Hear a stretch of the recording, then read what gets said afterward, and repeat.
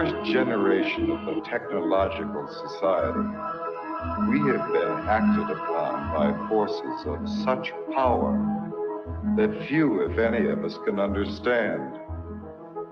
Extensive information gathering on every American, human experiments with drugs and psychosurgery, electronic surveillance, the era of the computer, invasion of privacy, growing government and corporate power over our lives, a people plagued by dehumanization, loneliness, and violence. Dramatic? Perhaps. But we are losing control of our technology and our lives.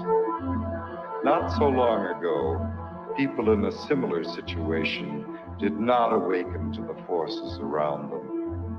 Are we so unwise as to do the same?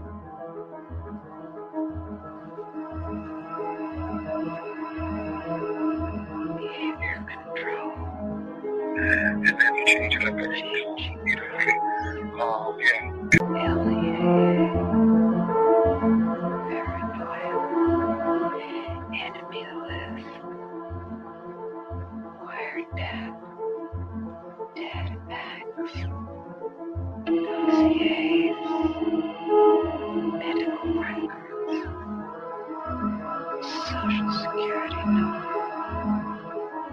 Credit record.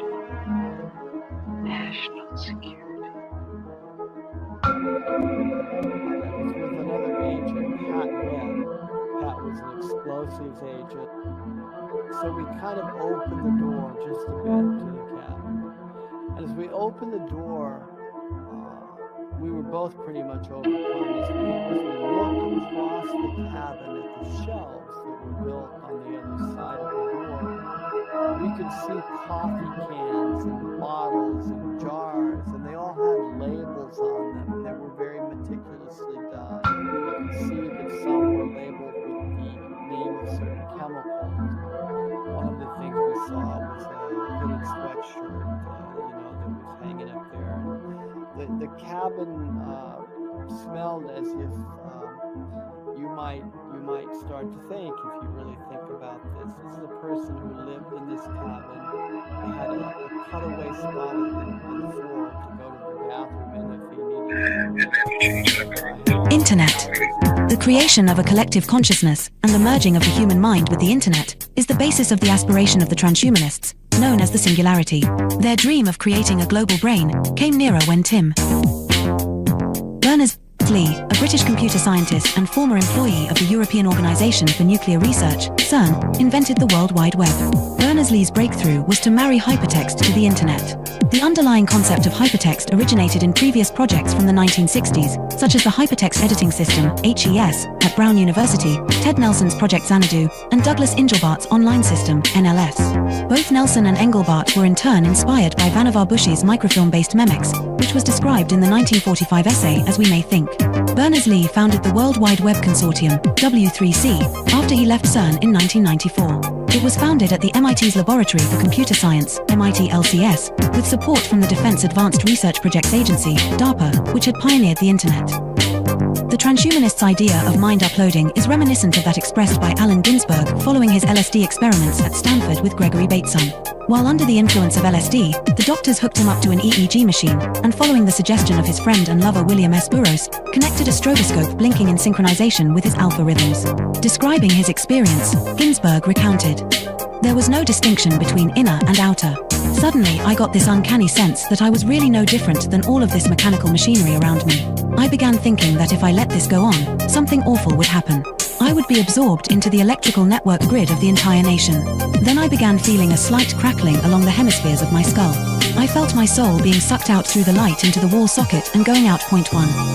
During the final years before his death in 2000, Terence McKenna became an early proponent of technological singularity and called the internet the birth of the global mind, believing it to be a place where psychedelic culture could flourish. Point 2, however, as Derry clarifies in Escape Velocity, cyberculture at the end of the century. 327. 328. Transhumanism. But as Thomas Hein reminds us in Facing Tomorrow, what the future has been. What the future can be, futures like McKenna's are stories we tell ourselves. About the present, an attempt to invest our lives with a meaning and a drama that transcend the inevitable decay and death of the individual. We want our stories to lead us somewhere and come to a satisfying conclusion, even though not all do so. 1264 placing our faith in an end-of-the-century Deus Ex Machina that will obviate the need to confront the social, political, economic, and ecological problems clamoring for solutions is a risky endgame. The metaphysical glow that increasingly halos the high-tech tomorrows of cyberdelic philosophers, corporate futurologists, pop science programs such as the Discovery Channel's Beyond 2000, or even ads such as AT and TSU will campaign, blinds us to the pressing concerns all around us. Point 3. As Eric Davis remarked in Technosis, some Christians, especially those with a brute Protestant conviction in the rock-solid inerrancy of the biblical word, would concur with Teilhard that our headlong flight toward planetization is part of a master plan. 4. Davis was commenting on Marshall McLuhan's 1969 interview in Playboy, where McLuhan mentioned that computer networks hold out the promise of creating a technologically engendered state of universal understanding and unity, a state of absorption in the logos that could knit mankind into one family and create a perpetuity of collective harmony and peace. McLuhan clarified, in a Christian sense, this is merely a new interpretation of the mystical body of Christ, and Christ, after all, is the ultimate extension of man. 5. However, as Davis pointed out, in a letter to the Thomist philosopher Jacques Maritain, McLuhan flip-flopped on the idealism he had earlier expressed. Electric information environments being utterly ethereal foster the illusion of the world as spiritual substance. It is now a reasonable facsimile of the mystical body of Christ, a blatant manifestation of the Antichrist. After all, the prince of this world is a very great electric engineer. Point 6. However, for the transhumanists, the internet is not just an agglomeration of inert information, but poses the possibility of humanity creating a collective consciousness of the mystics. Effectively, transhumanism is the hallucination arrived at by computer scientists on drugs. As psychedelic drugs impede the ability to discern reality from imagination, they often lead to the mistaken attribution of life, or even divinity, to inanimate objects, like a computer program. The ultimate foolish dream of the transhumanists is that with the creation of cyberspace, we'll be able to enter the pleroma, the mystical realm of the ancient Gnostics, by uploading our minds to the internet. Thus, the internet will have come to serve as a totality of human knowledge, the omniscient collective consciousness of Teilhard de Chardin, also known as the global brain. Global brain. The relationship between the global brain and the internet, and its connection to the thought of Teilhard de Chardin, is explained in The Lost Symbol by Da Vinci Code author Dan Brown, a fellow alumnus of Exeter with Stuart Brand and Facebook. The Singularity. 329. Founder Mark Zuckerberg. There is an important section from the novel, which is based on revealing the secret of Freemasonry, where Willis Harman's Institute for Newtic Sciences, IONS, named after the noosphere of Teilhard, plays a central role.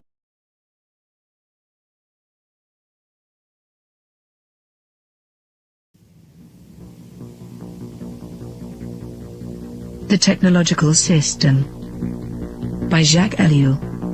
1. People are not machines, but in every opportunity where they are allowed to behave like machines, they will so behave.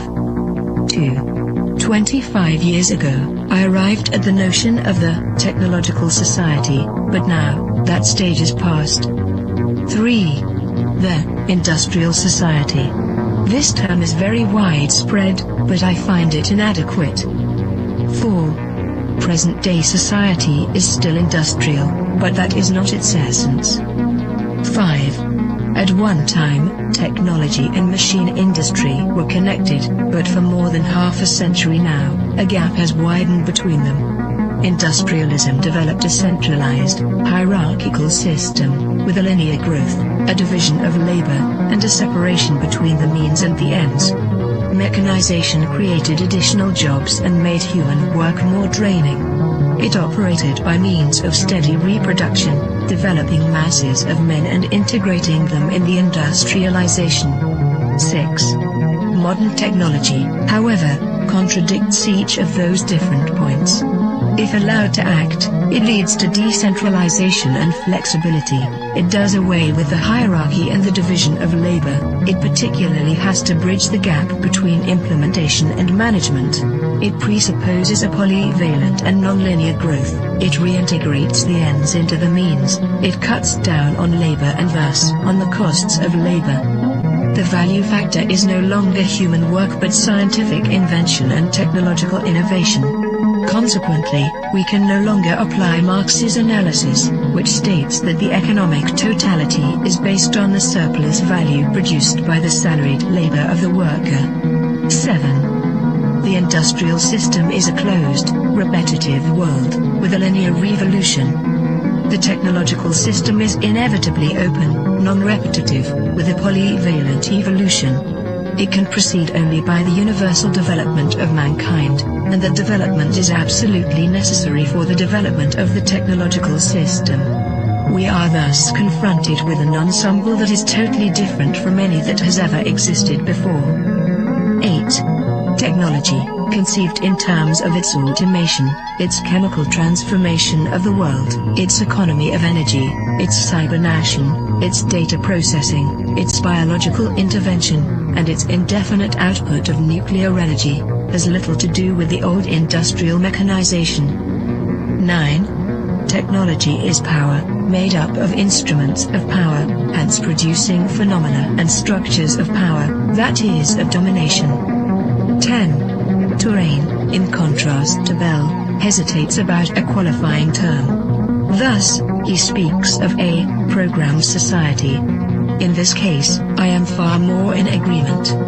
For he thereby joins the overall outlook of those people for whom the new thing about our society is the organization. He sharply distinguishes between the primary, capitalist, era of industrialization and our era. He qualifies this new society in terms of 3 features. 1. The emergence of new social classes, technicians, bureaucrats, efficiency experts. 2. The new trend of business, which is now based on organization and no longer on the relationship between economic power and productive labor. 3. Spare time activities. All 3 characteristics boil down to a reduction and to the necessities of the technological system, which, as Touraine realizes, transforms the social struggles themselves. They are becoming more technological and are no longer subject to a takeover by the proletariat. Touraine adds one more essential feature of post-industrial society: the importance of the student movement with its deep contestation, its challenge, and its political weakness. But, as I have tried to show in my studies on revolution, I regard this feature as episodic and contingent. 11. What triggers consumption? Advertising, that is to say, the technologies of advertising. What is it that demands greater consumption? Mass production, which is possible only because of technology. What are we given to consume? Technological objects, because they are the things that are produced most. Hence, the consumer society, in all its aspects, is primarily characterized by various technologies. 12. Spectacle is a complete way of life. Consumption is a spectacle, so are political activity and leisure and work and family life and revolution. Modern man watches everything as a spectator. Everything is supplied to him as a spectacle, including the things he believes he is most deeply contributing to or participating in. 13. Technological activity is, by nature, spectacular, excluding all internal reality. Technological activity is what waters down all serious things, since no action can be performed any longer unless by way of technologies. 14. Z. Brzezinski, Between Two Ages, America's Role in the Technotronic Era, 1970, also figured he could add something absolutely new by coining the term, technotronic. He lists a number of differences between industrial and technotronic society. In industrial society, the machine plays the essential role. The dominant social problems are unemployment and employment. Teaching is done through human relations. The ruling class is plutocratic. The university is an ivory tower isolated from reality. Reading favors a conceptual thinking proper to ideologies. Political conflicts are intrinsic. The masses are organized into trade unions. Economic power is personalized. Wealth is the object of activity. 15. Techtronic is a portmanteau word combining technical and electronic. Come now. Isn't electronics technological? Does the word add anything to the early definitions of technology? Once again, technology equals the machine plus industry. Fine, then there is something new according to the famous definition. In a machine, there are material parts that move. Electronics operates with no moving material parts. Granted. But if the computer is not a machine in the normal sense, then in what way is it not the product of a certain number of technologies? In what way is it not integrated in a technological system? There is no reason to distinguish between technology and electronics. 16. Man can no longer be a subject. 4. The system implies that, at least in regard to itself, man must always be treated as an object. Today.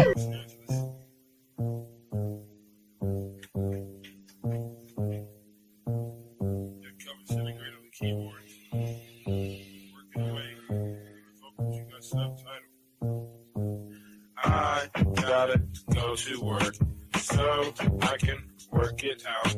Come on, computer, make it work. Come on, satellite, work with me. I gotta go to work so I can work it out. Come on, computer, make it work. Come on, satellite, work with me. I gotta go to work. Who would have thought that I would slaughter these jerks? The first full-time clock and serial microphone rocker. I used to jump on the stage back in the day wearing a stocking. To conceal my identity in any stereotypical venue. Never will I reveal the serious way that I feel. I'm on job time, all I do is talking to the steel. Use my style to hide and conceal. Profile and beguile while they smile and just say that I'm real. Bad luck strikes in 3, all of you will agree. I didn't have a heat shield, they rained triplicate on me. When it's squares versus circles, then any of you can compare front and back are differentiated by a 90-degree red circle. If you know what I'm talking about, you know the code, work it out. Forced entry, I was disguised as a sentry. I gave not a care, life is an adventure to me. I obtained secret money and manufacture inventions. Fracturing the line between space and time dimensions. Restructure the torque and the structural integrity. So I can walk on water while it retains surface tension. This making me an acolyte of the greater unknown. The word shark, king of these murky seascapes. Within my patriarch society, you cannot dethrone the intricate degree and climate that I seize from the police state. I gotta go to work so I can work it out. Come on, computer, make it work. Come on, satellite, work with me. I gotta go to work so I can work it out. Come on, computer, make it work. Come on, satellite, work with me. I still wish they made more girls like me, intelligent, beautiful, and looks like me. But they don't, so I stay fucked up like King Keeler. She's the type of person that will still rock the Tigre. I'm the type of person that will still sport feelers. I found this pair of size 15s out in Pasadena. Those are my work boots. I insert this into these jerks' necks, giving them a virus. They'll destabilize their hardware. Now I can tap in just to my onboard wet works. Plant the hidden charge there. It's a cellular reconfiguring program consisting of integers, turning human beings into kindling, whittling the psyche into an apparition, place it back into the skin. Now it's the ghost in the shell. Should I boast? Well, no. I stay on the west coast of hell, where hell's bullets this I know so well. I have my work cut out for me. This has its perks. Just then I realized life is mostly hard work. And why not get your car pulled off under you? It won't get sorted back from that dumb desk clerk. And who's the one to suffer you? I didn't know what to do, so when in doubt, go to work. When I'm 25, I'll contract myself out once now I'm through. Then it's just books and beats for me. I leave the rapping to my crew. I'm a good scientist in a world got cuckoo. Imagine how it is to watch them turn crazy around you and then look over at you like you are the insane one. That's how it is. It's okay to meet the controversy bubbles and flattens out like this. Like my little kids. And I've got to go to work so I can work it out. Come on, how to work for me. Come on, got to make it work. I've got to make it work. Come on, I can work it out. I've got to make it work. Come on, let it work this way. Come on, let it work it work. Come on.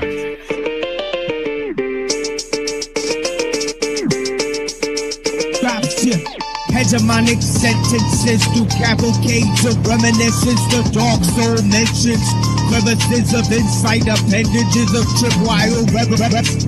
The Gun Hill legend brandish your weapons for Armageddon. Headless corrections for willing participants before the line finishes. I got shadow grimace, the obscene dream with human chaos for the pilot smoke screen. Combined with the best wishes, master attacks, intended full advanced craft methods that were highly adapted to the presence, sharpening psyche, which often might be construed as badly used or beautiful looks of life. To mirror the schism, unseen, hidden, the newest eyes cast shadows into the bluest skies until the notoriety. Allegory brought to the kings of me as a sacred justice plotted to misinform the whole to chorus within construction. Nanonet filaments, hidden secret touch, mystified by the comfortable, united by inner struggle. Hidden a bundle of scar-ridden enigmas. Now the claw is risen. Man is up with cheek. With this sight, disease praying to the east, not to the man-made structures, but to the rising of the sun. A comparison of those diligent millipedes, legs rushing around in any direction. Misperception and prism seem a bad sign. And the best vision from the unlikely incision to the makeshift minions of bad decisions. I'm pressing danger to the head skill, kicking fixes. Hidden cages you can't unstage this, cause I'm live and in the basement with bones hidden all chrome, hidden with thrones. Like a program metal skull covered in the hard routinely cycled by a metronome. Bones are collected to make me feel like the connection is real. Now only steel can sharpen steel. Running desperately low on food, they were forced to turn back. Where are they? What's that villain doing? Wait, Princess, your voice sounds familiar. No, it should. You see, Doom wants me to marry him. After seeing what he has done to our peaceful world, I despise him. He intends to destroy all of us if I persist in refusing him. Even now. Shaitan never came so ill. He got skill. Met a brother from the grill that gave me spine chills. All 33 nerves, controlling my curves. Common sense just swerved every time I got served. Stress, frustration, empty rhetoric. Cold as winter in Connecticut. Compassion lacking deficit. Thought it was love like sent from above. You're not a soulmate. But ways and actions of a primate. Moved by lower senses, coming faker than extensions. Pissed away all good intentions. Out of his sister was missing. Intuition, maybe it was me. I couldn't see. Holding on to fantasy. Getting bitten by reality. War wounds, purple heart, love, veteran, morphine. Painkillers, drugs, and medicine. Anything just to forget the hurt. Incoming! Take cover, hit the dirt. On the front line, there's casualties in the mind. And the POWs get left behind. Mentally scarred for life. Love is war and some chicks are just too hard to wife. I should've deaded it from Genesis instead of hitting them Guinnesses. Now I'm free falling, cursing at your street brawling. He ceased calling, no appetite for feast, darling. So deep all in, I bet he never stopped balling women. To sake God for the sin of a man. Sacrifice a whole life for a slice. Overstand? Maybe it's a lack of pigment. Loneliness, imagine figment. Only got the car kitted to pull extra cheese in it. Damn, Jody. Coming with the okie doke, hokey poke, steady rocking boats, got me aiming for your throat, sniper scope. Weren't we supposed to elope? Proposed and you froze, I don't think that I can cope. Purple heart, love, veteran, morphine, painkillers, drugs, and medicine. Anything just to forget the hurt. Incoming! Take cover, hit the dirt. On the front line, there's casualties in the mind, and the POWs get left behind. Mentally scarred for life. Love is war and some chicks are just too hard to wife. Constant frustration, stemming from a no-win situation. Russian lust and fornication, adding to the complication. Patience is a virtue, pain run deep with love desert you. Listening to whispering, choosing chaos over discipline. Simpleton, life should really be a piece of intimates. Relationships, strengthening, flower essence, instrument. Gentlemen, my favorite shit, so I'm never forsaking it. I persevere, make it fit, sculpting and reshaping it. Taking sips, Overfit the passionate, intense, incense, candles lit, scandalous, emotional, bandages. Why would he abandon this? Guess he couldn't handle it. The boss is magnanimous. War wounds, purple heart, love, veteran, morphine, painkillers, drugs, and medicine. Anything just to forget the hurt. Incoming! Take cover, hit the dirt on the front line. It's casualties in the mind, and the POWs get left behind. Mentally scarred for life. Love is war, and some chicks are just too hard to wife.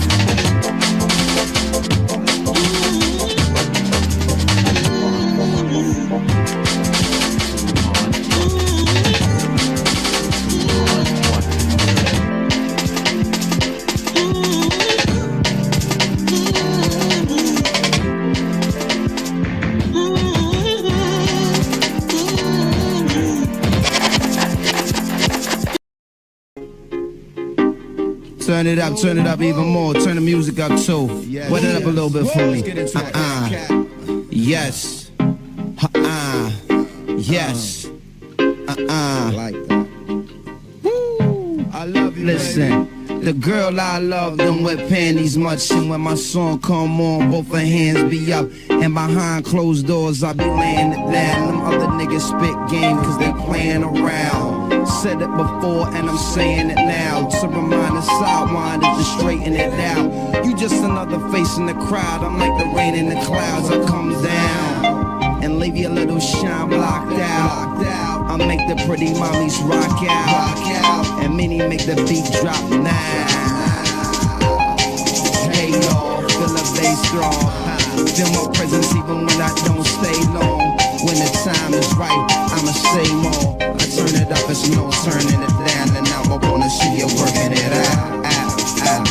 You got it. I want it. Let's do it. I gotta get to it. I wanna see you working it out. You got it. I want it. Let's do it. I gotta get to it. I wanna see you working it out. Give me a you in the building, good. I own a building. Where my rent at? I got to get that.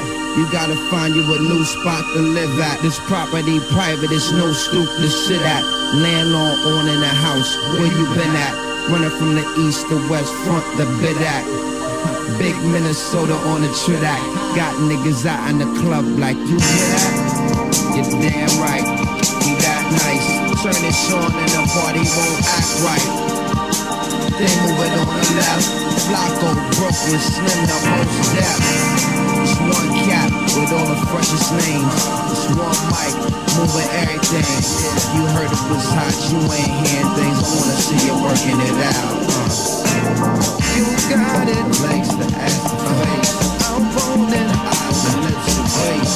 Let's do it, let's do it. Wanna see you working it out. You got it, legs to ass to face. I'm rolling, you in the lips to face. Let's do it, gotta get to it. I wanna see you working it out. Give me out. Gotta see it. We need to see him. We gotta see him. I said we need to see him. I said we wanna see him working it out. Come on. I'll work it. I'll work it. I'll work it out now. Yeah, it's working now. I like that. Escalate, crescendo. Yes. Come on, people. I know you. Let me show you just. Come on. Come on. Let me see you just. That's it. I wanna see you working it out. You got it. I want it. Let's do it. Everybody get to it. Wanna see it working it out. You got it. Let's get that face. I want it. Let's do it. Gotta get to it. Wanna see it working it out.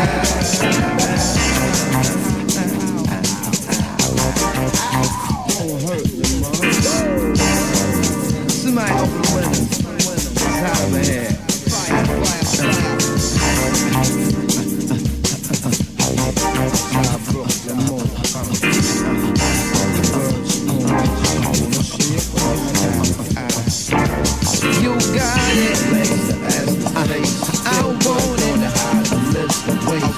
do it. I gotta get to it. I wanna see you working it out.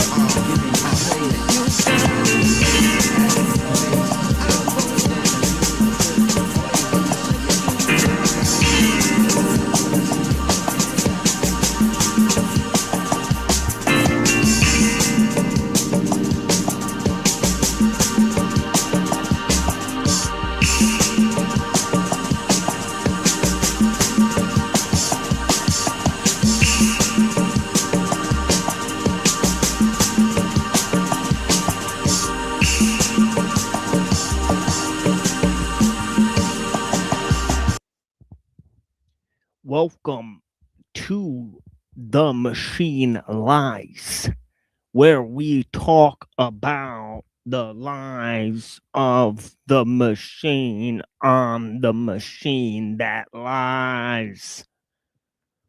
I greatly appreciate you guys for joining this, whatever this may appear as in your mind.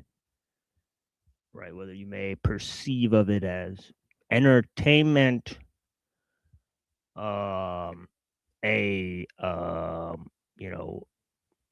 comparison of certain viewpoints, exploration of certain ideas, or simply the thoughts and opinions of one man.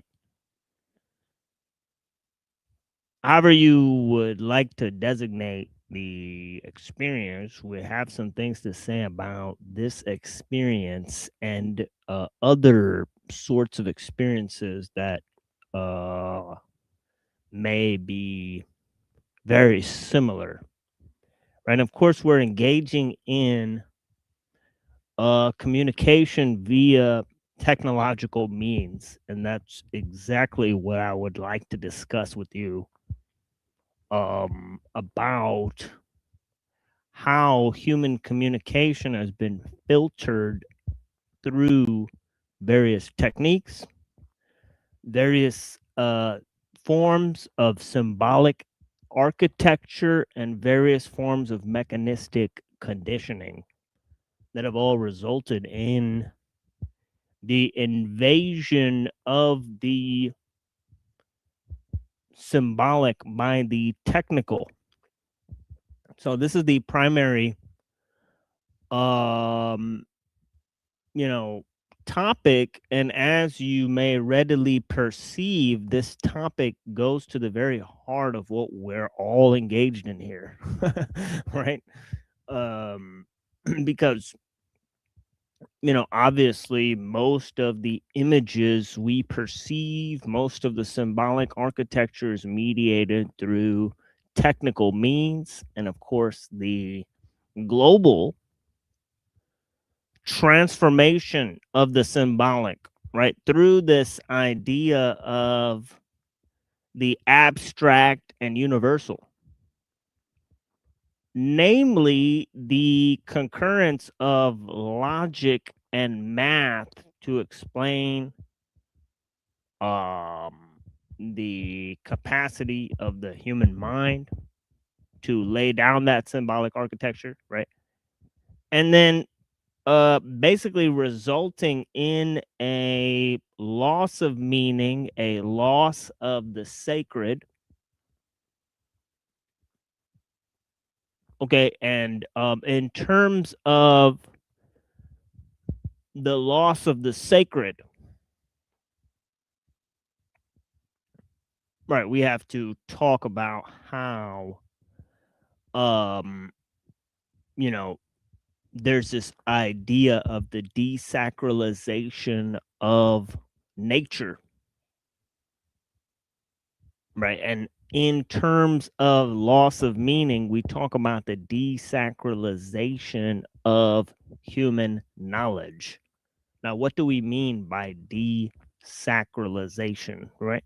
Well, we mean that these processes became secular, abstract, universal in an attempt to explain the vision of sort of science and liberalism, and the creation of this sort of universal enterprise comprises in the creation of a global system, right? Which many are still waiting for the appearance of a global system to emerge.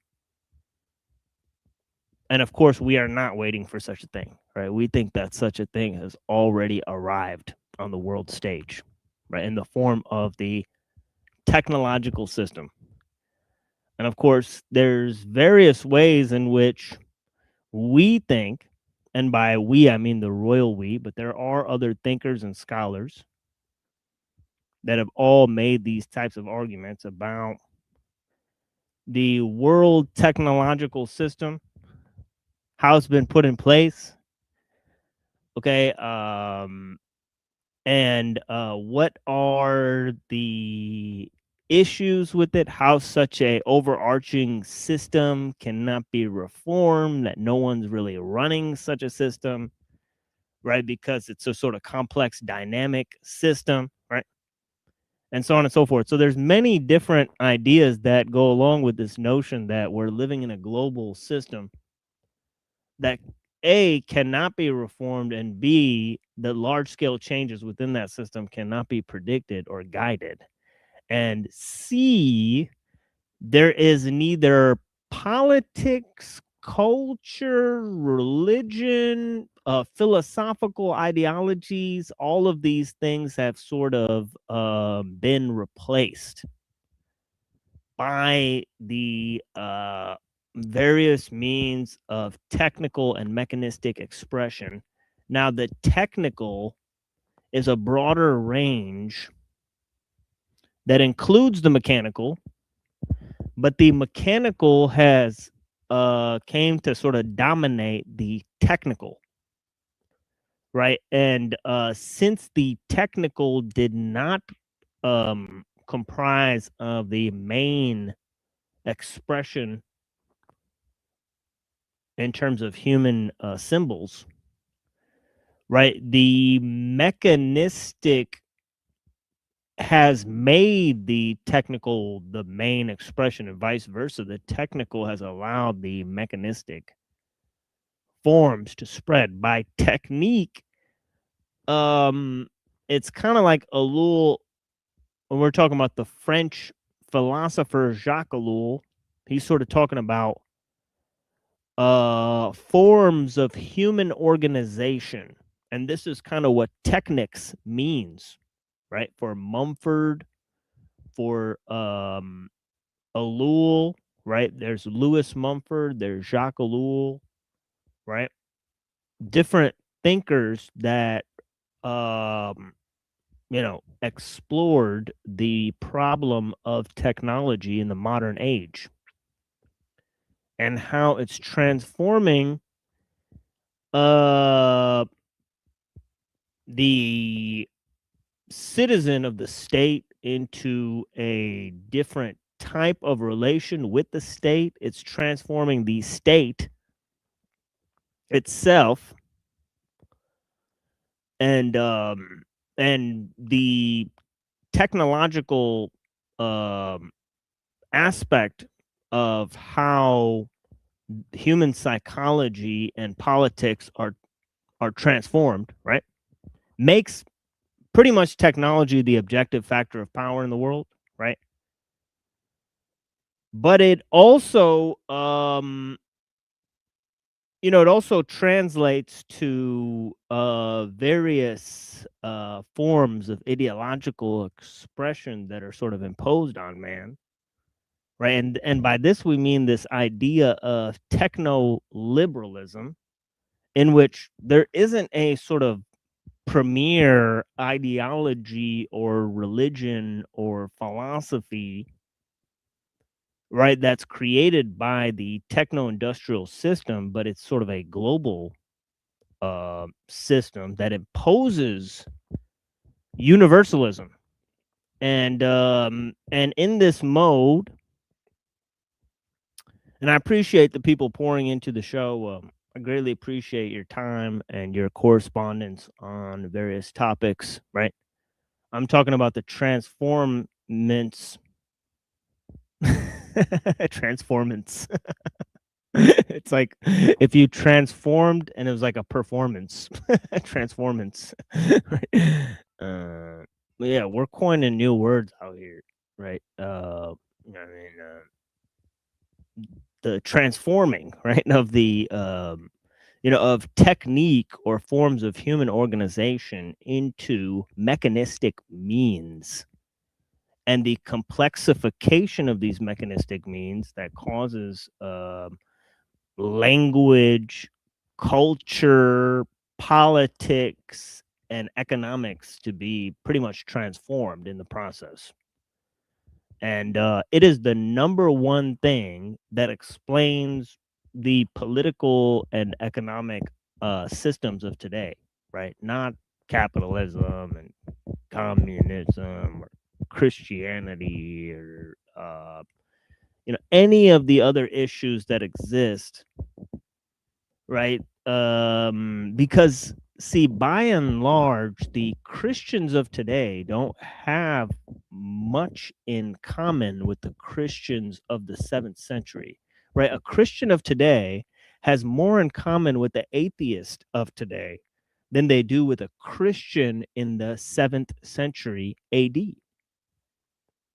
Right. And this is a shocking fact that the effect of modernism is so incredible, right? That a Muslim or a Jew from the 7th century, right, would have less in common with one of today than they would of their own people in their own time. And this means that the psychological transformation of the human, his reliance on technology, and the effects of techno-liberalism, because see, liberalism could not bring any of the goodies. Okay, it needed these techniques, right? Techniques don't fail. Okay, they go off of what works. They go off of science, right? And once enough of these techniques are successful, they create an interconnected sort of web of relations, right? And once this web of relations goes past the nation state, and corporations become pseudo governmental entities, and they form a global communication system, a international market, global impetus towards politics. They form things like world government. And I think it's pretty much set that technology transformed politics, right? It's the one that's transforming politics, economic systems, religious ideologies, right?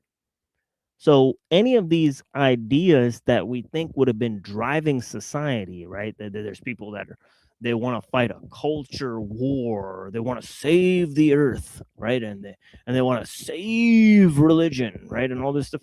None of these things can be affected, right, successfully with the influence of the mass media, right? And all of these types of implements, right? I mean, the fact is that there are no political solutions in the modern age, only technological solutions, and everything else is propaganda.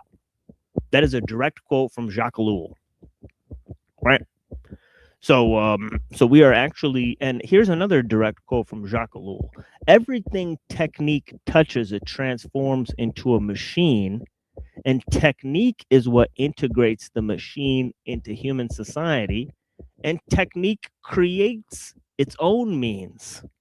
And it's the complexification of the means, the proliferation of the means, that brings about the disappearance of the ends, right? As we've said many times. And, and of course, this happens in terms of words, right? Mimetic complexity is ontological death, right? It turns the symbolic game into, it makes the content totally plastic, right? The plasticity of content causes the total loss of meaning, right? And this is the total divorcing of, you know, of you know, of the symbolic.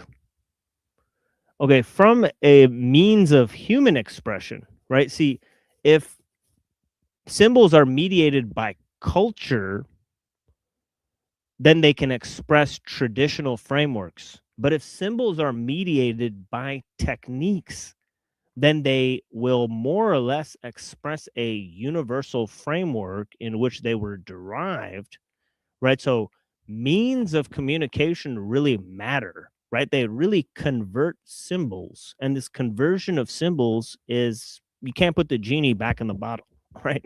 It's a process that goes away with itself. It transforms language, it transforms meaning.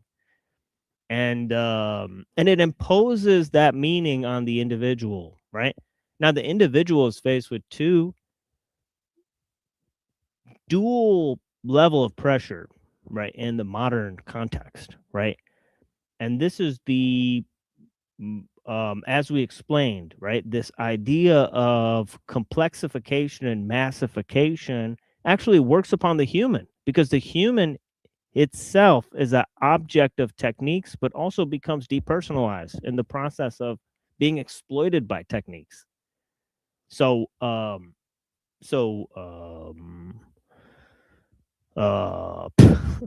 lost my train of thought like 3 or 4 times here. I have to admit that. I'm simply just jumping around here. But but yeah, as I'm talking about this idea of dual level complexification and massification, right? That works on technique, but it also works on the individual. That's where I was at, right? It's more about how this imposes a dual level pressure on man, right? One of the over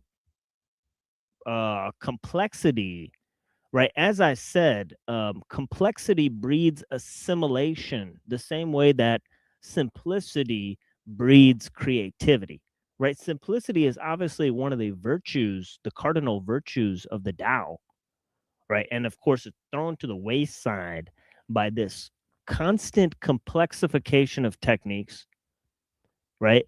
And complexification of means to a particular end. Okay, and this process obviously dilutes man's activities, right? It has him engage in surrogate activities and artificial needs, right? And this dual level pressure separates man from his means of subsistence, right? But also creates it works on man through forced socialization and isolation, right? And this is really apparent if you look around. Okay, people are they're less reliant on families, on communities, on churches, on even governments, right? Certain people. Okay, and obviously they said that it was technology that would cause this disintegration, social disintegration caused by the machine, because the machine is antisocial, as Mumford says, but also depersonalization as a psychological effect of the use of machines. Look at the people on the cell phones, on the buses, right? Somebody said that it's a ritual on the buses to never make eye contact with people, right, while you're being transported. Okay, and so on and so forth, right? It's this active depersonalization that we impose on ourselves through forced socialization, right? So people in a bus that are forced to ignore each other, right, they're forced to be in a social environment, yet isolate themselves. People in a movie theater that are having images beamed directly at them, they are sitting in a dark room so as to isolate them from the people around. They're supposed to ignore the people in the movie theater, even though they're having an experience with them. right? So this collective isolated experience that technology imposes on the mass of mankind, it causes a dual level pressure, as we've stated many times. I've explained this stuff hundreds of times in hundreds of different ways, right? Through examples, through texts, through writings of other people, through videos that we've watched. And I think that it touches ground with a lot of other issues that we face. Okay. This has nothing to do with any political ideology, has nothing to do with anybody's religious background, has nothing to do with Jews and Catholics and all this stuff.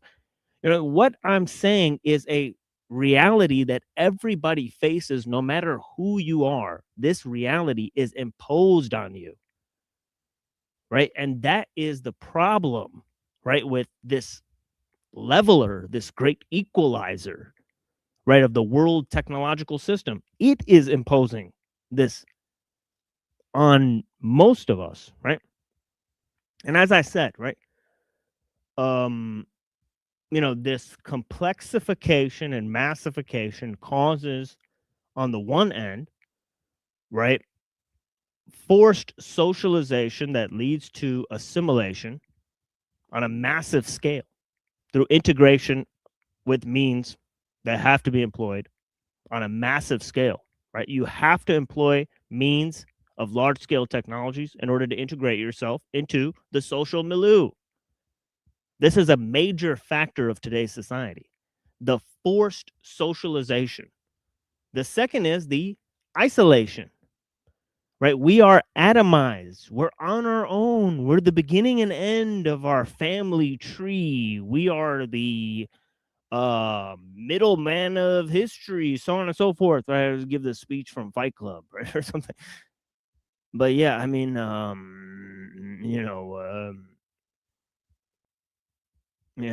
this is some wild, but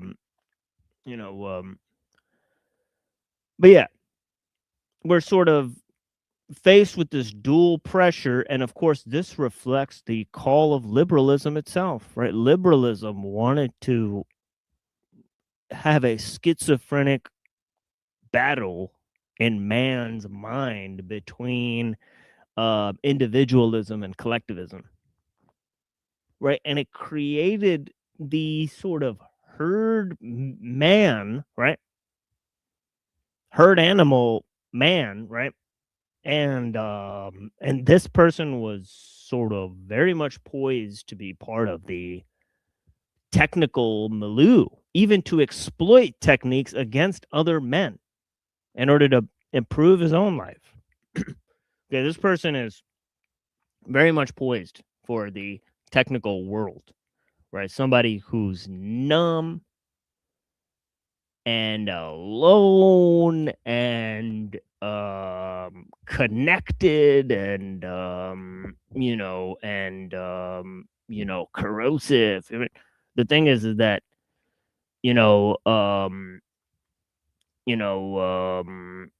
this idea of this foggy somatic detachment based on the extended nervous prosthetic system of techniques that we experience the world through.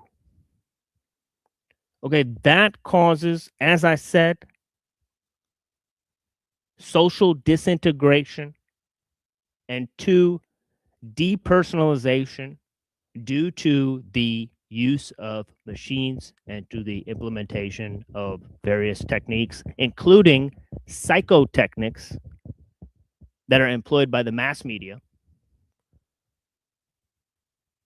that impinge on man's emotions, their belief systems, right, and so on and so forth.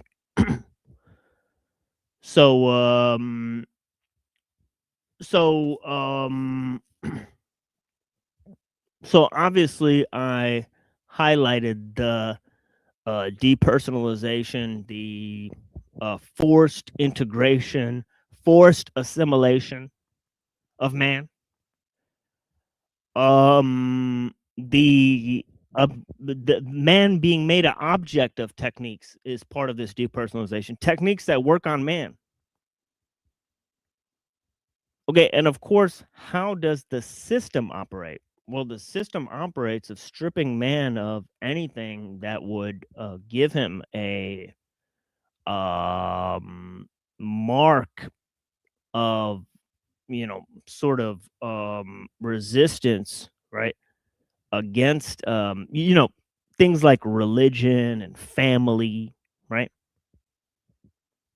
other aspects of man are stripped away from him. Local communities, local autonomy is stripped away from man.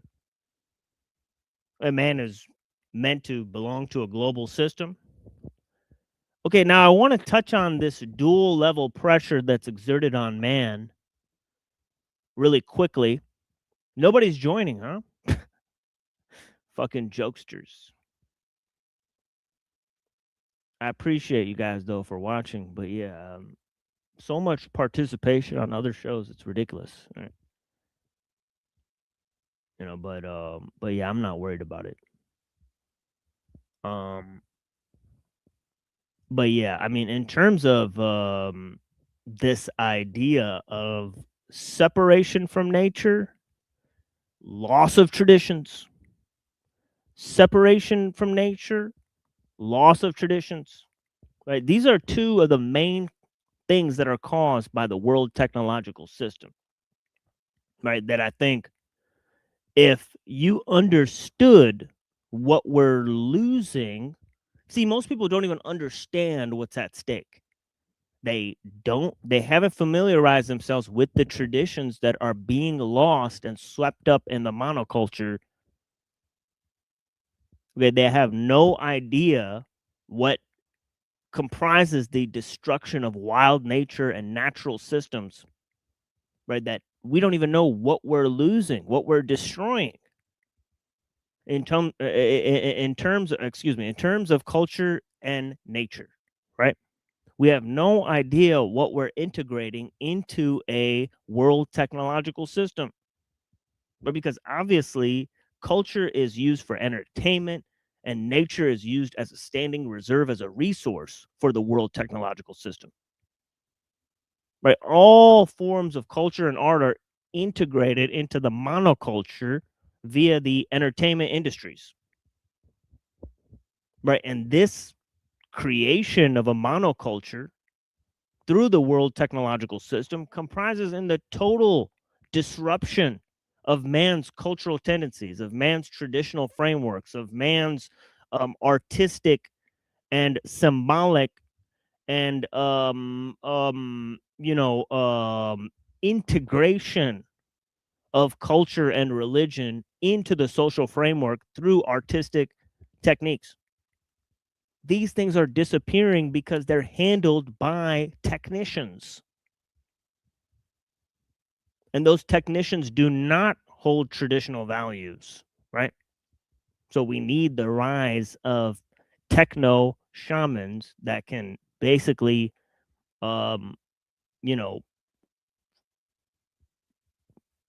cleanse,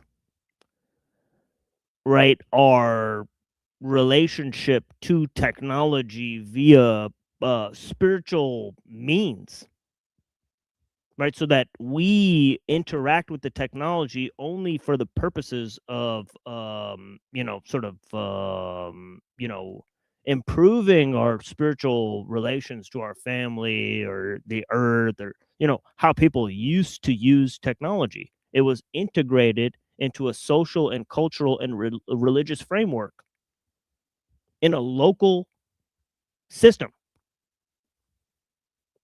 that relied on both the ecosphere and the biosphere. It wasn't using man and nature as a resource for the technosphere, right? Using the biosphere and the ecosphere as a resource for the technosphere to emerge, and so on and so forth.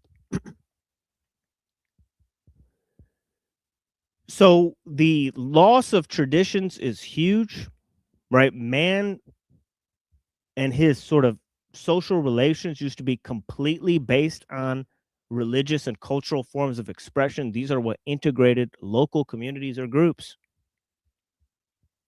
That and the reliance on the ecosphere, as I said, right? But now it's a reliance on the world technological system, its integration with the state, and the constant reliance on the rule of experts or scientific and technological innovation.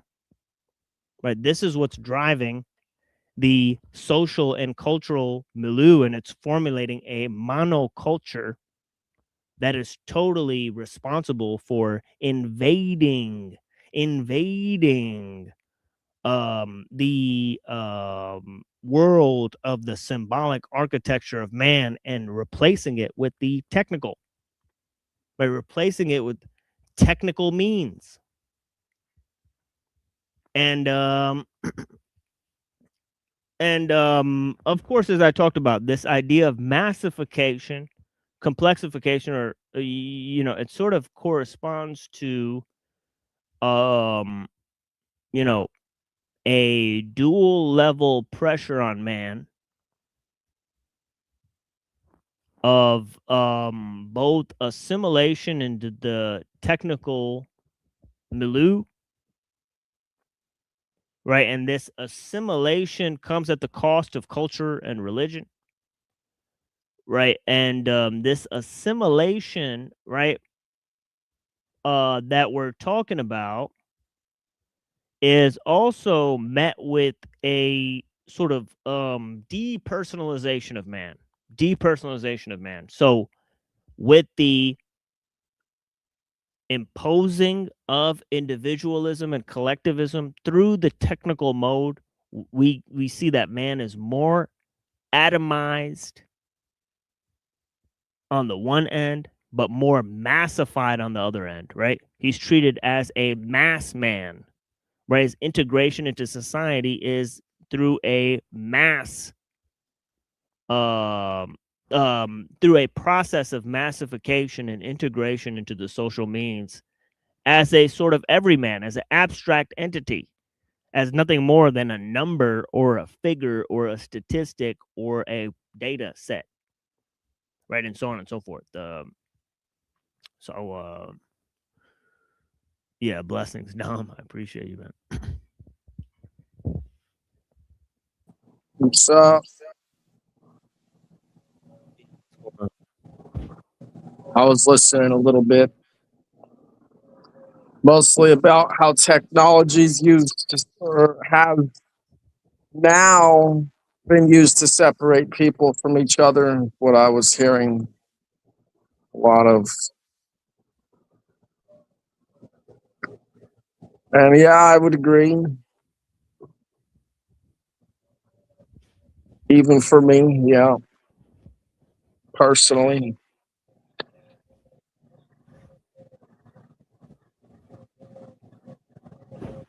Yeah, and it's crazy how this idea of how proliferation of the means brings about disappearance of the end. Really, it's like a contamination of the means, right? Because complexification of means also is concealment of means to a particular end.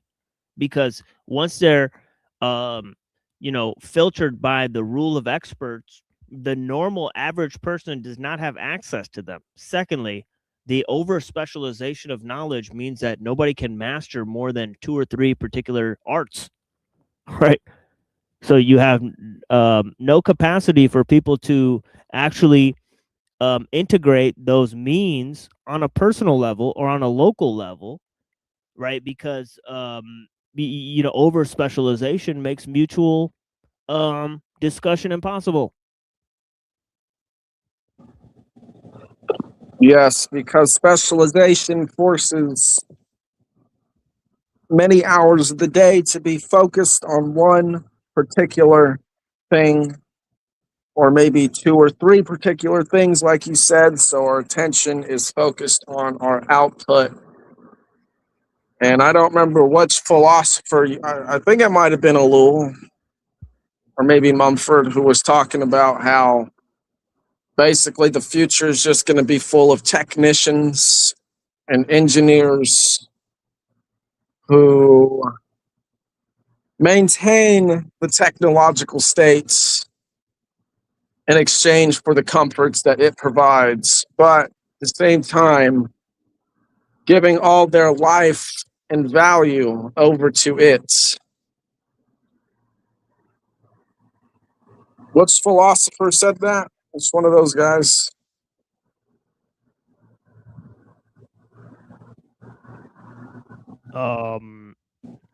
Yeah, I mean, they've all said it in so many different ways, right? I mean, I'm pretty sure that Mumford and Ellul and Uncle Teddy have at least said that for sure.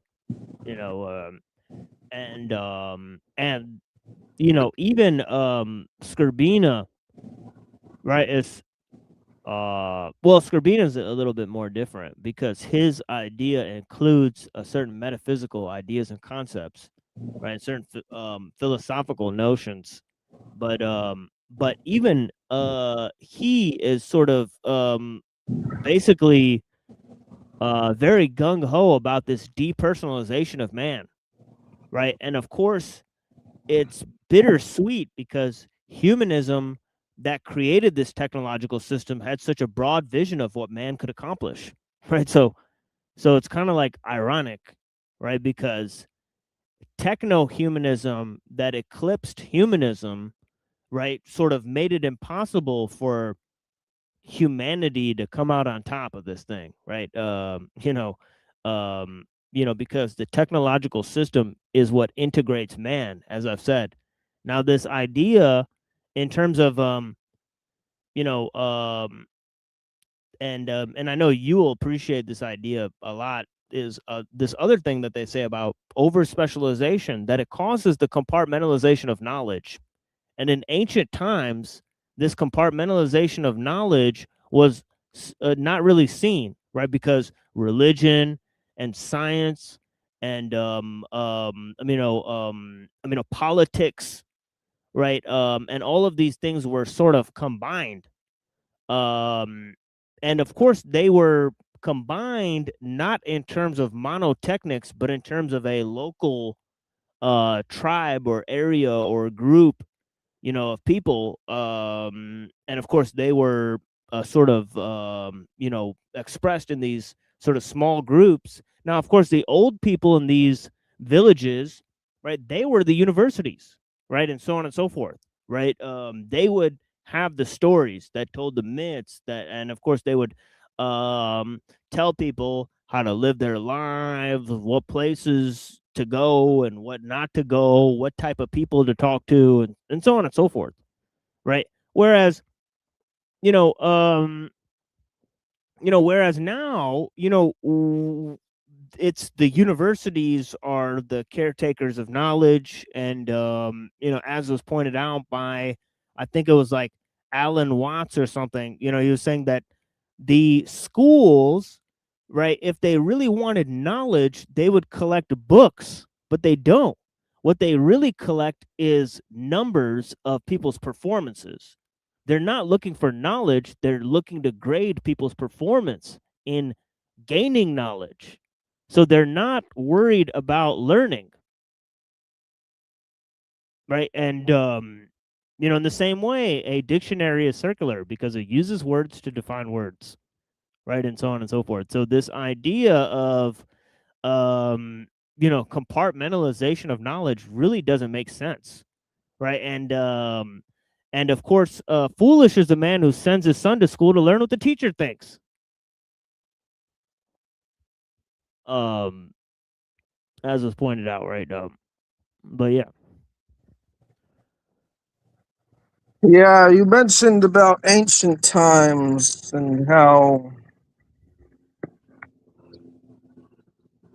essentially I kind of got the impression that people knew less or had less information access. And, I was thinking that's because they didn't have screens that connected their whole world.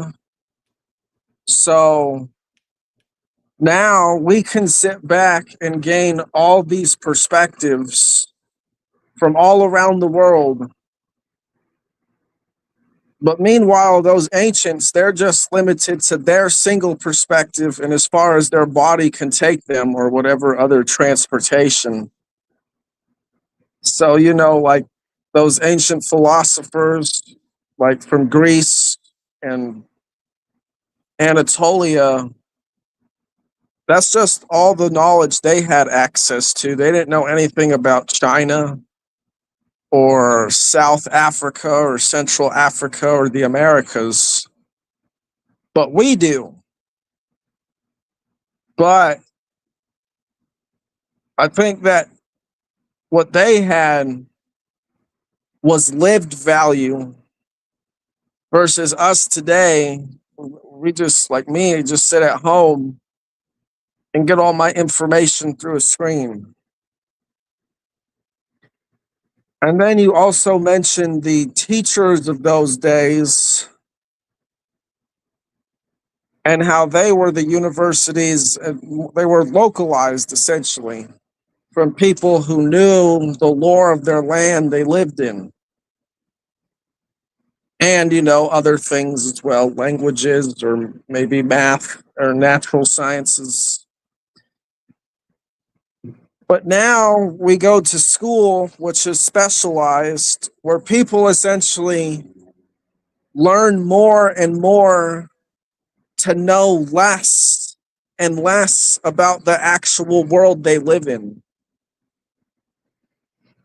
Because, like, a PhD, for example, I don't know, I'd have to look up, but I know that as you go from associates to bachelors to masters to doctorate, it just becomes more and more niche until, you know, you may be the only person in the world who might study that particular thing that you have a PhD in. You know, just small groups of people who know about these hyper specialized things, but not much about anything else.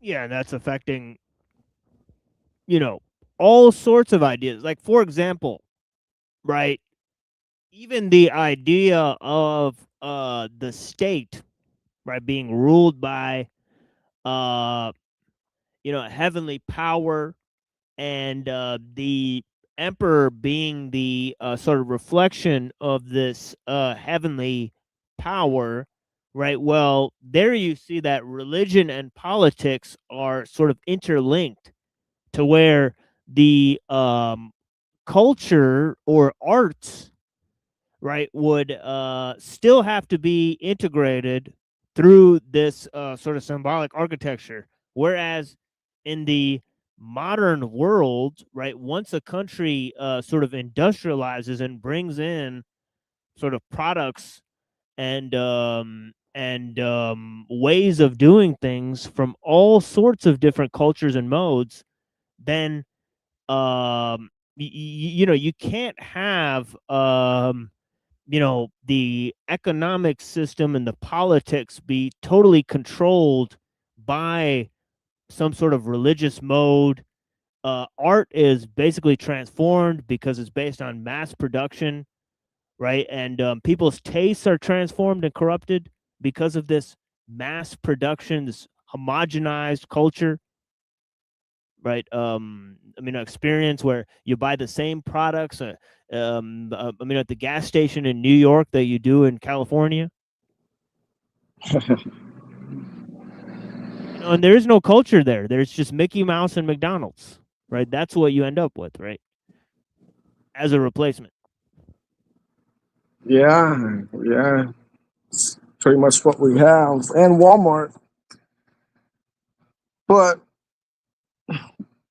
when I was on the cruise, there was some art guy there. And he said to ask him about what he thought of AI. And so I did. I asked him what he thought about art and AI. And he thought it was a good thing because it gave people who didn't have the skill to produce art to produce it. And then I asked him, well, you know, what about the work that goes into the art? You know, like someone who might spend many hours or whatever building or crafting a piece of art or something like that. And then he said that there's a lot of art that doesn't take a lot of work but sells for a lot of money, and that because you made the input to the AI and the AI could not have made that art without your input, the art is all yours. What do you think of that?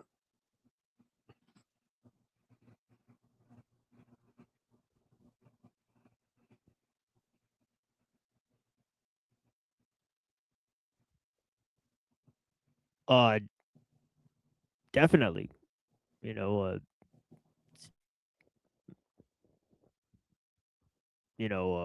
yeah, break it down more for me. Well, it just basically comes down to that he thinks that AI is a good thing for art because it gives regular people the ability to make things that they couldn't. And because they're the ones giving the input to the AI, the creation the AI makes is pretty much theirs. It's all theirs. Yeah, there would have to be some truth to that. I mean, they are the people that put in the functions and things, but how creative are you? That's the question, right? Like obviously learning technical skills that go along with creating something, like for example, right? The AI is going to produce it in a certain style, right? It's going to produce it as an anime or 3D graphics or some type of other thing, right? Say you produce an image. Okay, well, those are modes that were traditionally done with people learning either how to produce computer graphics or how to draw anime cartoons, right? So that skill that you would do in order to accomplish that, right, is gone. And of course, it's the machine that caused that. It's similar to the idea in in Century of the Self, the movie, right, where the Betty Crocker they took the um you know um you know sort of directions, okay, that it takes to like bake a cake, right? It's totally tells you how to do it, and of course it's totally different from making a cake from scratch, right? Because all the supplies are sort of procured for you, but this company made it so that women would put their own egg into the mix, and this caused people to buy the product more because that personal touch was missing from the process of procuring this Betty Crocker cake mix, right? But when they added the personal touch of the wife adding her own egg into the mix, right, it's like this depersonalization is changed by allowing people to think that they did it, right? Whereas the machine does 90% of the work for them, right? And they just sort of, yes, I put the prompts in, but of course they're removed from 90% of the process, right? So it's obvious that they did it. Nobody else could have done it. Nobody else can make something that they could have produced by AI. All those things could be true. But yet and still, 90% of the work was not done by them, right? And so on and so forth.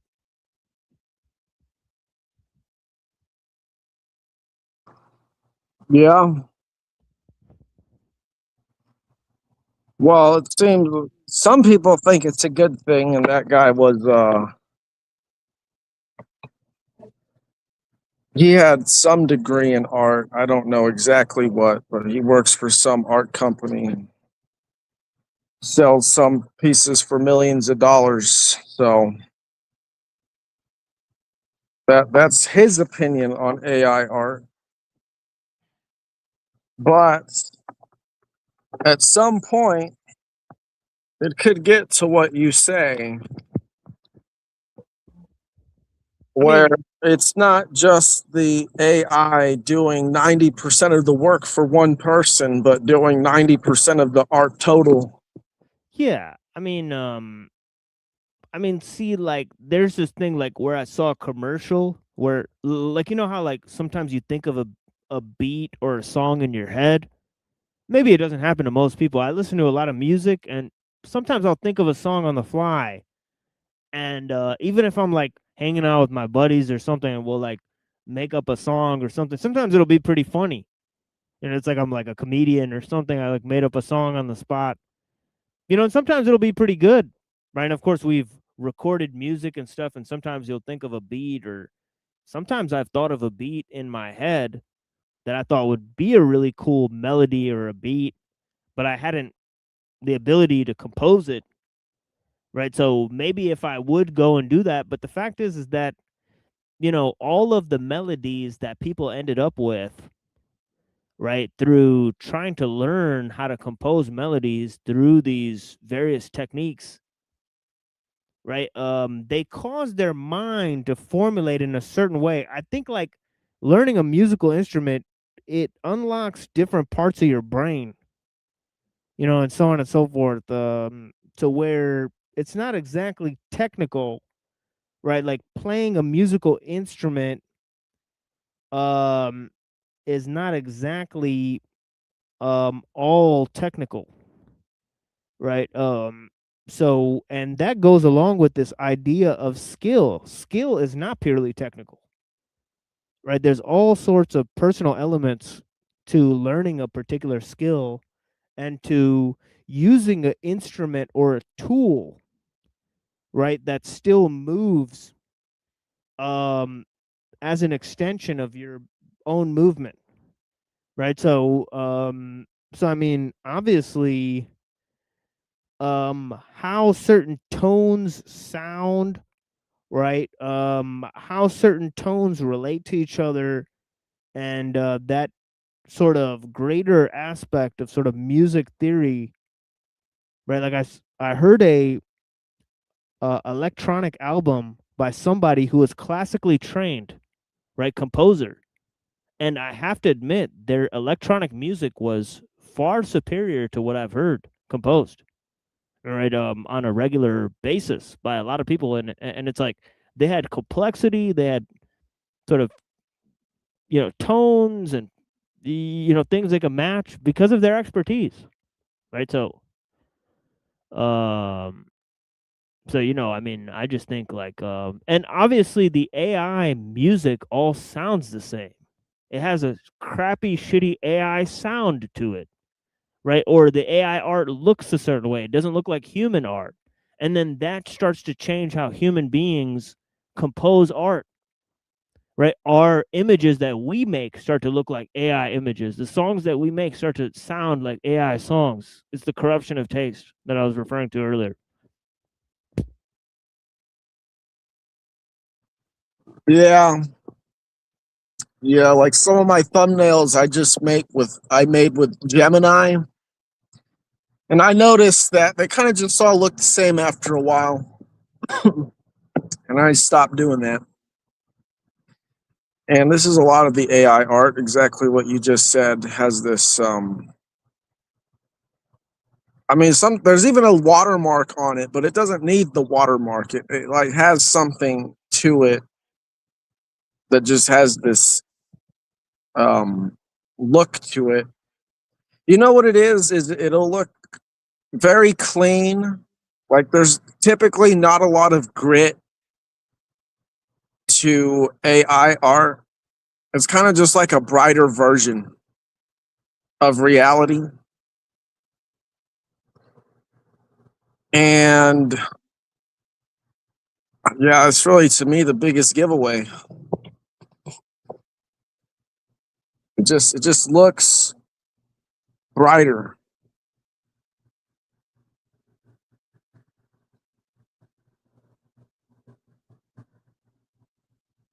Well, that is, I should say, AI images that look real, because there's a lot of fake AI images.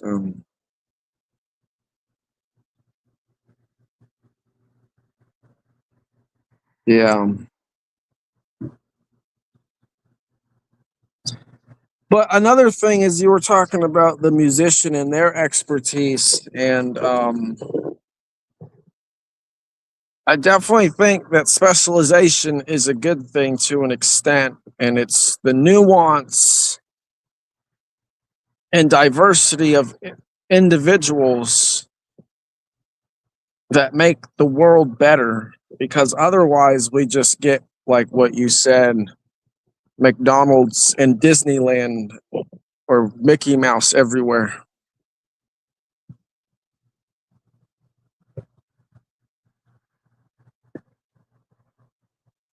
So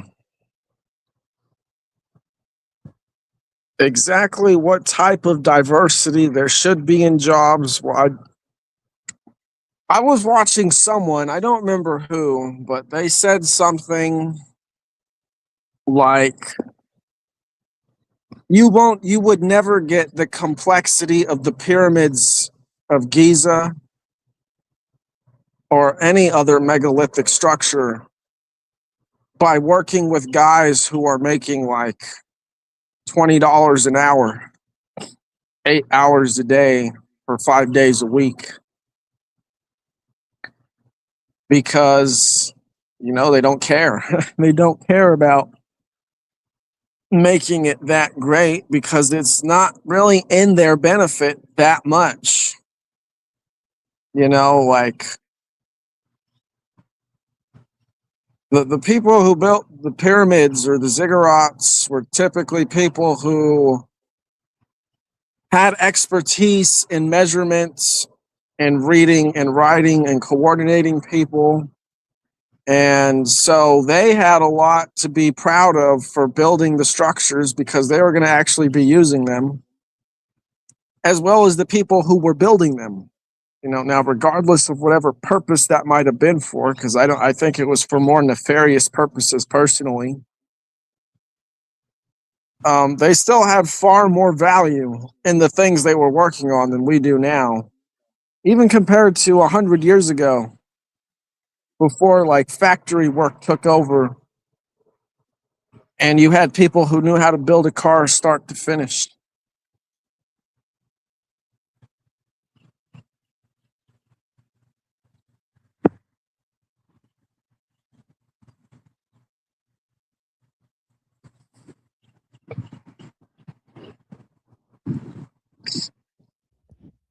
Yeah, I mean, this whole idea where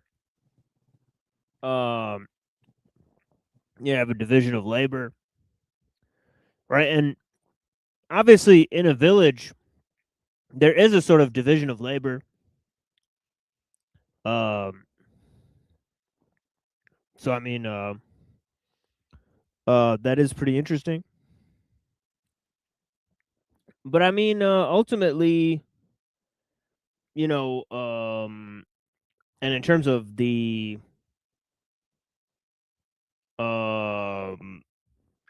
you know, the idea of the Tao, right? The Taoists and the, I mean, the Confucians, you know, they sort of had a disagreement about this, right? How much should one allow the division of labor in a society?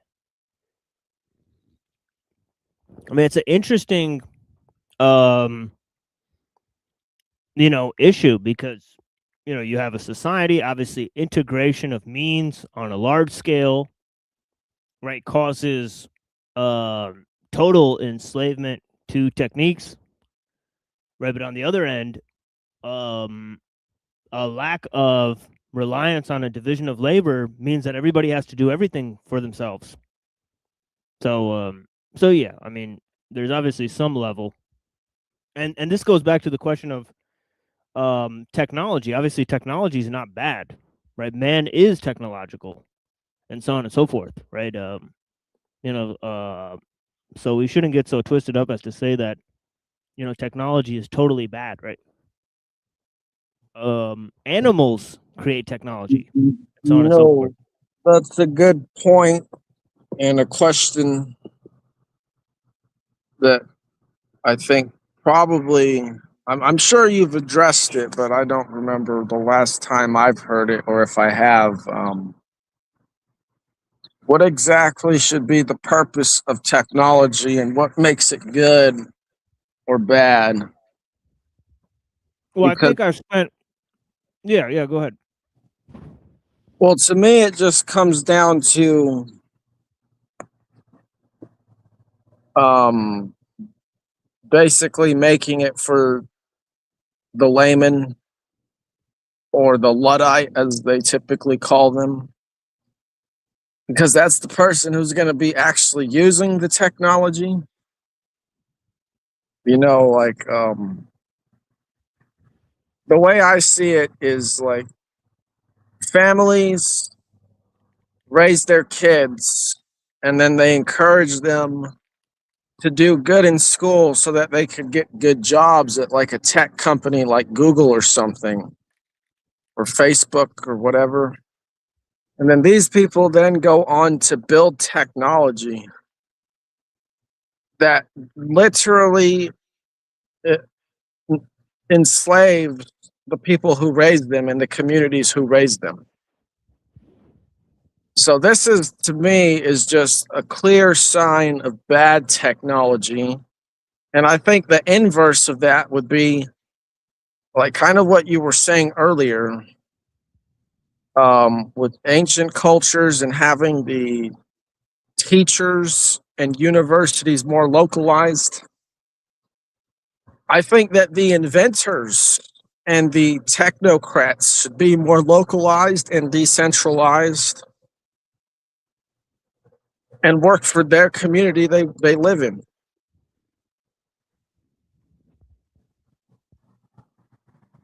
And build for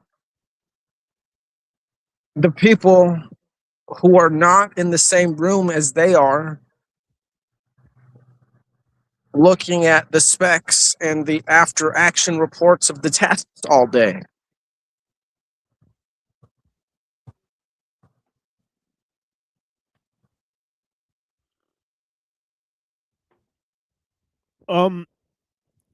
I really do think that the question comes down to size, not to phrase the problem in an overly simplistic way, but large states, large scale technologies that cause disintegration on a local level, right, for local communities, right? So, I mean, I'm all for moving the technology to a human scale level, right? I don't think there's too many humans, right? I think the size of the state is too big and the size of the technological system is too big, right? And they create means that exploit humans to get to their goals. And of course, technology has merged with the state, right? So I mean, what level of technology is good, right? I think the level of technology that a local community can control and successfully integrate.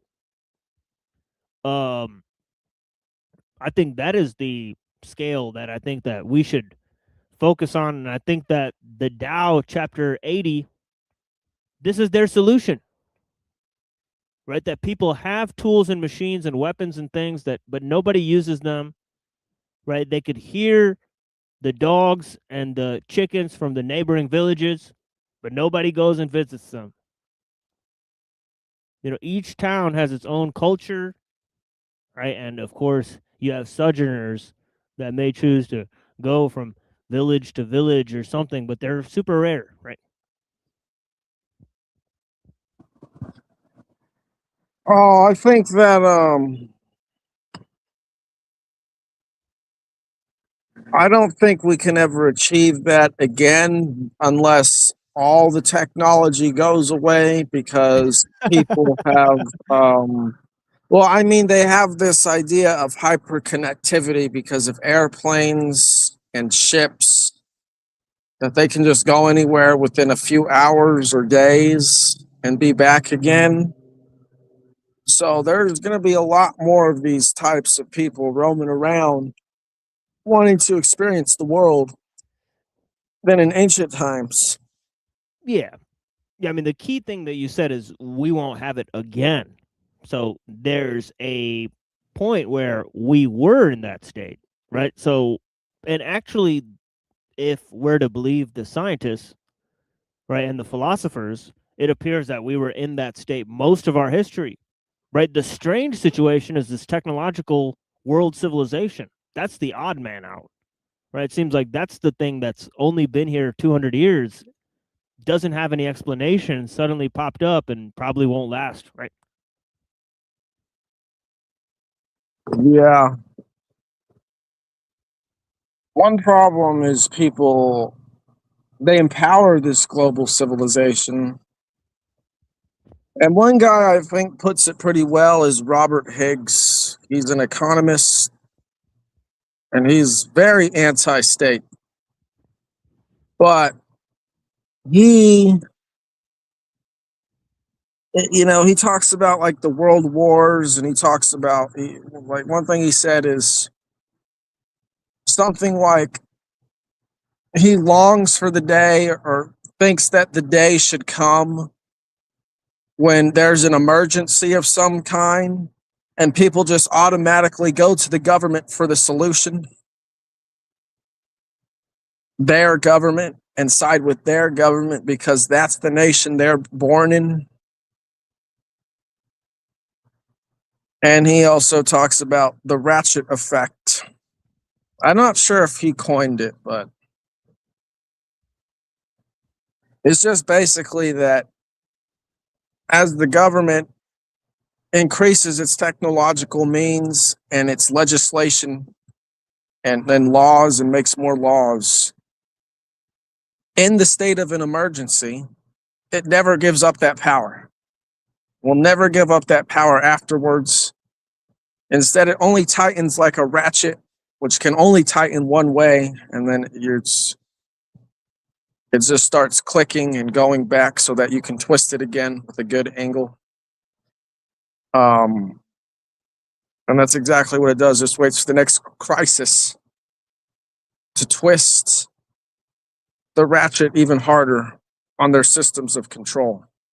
And the word he used for the people was that they become broken like pets become housebroken or something. And then they just learn to accept these totalitarianism, essentially.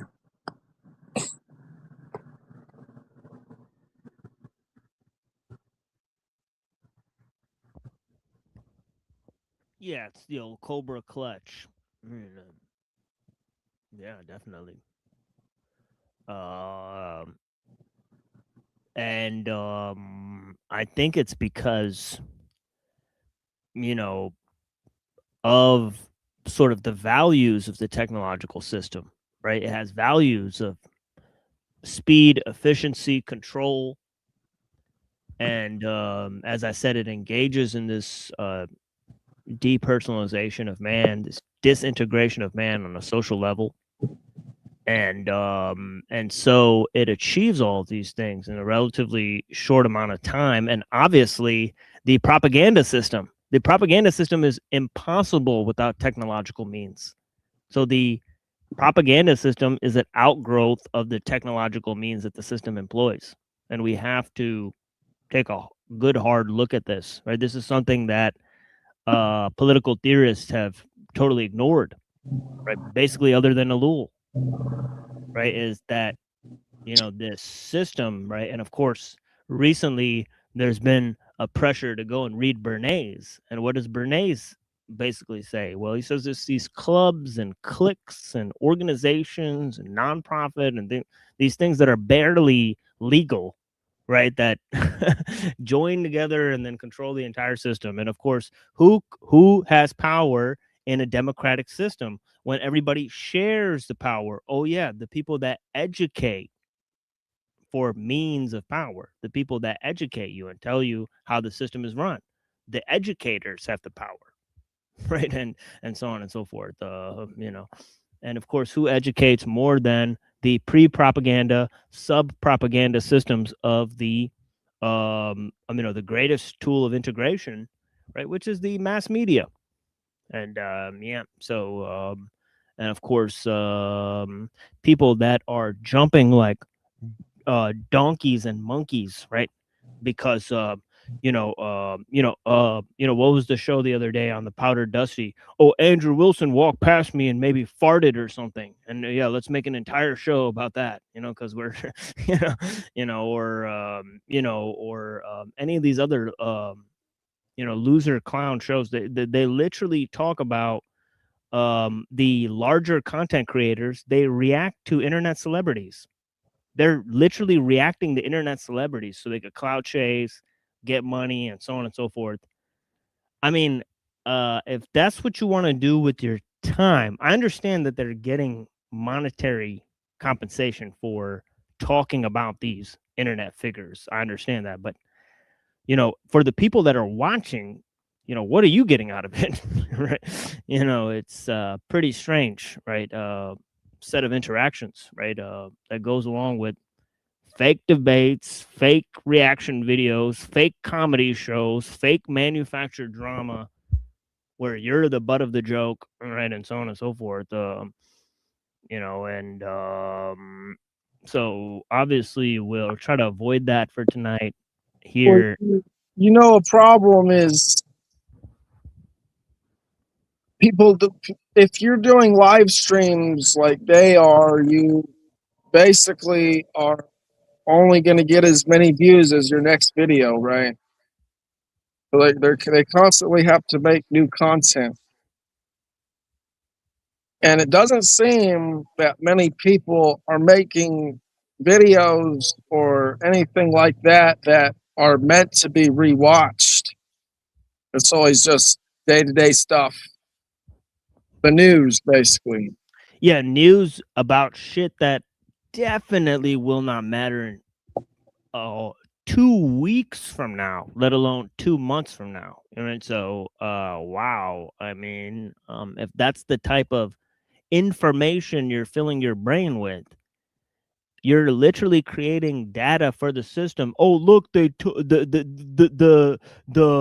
machine gave me something to react to. I must react to it to create data for the machines. It's literally, that is what you're doing, right? So, the system gave you something to react to, and you reacted to it, right? So that they could produce information and data, right, from your reactions. You literally just got baited into creating data, right, through being exposed to disinfo. Congratulations, right? And there's your entertainment for the night. And of course, don't question anything. Get a job, goy, and so on and so forth, right? We know. So Dragon versus Tiger. Yeah, exactly. This is a show we're doing. Blessings to Vant. I appreciate you. Let's see who else is here. We'll maybe play some music. We'll break it up here and allow other people to come into the conversation. I'll drop the link again. See if you guys want to join. This is a show I did, made by Machine Bob. Got Lizard Tree out here. Blessings. Thank you so much for watching. Yeah, thank you. Blessings. I appreciate you. Feels decent pretending to be domestic housekeeper. Uh-oh.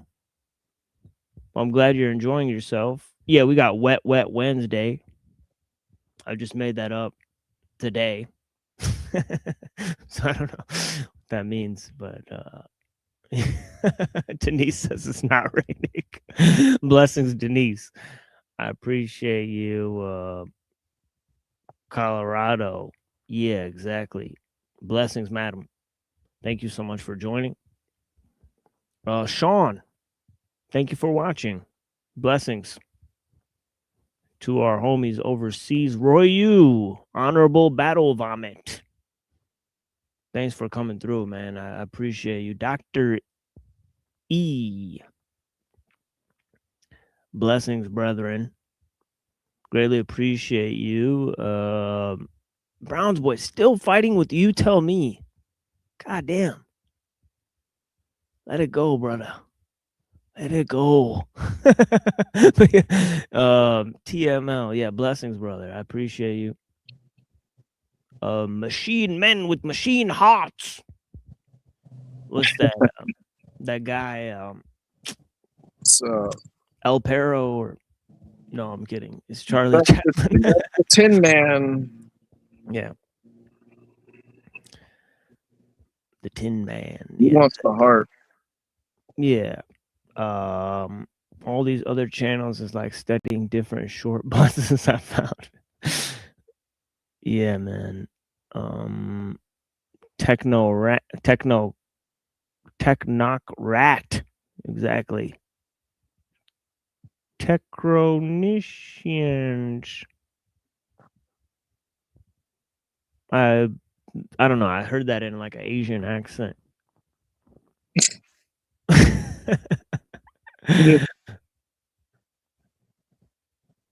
Blessings, Marilyn. Thank you for watching. Blessings to the goddess. Greatly appreciate your time. Set scales, agape, brother. Dr. D and Dr. E. Yeah, we got Dr. D and Dr. E. That's how you know you're in the right place. We got all the doctors on board. We got professionals here. The Rad Chatter. I believe I know who this is. But yeah, blessings to you. Thank you so much. I believe it's a female. So yeah, thank you, sis. I greatly appreciate your time. And either way, it's a picture of a female there. But yeah, Cecil Drake, blessings. Thanks for watching and for participating. Dr. Emo, I've heard your commentary in other places, and I'm glad you're joining us. Not sure if you've watched before, but yeah, great to have you here. Very astute commentary in other places I've seen with DJ Emo. You know, great stuff. Battle Axe. They maybe owned the data, but we created the walls of the algorithm. Yeah, exactly. The societal, suicidal empathy with some of that. Many want to be righteous till their house is burnt down. And I guess they said that they made a whole movie with AI in the chat. I wasn't aware of that. And they're selling it for top dollar. There's one online for free I saw called Pomegranate. It's 20 minutes. Interesting. Yeah, I'll have to check that out. Technology is awesome, just in the hands of absolute bastards. Well, is technology neutral? We may have to decide that, right? Obviously, with large scale systems, right? They determine how they're used in advance, right? So it's not determined by use. So that kind of takes away this idea. If technology is not about use or personal use, then we can quickly take the idea away that it's, just based on how we use it, right? So on and so forth. So there's interesting ideas there. I appreciate you guys. It would be better. It would be more so like that if it was designed for the layman, like what I suggested. Right. But it's not. Yeah, it all depends on how it's integrated, as I've said, and this idea of mediation, right? And of course, it's a part of the term media, right? Mediation, right? So it's like how sort of information or energy is sort of transferred within a system. I could point to review. Yeah, they always end up reviewing. Yeah, this is a funny comment. Let me put this up. They always end up reviewing their own videos and re-clarifying bullshit takes where they're weirded out about. It's ego too, watching themselves back in there too. Yeah, for sure. Vinny Pot, blessings.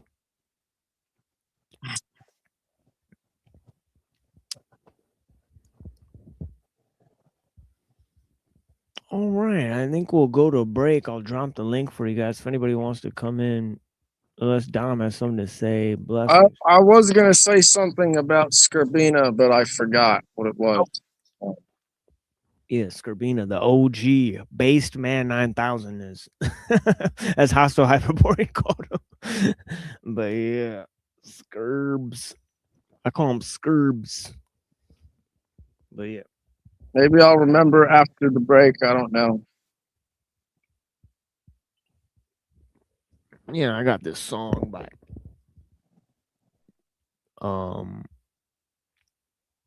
yeah, what do I have? Sean Dawn remix. Sean Dawn don't blow like leaves flowing these. Oh, I remember what I was gonna say. Yeah. Yeah, I'll say after. Oh no, go ahead. We're in no hurry here. Skrbina points out that one of the reasons technology isn't neutral, right, is because it's made by all these competing nations and companies trying to outdo each other. So, right. yeah. So if we were to remove the competition,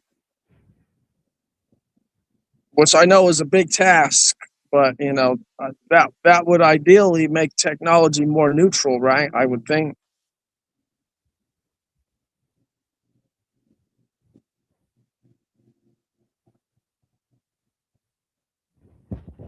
Yeah, I think another thing that sort of stands in the way is the compartmentalization of knowledge and specialization of knowledge that comes with large scale technologies, right? You know, and how some of those basically they are integrated through state power, right? So there's a lot of examples of large scale technologies that have to be integrated through state power, right? For example, communications technologies, nuclear technology, military technology, so on and so forth, right?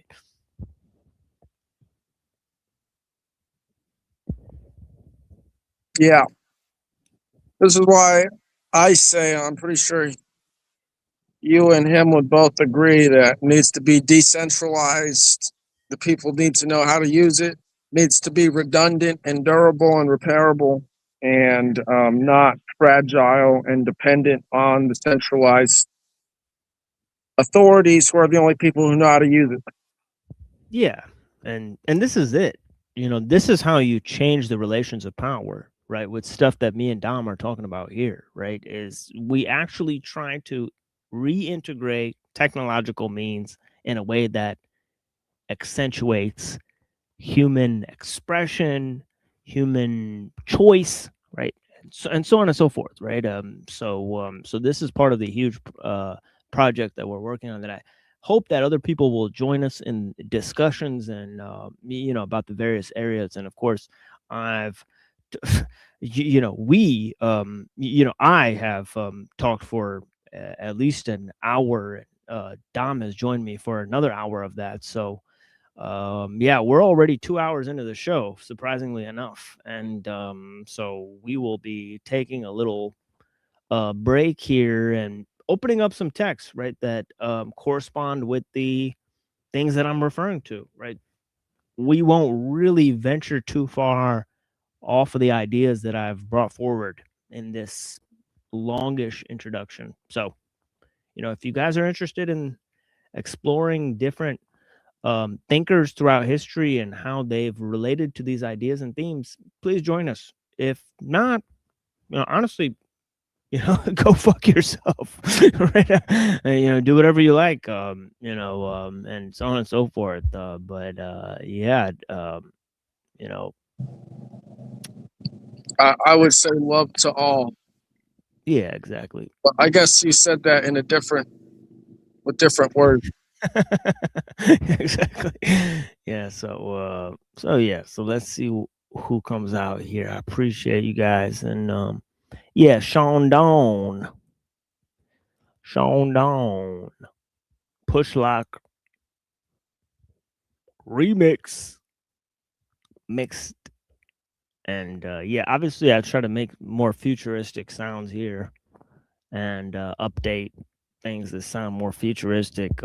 Anyways, I hope you guys appreciate this. This is more sort of neutral and whatever. But yeah, we'll have more songs soon. I appreciate you guys. Blessings. Yeah. What, check it. T-3, I'm counting. JRGs. Take you to the next, yeah. I got to seize this opportunity to shine upon the chrome, food for dome. Heed the life of sight beyond the Thunderdome. This ain't no motion picture, rap's a fixture, here it's permanent. Spin the rocks, the wheels of fortune like ice, he's swerving it. You can't feel me, must be sporting rubber gloves. Show a nigga love, I used to drown my sorrows in the quarter more. Liquor suds now above the trivial thinking, sinking deeper in the game, feel the pain. Many different methods, man, it ain't the same. Cats rocking pinky rings, chickens strutting skimpy things. Claim you tough but screaming louder than the tone is simply safe. You simply bring what you lack. Minus the heat packing, fake with facades of being rich, son, it won't happen. Sean don't flow like me, get dough and flee. We blow like breeze, we never stop, so nigga please. Sean Dawn don't flow like me, get dough and flee. We blow like breeze, we never stop, so nigga please.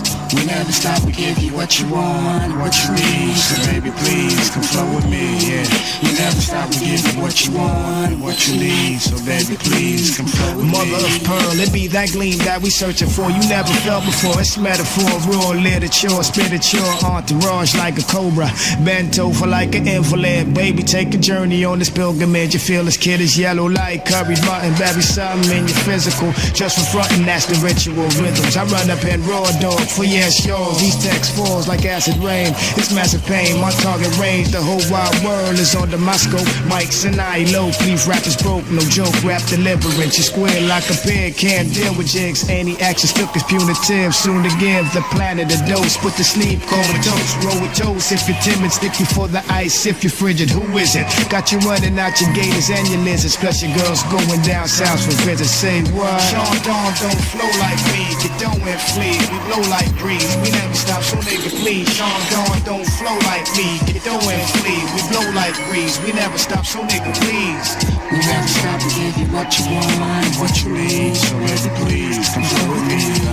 We never stop, we give you what you want, what you need. So baby please, come flow with me. It's far from player hating thoughts from my mind that's emerging. By most rappers never gave a fuck, like a virgin merging in my flow. Put on your snorkel, don't let these labels sport you like Versace. Then abort you, cast advances how they caught you. We can't afford to fake no jacks, this is where we at. Lust and fast cars like Tracy Chap, kinda scary black. Don't gotta keep it real, cause life stays that way. Blaze like trades in 86, dump a dime and a split from all about what you ain't about. Real rhymes in these times, niggas lack balls, so fill minds. Release lines like X-Cons to run wild like some pop, only to watch my son smile. Sean Dawn don't flow like me, get dough and flee. We blow like breeze, we never stop, so nigga please. Sean Dawn don't flow like me, get dough and flee. We blow like breeze, we never stop, so nigga please. We never stop, we give you what you want, what you need. So baby please, come flow with me, yeah. We never stop, we give you what you want, what you need. So baby please, come flow with me, yeah. We never stop, we give you what you want. We never stop, we give you what you need. We never stop, we give you what you want. We never stop, we give you what you need.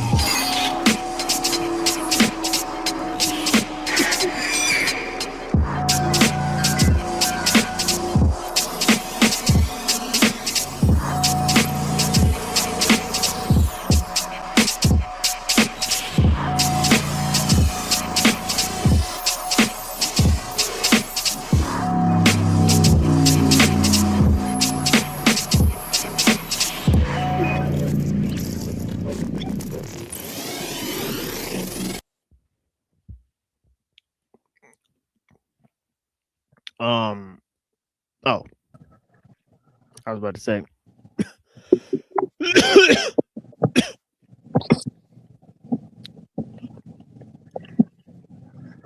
Which it's about to be that way soon, if nobody else be about joining the show.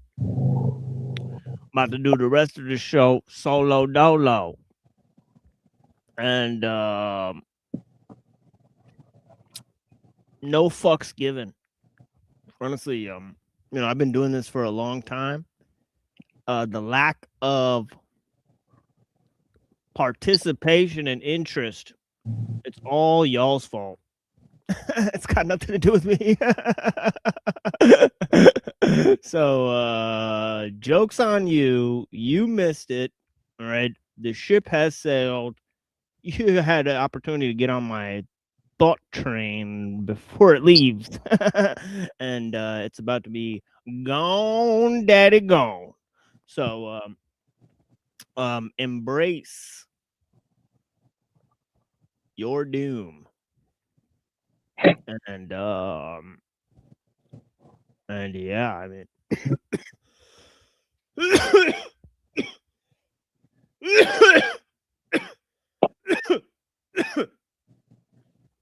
smoking the cannabis. Were you gonna read someone? Yeah, Orwell. Orwell, The guy who wrote 1984. And yeah, let's see what he's got to say, because he is one of the foremost commentators about totalitarianism, right? And some might even say that the technological system may take two forms of totalitarian expression. The whole question will be how it integrates the human.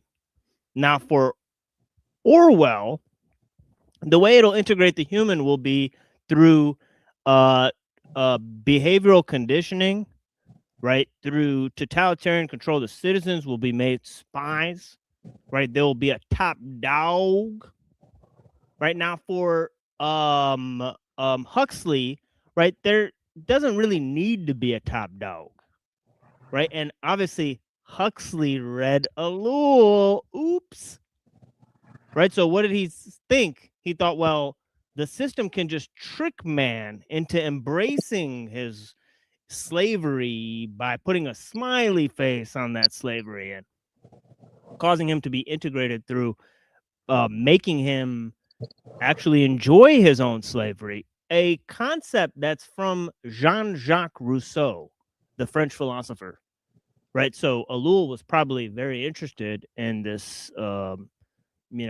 He was a Calvinist, right? Rousseau's father was a Calvinist preacher, right? And he had come up with this idea that, culture and art and science, they take man's innocence away, right? And they expose him to all sorts of vainglorious desires that cause him to lust after foreign modes and means, and go far and wide in search of knowledge, and leave his home and dishonor his homeland, totally disgrace his homeland, right? So this idea that pleasures and luxuries could cause a corruption of the taste and a corruption of virtue, that learning without virtue could be a snare, and that knowledge could cause this pollution of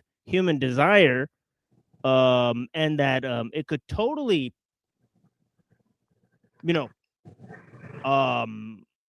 cause the corruption of man from inside out, corrupt man from inside out, right? So this idea that an excess of freedom is an excess of slavery, as it says in the Republic of Plato, right? That freedoms can be used to corrupt man from the inside out. And of course, he can be made to love his slavery, love his chains. And he'll think that those chains are garlands of flowers, as Rousseau says, right? That everywhere man is, in chains, right?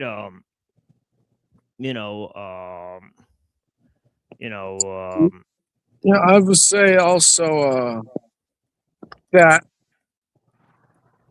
one other book that also gets mentioned a lot with Brave New World in 1984 is Fahrenheit 451.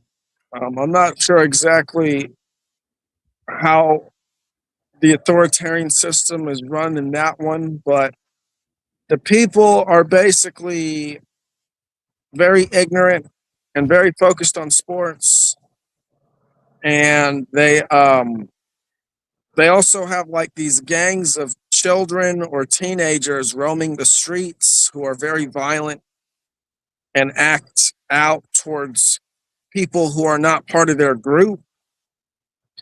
It just kind of paints a picture of chaos through ignorance, and also a tremendous focus on sports. And the title of the book alludes to what they do in the book a whole lot, which is burn books. So regardless of whichever one gets chosen, I definitely think that Fahrenheit 451 is true, regardless of whether it's an authoritarian structure or a technological state doing it itself. Because, yeah. Yeah, it's like 18 Days. Have you ever seen 18 Days? Like the opening of it? I don't think I'm not familiar with that. It's pretty fucking badass. But yeah, the quote by Rousseau is, "Man is born free, and everywhere he is in chains." Right? And of course he said, yeah. Of course he said the first man who had, sectioned off a plot of land and said, the fruits of the earth are for me and no one else. He said this man was a fool, but he was also the founder of civilization. Now, this is the radical views of Rousseau, who's writing all this during the Enlightenment as a radical reaction against Enlightenment thought. That reminds me, if you listen to the words of slaves who were like plantation slaves, like there's a recording of one who was owned or considered the property of Jefferson Davis. He loved being a slave. He thought it was like the best thing ever, and that he thought Jefferson Davis was the greatest person ever. So the slave who loves their enslavement is a very real thing because they don't know anything else. What is that called? Stockholm syndrome, when you fall in love with your captor or something like that? I think that might be what it's called. Yeah. Fahrenheit 451 was really popular when I was a kid, like in the 80s and like early 90s. They even made a movie version of it.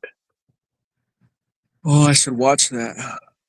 It was kind of trippy, dude. Like the future, like authoritarian government was like all in black, and they had all these like black high-tech vehicles. They had like hover jetpacks and everything. And then one of the characters in the movie was working for like the fire department, and they would deploy the fire department, and they'd show up at some resident's like house, and there was like a pile of books like sitting outside of their house on like the sidewalk or whatever, and the fire department would cruise up and just torch all the books. Like book burning was like a serious like theme in the movie. And then later on, the protagonist like escapes from the authoritarian society and like escapes out into the woods, and they find this like the society of people that memorize books. Like that's how they like how the books were surviving, is like each person would memorize a book. And that was their name, actually. Their like code name in society is, oh, this person is Shakespeare, this person is, Yeah, have you guys ever heard Country of the Blind? Where there's like these people that live in this mountain, right behind this mountain, and no human has ever like known of their existence until one guy like wanders across this mountain and goes into this village, right? And all the people in this village are blind, right? So when they find out that he has eyes, right, he falls in love with one of the women in the village, and then and they find out by touching him that he actually has bumps, where his eyes are, and that he has eyes. So they tell him that in order to join the village, he has to accept blindness, right, or whatever, in order to live with them, right? And of course, I think there's a situation where he can't go back where he came from, so he may have to rely on these people, or I think he falls in love with a girl in the village or something like that. But yeah, I forget who exactly wrote this story, but yeah, it kind of reminds me of what you're saying, and but yeah, it's like this idea of like, you could think of the reverse idea of like blindness. Or I mean, it's kind of like blindness is being imposed in the sense of things are being censored. Right. Sure. But yeah, the country of the blind, right? But yeah. First, there is Brahma, the self-aware immensity, from whose thought substance created all the known and unknown things. In this vast, infinite expanse of awareness, one single day lasts 4,320,000,000 years, or one great day in which the 4 ages of the earth repeat like the cycle of seasons. In this ebb and flow of cosmic karma lies the web of all existence. In the primordial perfect spring morning of the golden age, perfect men and women live for thousands of years in an earthly paradise without sorrow, evil, sickness, or fear. Yet for all their majesty and understanding, nothing could protect the immaculate ones from time. And so, in the second age of silver, evil comes to the earth in the form of greed.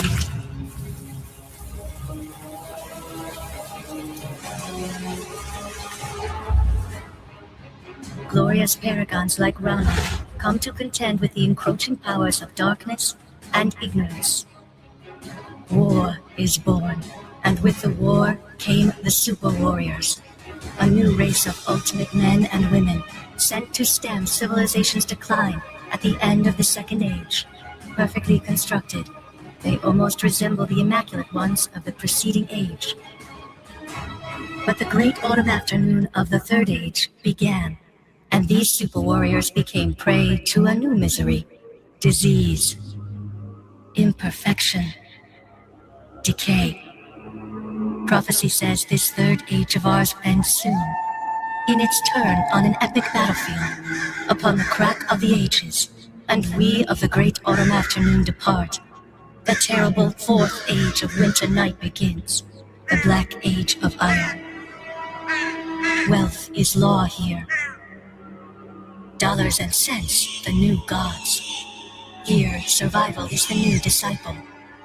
Loneliness is the new faith. Everything is for sale. Insanity is instinct. To be born into this black age is to suffer constant terror, a time of interminable war. I think that's really all I wanted to show of this particular thing. But yeah, it's the constant degeneration, constant decay. So this is kind of what Gunan is talking about in the Kali Yuga, right? But these degenerative cycles, how it goes from greed to war to just the lack of control or mediation, total domination by man-made things. And of course, that corresponds to man both creating and sustaining the idols, right? And of course, the greatest idol is the machine that's being constructed in the image of man. So let's go to this idea in this, and of course there's another thing that I wanted to bring up, but I think I've forgotten. But yeah, that was from this 18 days, right? So you know, that cartoon is somebody made a comic book about the Mahabharata. So it's pretty interesting. But yeah, the tendency of mechanical progress then is to frustrate the human need for effort and creation. It makes unnecessary and even impossible the activities of the eye and the hand.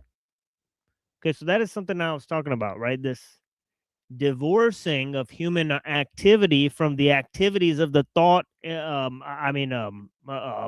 separation of thought from the eye and the hand, right? So that completes this idea that Ellul talks about, which is the separation of thought and action, right? That technique exacts the separation of thought and action. And we will go to a more diverse range of materials after this week. Hopefully, I'm just sort of reviewing the main ideas about technology that I think are very essential to the show. Now, obviously, I do that every now and then on the show, right? So we circle back around to this topic where I review a lot of the ideas. And of course, we're finishing a reading of the Technological Society by Jacques Ellul that explains a lot of the key issues and themes. And yeah, blessings to Sophia, Daisy, May. I greatly appreciate you watching, as always. And we're here reading George Orwell. Right, he wrote a work called Road to Wigan Pier, and this is when he was participating in the Spanish Civil War. He was a soldier in the Spanish Civil War. The actual writer, George Orwell, who wrote the work 1984, very famous work, but his actual name is Eric Blair. Right, he also wrote another a provocative work called Animal Farm that is pretty interesting, and it's interesting in its explanations, and so yeah, so let's go to this. So he says the apostle of progress, right? He's talking about the separation of work and thought from the eye and the hand. Right? It says the apostle of progress will sometimes declare that this does not matter, but you can usually drive him into a coma. I think that's like a coma, maybe, I don't know. By pointing out the horrible lengths to which the process can be carried. Let me see what that word means. What is it? A comer? Homer, yeah. That sounds like a redneck trying to say coma.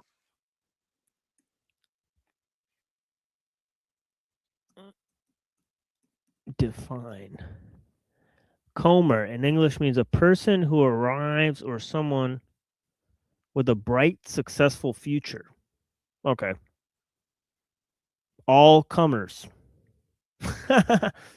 So yeah, so a comer, no homo, right?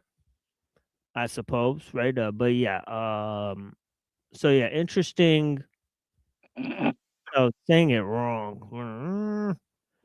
I'm glad I said it wrong. But yeah, by pointing out the horrible lengths to which the process can be carried, why, for instance, use your hands at all? Why use them even for blowing your nose or sharpening a pencil? Surely you could fix a kind of steel and rubber contraption to your shoulders, let your arms wither into stumps.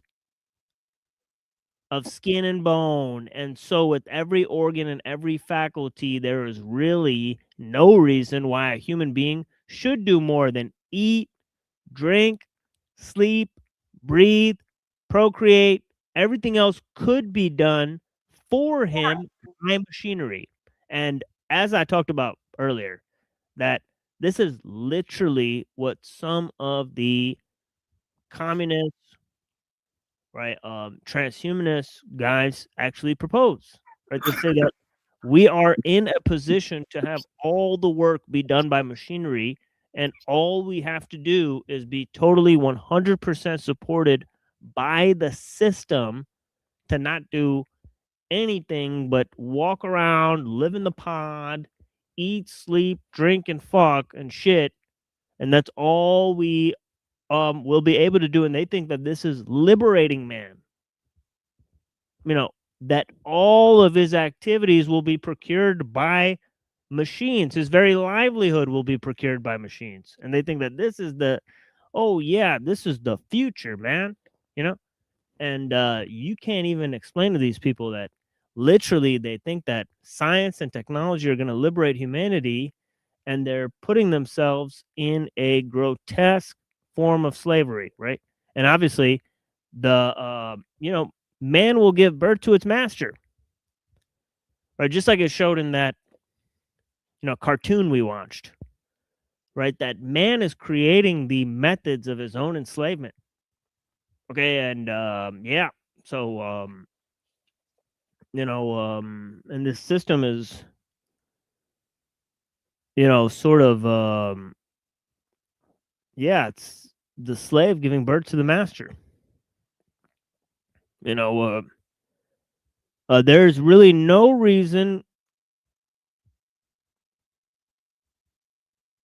why we should do anything other than our basic functions, right? Everything else can be done by machinery according to the technophiles, right? Therefore, the logical end of mechanical progress is to reduce the human being to something resembling a brain in a bottle. That is the goal towards which we are already moving, though, of course, we have no intention of getting there. Just as a man who drinks a bottle of whiskey a day does not actually intend to get cirrhosis of the liver. So he's saying, yeah, we can't put down technology. We're addicted to it, right? Just like a man is addicted to the bottle, right? And of course, in such a position where we rely on the machines and not the machines on us, right? Then I guess then in that situation, man has to be engineered to fit the technological system, right? And such is the man who his everyday activities, other than his basic functions, are totally procured by the machine. He is in such a state. Let me drop the link again. I see some new people. Sophia, Frank. I mean, if anybody wants to join the chat, you guys are more than welcome. We would love to hear from you guys. And thank you so much for your participation in the chat and on the panels. So, yeah. Of course, we're reading Orwell, Road to Wigan Pier, and you guys could come and discuss it with us, right? I'm obviously here talking largely to myself at this point, but yeah,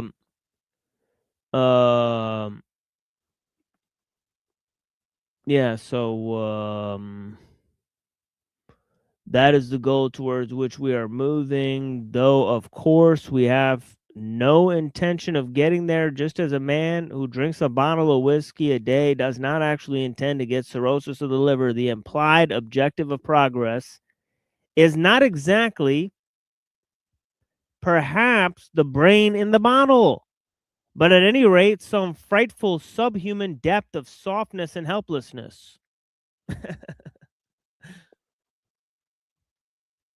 So he's talking about this idea that I talked about at the beginning of the show, depersonalization. Really, it's dehumanization, but I'm putting it in terms of the individual, right? It's the individual that's siphoned out. He's atomized. He's over-socialized. right? So the goal of the technological society and creating the empowering the individual, right? That's largely failed, right? And I think that's an observable fact. Okay, that is an observable fact. Yeah, I greatly appreciate you guys. Yeah, of course, I know people are listening. It says there's over a dozen people here listening, so somebody has to be. I mean, I'd suppose there's at least 4 or 5 people that are actually paying attention. But yeah, thank you so much, guys. And of course, that's a great amount. All right, even 2 people. And of course, if you can tell anybody, share this with your family, your friends, people that you think might be interested in it, or or try to take these materials that I'm presenting and try to warn people yourself. I really don't care, right? If I personally benefit, or you take my name or say this is the guy I heard it from, I don't give a flying fuck. All I care is that people start worrying and caring about these main issues, right? That's all we care about here, right? So so familiarize yourself with the text, the forms of argumentation that I'm presenting. Take them, steal them, use them to confront others with the truth. I don't need any credit. Leave me out of it. I'm presenting the work of others, and of course, I'm synthesizing it through my face and words. But yeah, I mean, it is what it is, right? So what I want to say about something that makes technology addicting, at least I think, is like, I could look at all these different like ancient warriors, like samurai or Spartans or Romans or Vikings or whatever, and I can like compare them or their cultures or their myths or whatever. And meanwhile, these people weren't even aware that these other guys existed generally. Something I think it's like these guys were caught up in their life, which involved tremendous attention from them. And then I'm just over here using technology to see generally just what pieces of their life looked like, and then compare them to these other civilizations that, like I said, like samurai. I'm not sure they knew anyone else existed other than like the Koreans and Chinese and Mongols, right? 'Cause they're extremely isolated, and maybe they had some European contact. But I think by then the samurai were starting to get phased out, if I'm not mistaken. But yeah, it's just one reason that I personally find it addicting. And I know that a lot of other people can come up with a whole lot of other reasons themselves.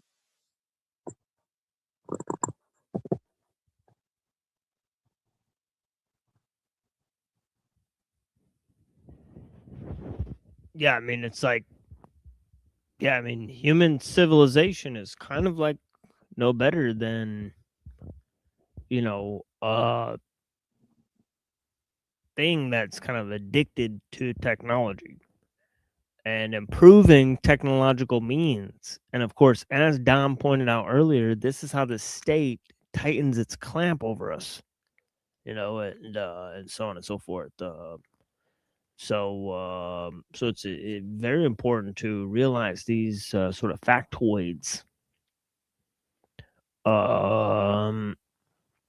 So he says here, and I believe the link is in the chat for you guys. Yeah, so he's talking about softness and helplessness, right? And he says the ideal of progress is an ideal of softness, right? It's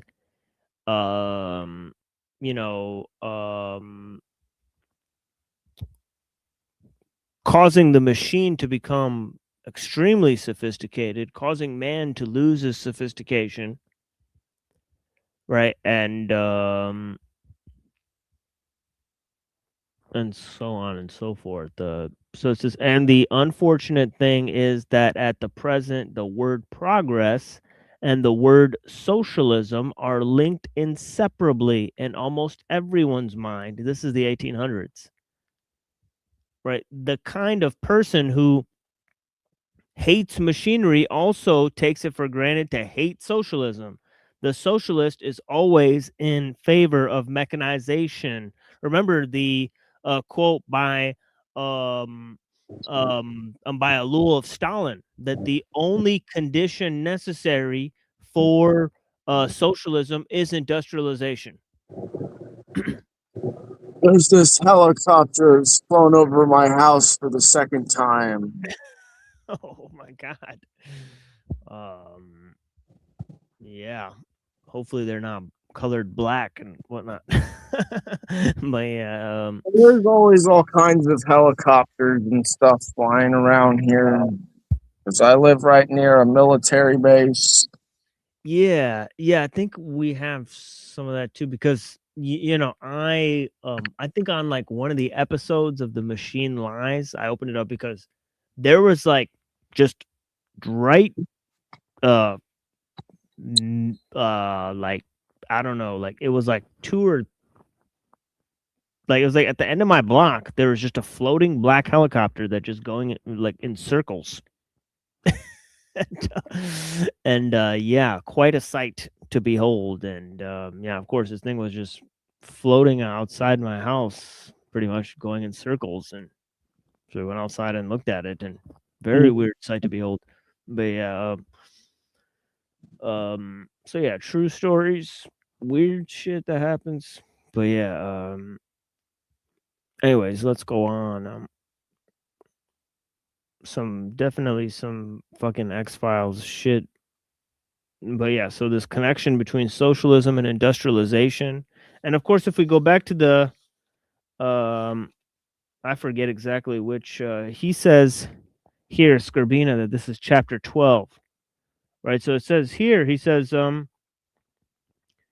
machine production suggests socialism, but socialism as a world system implies machine production. Because it demands certain things not compatible with the primitive way of life. It demands, for instance, constant intercommunication and exchange of goods between all parts of the earth. It demands some degree of centralized control. It demands an approximately equal standard of life for all human beings and probably a certain uniformity of education.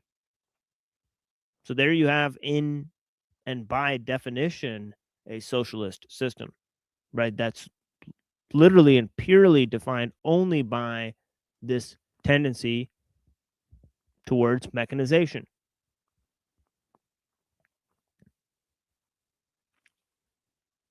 Alrighty. We are blasting through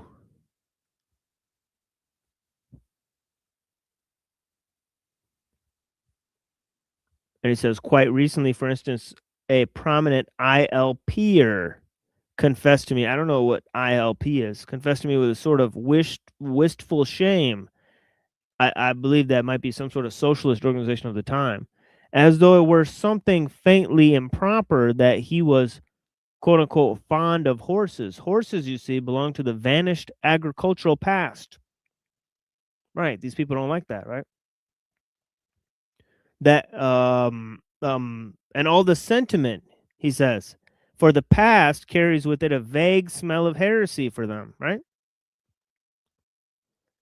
He says, I do not believe that this need necessarily be so, but undoubtedly it is so, and in itself it is quite enough to explain the alienation of decent minds from socialism, he says.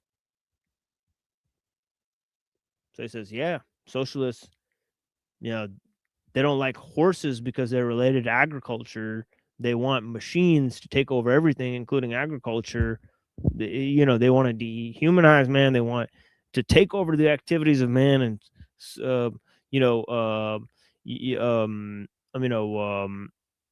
mediate them by the use of machines.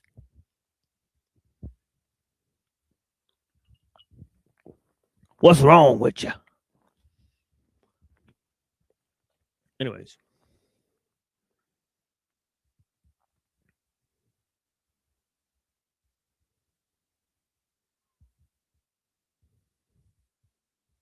I don't give a fuck about these people's streams. That's why I go live. All right? Fuck these people's streams. Yeah, log off, motherfucker. You know who streams right now, who I actually do like, is that dude Chuck Swindle Jr. No, I'm not familiar with that guy. We'll have to pay him a visit one day. Machines. Yeah. Dom's talking to Sophia. Yeah, blessings. Can someone please ask Dom to unblock me? What?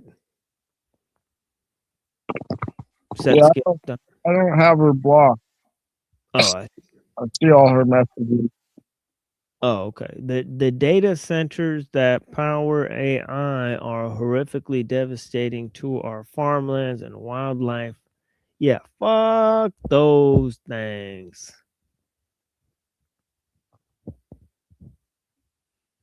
Never heard of the chicks dude, Dom. What? The chick dude? What? I guess some other dominant. Oh, Chuck. Oh. The Chuck Dom. Yeah. Blessings to You Tell Me, Sophia, Browns Boy. Thank you guys for participating. The other 18 whatever, I guess a couple of them have to be Sophia and Dom and You Tell Me, but yeah, you guys, participate either on the chat or on the panel. I'm just a normal guy from Detroit, right? I'm not part of any organization online. If you talk to me, it's just going to be just a normal conversation. There's not too many people paying attention to the show. So I think, rest assured, you can come up under a fake name, under any guise, right? Yeah, we'll accept you, right? We'll accept your views. You can even take oppositional viewpoint to anything I'm discussing here. I greatly appreciate your participation and responses. So yeah. So he says, a generation ago, every intelligent person was in some sense a revolutionary. Nowadays, it would be nearer to mark. Nearer the mark to say every intelligent person is a reactionary. In this connection, it is worth comparing H.G. Wells' The Sleeper Awakens with Aldous Huxley's Brave New World, written 30 years later. Each is a pessimistic utopia, a vision of a sort of prig's paradise in which all the dreams of the quote-unquote progressive person come true. Considered merely as a piece of imaginative construction,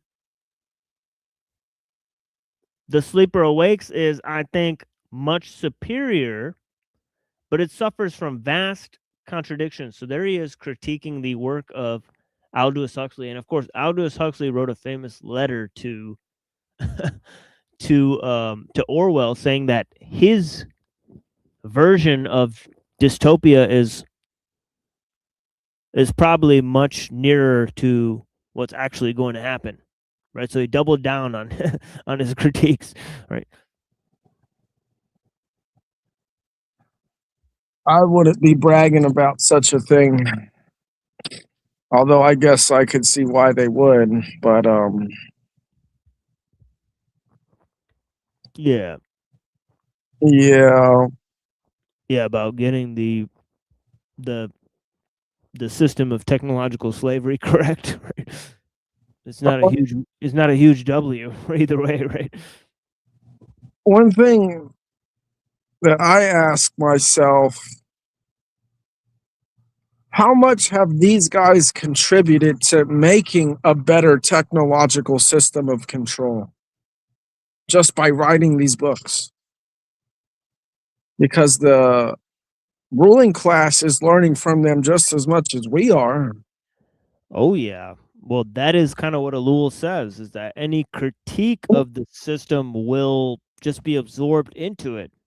So it's kind of like just best to just, if you're gonna talk about the system, just look at it on its own terms, right? And so you could just present an objective viewpoint of it, because if you try to present critiques of the system, yeah, they'll use it to try to shift either blame or shift responsibility, and then fucking go into cope mode and then try to assimilate your concerns into the existing system, right? So yeah, if you're going to critique it, you're just sort of feeding the algorithm. That's the thing that here we should, and I think ellul does a great job of this. You have to expose what the system is. And of course, nobody's going to be able to react against it unless you do that. And of course, anytime you start doing that, right, it takes the power away from the system of trying to use the critique against you. All right. And then B, a lot of the critiques you use are fed by the system itself. Right. So you're feeding its own garbage back into it, pretty much. Right. And of course, we love to feed people their own vomit back. It is what it is, right? Atrocious, vomitocious, despicable, machine lies, hated all over the internet for good reasons.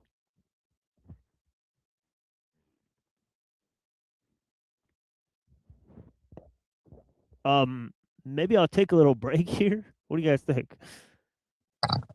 It's up to you. It's been quite a journey, I would say. I mean, I greatly appreciate you guys' time. Let me go. Yeah. So he's critiquing Brave New World here. Let's see a little bit more of what he's got to say. He says that H.G. Wells is more realistic, first and foremost. And he says here that because of the fact that Wells, as an archpriest of progress, cannot write with any conviction against progress, right? So he just tells it what it is, right? He's totally in support of it. He draws a picture of a glittering, strangely sinister world in which the privileged classes live a life of shallow, gutless hedonism, and the workers, reduced to a state of utter slavery and subhuman ignorance, toil like troglodytes in caverns underground.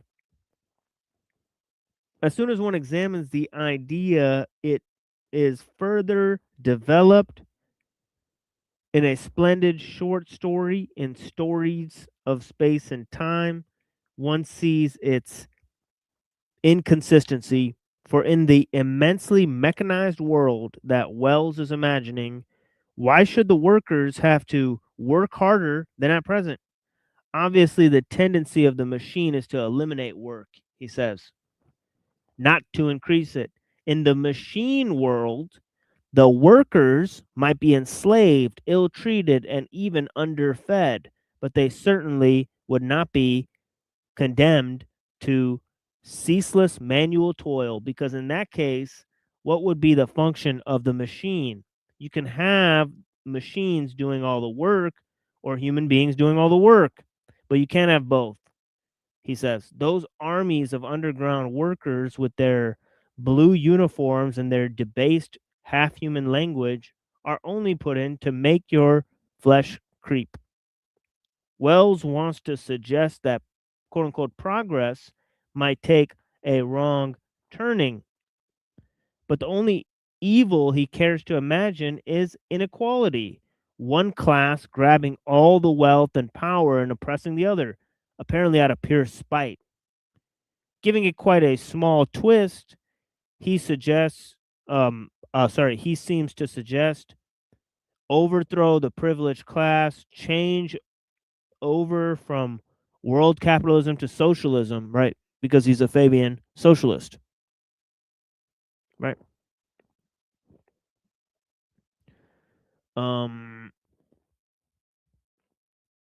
Whoa. Oh, okay. Yeah, I was about to say, what happened to everybody? I'm not sure if Cecil's there.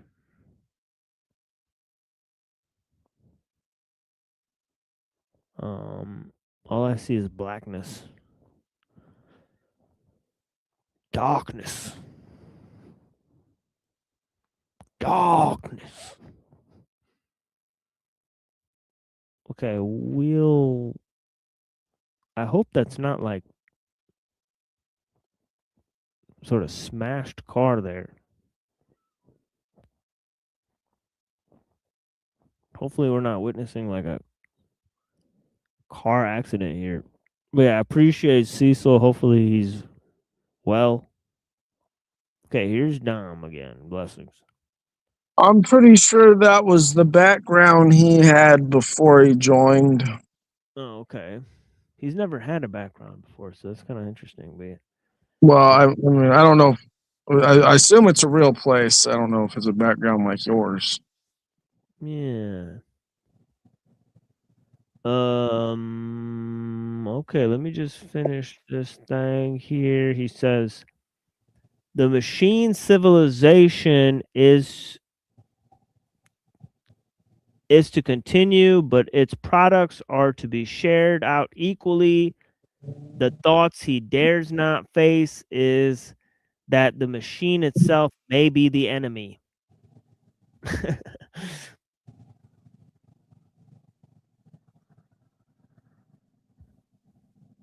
So let me read that again. He says the machine civilization is to continue, but its products are to be shared out equally. He says that this is the solution that socialism has to the machine civilization. And he says, but the thought he dare not face is that the machine itself may be the enemy. So in his more characteristic utopias, the dream, men like gods, he returns to optimism and a vision of humanity liberated by the machine as a race of enlightened sunbathers whose sole topic of conversation is their own superiority to their ancestors.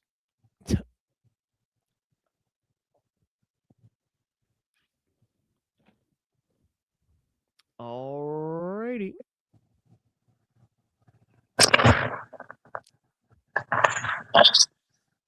Let me play superiority to the ancestors. Yeah, exactly. Right. You like that one? Well, I mean, it's just it seems like one of the goals of progress, and I would even say maybe even a central idea to Hegel's philosophy, because he seems to treat people and cultures and moments in history as a stepping stone to some sort of final grand synthesis or utopia, which is just pretty much all about becoming superior to your ancestors. In fact, that dude, Michio Kaku, I remember I listened to talks of him, and he'd say things like, this was a long time ago, but he'd say things like, if we, as kids, like this was like maybe 15 years ago or such, maybe a little more. If we were to compare ourselves to our ancestors from 100 years ago, and our ancestors were to see us, they would think we're gods because of our technological difference. And if we were to see as kids the toys and gadgets or whatever that future generations would get to play with, we would think they were gods.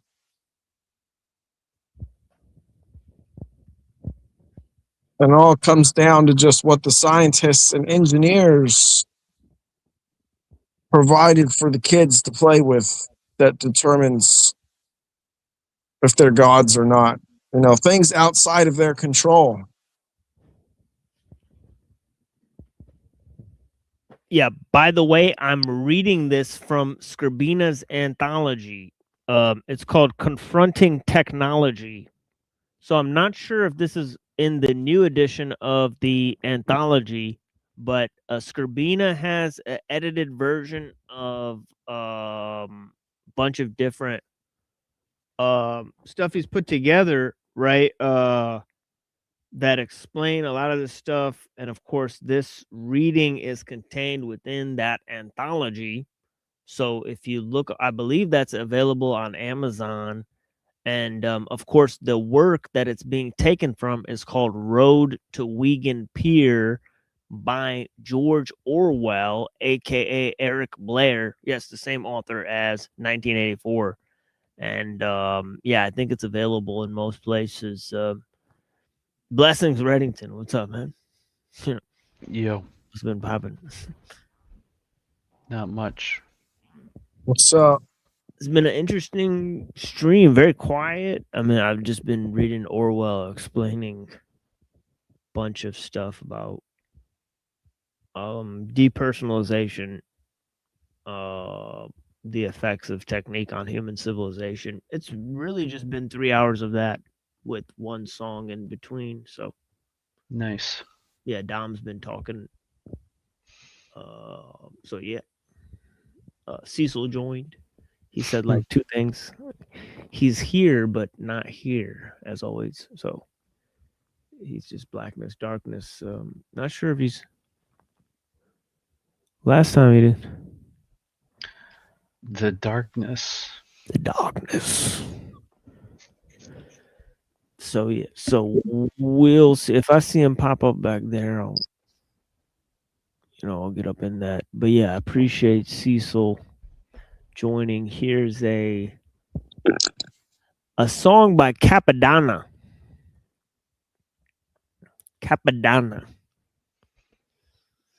That I mixed up. I think Capadonna came out with a new album. It's pretty chill. Some of the stuff I heard. I never had a good wife. My friends are deceivers. Allah placed me in the presence of the truest believers. Oh, please protect my mind from those that oppose me. It's only you, God, you the one that know me. I know some cornballs whose father was a rapist. They be hating on me for my love and my greatness. I'm alone in this world. I don't ask for favors. I work hard for everything. Got plenty of flavors. I don't like to be a sinner and I love my neighbors. Drugs can't conquer me. Neither could Jezebel. Chicks worship Satan to be casting spells. Dudes thinking I'm a fool, but I see it with my third eye. Shit coming to dawn whenever J-Bird cry. Yo, I'm not a proud person, I'm a little standoffish. I don't only need love, I need land in the office. I be in the park, stories around nature. I can see the mark of the beast and all of the fakers. They think they got me by the balls, but they don't know that evil be over their head. They think it's a blow. Homies want me to stop rapping, I drop too many joints, but it's only a dead mind that don't get no points. So yo, my pen is like fire from the inside out. Plus it's the word of God keep coming out of my mouth. I'm the angel of rap. I'm better than a record deal. Your label can't hold me, but you know I got a record still. I don't do it for the money. I do what God taught me. It might take a little time, but I'ma get y'all shortly. You ain't nothing but a sellout. You just wanna report me. I don't trust the Caucasoids. Yo, I'm blacker than coffee. I be surrounded by people like Jesus on the cross. Never support what I'm doing, they be ripping me off. And yo, my fans don't understand all the things I discovered. Everybody say that your brother ain't really your brother. Someone steal your sneakers from you and steal your lovers and keep the secret for the rest of their life like undercovers. I'm like internal affairs, I got the badge revelation. You hate me to death and despise my occupation. Don the sharpshooter with the golden peak. I don't wanna talk to you till I'm told to speak. Uplifting the poor people and I hold the weak. So I don't care what you think about me, fuck your ego.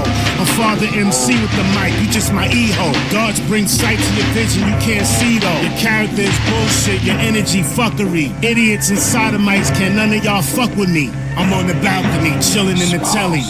You on the Martin Luther King me and tap my celly. Slander my name, do me dirty on the stage. You a crooked ass cop like Nicolas Cage. Yeah, my enemies call me the demon killer. When I'm popping they head off like a scene from Thriller. I'm only one step away from hitting the big lotto, so I put a law first, that's still my motto. I stay on the right path as the road I follow. Can't be around witches, all fake and shallow. I need good energy, good faith tomorrow. Backbiters will get burned in the flames of agony. When I run through your cipher like Dragon Ball Z. By the time you open your mouth to tell the real truth, you gonna have to answer to me. You better bring proof. Yo, I'm down on blocks and spots. Your pops waiting Polly on Roscoe's Boulevard Diner, past the Parmesan. Don Dama Casanova, Flyboy to Steve, Splash Brothers, Wallaby Clock, Strawberry Kiwi. I'm on the east now, moving on up like Georgia Wheezy. Got my feet up, cop the petty, sipping Majis with the teepee. Started laughing. I know about the tour. In the heat, she undercover niggas. Saturday night, they went for Lychee, rest in peace, be. A lot of niggas died, my niggas TC and Nonco.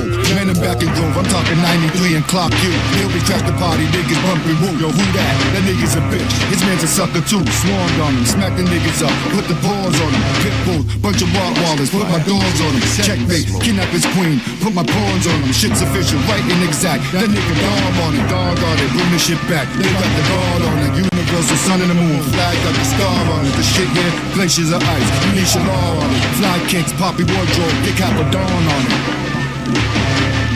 Follow the smoke, smoke, smoke, smoke, smoke, smoke, smoke.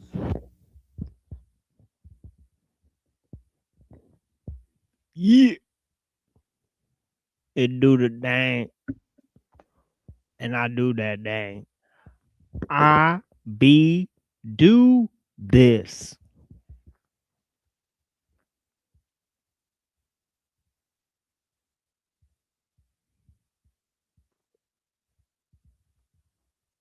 You know what I'm saying?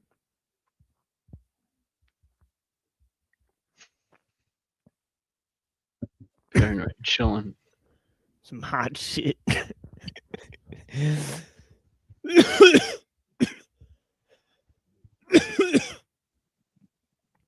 Let me take this background off. This was given to me by Buddha. Oh, wait. I gotta remove this.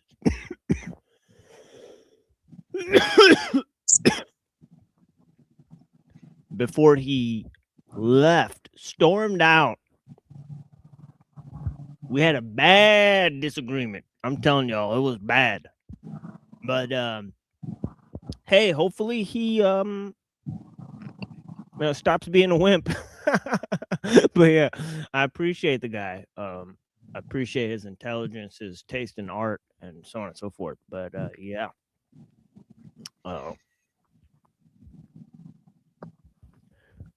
Big time weird vibes. But yeah, I appreciate all you guys. And so on and so forth. We just getting started.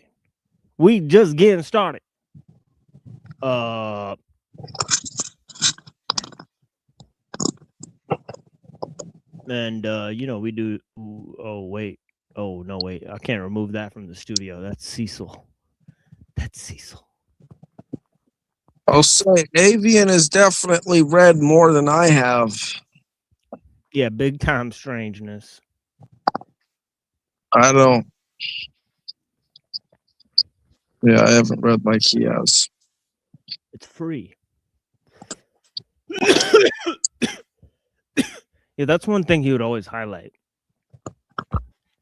He's like, you ain't never gonna read like me, motherfucker.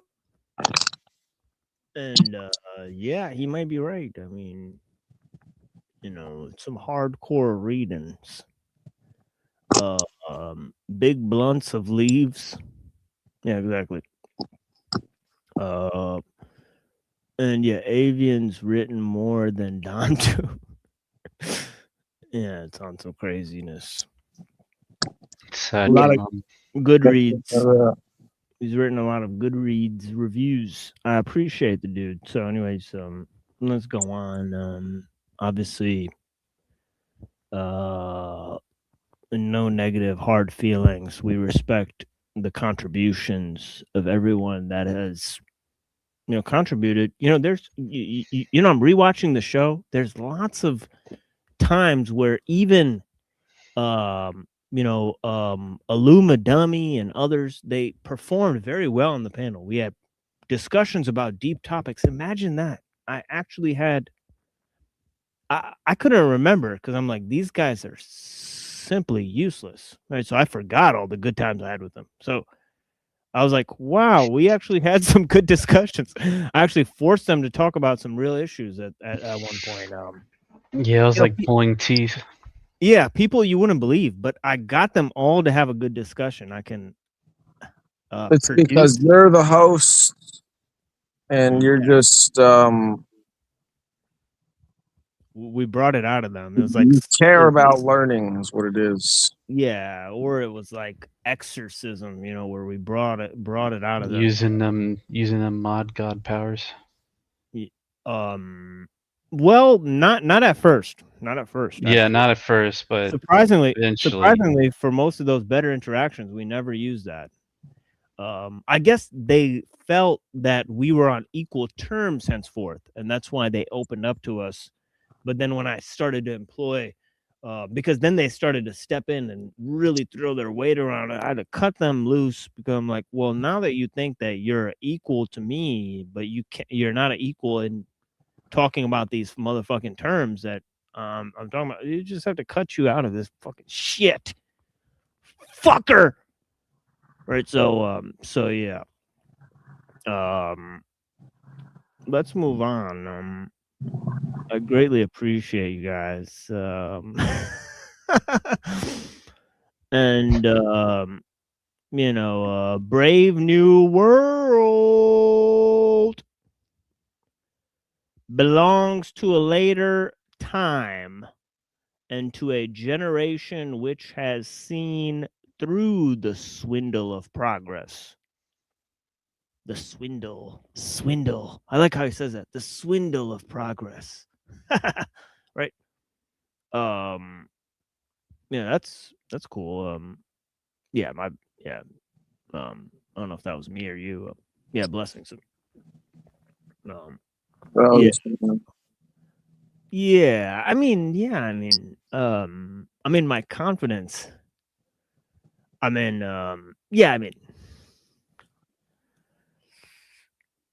You can't put lipstick on a pig, so there's no improving, but yeah, I'm committed, so thank you guys. So it's it contains its own contradictions. He's talking about Brave New World, right? The most important of them is pointed out by Mr. John Strachey's The Coming Struggle for Power. But it is at least a memorable assault on the more fat-bellied type of perfectionist. Fat-bellied perfectionist. Allowing for the exaggerations of caricature. It probably expresses the majority of thinking people feel about machine civilization. So already in 1800s, Orwell is using this term machine civilization. Wow. What a term to employ, right? And of course, this is a global affair. Right? Remember, already in the first part of this, he talked about the intercommunication and exchange of goods between all parts of the world. That this is imposed. Right? So he's talking about the problem of globalization. that is exacted through technical progress.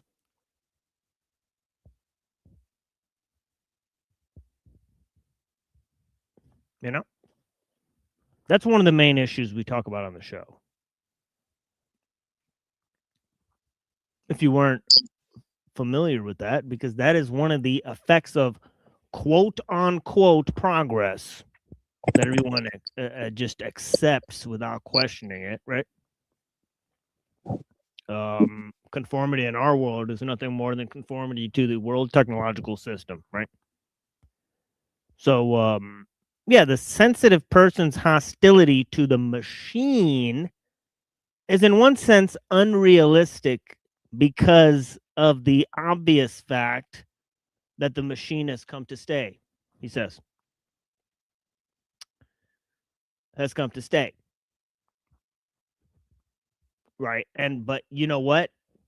The fact that people admit, even the people that say that technology has enlarged human freedom, they say there's no going back to a time without technology. They will admit that. Right? They even admit that even sometime in the near future, we may completely lose control of the technological system. They even admit that. And they still say that it's the greatest thing since sliced bread, right? So, pretty interesting, weird fact there, right? It's like psychopathy. It's like schizophrenia. Yeah. It's like holding two contradictory positions in your head at once. You know, and, yep.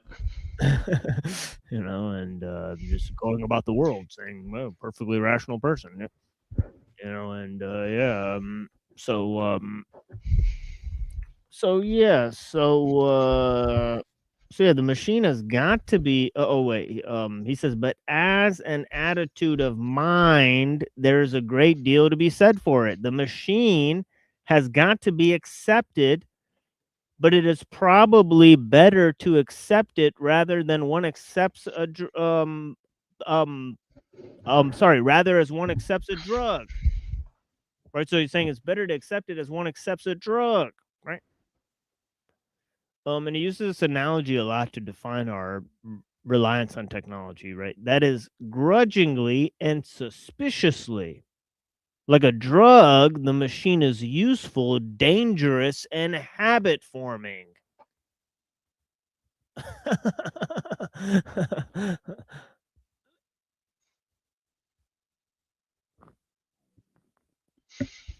Obviously, people are addicted to technology, right? That's now a palpable phenomenon, right? People are addicted to, obviously, the most common one is their cell phones, right? People often say they can't live without their cell phone, right? Can't go anywhere without it, right? And if they were disconnected from their cell phone, they may be disconnected from a number of people that they feel are like lifelines to them, and therefore their cell phone is a lifeline in a sense, right? So their existence, right? There's like some 16-year-old kids like that, right? Where their whole existence is on the cell phone, unfortunately. And we think that that's a natural state of affairs. We think that that's not dehumanizing at all. No, that's just normal life. They just go about their affairs, but their whole life is controlled and mediated through a cell phone, which these companies have all the information and they can send them ads and stuff. I mean, come on, dude. And this is not dehumanizing at all. All right. I guess we'll subject 16-year-olds to this. You know, it's fucking that simple, right? Because you just accept what's going on, right? Because you're a fucking conformist, drop dead conformist, right? So yeah, go ahead and accept it, right? And give your kids the cell phone, right? You stupid son of a bitch, right? It is what it is, right? So yeah, oh yeah, and of course they'll be talking to the drug dealers and finding the porn websites and all that stuff. Yeah, don't worry about that either, right? And they'll be on the dating websites as soon as they're putting fake pictures on there, right? So yeah, so yeah, and that's just normal, right? It's all normal. Yeah, but yeah, he says, like a drug, the machine is useful, dangerous, and habit forming. Yeah, don't forget to mention that it's cultivating people's personas, right? And acting as a tool of social integration, right, for these people at this point. Of course, to what degree did Orwell predict any of this? Well, there's a screen in 1984 where this guy sees the fucking talks to the big brother, isn't there? Right? It's like there's like a little TV in everybody's house, right? It's like they communicate to the world, to the world through the screen, right? They sort of described this process in 1984 if you've read it, right?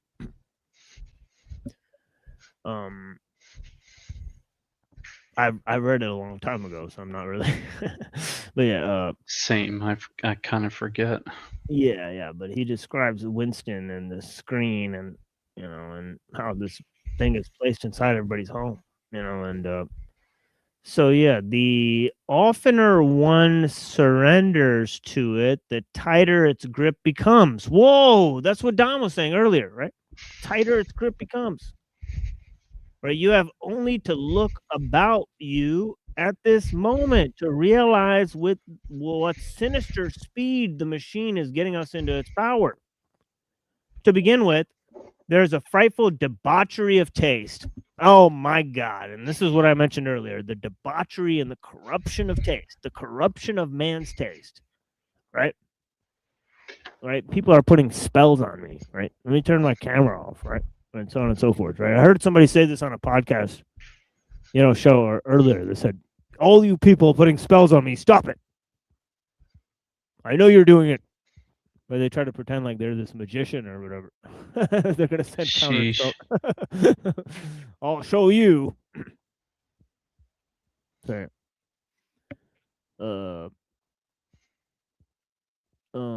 Yeah, kind of creepy how many predicted this situation. Yeah. Yeah, make your own tech. Exactly.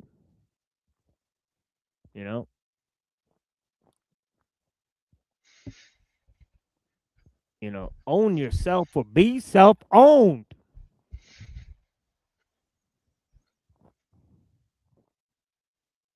You know what I mean? Holla if you hear me.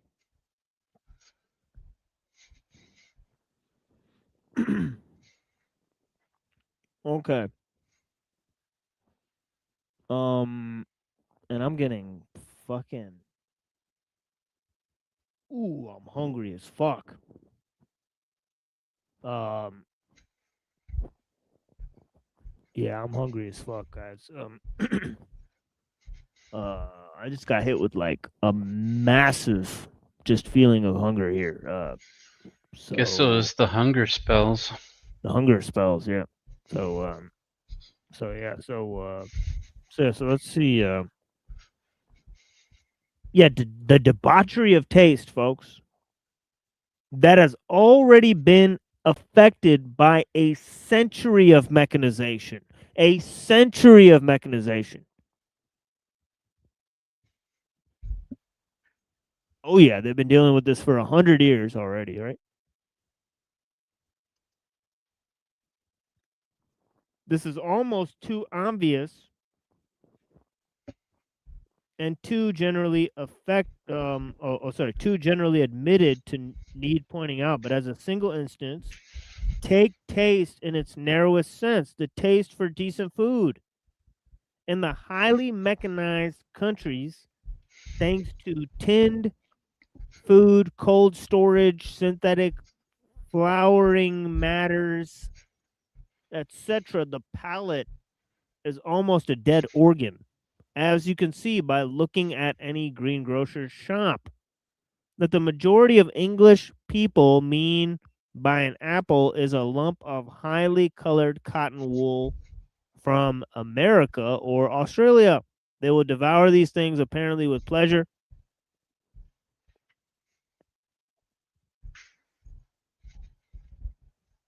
And let the English apples rot under the trees.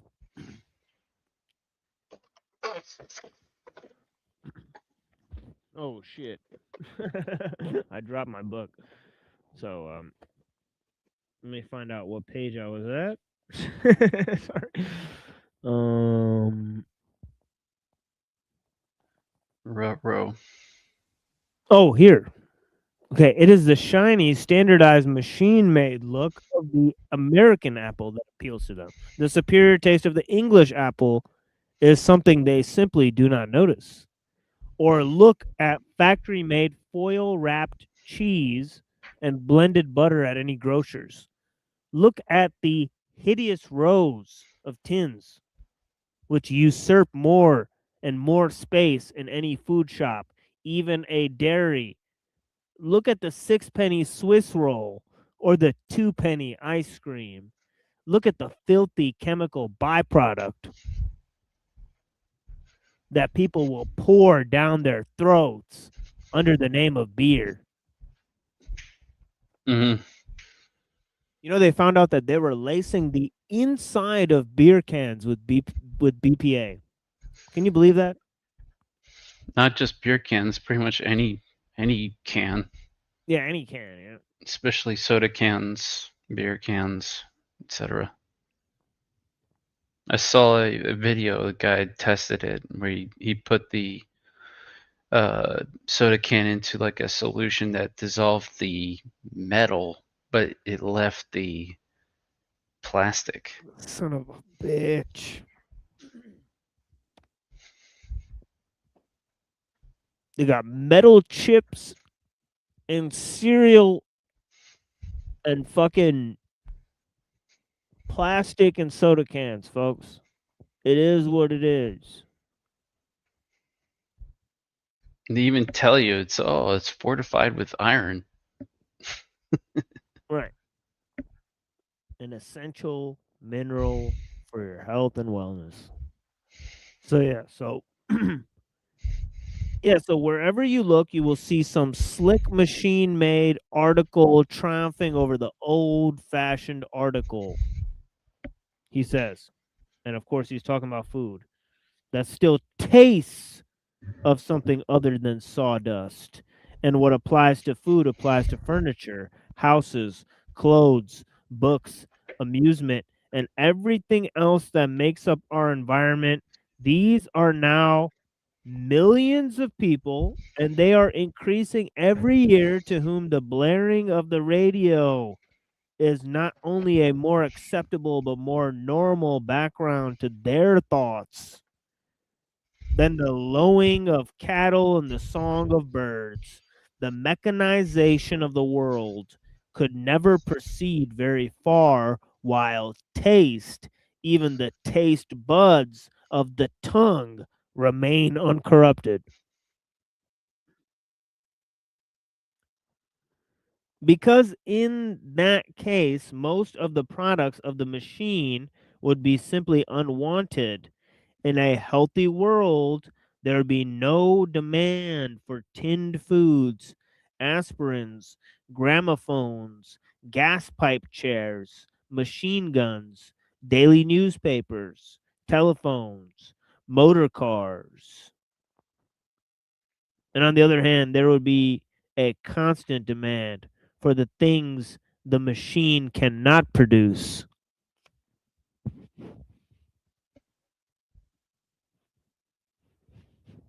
I mean, that's just powerful shit.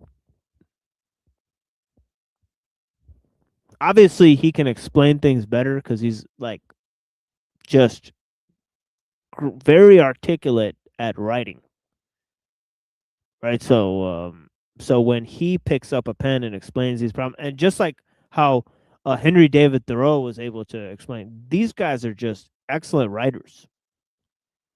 Right? Sometimes philosophers, they're great at tying together huge concepts, but they're really bad at writing, and sometimes reading their writing is very boring. Unless you have competent people to discuss it with. We've been lucky to have a large rotation, semi-large rotation of,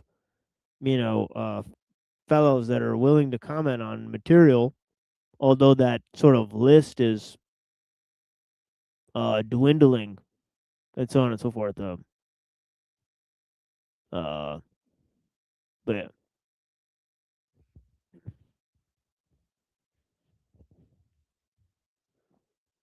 Which, as I expressed earlier, we give no fucks. But yeah, so let me continue. He says, but meanwhile, the machine is here. Its corrupting effects are almost irresistible. One inveighs against it, but one goes on using it. Even a bare arse savage. Even a bare arse savage, given the chance, will learn the vices of civilization within a few months.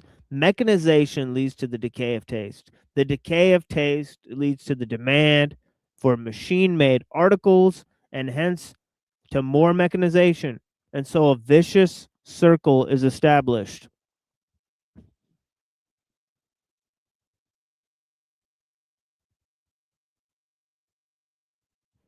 And you know, some of the chemical byproducts are actually engineered to actually hack your like mind and your biology at this point. So they create specific products so that you will then go ahead and consume this thing over and over and over. So they now know, having tested in labs and having tested what this chemical does to this part of your brain, they know exactly what type of concoctions to create, whether it be visual media for you to consume or processed a chemical swill that you will ingest into your own body. And of course, the images we consume are things that they're sort of things that we have taken in that we can't expunge other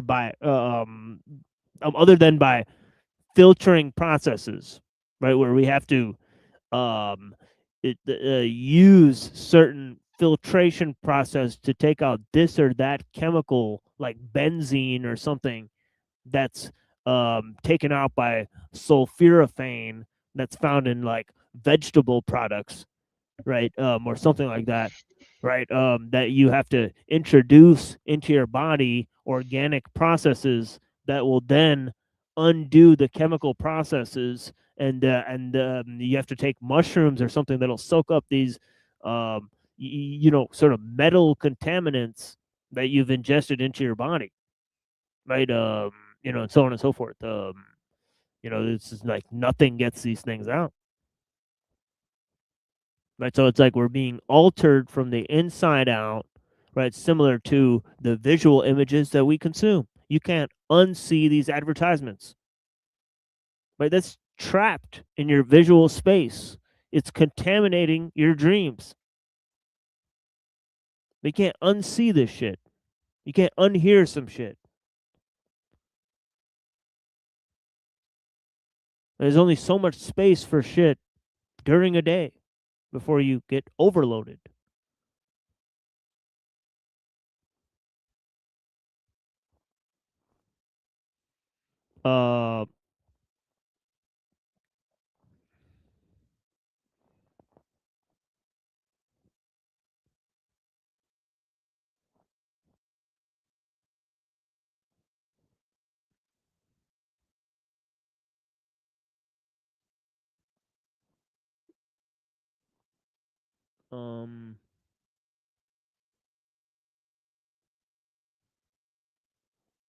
Where the fuck was I? Okay, but in addition to this, there is a tendency for the mechanization of the world to proceed as it were automatically, whether we want it or not. This is due to the fact that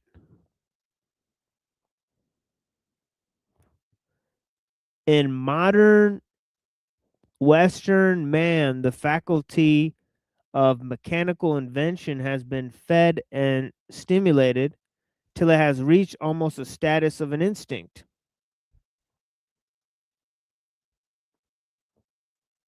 this is kind of a fact, right? Other societies, they seem to value a traditional framework. They seem to value stability in terms of culture, right? Whereas for Western society, what's going to improve the enterprises of capitalism and liberalism and science, right, is technology, right? It's going to benefit all of these things. So, yeah.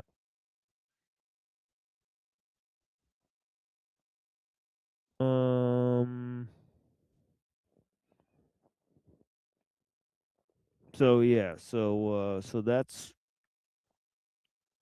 so this instinct for invention, people invent new machines and improve existing ones almost unconsciously, right? Because what's driving the improvement of machines is this internal value system, right? That's produced by the machine of efficiency, control, speed, right? The progress of mechanization consists in these factors, not an improvement of the human condition.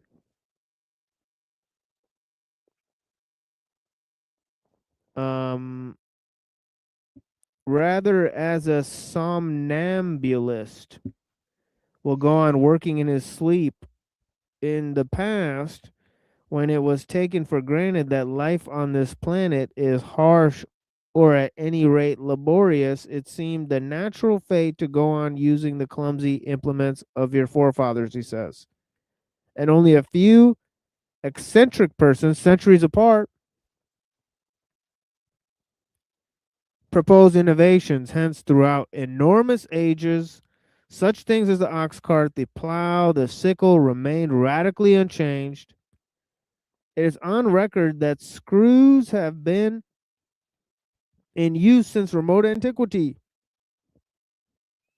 And yet, that is what, that it was not till the middle of the 19th century, that anyone thought of making screws, which points on them for several thousand years. They remained flat-ended and holes had to be drilled for them before they could be inserted.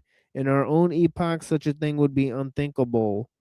For almost every modern Western man has his inventive faculty to some extent developed. The Western man invents machines as naturally as the Polynesian islander swims. Give a Western man a job of work and he immediately begins devising a machine that would do it for him. Give him a machine and he thinks of a way of improving the machine.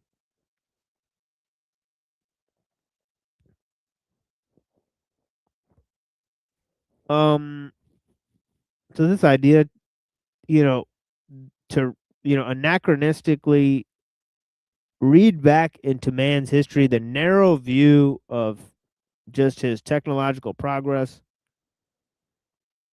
or the view of,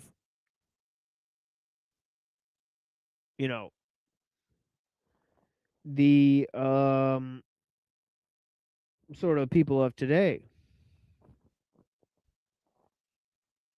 right? That we have to improve machines, and that the improvement of machines will constitute the improvement of several aspects of human society.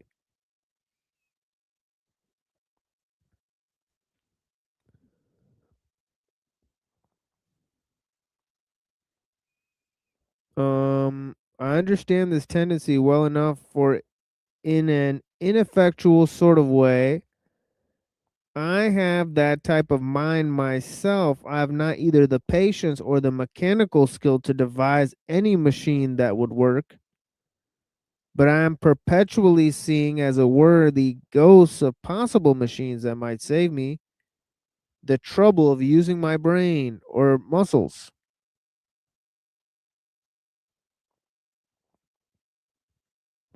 A person with more definite mechanical turn would probably construct some of them and put them into operation, but under our present economic system, whether he constructed them or rather whether anyone had the benefit of them would depend upon whether they were commercially valuable. The socialists are right, therefore, when they claim that the rate of mechanical progress will be much more rapid once socialism is established.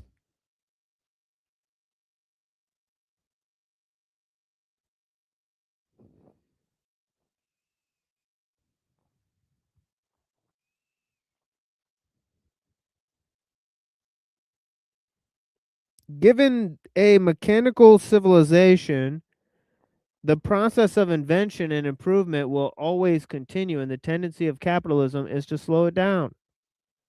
Okay, so this is what many authors have noticed.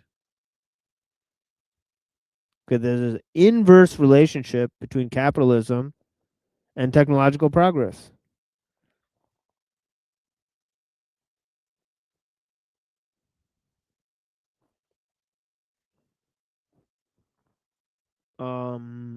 Obviously, ellul has pointed that out. Many people have pointed that out.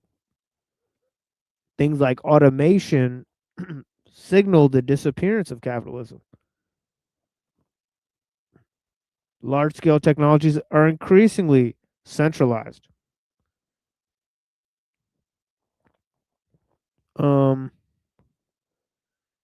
As he pointed out. Capitalism also is very dependent on the labor and resources from countries that are not the capitalist country.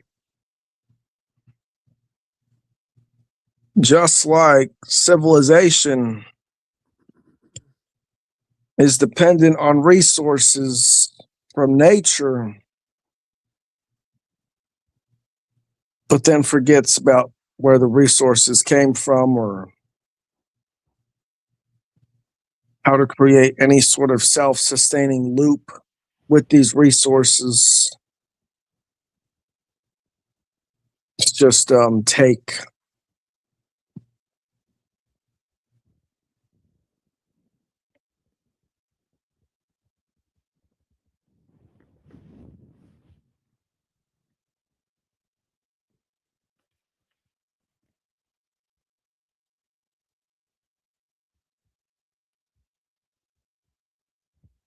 Absolutely.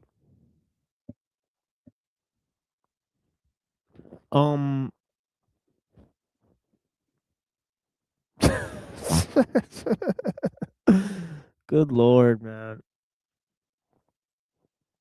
Sadness.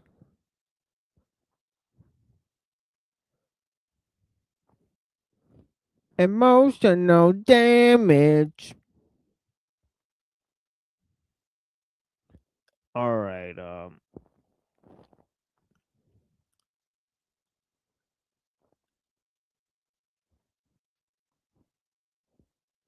What?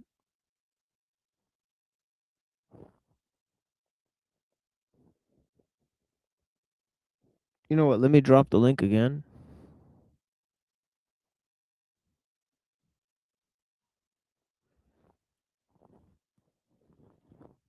And yeah, let's continue. Just gonna go ahead and ignore the greater portion of that. Let that link breathe in the chat. Let that link do its thing.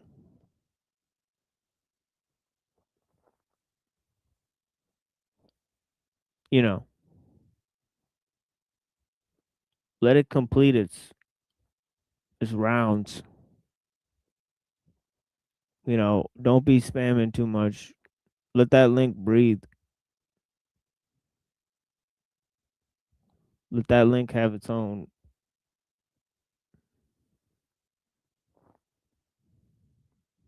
Have a moment.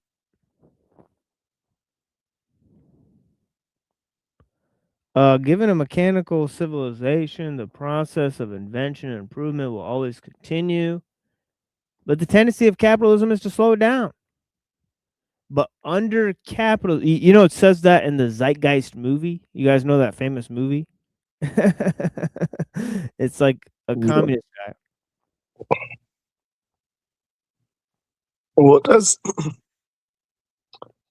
does have a good moment on fractional reserve banking. Oh yeah, that's in the second one. But I think I'm talking about the first one. I'm pretty sure they mentioned this where they talk about how you know we need to improve technology, right? Put technology at the centerpiece of civilization, but money's stopping that. Right? The fact that we want to earn money, right? So they're saying that capitalism, and this is kind of what H.G. Wells was saying, right? But what Orwell is saying is, couldn't it just be the opposite, right? That actually it's not the machines that are going to save us from the money system. The money system has always been here, right? The problem is, oh, okay, this is just all me. Yeah, the money system's been here before, right? The problem is or he poses the question, what if the problem is the machines, right? And yeah, so he says where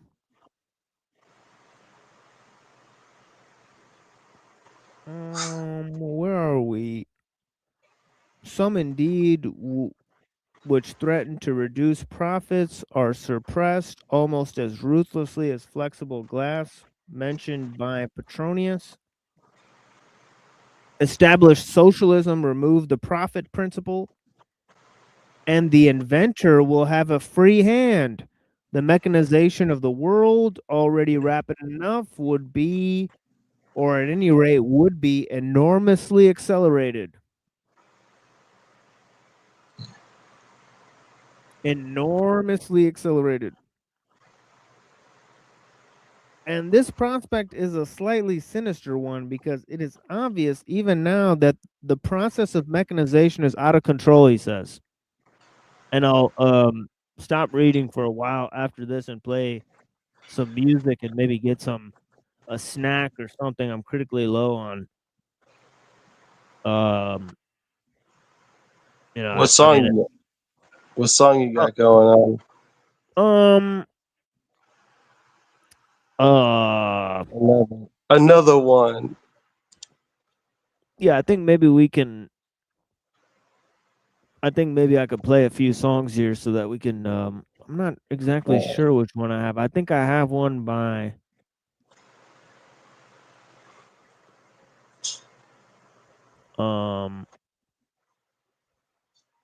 Attica Blues. I'm ready if you guys for have it. heard "The Man" by Attica Blues. Never. The Man. No. Yeah, there's a very sophisticated sort of jazz group, Attica Blues. All right. And yeah, please, in the chat, just fax all of your complaints to the Machine Lies Public Relations Department, and yeah, we will definitely correspond with you. Some of them, if you guys want to laminate them too, that's when we really know you're serious. Oh yeah, laminated stage passes. Get you high access. All right, let me know if Avian wants to come on. I'll try to show up again, but I kind of came on. Yeah, we're going to be holding the Machine Con in Detroit, Michigan. It's going to be the theme is going to be steampunk. We're going to have a bunch of steampunk hoes that I don't know, they'll probably look like steampunk hoes.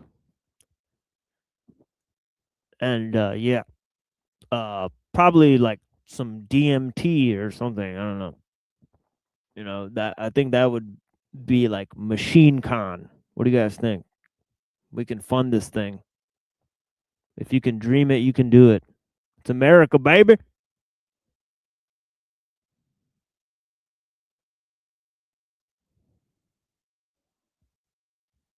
Machine Con 2030.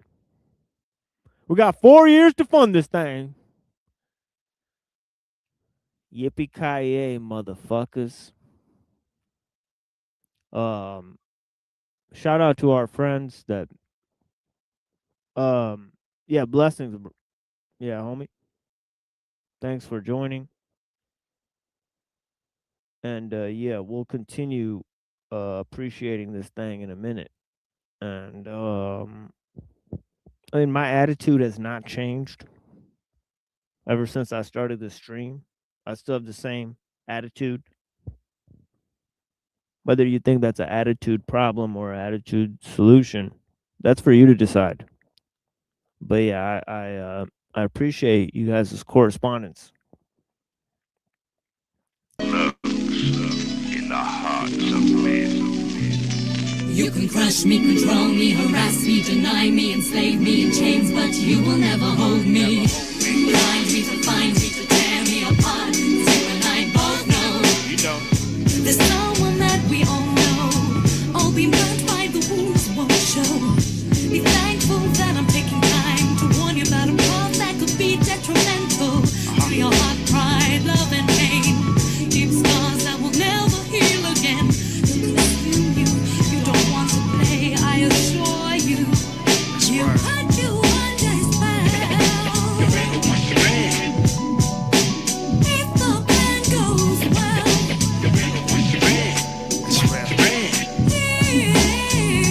hypnotize, playing Jedi tricks on your mind. You can crush me, control me, harass me, deny me, enslave me in chains, but you will never hold me. Blind me, define me, crush me, control me, harass me, deny me, enslave me in chains. Crush me, control me, harass me, deny me, enslave me in chains, but you will never hold me. Blind me, define me, to tear me apart. You and I both know. Look up his man and kin when he's around. Don't be no slave to the scoundrel. Use you and expose your inner fears, and then he's done here. Dressed in silk but tangled in his web. Sun dry, don't say you're surprised. He'll consume you. You don't want to play, I assure you. He'll put you under his spell. Are you serious? His plan will go well. That's the bad guy. Hypnotize, playing Jedi tricks on your mind.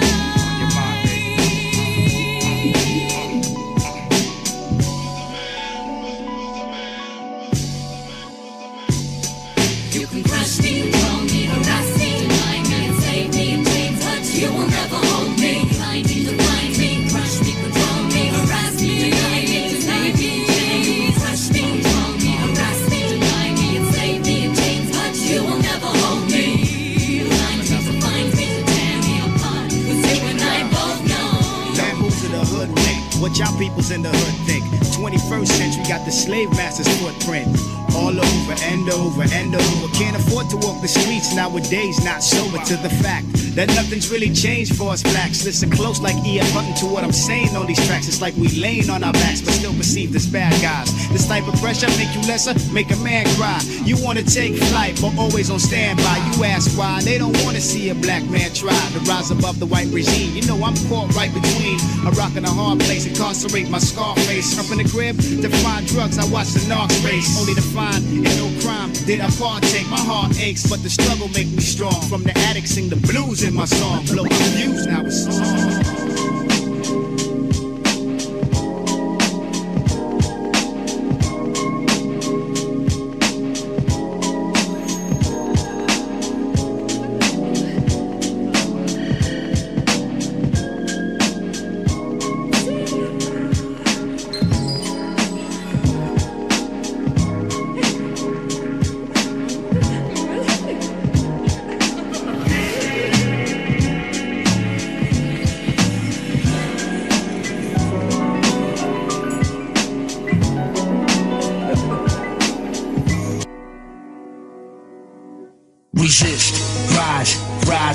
resist it all. Blood splatter, blood squirt, blood flow through Congress Hall. Resist, rise, resist as we rise to power. Supreme commander of the forces like a Eisenhower. Resist, rise, resist cause the threats are rising. Resistance troops are gathering, approaching the horizon. Resist, rise, and we resist advances. We must resist together, better bring up that and Adam smashing out the dying, recognizing rules of stature. I'll scalp a politician with the skin of Margaret Thatcher. As parliamentary, I'm the secretary, pensions pass. Our spokesperson opposing and help the labor class. Hold it up and face them fast. I'm laughing at elections, cause they've already chose the next 3 president's elections. Republicans and Democrats, fuck right wingers, left wingers. They're all the same, a bunch of cockamamie death bringers. I cocktail Molotov, they cribs in Kelly Bunkport, and do the same to offshore drillers and make a run for it. Then reconvene podium speeches cause I'm the chairman. Surface-based defense capabilities threatening airmen. Blood stained the floor of the palaces like Magañas. Semi-automatic weapons hidden fields of cañas. Secret fellowships ensuring the sinking of all the metal ships.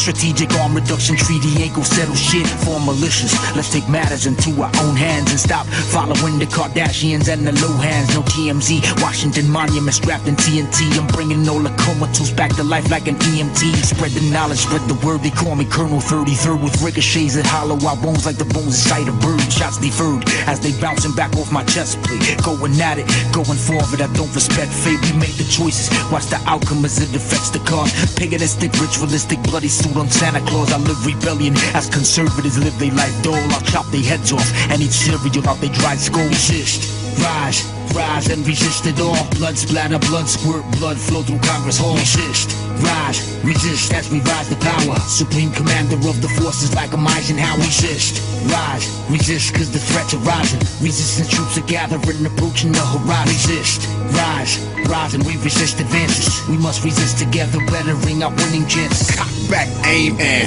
murder is the game plan. The virus in the vaccine was made by the same man. Aggravated citizen, striving to be infamous. Man with a bomb on the White House premises. No moral emphasis, times real perilous. America's been hit by psychological terrorists who bomb the minds of the emotional and pull the wool over you with deceit and multiple lies they told you. Uncountable life loss, people that bled, all because the wicked war machine needs to be fed. To his own oblivion is where his greediness led. World dominance and death is what he sees in his head. Now, meanwhile, we live in hood fabulous, walking cadavers with bodies loaded with poisonous food additives. Judicial sacrilege, DA arranging a trial. Every activist who ever came, his name's in the file. Free speech no longer legal, NDAA sign. Now they can use force and lock you up for speaking your mind. If the past and the future could merge, I would bring this, the introduction of Nat Turner, the new Gingrich.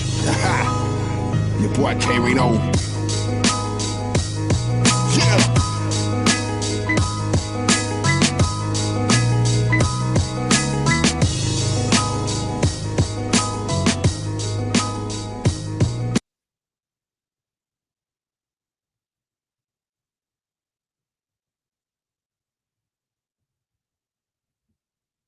Optimist dream, I weave my life with esteem. In and out of what's logic, shit ain't quite what it seemed. My pause, soaking in applause or criticism. I crack a smile, basking my flaws and cynicism. But I'm still searching for them happy days. And for a fresh start, I'm cutting my hair, but not my nappy ways. It's kinda hard fucking with so many faces and trying to have our music touch, oh so many bases.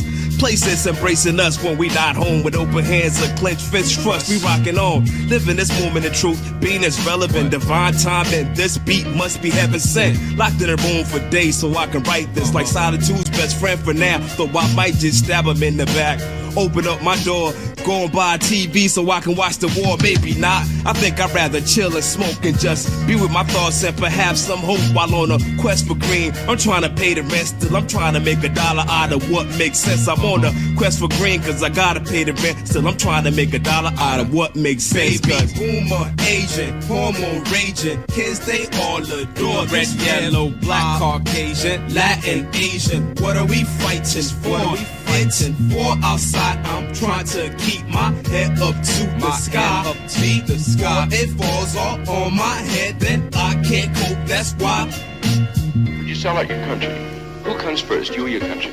I don't have to think twice. Even if I get the fortunate fame, I'ma pray in this game. 1980 baby crazy, aborting the lane. Open future, it's wide open, stay on my toes. Some are fragile, I'm agile, aiming at foes, them cowardly men. They're rolling with an iron hand, and they got power to swing, strike a godly plan. Now tell me why, church to the pope they lie. If I control gas, you know John Paul or Fry. He mixing church with the state, confusing the masses to sell that religion that's water and half glasses.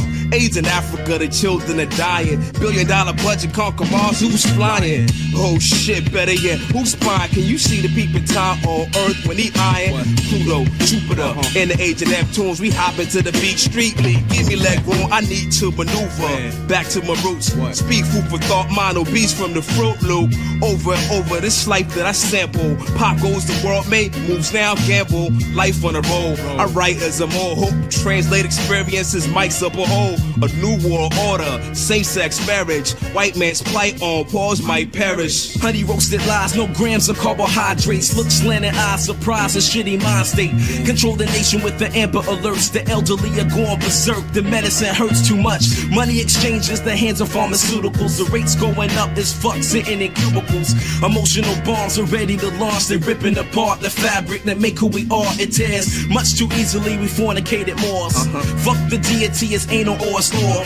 Watch the skies that we scrape with buildings. Stuff the riddling down the throats of children real. Check your order in this fast food nation. I got a rack order game for PlayStation. Check your order in this fast food nation. I got a rack order game for PlayStation. Marching through the night with mics, we stand evolution. Come, don't run, man. You're human rights through fight, take stand, pro-choice, vote, boycott, and go.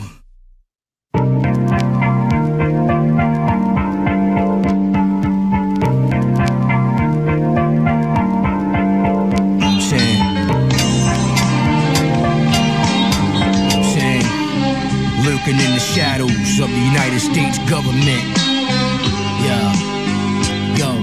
The government is covered in shadows, ruled by a cold theocracy, political hypocrisy, an aristocracy. The Hessianic League was formed, the Nazi Party, Masonic oligarchs that worship Teutonic Zionism. This is the Antichrist conspiracy. Some say it was a theory. Our plan originated in Valeria within Germany, created by the Luciferians. They call it the New World Order, where you won't have citizenship. It will be replaced with biochips. Nazi eugenics designed the blueprint for global enslavement. A totalitarian dictatorship. The mark of the beast is unleashed. Satanic possession covers the streets like Masonic imagery. 1,000 points of light blind your eyesight. Homeland security marches through your projects like the Third Reich. The rise of the Fourth Reich. This is the picture that I predict painted for the future. Where you will be monitored. Spy satellites watch you from a digital plasma. You know what I'm saying? The lost children of Babylon realize the lies. Terror sees the populace, Vox, a cold wind, steady blowing in the valley of death with no end. Those who cast the first stone with the chrome know no sin. I'm chosen to lock and load with the barrel and go in. Martial law, military, police, the streets barricade. Mortar shells, grenades that play a sweet serenade. War's orchestra, symphony, neocon ministry. New age imperialism, just check the history. Fiscal, colonial, master of ceremonial, religious testimonial, proof for the ones controlling you, molding you, shaping you, economically raping you. Trickle down capitalism facing a nation who couldn't see through the clouds of smoke when they elect the head of state that's a clown or joke. Now the Obama deception, Antichrist suggestion got everybody starting to question what is progression. Conform, consume, and conceive. The goal here's become greed. Eliminate the line drawn between the wants and needs. Computer chip in your right arm is your ATM card. Locked within the prison of numbers. Participate in voluntary slumber. Topple the monopoly. Destroy this monstrosity. Babylon AD. Destruction of sovereignty. Our motto's gotta be get from on top of me. Evade the mass lobotomy. America the Titanic. Passengers are manic. Controlling through credit. Creating calculated panic. For the red, white, and blue. You be dead fighting who? We could try our best. Despite the IRS. Federal Reserve Act. Unapportioned income tax. Unratified. Enforced by executioners acts. 1099 sign on the dotted line and make you think you have to reclaim your property through NAFTA. Chapter 11 trumps First Amendment's first and second class citizens are left in bankruptcy. There's nothing left for us to be. The bank has custody of all your revenue. Dictate what they selling you, telling you there's no other choice, compelling you to give in to the economic state we live in. But this is not the only choice we were given. It ain't that other shit, it's the sound of the culture. The eagle-eye vulture, sniper shot that'll scope you. Take out the powers that be when you're too strong. Martin Luther King and John Kennedy, now your crew's gone. Cease peace for war, that's why I keep the sword. Keep my feet to shore, cross seas and meet the shore. Shanked redemption, flanked by the trenchmen. Fenced in, holocausted, shipped to the west end. Women and men separated, caused by men of hatred. Religious beliefs leave you segregated, you detonated. The atomic bomb, Buddhist or Islamic minds. Suicidal kamikazes, my rhyme design. Political thoughts, it's the visual art that the individual sought due to a critical cause. Ridicule ours, and we deploy with the thrust of God. Out for justice for the ones who don't trust in I buy ours. chips, not talking blue stock prices, but the ones that fit in your skin. Subhuman control services, I toy with you like a joystick. Maneuver through mazes, ways till you become fearless, emotionless. Hydropod, synchronicity, joy, robotocracy. You phone to please me. I mean, bend over backwards, Yogi. Exercise my every wish is for you to end combativeness within self-delinquency and August. Disobedient, it's the end of it. No time left for loose lipness. Talk back, pro bowler, you'll be whipped. Thrown to the fire pit while I continue on. Calculating all steps with no weapons of violence. Sunlight, Eric Prince, all troops on the same cadence. Non-biohazardous, non-contagious. Or except for one love virus cures disagreeableness. If not, your chip get disabled. Your mind turned off. It perceived unbalanced by my thoughts. Just my good stuff. Protect my fan with talisman levies. Deny Hanseatic leaves from spinning webs.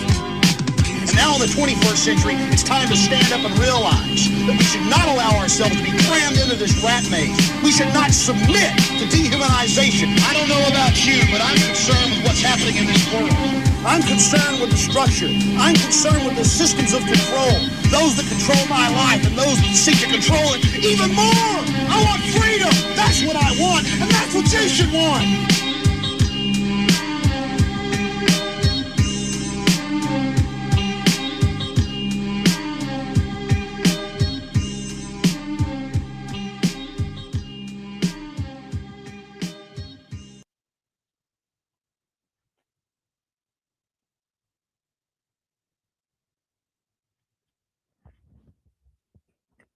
Yeah, I just try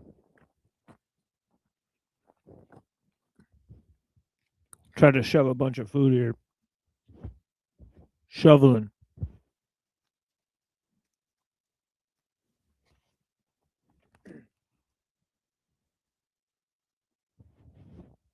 And I got 2 more bites.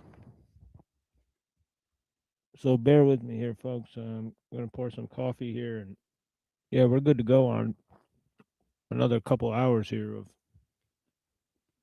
material I've been waiting to get through.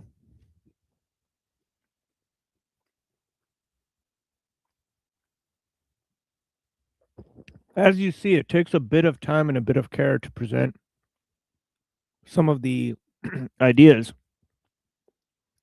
So I sort of had to struggle through several different texts. Of course, it's taken us well over 2 weeks of material of shows in order to release most of the review here. Of course, we've had some lively discussions as well. So it's been some great contributions of material by lots of different participants.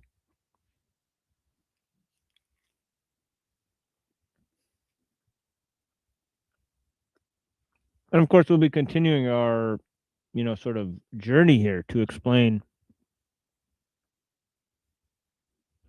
a number of conceptual frameworks that I think touch upon the ideas, the main concepts that are mentioned in Ellul's Technological Society.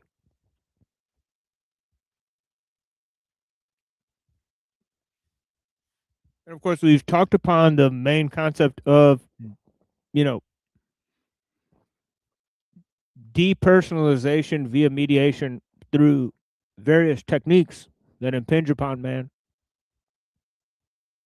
Let me sort of step over here for a second. Give me 1 second, folks. As I've said, I'm sort of procuring a little bit of coffee for myself because, as you see, it's 4 hours into the show, and we're barely corresponded with many guests, just the regulars that we always have. So, it's been kind of dry in terms of participation. And of course, it's Wednesday night, so we don't expect anything. We don't expect a huge turnout in terms of participants. But of course, there has been quite a turnout in terms of the audience, and I appreciate people listening in, and as much as you can, right? So give me just 1 second. I'll be right back. Stepping out of Babylon.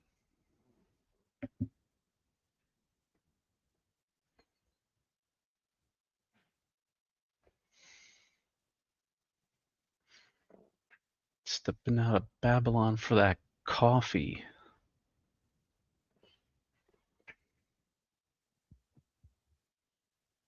Step out of Babylon. Step out of Babylon. Coffee at 1:20 in the morning.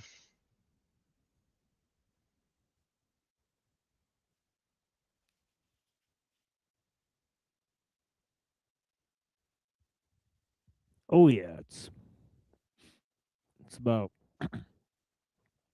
it's getting to that special time. And yeah, so where were we? Orwell? Where do we move on from? Oh yeah. No, I'm still. You said you had 2 hours of material you wanted to get to. Guess Oh, yeah. Orwell's a part of it. Oh yeah, Orwell is definitely, because we're still not done. I mean, it's been days and days and days of just Orwell. So so I assume we'll try to now there's not that much left in this text here, so I do want to kind of finish Orwell today because we spent a couple of shows on it already. So I've spent hours and hours looking at this work, and I think this is one of the best explanations I've given of it in terms of contextualizing it in terms of Ellul's major concepts, which by now we're sort of mastered, right? So he says,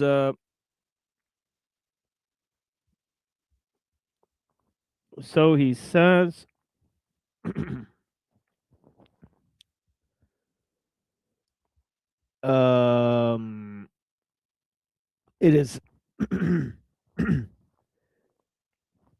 it is happening merely because humanity has got the habit. A chemist perfects a new method of synthesizing rubber, or a mechanic devises a new pattern of gudgeon pin. Why? Not for any clearly understood purpose, but simply because of an impulse to invent or improve. Now, this is actually one of the main features of a technological system, right? That it only seeks to improve the means, right?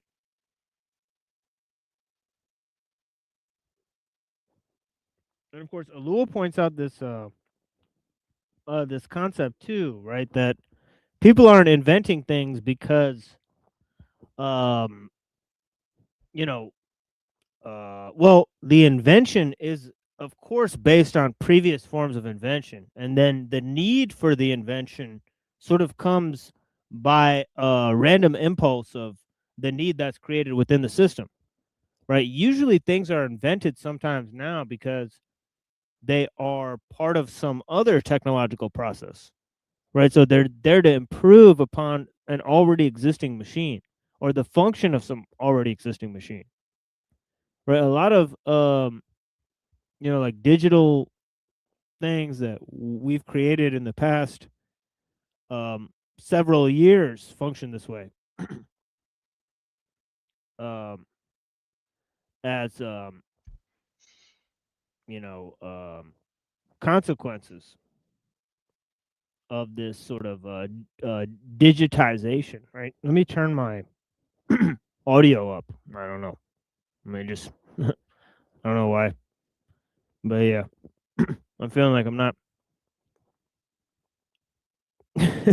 as loud as I think I am. But yeah,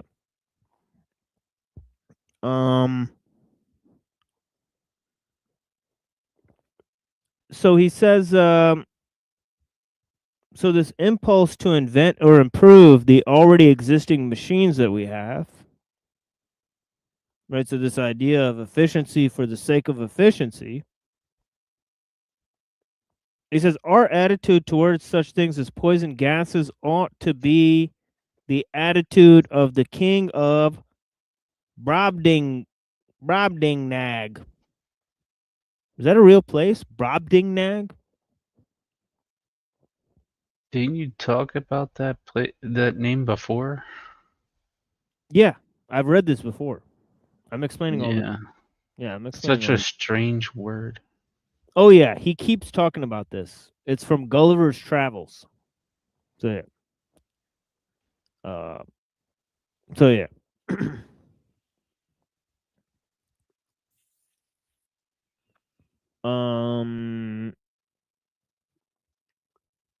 But because we live in a mechanical and scientific age, we are infected with the notion that whatever else happens, progress, quote unquote, must continue and knowledge must never be suppressed.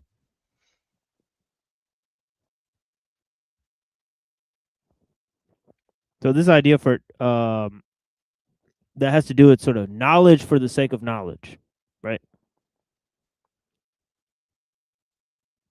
No, not for any sort of goal or purpose.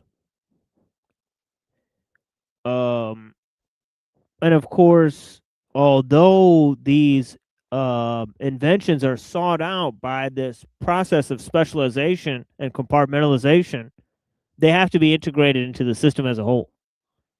Right? So although this innovation is, rapid and accelerating process, right? It only seeks to serve the already existing system, right? Amplify its means. So there's this aspect to it, right? Seemingly. So he says verbally, no doubt we would agree that machinery is made for man and not man for machinery. Right? Not as Ellul says it. Men have become tools of their tools, right? But yeah, he says, in practice, any attempt to check the development of the machine appears to us an attack on the knowledge and therefore a kind of blasphemy. Right? This is this thing. Truth is an idol, right? Life is an idol, right? These abstract terms. And even if the whole humanity suddenly revolted against the machine and decided to escape to a simpler way of life, the escape would still be immensely difficult. It would not do, as in Butler's Erewhon, to smash every machine invented after a certain date. We should also have to smash the habit of mind that would almost involuntarily devise fresh machines. This is crazy because this is exactly what I was saying to somebody earlier, right? In laying out a thought experiment. In Minecraft. So yeah.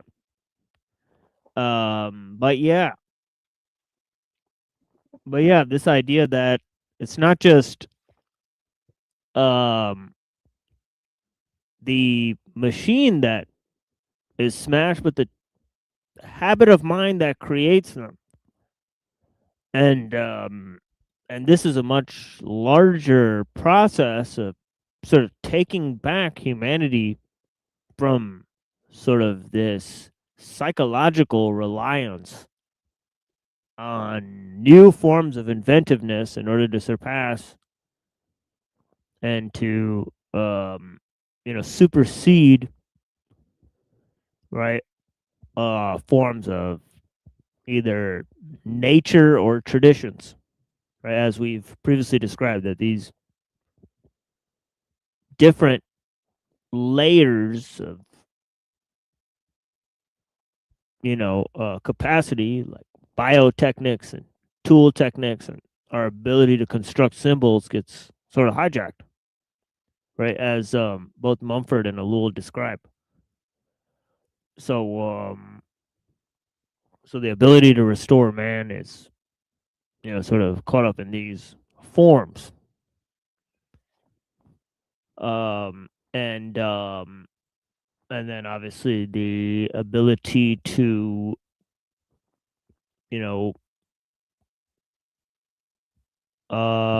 get man into a natural rhythm, right? So he says we should have to smash the habit of mind that would almost involuntarily devise fresh machines as soon as the old ones were smashed, and then all of us, there is at least a tinge of that habit of mind. This is George Orwell, Road to Wigan Pier. In every country in the world at large, army of scientists and technicians, with the rest of us panting at their heels, are marching along the road of progress. Marching along the road of progress.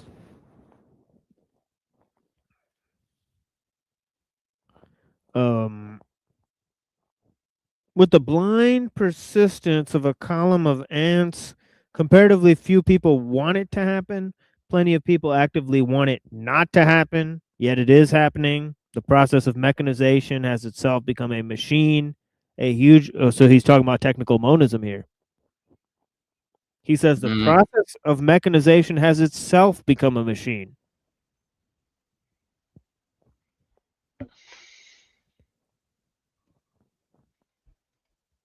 The process of mechanization has itself become a machine. Ooh, baby.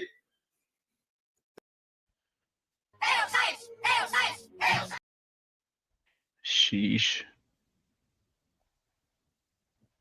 So there's that technical monism. Perfectly explained in one sentence.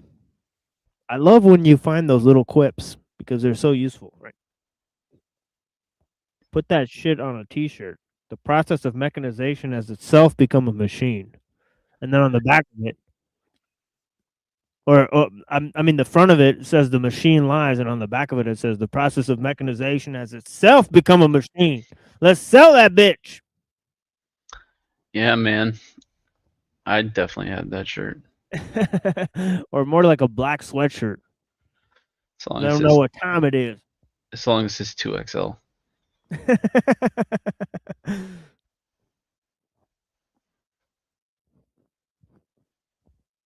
Yeah.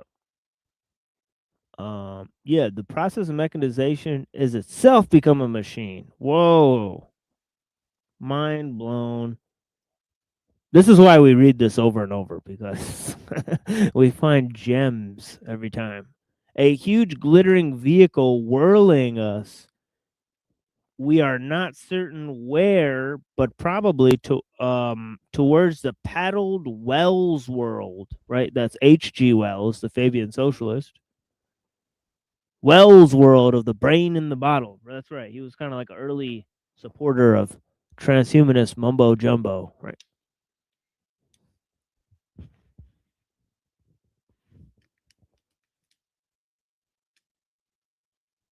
Let me walk over here and grab my coffee. I appreciate you guys. And this will greatly boost my morale for the rest of the evening.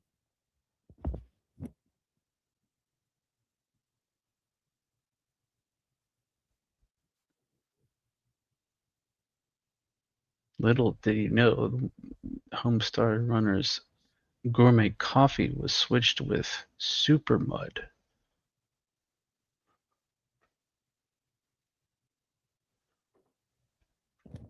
And cat turds.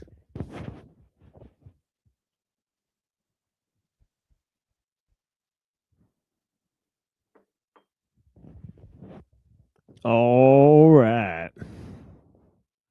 So we're drinking pure shit water. I mean, coffee. And telling you guys about technical complexity.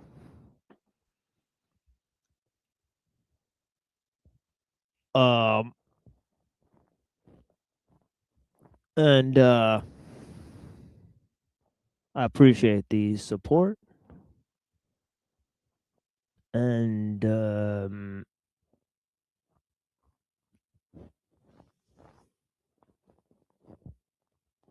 all that.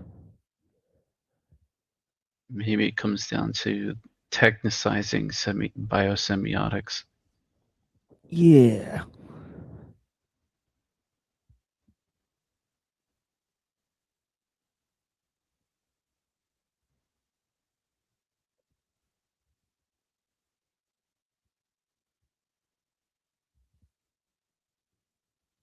Biotechne. That great word created by, I believe, Mumford, but it's probably much older. Biotechne. It's got echoes of lots of different ideas. But yeah, when was the first concept that man and machine were to be merged? I know there's that work, Man the Machine, La Homme Machine.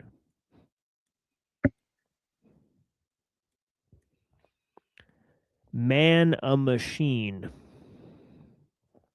First published in 1747.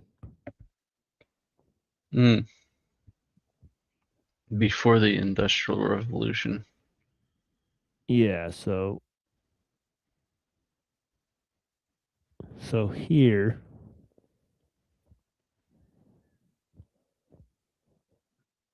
Lemaitre extends Descartes' argument that animals are mere automatons or machines to human beings. You have a text up, it's got the something else. Yeah, thanks, Redding. There we go. This is what I wanted to highlight.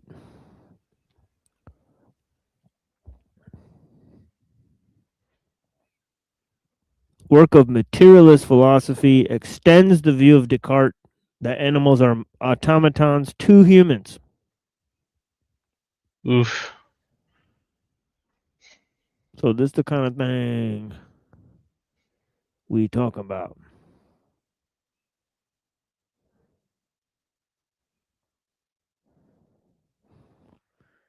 And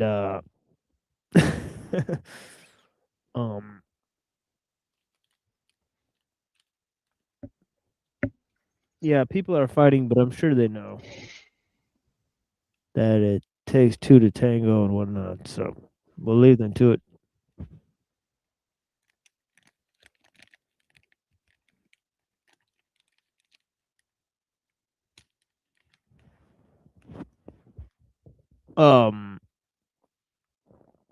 I may take everyone's mod because there's too many people with mods. So I may only leave Reddington and Lizard Tree and Zephyr and Neurojack. I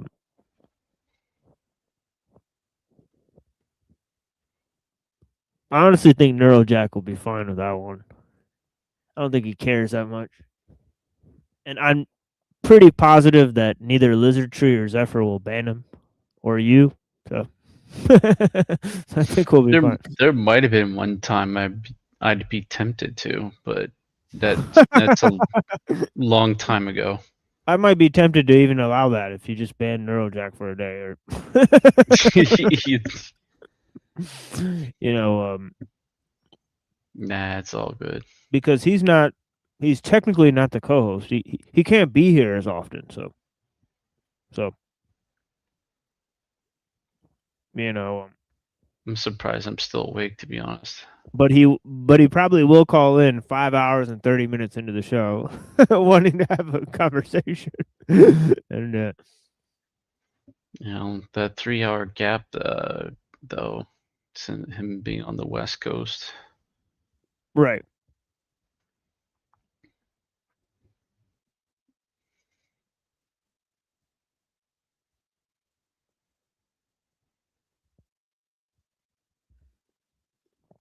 Yeah, I might take the mods, leave only Reddington, Denise, Lizard Tree, and Zephyr.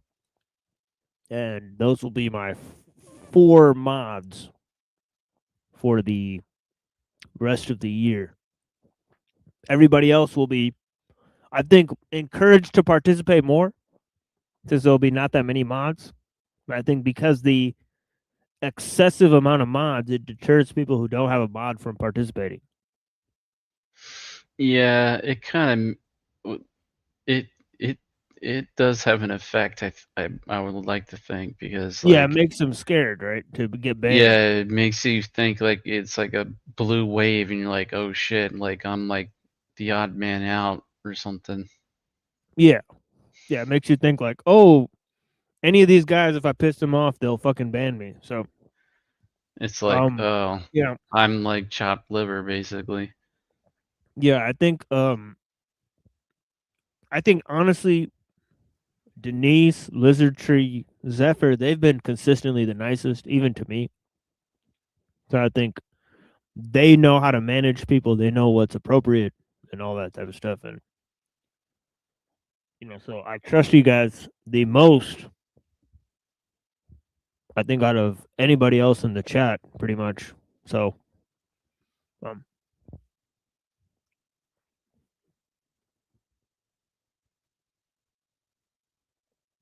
and everybody else, we'll kind of just get rid of everybody else's mods.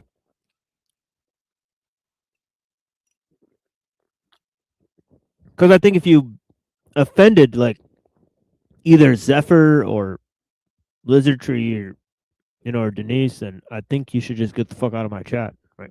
I don't really have much to say to you at that point. But and usually they know most of the stuff that's important. It's kind of hard to get Zephyr angry.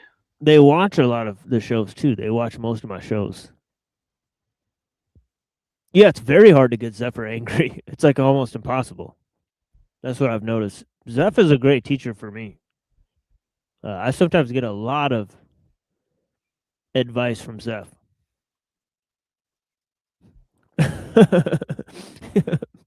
Yeah, Brown says he's gonna get banned by them. I don't think he'll get banned, man.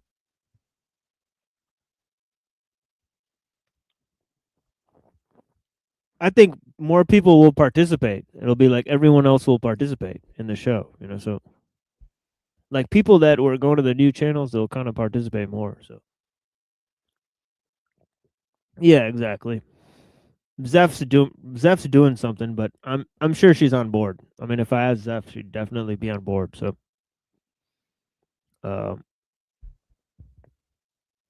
yeah.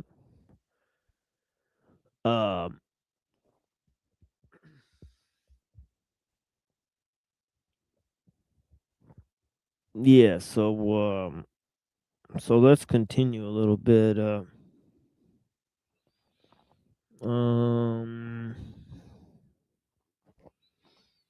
Okay, so this is the last part. Oh no, it's not the last part. There's a few more pages here. He says, then this is the case against the machine. This is the case against the machine. Whether it is a sound or unsound case, now he's included a lot of the main points, right? Excuse me. In this he's included the corruption of taste, right? The rapid sense of depersonalization, right? The processed food,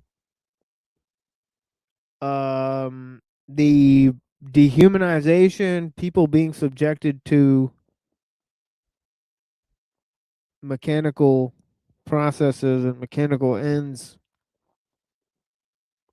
and of course the disappearance of capitalism, the transformance, which is a word I made up earlier in the show, which is a combination of transform and performance.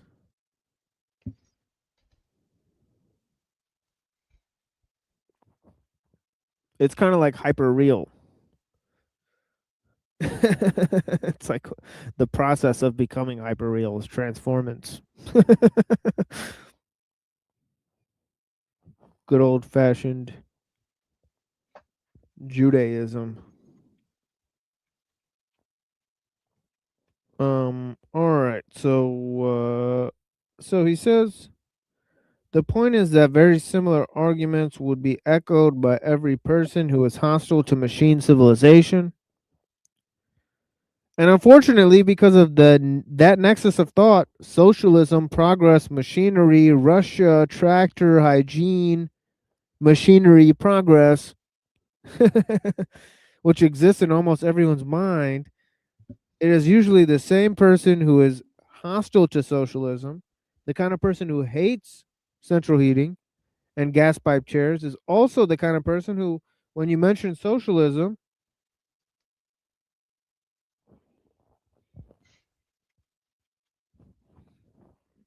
I'm sorry, I feel like I just observed like some sort of spider crawling on the floor, but some sort of optical illusion, maybe. But yeah,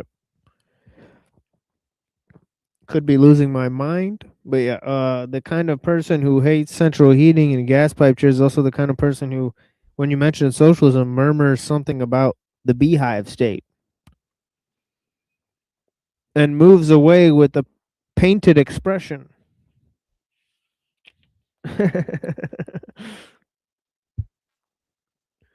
As my observation goes, very few socialists grasp why this is so, even that it is so. Get the more vocal type of socialist into a corner, repeat to him the substance of what I have said in this chapter, see what kind of answer you get. As a matter of fact, you will get several answers. I'm also familiar with them, and I know them almost by heart. In the first place, he will tell you that it is impossible to go back or put back the hand of progress. As though the hand of progress hadn't been pretty violently put back several times in human history, and will then accuse you of being a medievalist and begin to descant upon the horrors of Middle Ages. Yep. We've heard it all before. The Inquisition. Oh no, the questions.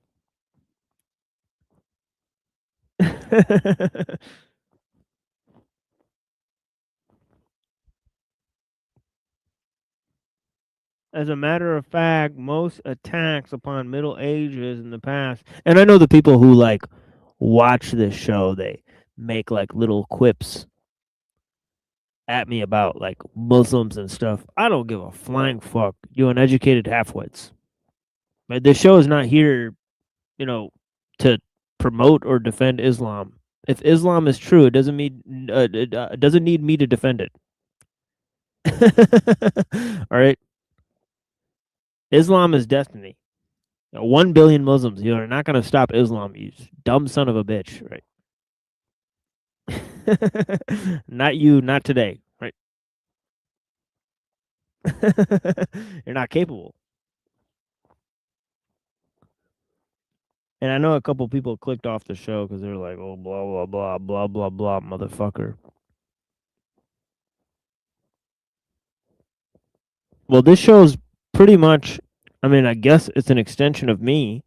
So if you don't like me, you can kiss my ass, right? And stop watching this shit, right? Go do something else.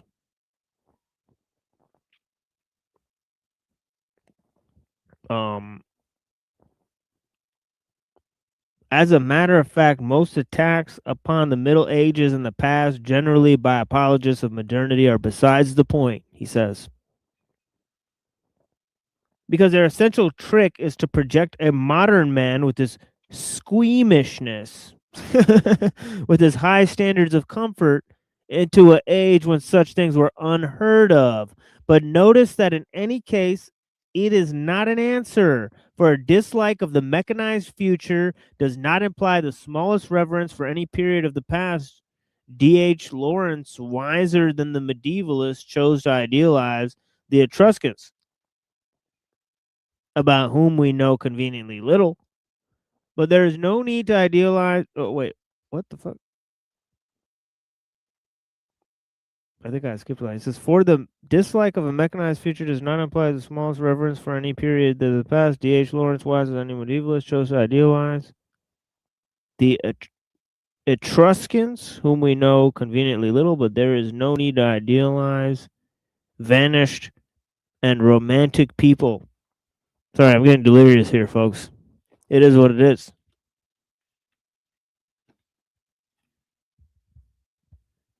It's not just me. He repeated the same line in the text. So I got kind of confused as I was reading it there.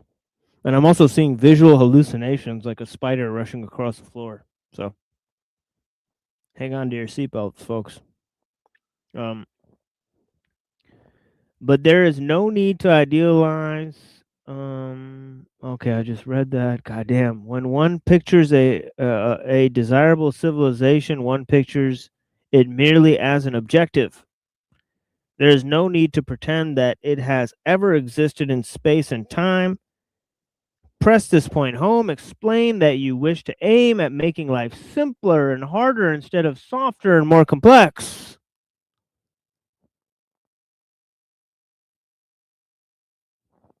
And the socialist will usually assume that you want to revert to a quote-unquote state of nature, meaning meaning some stinking Paleolithic cave, as though there were nothing between a flint scraper and the steel mills of Sheffield, or between a skin coracle and the Queen Mary.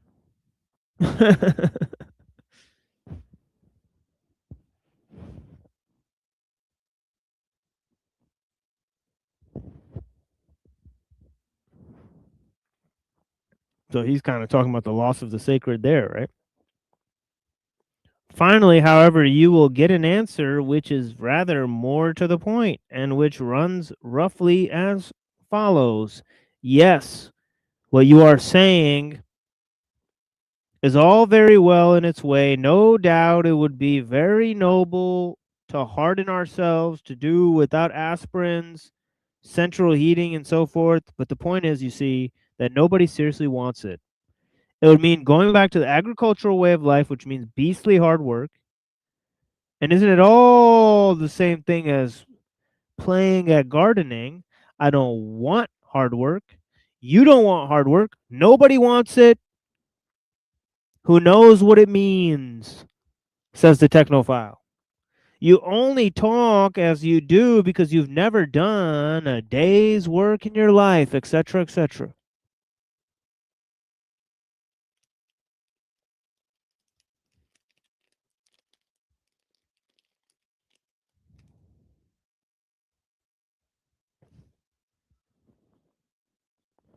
Now, this is, in a sense, true. It amounts to saying, we're soft, for God's sake, let's stay soft, which is at least realistic, says Orwell.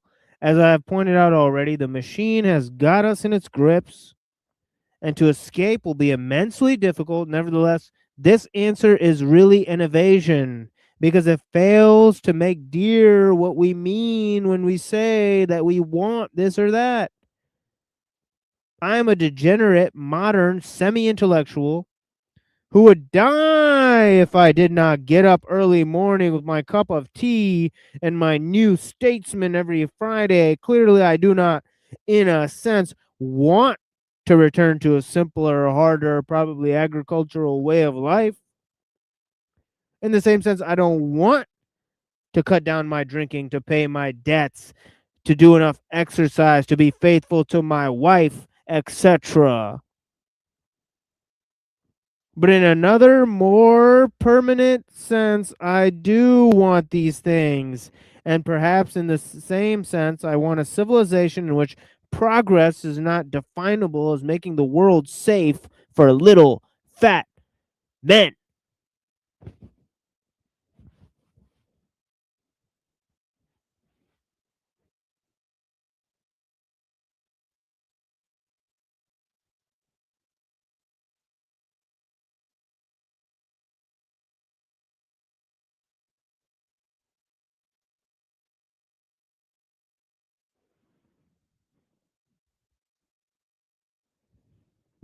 Little fatties.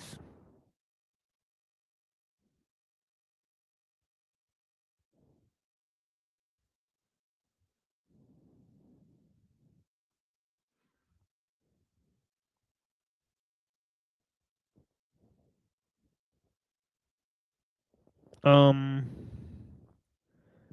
right. And finally, is there anything one can doubt, he says. And there's only one more page here. I'm going to quickly read it.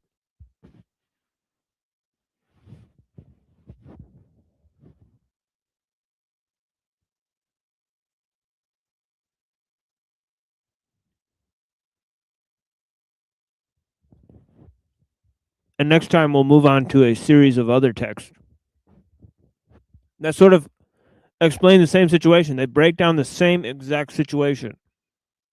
I've looked at least over the course of the last 2 weeks, we've looked at several different texts that explain this. From Plato to Shangzu to Walden to Ellul and so on and so forth.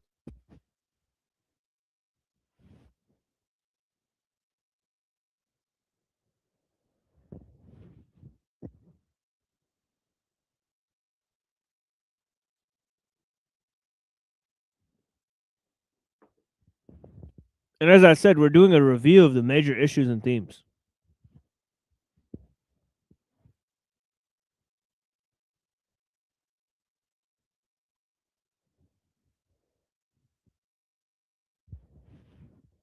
Somebody wants linkages. Okay, yeah, let me drop the link.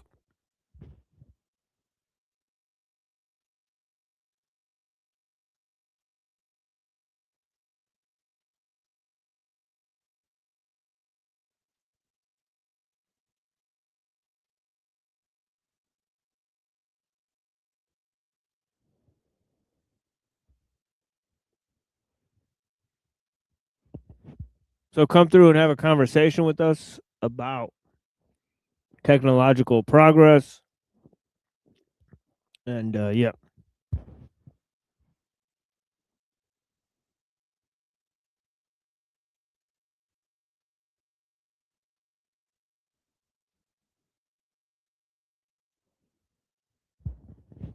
Or just continue to listen to our various explanations and themes that we're presenting. It's been a swell time, folks. I've greatly appreciated the feedback, the correspondence, and the people that are taking part in the show. So yeah, the distaste for progress and machine civilization, which is so common among sensitive people, is only defensible as an attitude of mind. It is not valid as a reason for rejecting socialism because it presupposes an alternative which does not exist. When you say, I object to mechanization and standardization, therefore I object to socialism, you're saying, in effect, I am free to do without the machine if I choose, which is nonsense. We are all dependent upon the machine. And if the machines stopped working, most of us would die. So he's saying that this idea of technical necessity, he's pointing it out, technological determinism. You may hate the machine civilization, probably you are right to hate it, but for the present, there can be no question of accepting or rejecting it. The machine civilization is here, and it can only be criticized from the inside because all of us are inside it. It is only romantic fools who flatter themselves that they have escaped, like the literary gent in his two-door cottage with bathroom H and C, and the He-Man who goes off to live a primitive life in the jungle with a man liquor rifle, 4 wagon loads of tin food, and almost certainly the machine civilization will continue to triumph. There is no reason to think that it will destroy itself or stop functioning of its own accord.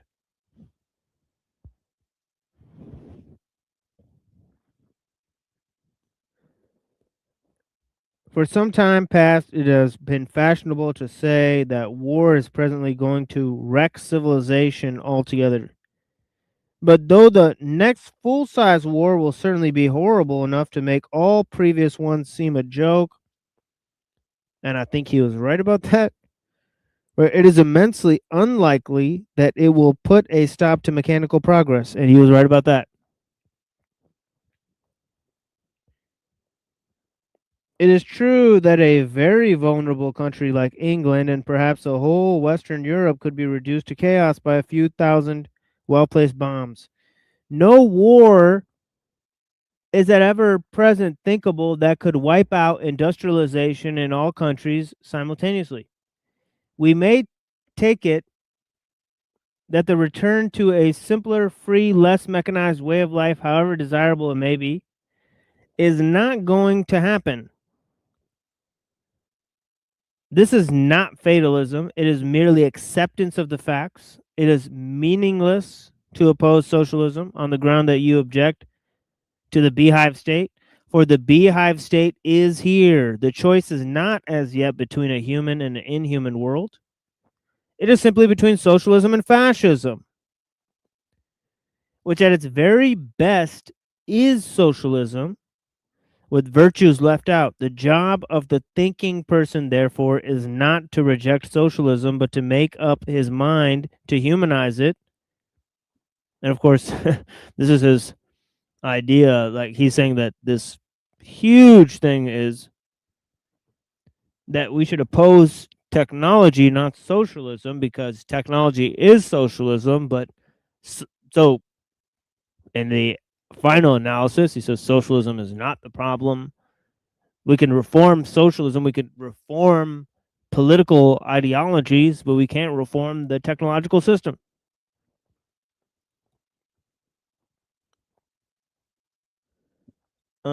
So he says, once socialism is in a way to being established, those who can see through the swindle of progress will probably find themselves resisting. In fact, it is it is their special function to do so. In the machine world, they have got to be a sort of permanent opposition, he says. Okay, woof. 3.5 shows and we're done with that one. Good Lord. Quite a journey I've embarked on with you guys to go and explain that one again. And I hope you guys appreciate it. And of course, we will now move to looking at Jacques Ellul and the Technological Society. We'll spend a while looking at that. And of course, we're in sort of the last 100 pages of the text, right? So I hope you guys will appreciate the series of explanations we've given on that, and I hope you appreciate this music. I've procured some videos for you guys that I think will be interesting to say the least.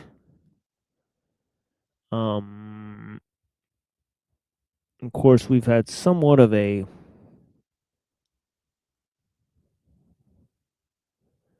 consistent sort of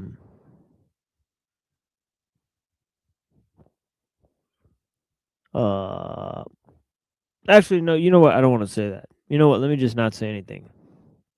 I appreciate you guys. I hope you guys have been appreciating the Friday show we're doing with Truther Cop. We did an excellent show with him this last Friday. Honestly, I don't think it got the respect that it deserved. But yeah. Appreciate you guys.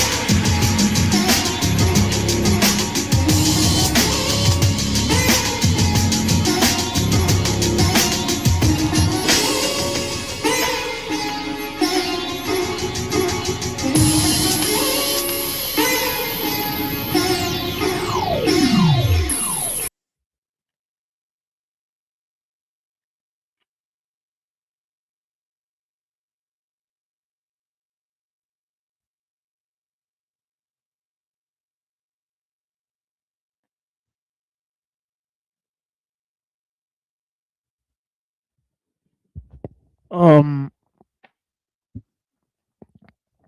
So obviously, Ellul is going to be talking about this idea of humanitarian techniques,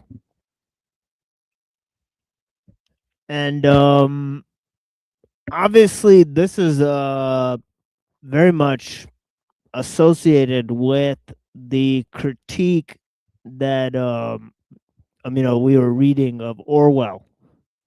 Right. See, Orwell is critiquing Huxley's view, right, of this technological utopia, and how it's going to interact with this idea of humanism.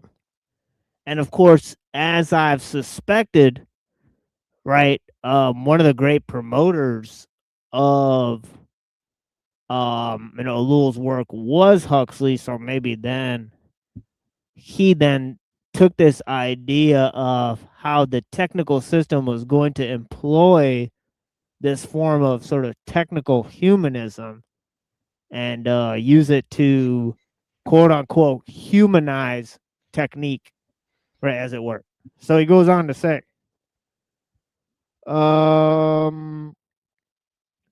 humanism,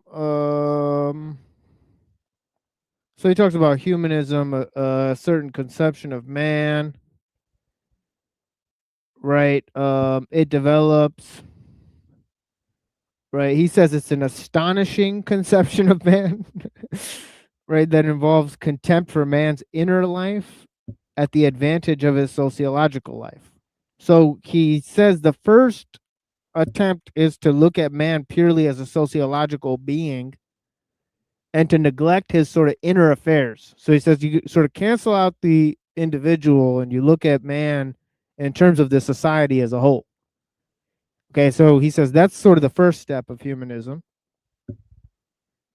Okay, and he's generally right. For example, right, we've looked at some of the ideas of classical liberalism, and yeah, they do seem to start off reducing man to a general state of nature. And then they proceed to develop a further conception of man within society. Yeah. If I have, personally, I've always been on the side of animals. It's not something I can forsake. I know, but this isn't about our personal beliefs. Can you please comment on Ellul, or let's just go, let's just do something else, because we're talking about Ellul right now, not your personal beliefs, right? Yeah, I know. He's not talking about animals at all. So yeah, no, I've read you have Ellul. you have a tendency to divert the topic, right? Yeah, I don't want to divert the topic. I just wanted to come on quickly and then leave. Yeah, go ahead. Yeah. Yeah, But I just want to say again, you're diverting. I- Can I please finish what I was talking about? Yeah, I apologize. Yeah. Yeah. Okay. Yeah. We can move to that in a minute. I mean, just give me 1 second. So yeah, defining man in terms of a sociological being, right, is inner life, and how this is accomplished by the state of nature philosophers, right, and so on and so forth.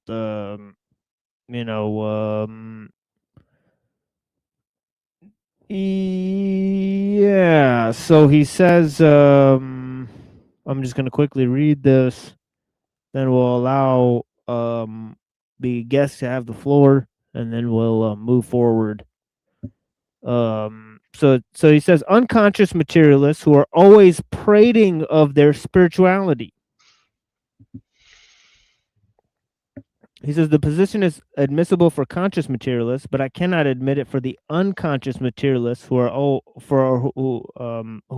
prating of their spirituality. I think Gunan talks about those guys too, right?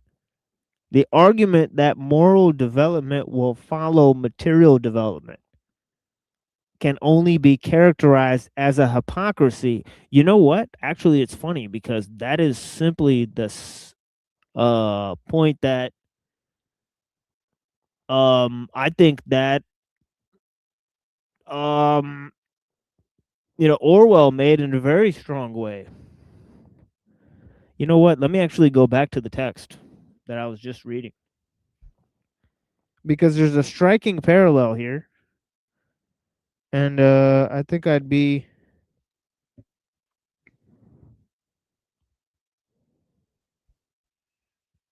think I should he says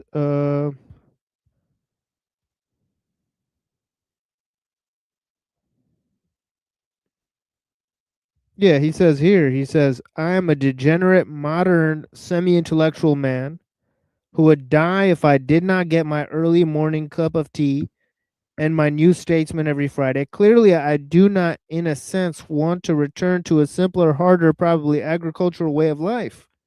In the same sense, I don't want to cut down on my drinking, to pay my debts, to take enough exercise, to be faithful to my wife, etc., etc.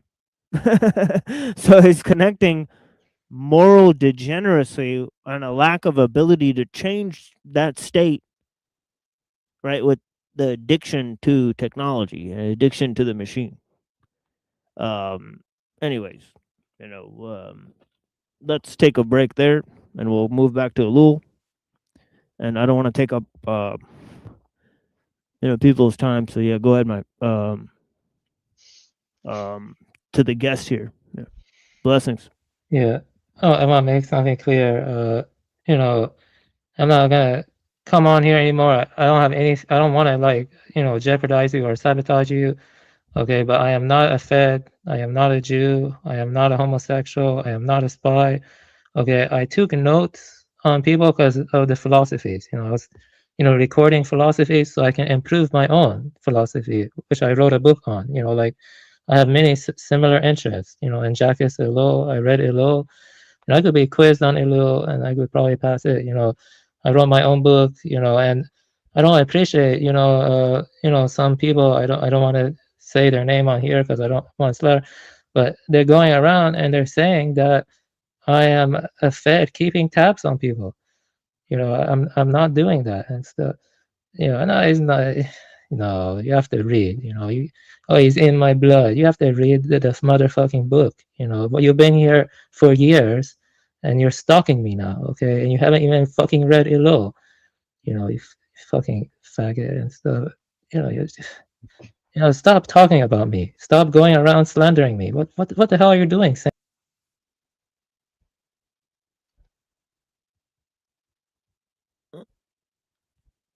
So I'll have to go back and edit that part out when you said that word.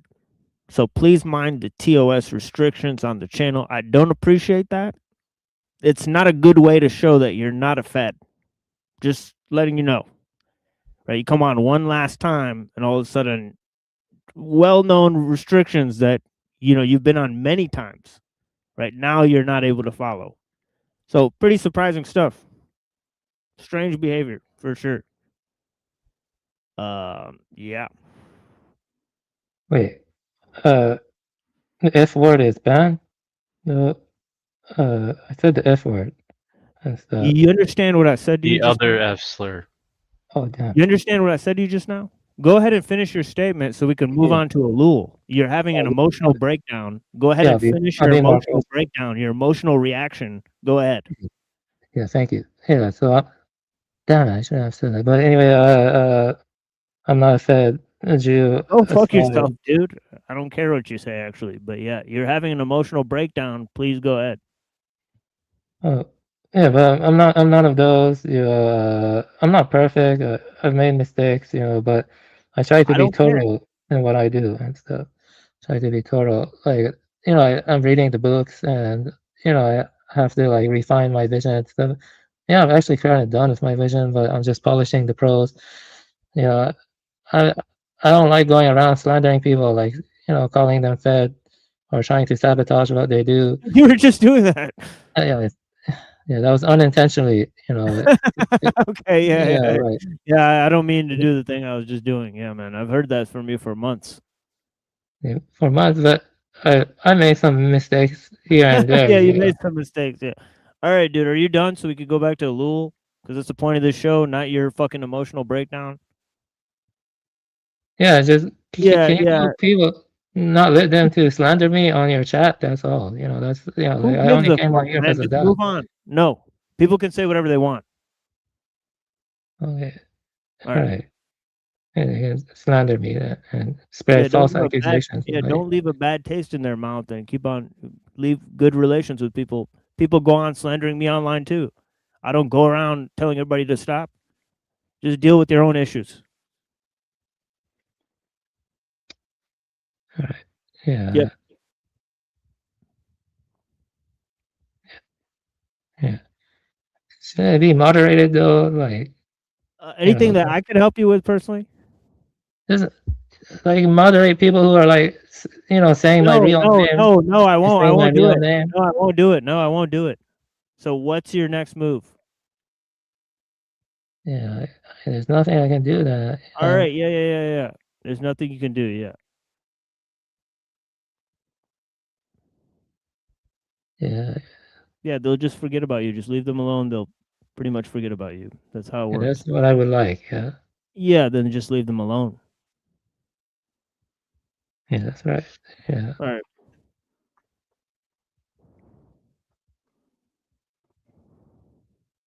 I didn't know the MF It was. seems like you antagonized people, and then they antagonized you back. It seems like that's what happened. That's what I saw happen. Are you surprised by that? You're a grown ass man, dude. Let's just move on to ellul. Thank you so much. Right. Thank you. Anyways, we were reading this. It's a great text, and I'll have to edit some of that part out because it's totally embarrassing. So, but yeah. Anyways, continuing on, and hopefully they don't restrict our views because of that.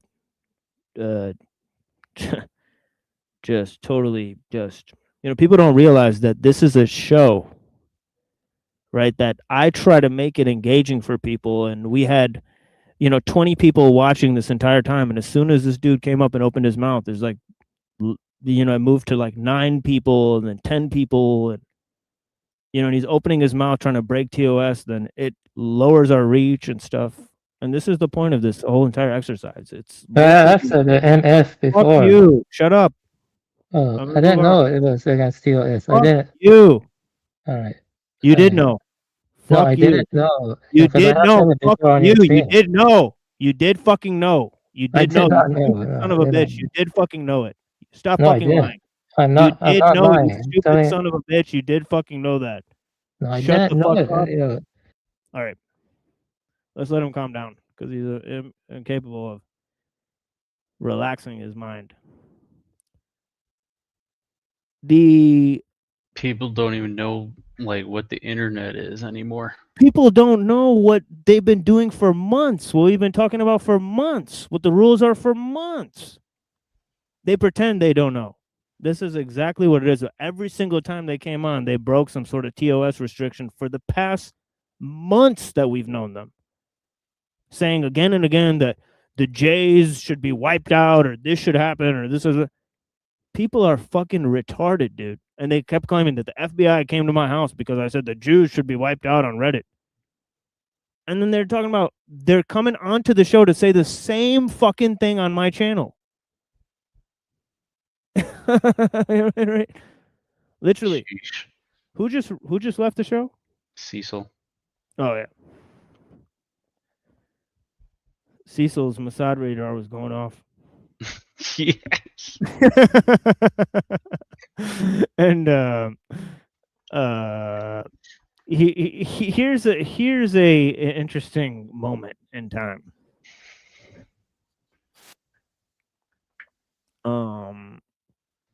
That I think I'll share here. I think it's too funny. What is the Mossad? Some pretty cool people to have on your.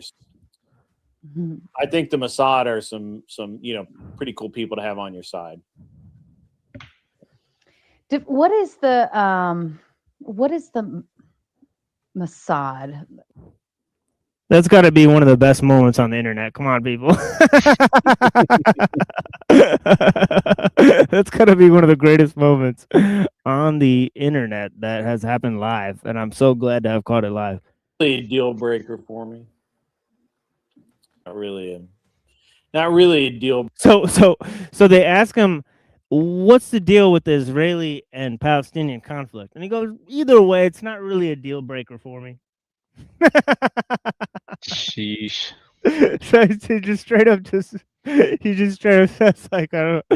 All right. I'm kind of lukewarm on the issue, to be honest. I'm good if we do. I'm good if we don't. Milk toast. Not really a deal breaker for me. I think the Mossad are some pretty cool people to have on your side. What is the Mossad? That's a shocking question. That's a pretty shocking question to ask. Holy fucking shit, bro. What is the Mossad? Like straight up, like what are those motherfuckers? Like straight up, like who that be? All right. Yeah. Oh my God. I've said MF before. I really didn't know. I apologize. I know the end. We gotta move on to ellul. This is getting too crazy. All right, let's just move on to ellul. This is getting insane. Since 1947. What? Since 1947, when Israel was established. Wait, what? Huh? I don't know. Like page 339, it literally says since 1947, we have witnessed the same humanist rationalizing with respect to the earth itself. What happened in 1947? In the United States, for example, methods of large-scale agriculture had been savagely applied. That's so weird that That's some kind of synchronicity, bro. I'm just trying to see what's the precedence for him mentioning this date here. I don't know, but I'm pretty sure I'm like earlier in this thing. Anyways.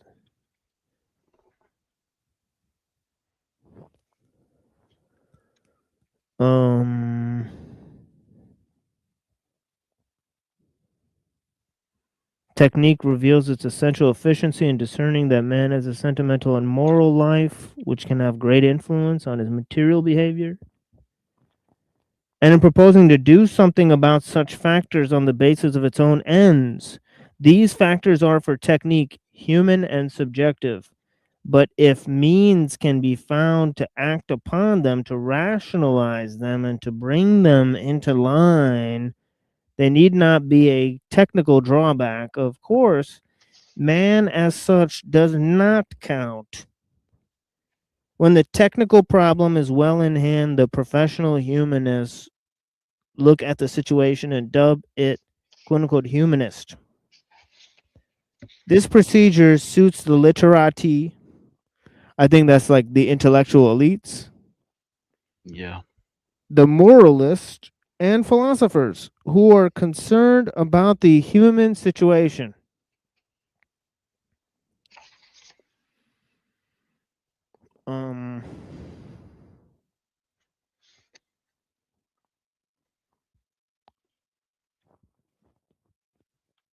Which is more natural than for philosophers to say, quote, see how we are concerned with man,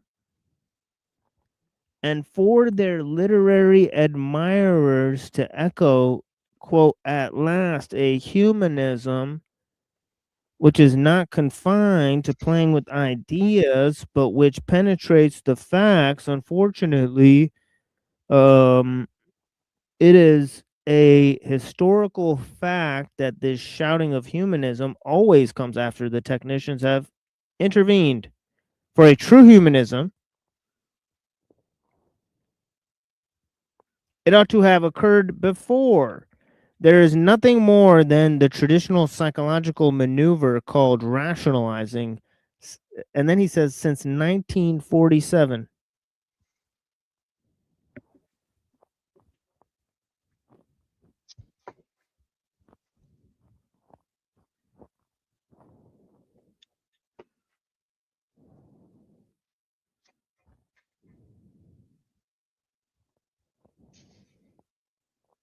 What the fuck? We have witnessed the same humanist rationalizing. I'm not sure why he's using this same year, right? With respect to the Earth itself, is that when they made Earth Day? No, I think that was in 1970 something.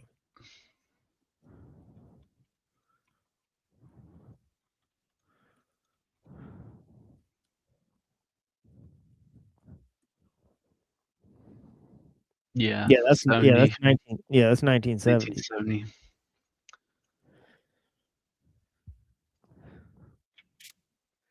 Don't ask me how I got that one right. I think it's because it's like a rounded off number, to be honest. But yeah. In the United States, for example, methods of large-scale agriculture had been savagely applied. The humanists became alarmed by this violation of the sacred soil. This lack of respect for nature, but the technical people troubled themselves not at all until the steady decline in agricultural productivity became apparent. Technical research discovered that the earth contains certain trace elements which become exhausted when the soil is mistreated. This discovery made by Sir Albert Howard in his thorough investigation of Indian agriculture has led to the conclusion that animal and vegetable organic fertilizers were superior to any and all artificial fertilizers. Oh yeah, but I think okay, so let me actually look this up when this was instituted here.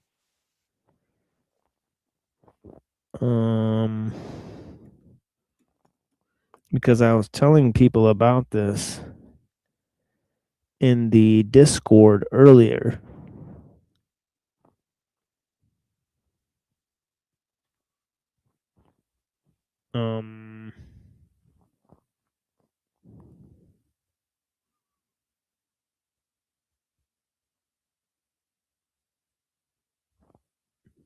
Yeah. I'm gonna, but yeah, I like ellul a lot. I could probably pass a quiz on ellul if you were to make one live. I would take a quiz. You know, I feel my knowledge in ellul is sufficient. Yeah, that's not really the point here. But yeah, but yeah, this idea of fertilizers, right?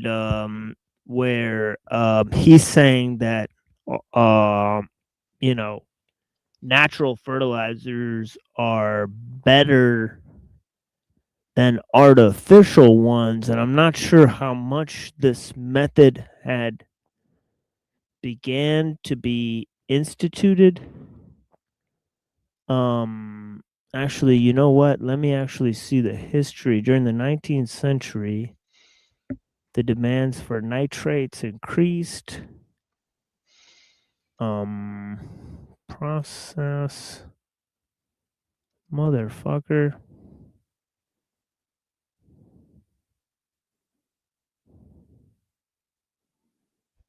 So I'm not able to figure out where exactly. Well, they won the Nobel Prize for it in 1914. And then the use of munitions. So I don't know. Was ellul aware of the wide-scale use of synthetic fertilizer, or was that a thing in ellul's time? I'm not sure. Or was it just something that was developed by the Germans in World War I believe? With the Haber method, the guy who invented Zyklon B.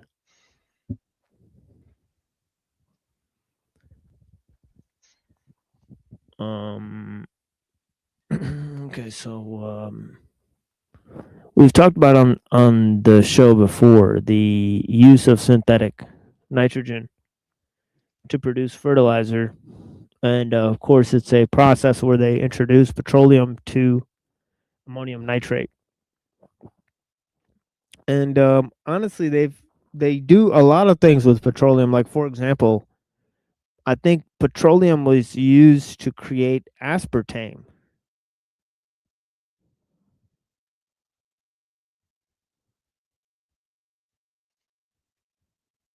Or no, wait, that's E. coli bacteria, I think.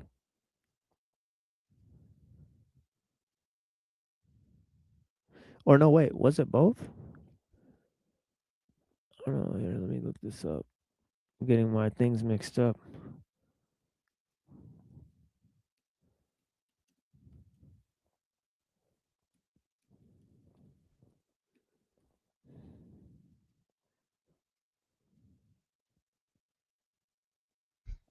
Yeah, that's something else. But yeah, one thing that they I forget what they feed to the E. coli bacteria.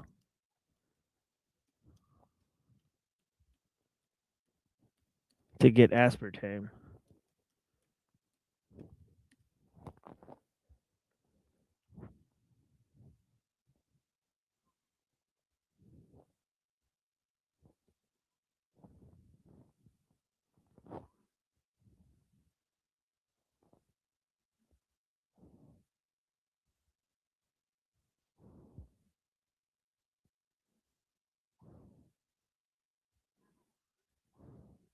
I'm not finding it.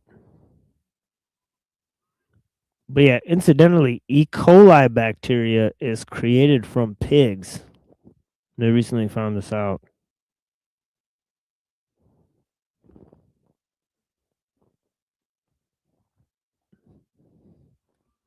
I guess it comes from pigs. It's like a virus that came from the piggies. So,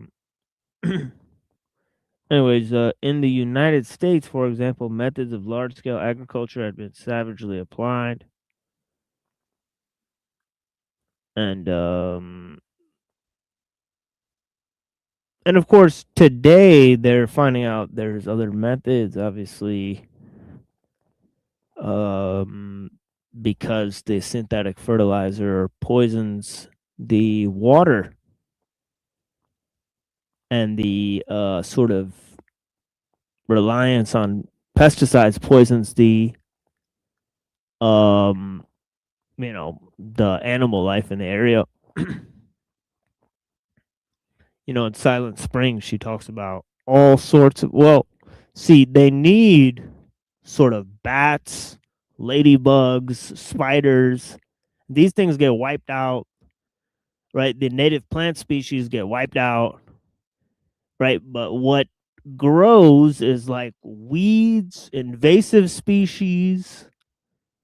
These things like ladybugs and spiders and stuff, they eat like little insects that parasitize the plants, right? So if you grow a field of monoculture, right, for like a fungus or a invasive species to not spread throughout the whole field, you need to use pesticides, right? So, and of course, if you're gonna do a monocultural grow operation, then it's going to deplete all the nutrients from the soil. So you need synthetic fertilizers to then replenish the nutrients in the soil so you could grow more food. Right? So these farming operations are literally made of chemicals, and of course the plowing and the all that stuff is done by heavy duty machinery that uses fuel, right? It requires fuel to run, right? So large scale farming operations, right? They're largely like it's obviously a huge operation, right? So he says, up to now, no one has succeeded in finding a way of replacing trace elements artificially.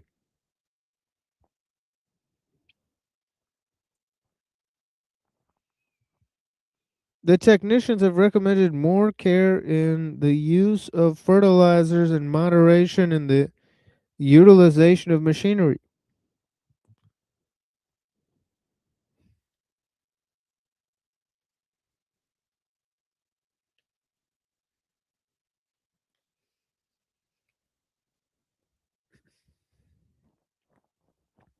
Wait, hold on. In short, respect, quote unquote, for the soil, and all nature lovers rejoice. Well, is any real respect for the earth involved here? Clearly not. The important thing was agricultural yield. It might be objected, quote, who cares what the real cause were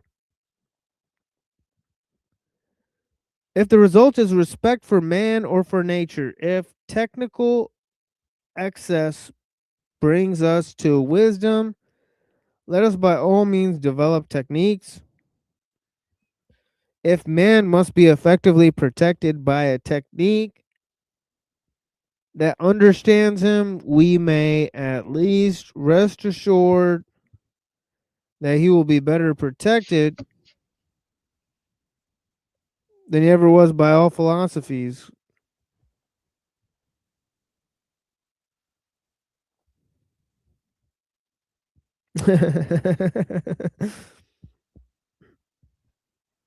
Ain't that some shit? Better protected than by all his philosophies, right? So that is kind of the I mean, that is what scientists have claimed. Even the promoters of science have claimed that, right? Like, didn't Neil deGrasse Tyson say philosophy is dead? Something like that.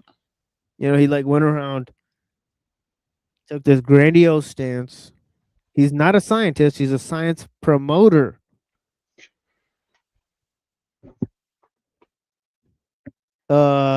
Obviously he was lambasted because tons of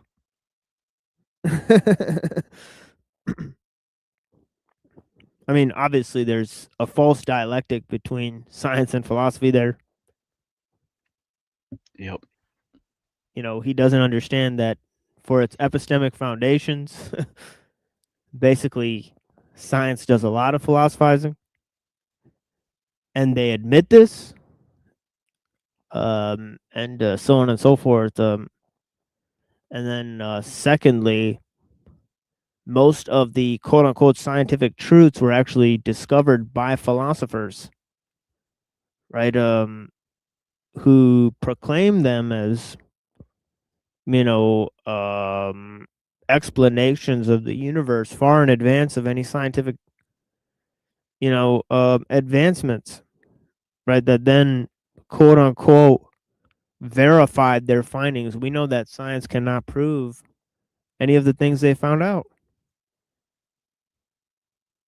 Right? It's just simply what they have up to now in their most up-to-date form of what can be known with the current scope of what can be accomplished with their theories and practices. And of course, the scientists themselves admit this, right? Because if the search for scientific knowledge were complete, there'd be no need to continue this enterprise. So they claim they have no access to universal truths or philosophical truths, yet, as I said, in their epistemic foundation and in many of their proclaimed quote-unquote truths, but which they do proclaim, they use philosophical theories, philosophical forms of justification, and philosophical epistemic foundations, so on and so forth. And any philosopher or scientist really knows this today, right? It's like philosophy 101 and science 101, really, in the universities, right? It's going to be something that you're not going to be not aware of, right? Anyways,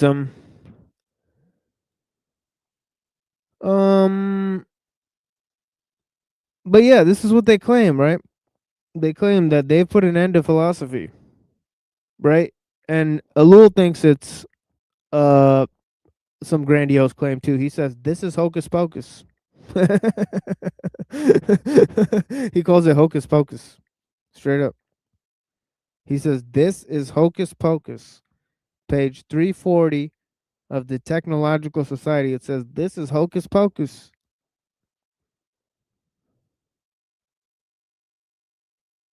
Today's technique may respect man because it is in its interest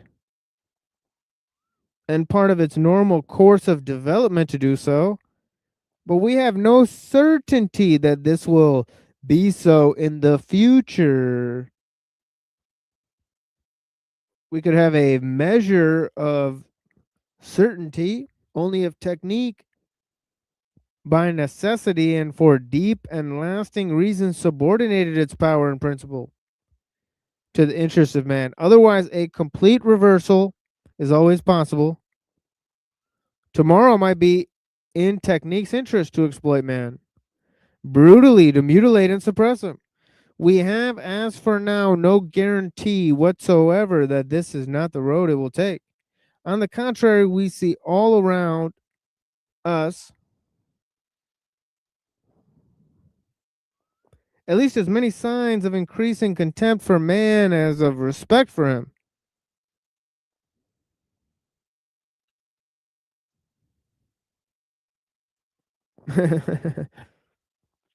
Technique mixes the one with the other indiscriminately. The only law it follows is that for its own autonomous development, to me, therefore, it seems impossible to speak of a technical humanism, he says. But of course, this is what is bandied about by the transhumanists. Right. As we've seen. Right, we've read many of their works. And ellul says that obviously, as he's pointed out, many of their goals will be just to alter man and to adjust him to the system. You know, because I said, in between two goals, the one of improving the system and the other of improving man, they will sell people the fact that they're improving man and not the system. Right, that man will become a superman, he'll supersede nature, but in a sense, they'll just be adjusting man to the system. And the claim of creating this superman. Obviously, that's how they'll sell it, right?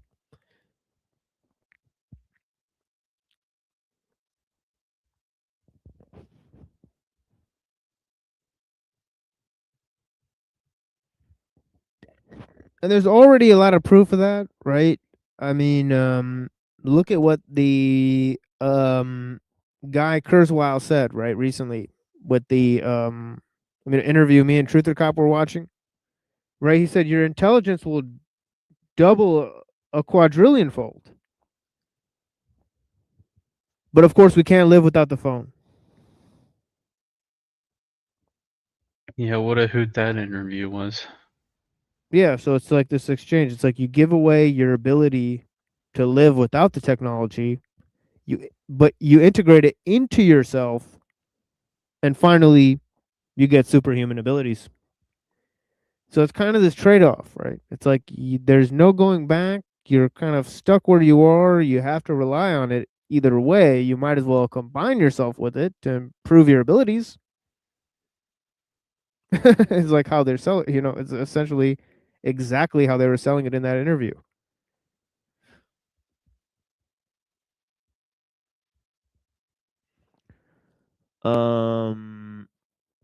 So yeah.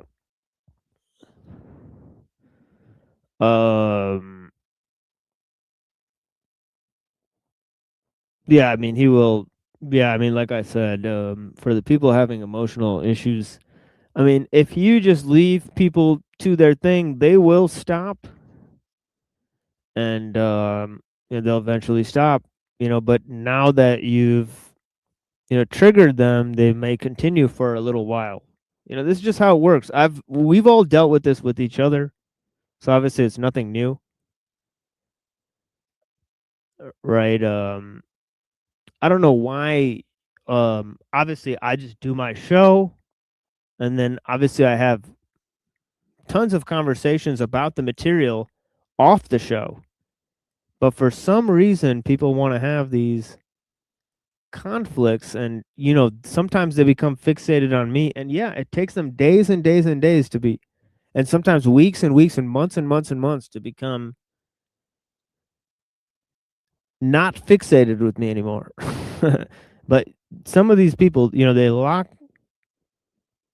sights on, somebody, and they become obsessed, and they're addicted to the technology, and they want to get a response out of people, and it becomes a thing they have to react to.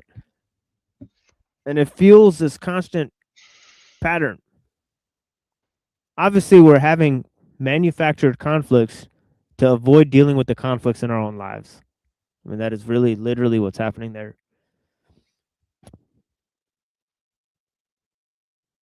If we just focus on the show material, I think we learn a lot about the state of our society. You can't do both. You can't type about all of these things and then also pay attention to the show material. So consider that. When you're typing at somebody and having a conflict with them, you're actually not paying attention to what's being said here on stage. Critical facts that you could be internalizing. And I'm sure many people don't see it that way. They just see it as entertainment. They just see themselves as a mirrored reflection of what's being presented and in terms of the collective.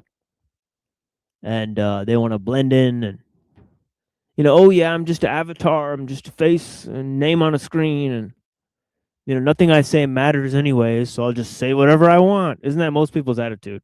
They have no responsibility with their words. They have no sense of beauty. That hundreds of people may be watching their words fly past a screen. And instead of hearing about what I'm saying, they're looking at this. You're a ass, fuck, bitch, cunt, loser, scumbag,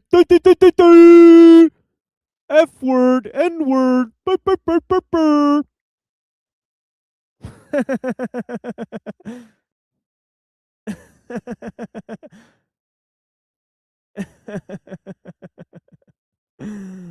Oh man. A tent, and he could accomplish more. Nobody gives a fuck about your dumbass fucking philosophy. Nobody gave a fuck about anybody's philosophy takes. What the fuck? When did a philosopher ever do a fucking thing? Show me one time a philosopher ever did a fucking thing. Facts. Whoa. Facts. Are they? Maybe they should get Neil deGrasse Tyson on their panel, because I think he'd agree. And those guys pretend like they don't have totally just shill opinions. And like they're just totally innovative. Oh, philosophy is useless. Like nobody's ever said that before. Like we've never said that hundreds of times on this show. Stupid motherfuckers.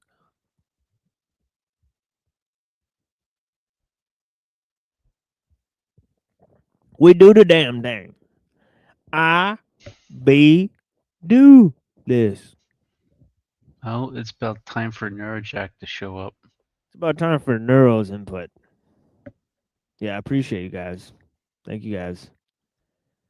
Frank Monday, what's going on? Ignore the chat. Sit on the panel list. Yeah, man. I appreciate you. Yeah, we're gonna have to do some moderation, innovation, creation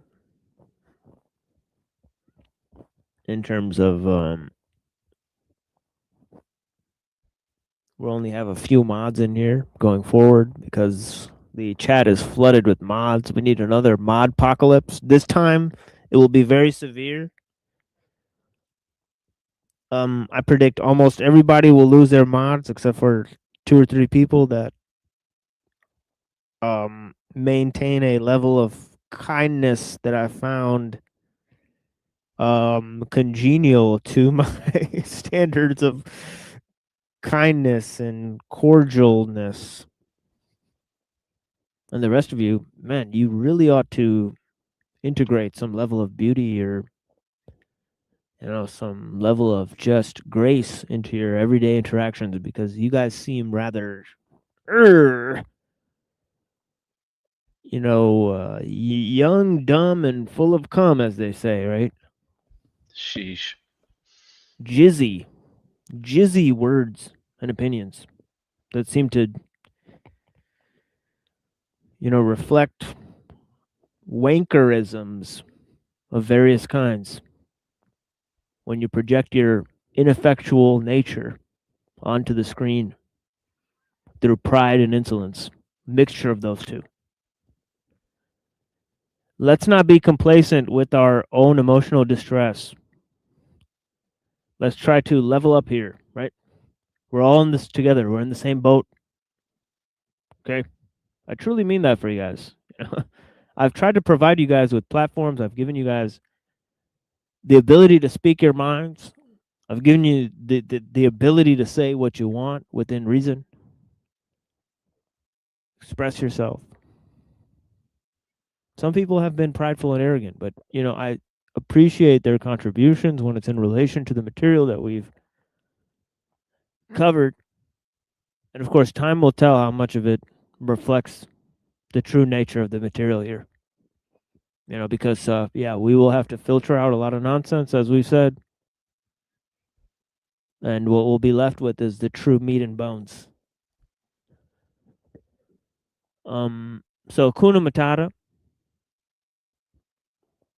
Yeah, you know what? I'm gonna erase that comment, man. Come on, man. The Iranians are my brothers. So let's not say inbred and all that stuff. Come on, man. Let's just delete that.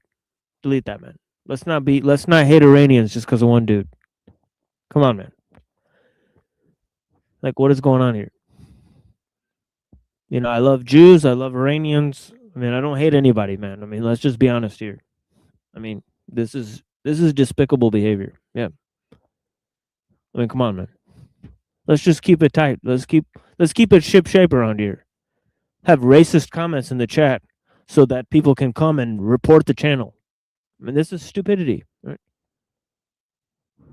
But yeah, I appreciate you guys. All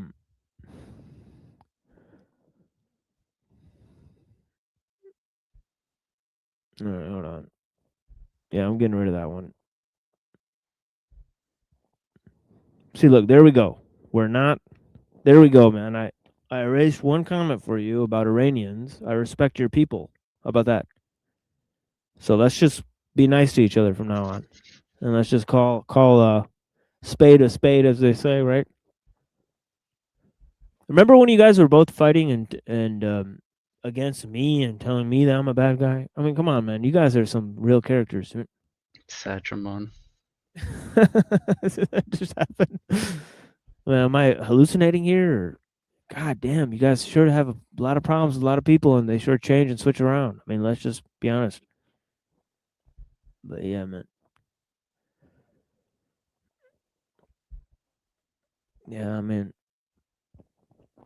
I don't mean to be cliche, but some of this is for the purposes of entertainment, and it would be good to stop the hate.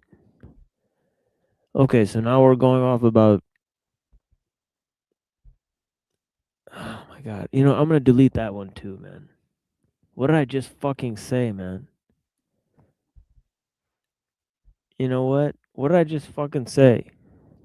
God damn, motherfuckers. You guys want to get me popped out here, man. It seems like your goal is to talk about Jews and N-words and Jewish N-words. Like Marx was talking about Jewish N-words. How dare he?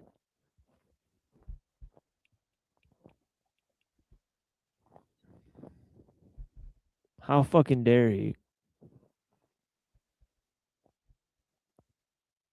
Well, this has been quite a ride, guys. I'm not saying I'm putting my total stamp of approval on this one, but yeah, it's been real.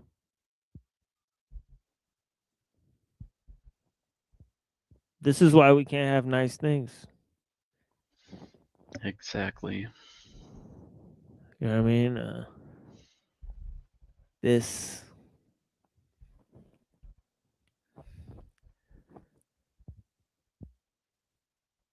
You know what I mean? And so on and so forth. I think think the real ones know and understand what I mean by that. Twinkle, twinkle, little star, how I wonder where you are.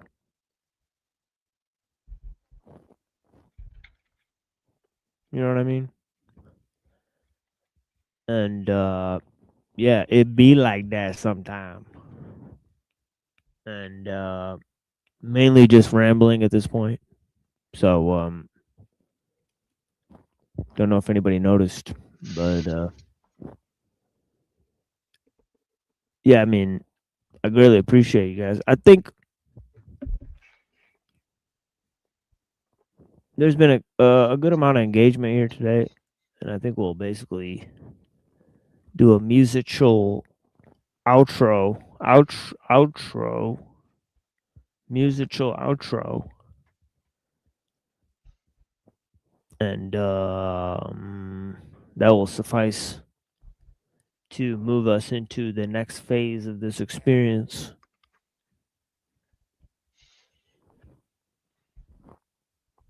I mean, I guess I'll drop the link one last time, see if anybody wants to participate. I mean, it's all up to the people. We have a little bit of time we can spend.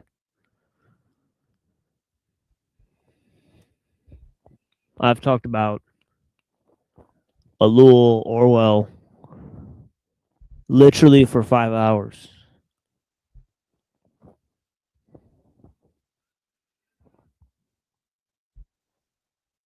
And I got no quiz for people, but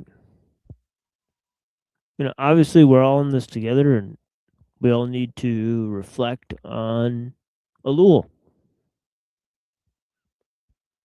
You know, obviously we're all going to have different levels of understanding, and you know, two minds are better than one. We put our heads together and figure out what's going on, and then try to solve the biggest problem of our age.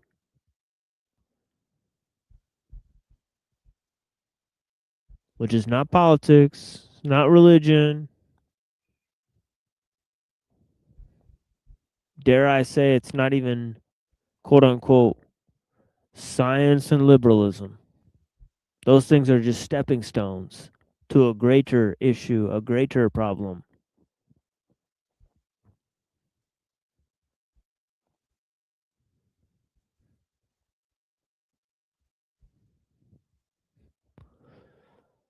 And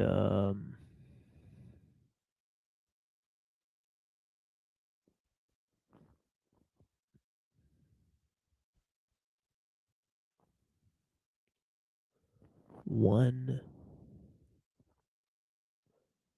person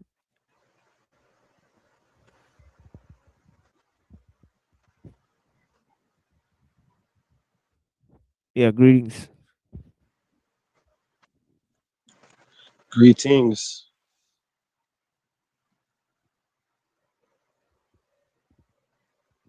What's poppin'? Oh, all right. I got like a 7 second lag. Hey, why are But you yeah, doing that? I heard you were gonna do You just want a drama? music thing. Do you just want So, drama, huh? I I'm can't here for that. because my wife is sleeping. You know, I don't want to be. Let's Listen, cut out the curse words. Let's talk like gentlemen. I'm not cursing. I didn't curse. All right, I'm just saying. Yeah, but listen, I don't want drama. Okay, you know, I don't want drama. You know, I haven't been perfect. Okay, I've said things I regret. I do care about the material. I've given presentations. I've contributed to countless months of, you know, talks on ellul and other stuff. I would just appreciate it if you just shut up about me, please. You know, because this is not good. You know, going around calling people feds, calling people. You know, listen. Okay, I have my own No one philosophy. called you. No one called you a fad. Yeah, No you one said called you a I'm a fad. fed. I'm a fed keeping tabs on people. You said that. And then you gave No, my real that's not name. what I said. You gave No. my real name. No, You gave my real name. You did. You gave my All right, real let's name. go ahead and delete No, that I in the did not chat. give Delete you- the names in the chat. Yeah, that's why I came on here, because of him. All right. Well, where is that in the chat so I know? No. It's, I'll go it's ahead up and delete there. it. You got to scroll up. He wrote It's my not name in with the chat. typos. At what With timestamp? I have to see if I can scroll up. I'll give you the timestamps. I have to go get the timestamp. Dude, I'll give you the timestamp. He did. He's He said exploring my the last options name of too. truth right now. Is what No, that's he gave my not last true. name also. No, definitely. I took a screenshot. I took a screenshot and stuff. Let me see. Two what- 9 Good for a.m. you, man. Yeah, thanks for letting us know you take screenshots. Yeah, but listen. It's gonna suck guy when we're proven isn't wrong. It's normal gonna and suck. stuff. It's gonna suck when we're proven wrong. You know, it is what it is. Yeah. He did do it. I'm not. I'm making sorry you're stuff so up. I sensitive. was. Like honestly, like I'm really not trying to take advantage of your sensitiveness, but I can't help No, what he you're did doing share right my now. You name. know, I'm if I not making could, up. I would say, He wrote. yeah. Uh-oh, I'm fucking losing reception. Yeah, man. Why are you writing his name there, man?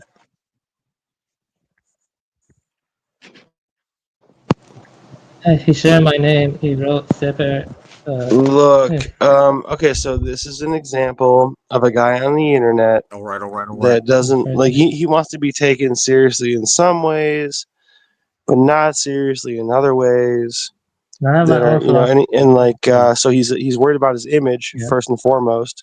He's saying, No, I'm "Don't say this worried that about you're me. going Don't say that around about sharing me." my name. So he's worried about his Okay. image, and it's cool, man. Like not everyone's new to the internet. Not everyone's gotten an FBI visit off the internet like this guy.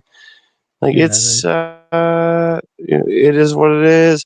Guy takes notes on people hard fucking core. Yeah, no, I Don't mean even play. philosophy.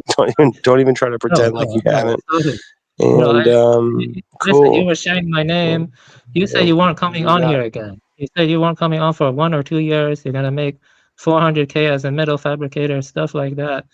You know, and then you come back and you're saying I'm a fed taking notes on people. I'm taking notes on the philosophy. You know, I read books that Twilight recommended, that Hyperborean recommended.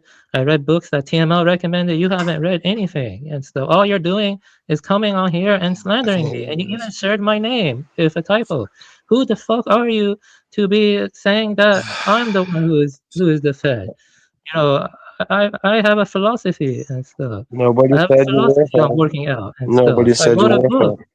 I wrote a book. You know, you stop Yeah, going yeah. around and talking about me and saying I'm a fed and stuff. Just stop doing Nobody, it. Just forget about me. nobody And stuff. said you were a fan. Yes, you said I'm a Nobody, fed keeping tabs on dude, people. You said that. listen, nobody said you were a Now fed. you're I'm actually, gaslighting me. Neuro Jack is right about you. You know, Neuro Jack is now I'm honorable. actually a little bit more Neuro Jack concerned that is you're honorable person. assuming that people. No, actually, No, I you're don't like you. gaslighting You know, me. I You're can't. gaslighting me. Neuro Jack is Gentlemen, Okay, if I because may nobody. interject, As far as my look, hey look, guys, if I may, as far as anything I know, Mister.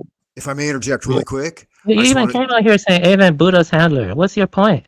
Huh? no, I just want You to give know, a quick shout out to TML. I thought this was TML's channel and TML's show. And Reddington, what's up? Hey, how's it going, man? And yeah, so I jumped up because I wanted to chat on the topics.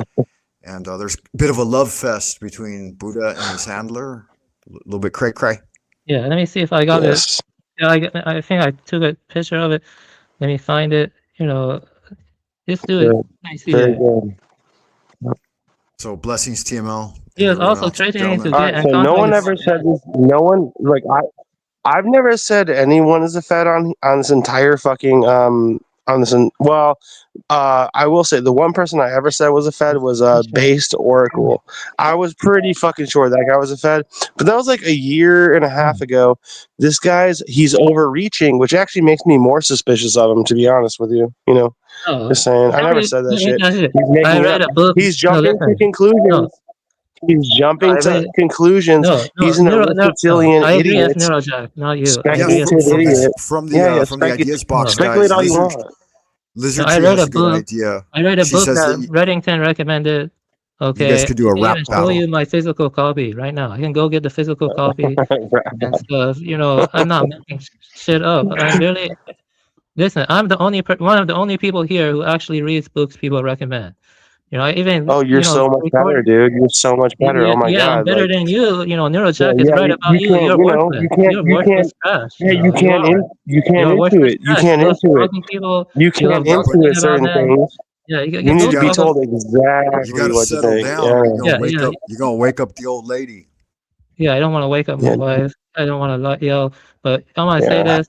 You know, I She might think ask Brown, you to paint you the are hall the with most her. despicable person here. I really don't like you. I think you are a scoundrel. You are a liar and a nigger. Who is he anyway? I don't even recognize the name. Avian Buddha. Can you dox him? Who are we talking to? I'm not Who gonna is it? dox him. You know, I don't want to. No, I don't mean dox him, but what's jeopardize- his YouTube handle? Dox Is it that Browns nigga. Boy? Yeah, dox that boy. Huh? It's Wait, Browns what? Boy. Dox that boy. De facto leader of the talent agency, casting members all across the panel verse. Welcome to the show, Browns Boy. How you doing, man? What? Let us know. Yeah, I saw it. I How think do you maybe feel he today? deleted it. He deleted it. On the He full said my moon. name, but he deleted it. Damn, Yeah, I didn't welcome, screenshot Hank. it. So Yep. he did say it though. He Oh, misspelled it. blessings. Hank is here. Okay, guys, the show isn't No, about everyone no, no, individually. no. It's about the collective. And Yeah, you Hank. know, I don't We're delete trying to shit. figure out There's very little I who's a delete. member of the Order of Nine Angles here. So you know, Brother Hank's in the house. Wait, what? Oh my god, dude. I even wrote a That's book that Hank incredible. recommended. That's I even fucking bought a book that Hank recommended. incredible. Hank and Frank. It's like me and my shadow. What the hell? Most of the messages are gone. It looks like I'm talking to myself. So I don't see it and stuff. Oh, Like so I'm yeah, talking- you want points with Hank now. I know. Dude, Hank's not stupid. He knows. He knows. Yeah. Hank knows when someone's looking for points. So, invite Hank up. I would love Hank to join if possible. Hank's a great guy, honestly. Dude shows up. He has a certain way. If you can't listen to how he speaks, then you know. Yeah, I think you guys I like want to break? Jack. I don't like you. But yeah. You want a little breakdown on But it? yeah, so like just so you know, none of this actually solves the fact that you're an aristocrat lineage and that you're inbred. I mean, I don't know. Maybe I shouldn't say that. You said you're also giving personal details about my father and stuff about I don't want my financial stuff. Yeah, I have that. Hank did that. Hank, would you Sammy Davis Jr. Hank, would you Sammy Davis Jr. to my Frank Sinatra? Like walls He did share my name. I swear on Buddha, he shared my name. Like the He misspelled it. seashore clings to the Misspelled it, sea. and my last name. I'm not making that up. Like you'll never get rid of me, What? Frank. You'll I don't never think get so. rid I don't think I did. No, just think about this No, Russian. I don't think I did actually. This guy, I'll protest. I'll protest that 100%. Yeah, wherever you want to take it, it's scapegoat fine. me for all the bad stuff. He's trying to scapegoat me for all the bad stuff, and he's lying. Okay, you know he. I swear on Buddha, he did share my first and last name, but he misspelled them though, so it didn't really matter. He really butchered my last name, but. But here's the problem. No, you're the problem. Neurojack is 100% right about you and stuff. You are talking for 8 Look, hours. dude, you can make record of that. And look, I'm a proponent of you actually making that known for the script or whatever's going on. I don't really care thought about you guys that, would be because, interested in the in end, you're hearing- wrong, and nothing will Hey, come Hank. from it. So congratulations. Frank. I'm sorry. I thought you guys would be interested in hearing a Hank and Frank duet. Me as Frank shut up, Sinatra. Yeah, Hank let as me Sammy say Davis Jr. No, you wouldn't do that with me, Hank. Come on now. No, Let me say something. Ooh, Hank and Frank sounds actually pretty Let good. me say something. Let me That's say sad. this. Yeah, I'm a little Hank and disappointed. Frank he's not sounds coming pretty on for good. 1 or 2 years. He's gonna make 400K as a metal fabricator. He was slandering TML for 8 hours straight, and he was slandering Neurojack 2 and Lorp, and now he's back, and now he's slandering me and stuff. Evan Buddha, it's weird that you're not triggered when someone accused you of being an elite if you know you're not an elite. No, I didn't. That'd be weird. That they're triggered. No. My family they had railroads in Iran. Okay, so I'm not a J. This guy's reaching. Turks. He's desperate. He also told me that he's gonna off himself at one point. He needs $450 to buy a shotgun. Right now, I feel more like he goes, "Please don't tell my wife that I'm telling you stuff." So this guy's on the internet. This guy's on the internet, super drunk. Listen, you keep And so, like, he's kind of misremembering certain details, and I'm not and in misremembering the end, stuff. it will all come out. So I'm not worried about it. No, you are, Neurojack is 100% right about you. Okay, you were Well, you saying are a stuff. turd. You said you aren't coming back. Okay, Why are for the 1 chatters year. Okay, predictive and you said that you? you're gonna make like 400K like doing your Oh, job. okay. You're telling your exact saying you're truth. wasting Okay, time. buddy. You're There's a saying lot you're of wasting inside time. baseball. Is everybody caught up? Then you Hank, are come you back all caught slandering up? me. Oh and stuff. gosh. Then you come back slandering Yeah. Come on, man. Well, you Okay. You're look. you're the agent. You're the agent making me You a can look. scapegoat. You can That's the way I reach. see it. You can. Yeah, I understand, bro. Yeah, look, I actually understand what you're saying more than you do. So if you shut your inbred ass up for 5 minutes, you know. Not inbred. Damn it, I'm not inbred. Okay, it's calling. I'm not inbred. Okay, I did the genetic studies and stuff. Oh my god, dude. Yeah, I'm not. Okay, I buddy. was around 123. Well, here's an interesting If factoid that's you what you guys want to might go not with, be we'll aware figure it of. out within a month. I literally Good for have you. a Liar necktie ass out bitch. What am no, I I lying do. about? Out of Frank Sinatra's Well, collection. I have one of his neckties. Listen, okay. You know what? I actually have, to be honest with you, I actually have more money than I even give him, like 50K. Yeah, let me tell you that I read ellul. I read Robert Temple's book. I read Nimrod D. Rosiero. I took. I've sang all of Frank Frank Sinatra's songs. Shut up, man!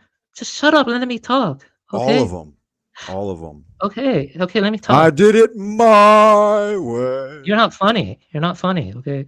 I read the books people recommended, and I take notes on the philosophy. I'm not taking tabs on people. I take notes on the philosophy because I wrote my own book. It's really that simple. I don't agree with TM on everything, okay, but I do agree with him on, a little technique. I view that as symbolic capture. My book goes into that deeply, semiotic capture. I agree with him on that. I don't think technological growth is a good thing. I've been serious about that since day one. I read David Skrbina. I found this place via David Skrbina's website and other stuff. I'm not keeping tabs on people. You said that initially, and that's not good. You shouldn't go around slandering people like that. I don't ever tell people randomly, hey, I know this guy named Brown's Boy. He acts like a fishy actor, and I say that on like public. I don't do that kind of nonsense. But we're doing that to me and stuff. This makes me see that Neurojack was 100% right. He's right about you. You have a weird obsession with stalking people and then, accusing them. And then when people do that to you, you act crazy and stuff. That's why you're weird and stuff. Not long ago, you were calling me a friend. Not long ago. You see what I mean? Now you're going around and saying I'm an actor, keeping tabs on people. No, I read the books people recommend and I take notes on their ideologies because I have my own philosophy and I don't agree with them on everything. I enjoyed, Can you give me an example of something you disagreed with to Machine Liaison?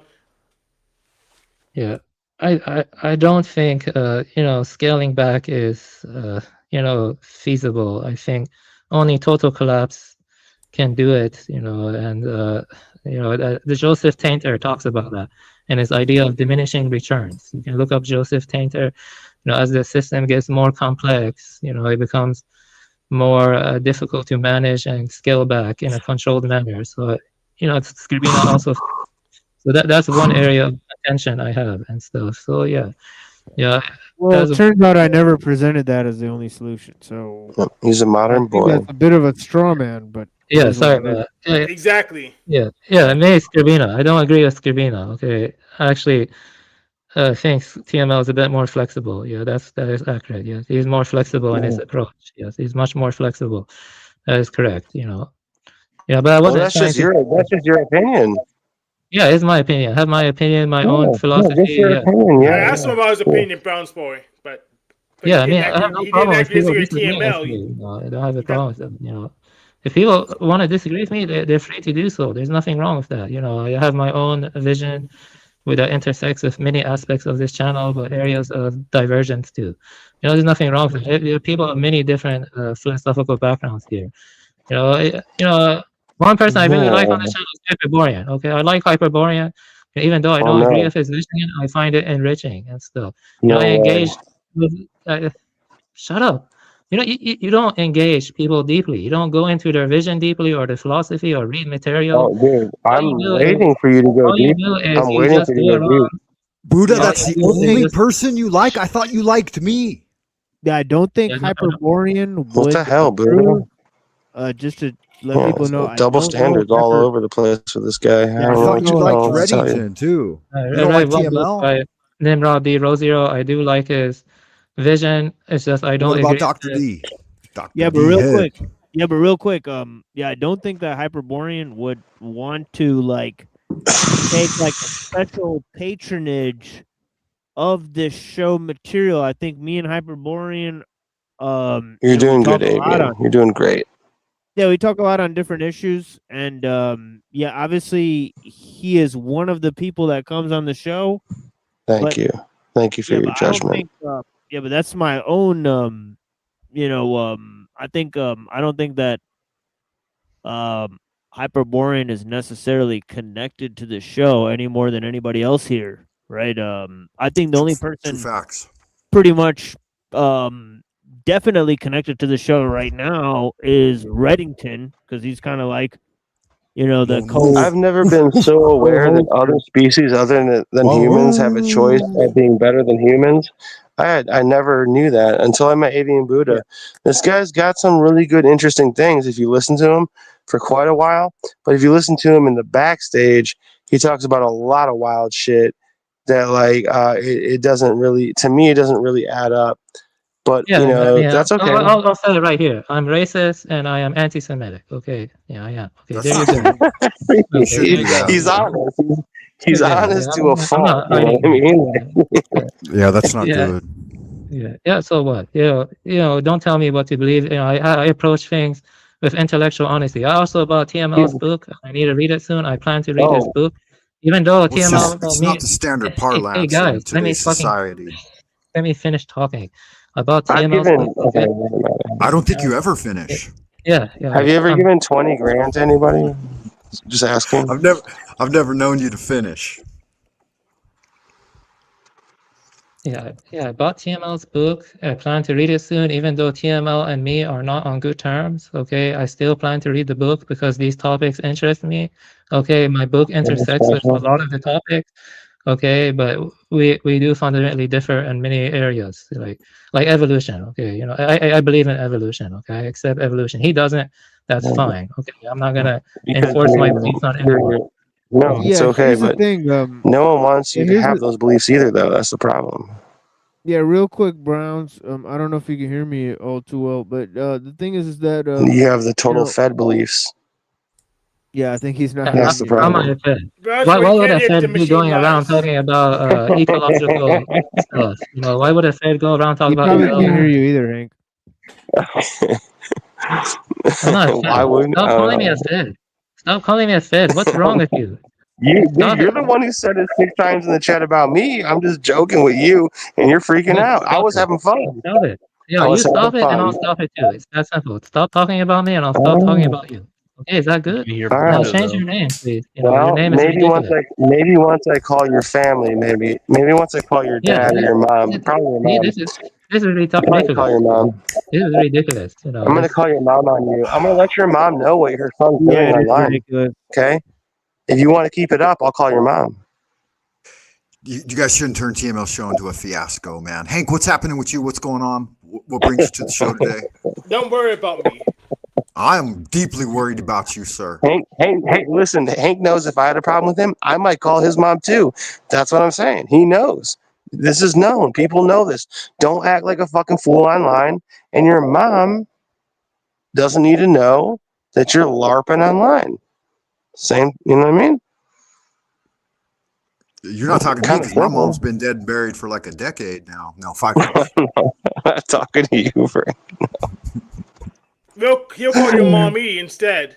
How about that? Yeah, you'll have to use a Ouija board to call my mom. No, actually, dude, look, I'm so ready to not do the wrong thing that I would actually pray for your mom right now. You know what I mean? That I can appreciate. That'll take it. I'll accept. Yeah, it was actually even I have a problem with Buddha, but even Avian Buddha reminds me that before you walk into someone's house, you should give thanks to their ancestors. You know, and I don't forget that kind of thing. Like this guy just is playing in the moment. I got an image to play thing game. We all do. Yeah, I mean, you know, So But what's he the is essential probably problem? I inbred. don't have all the inside baseball. ancestors Maybe did I'm not- the only person in the room that doesn't know the full story. So I'd like to know the rest of the story. Like, you know, Dude, let previously you say the you wanted girl to- tell you. No, he's gonna give you a false version of it that's heavily biased and skewed in his favor. So, but I want to just drop it. I want to just drop it. I'm tired of the drama. So Buddha, would you say that we've put our past behind us? Like it's all water under the bridge? Like Hey, because just there stop was. talking about me. That's what I'm telling you. Stop I'm talking not. about I've never talked about you. There Yeah, was a not bit you. of I'm telling to Brown's boy. Oh, okay, Brown's boy. Yeah, but that's kind of Brown's Yeah, boy's it's job. just me, man. You know, isn't He's it appointed always himself just me? as, Isn't like, that crazy? the head Like of- no one ever Yeah, knows. because you're the it's one who brought me just up in the me. first Like, come on, man. No one ever asked the question. Yeah, but If he, you brought if he me wasn't up. talking Why about bring you, up he wouldn't be someone doing you his don't job, want? right? So, yeah, just don't bring me up again. You know, I don't get it. Like, stop talking There's about that dank ass funk kicking in the back. it. Yeah, going around saying someone is a Fed, keeping tabs Give on it up people. for you know, TML. that's sick. I music never for me. said, dude, for the 5th time, I never said this guy was a Fed. I don't say anyone's a Fed because I'm not retarded enough. Because I would know if I said that, I would have to prove it.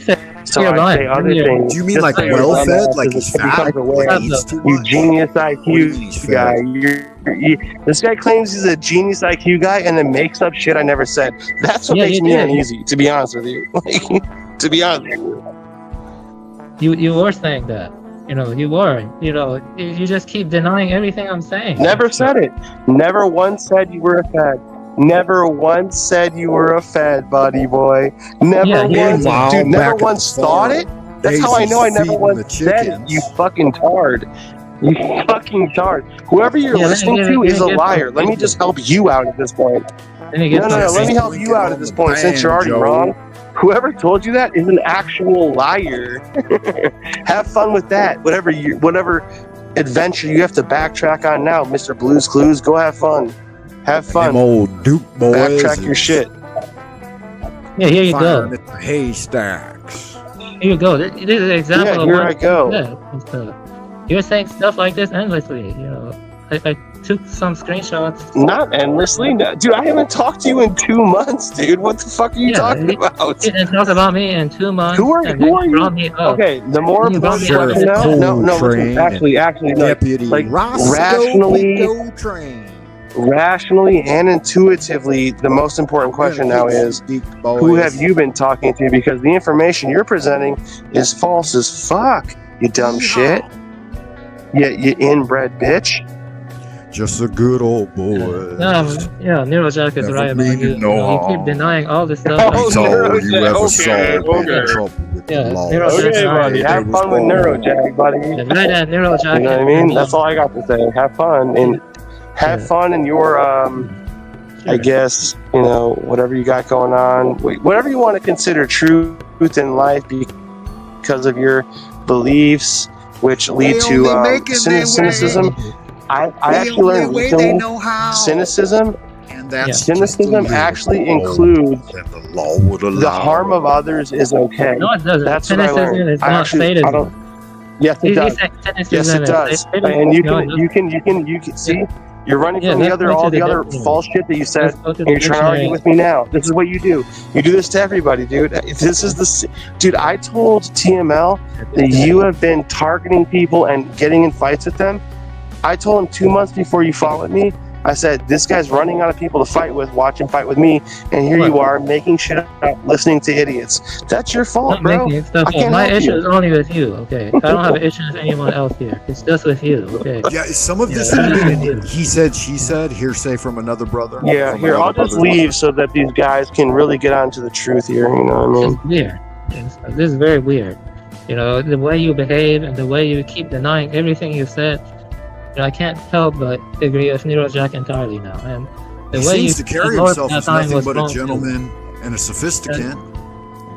You know, I really don't like you, Bronze Boy, and you're the one who brought me up in the first place. You know, stop talking about me. Stop spreading slander on me being a fed eating tab. So here's the thing I have. Here's the thing I have problems with. I have problems with wanting to be elites and trying to control other people's thoughts. That's just weird.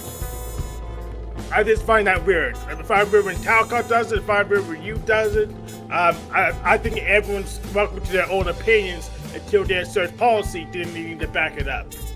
And if you would be so kind, Hank, could you give a bit of a third man's perspective on the situation here? Because I'm a little bit in the weeds. I mean, it's gonna be take like an hour to dig you out. Oh shit! Well, we don't need to go that far. Homie left anyway, so it's back to status quo. I think TML said that we were kind of at the end of the hour. A few folks wanted to come up and talk shop about what's been going on with the material and the situation with the world today. What have you to say, Hank, about the situation here on planet Earth, the Earth sphere, the primary plane? What's been going on? I'm trying to find some leverage so rich and powerful people don't just neg me and exploit me till I run out of resources. So I'm trying to find as much leverage as I can. But, is that what's going on? I don't care what the hell what's going on. I don't really care what the hell's going on. No, I mean with you, are they trying to exploit you of your resources, your time, talent, and attention, all your energy? Yeah. And unfortunately, apparently it's like a drama battle zone. Really doesn't bother me, but isn't very that useful. Okay, but somehow you derive entertainment from it. It's cheap. No. Well, there's power, there's the investment in a laptop, there's the internet. It's not cheap necessarily. I paid for everything that's necessary before I even came here, so yeah, it's cheap. Yeah. Well, once you have the investment, it is comparatively less expensive than other things, perhaps. But the squandering or reckless investment of your time and energy is in no way ever going to be cheap on your overall experience, right, with the realm and your overall spiritual development. I don't believe. But I think the investment in the material that the Machine Lights covers here with the salient and succinct commentary, though sparse, of Reddington and others that come into this space is valuable and worth time and attention to. And that's why I come.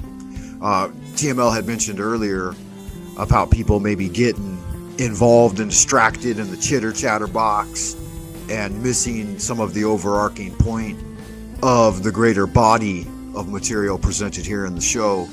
And I think that's important to pay attention to. I try to kind of stay out of it as most as I can, either just listen or jump on the panel and listen. That way maybe from time to time I can add my voice as a contribution. But yeah, this is one of my favorite shows. I promote it, as you may well know, TML. But I try not to put it into my own words. I try to use the words from a little edited clip that I took from you a while back. It's a couple of minutes long. And I hope that's okay to do that. If you, at any time you feel like, hey, Frank Monday, don't be showing. Oh yeah, absolutely. Yeah, take as it's much okay as to you do that, need, right? Yeah, take as much as you need. Yeah. Yeah, because I like to cross-promote. I think this is one of the better spaces for people to gather and engage in these ideas. I found a lot of life in it. You know, you've woken me up to some of the things that I may have been overlooking in my own traditions, right? So that's good. That's an important perspective, right? We can't just hide out in echo chambers and head firmly under the cover, smelling our own farts, as it were, right? We got to get out on the balcony and salute the day and breathe some fresh air from time to time. And not everyone's going to agree with us, right? Oftentimes people are going to disagree with us.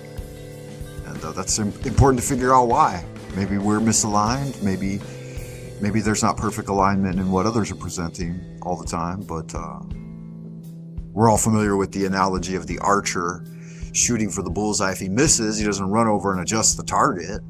Right? He adjusts his aim and calculates windage and make sure he's using the longest, straightest arrow and the largest, most powerful bow to fire that arrow from, so that he's really getting that getting all the ride for the dollar, the full visceral experience of the thing. I think it's important to hit the bullseye, like Axl Rose, right? Hit the bullseye every time. Bronze Boy says he hasn't thought about you in a while. You requested me as a friend to down talk on your mentioned confused associates. Damn, I think that's like, it sounds like a Hallmark card or something. Right? Listen, I really don't want to Hallmark is right the for drama, Hallmark. you know, like That's the cute. thing that, you know, it makes sense to talk to people, you know, Fuck like DML. That was awesome, man. True belly laugh on that one, man. yeah, I mean, like, you know, I mean, God damn. I'm not trying to sabotage anything, or I don't have nefarious or ulterior objectives, you know, but he was the guy who like started it, you know. He like going around saying that I'm okay keeping tabs on people, or that I'm like inbred or whatever, you know. He's like, he brought it up initially, you know. I saw it in the beginning and stuff. You gotta, maybe I can scroll up, you know, after this. Why does he think he thinks you're so concerned that he might give your mom a call? You got a close relationship with your He knows mother? my real name. He knows my real name. He Oh, gave okay. my name, but he didn't. He butchered my name when he typed Would it she in. be disappointed if she saw your behavior on the internet? You know, it's not good to get involved in people's real life. You know, you shouldn't do that.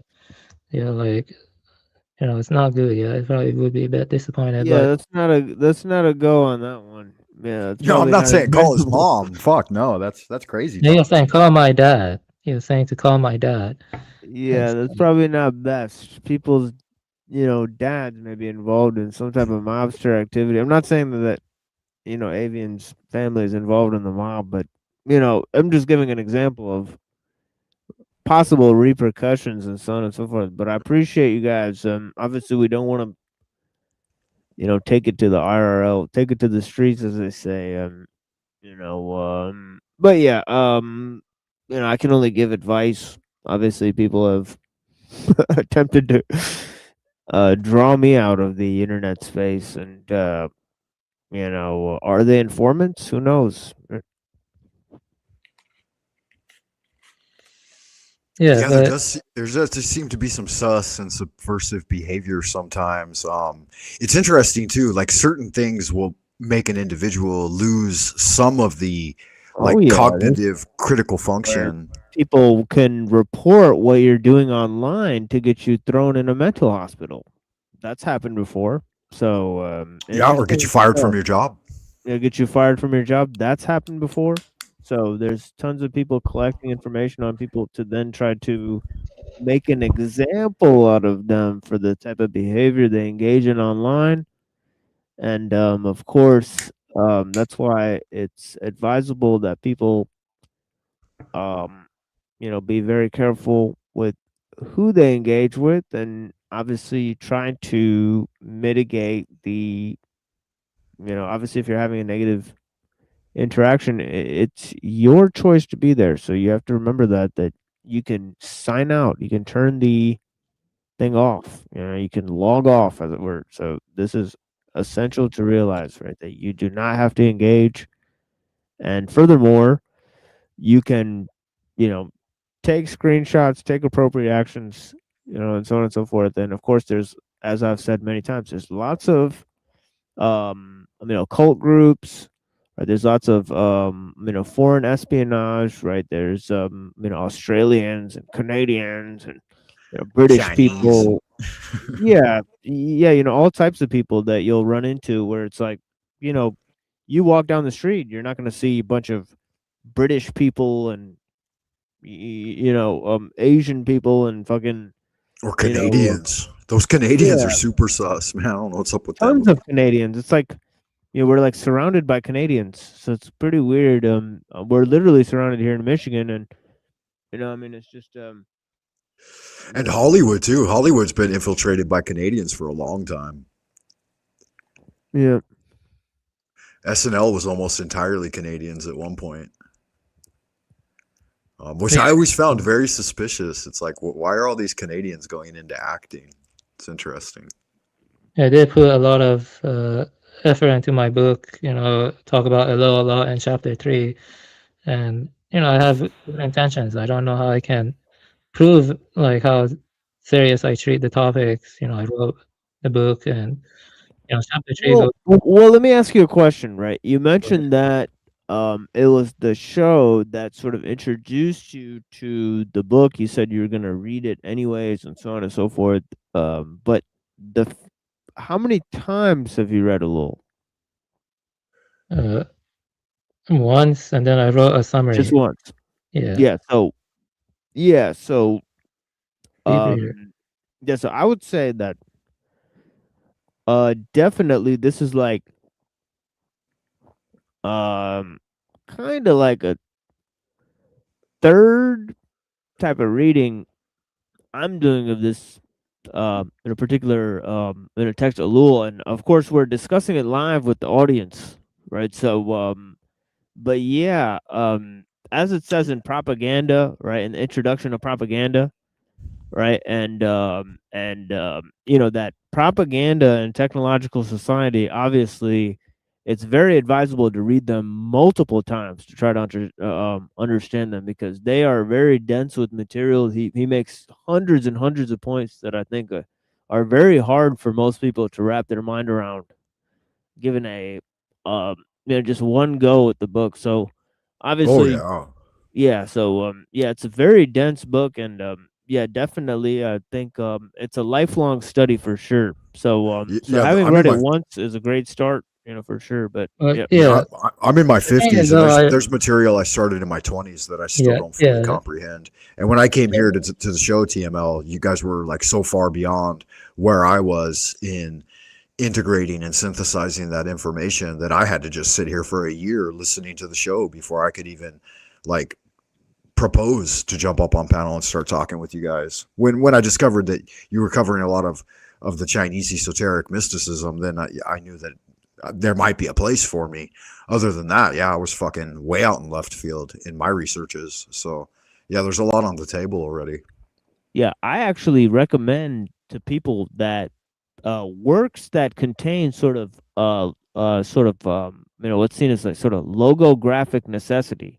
That means that every word is sort of placed in a very particular position, and sort of a lot of philosophy books are like that.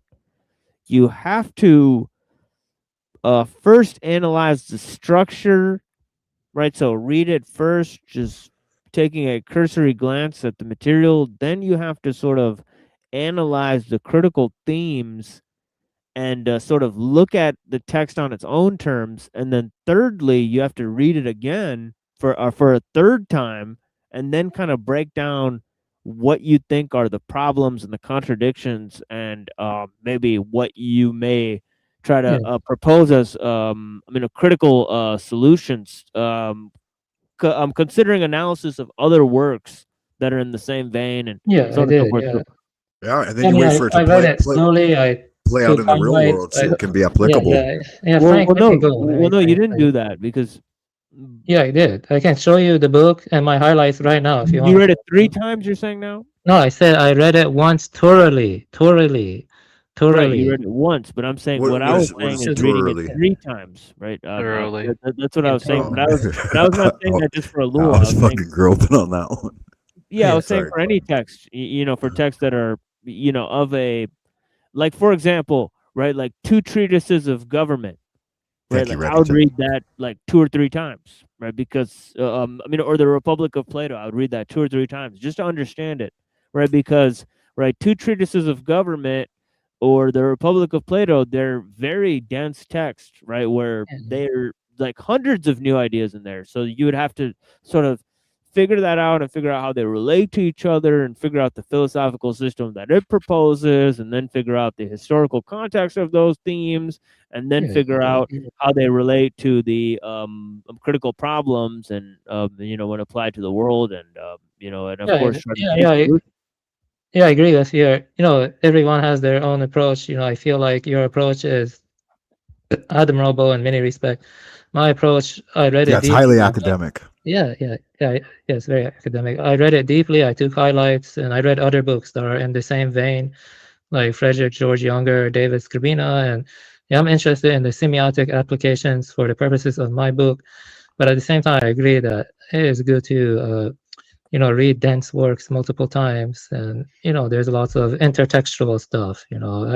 I did read it deeply though, but I wouldn't say that my knowledge of ellul is on your level, because you have read it multiple times, of course. So you're like an Ellulian scholar. Well, So I'm not. respect. I'm not really trying to promote myself as like an expert. What I do provide is a critical look at the various themes and issues, and I think that more people can pick up the torch, right, and then create shows that deal with those critical themes and issues. Like, for example, the corruption of taste, right, the loss of traditions, the destruction of wild nature, right, the loss of local autonomy. Any of those things could essentially be their own show. People could pick up one of those topics and create their own show if that topic resonates with them, right? They could. So it's a it's in order for to provide a type of material that can correspond to people engaging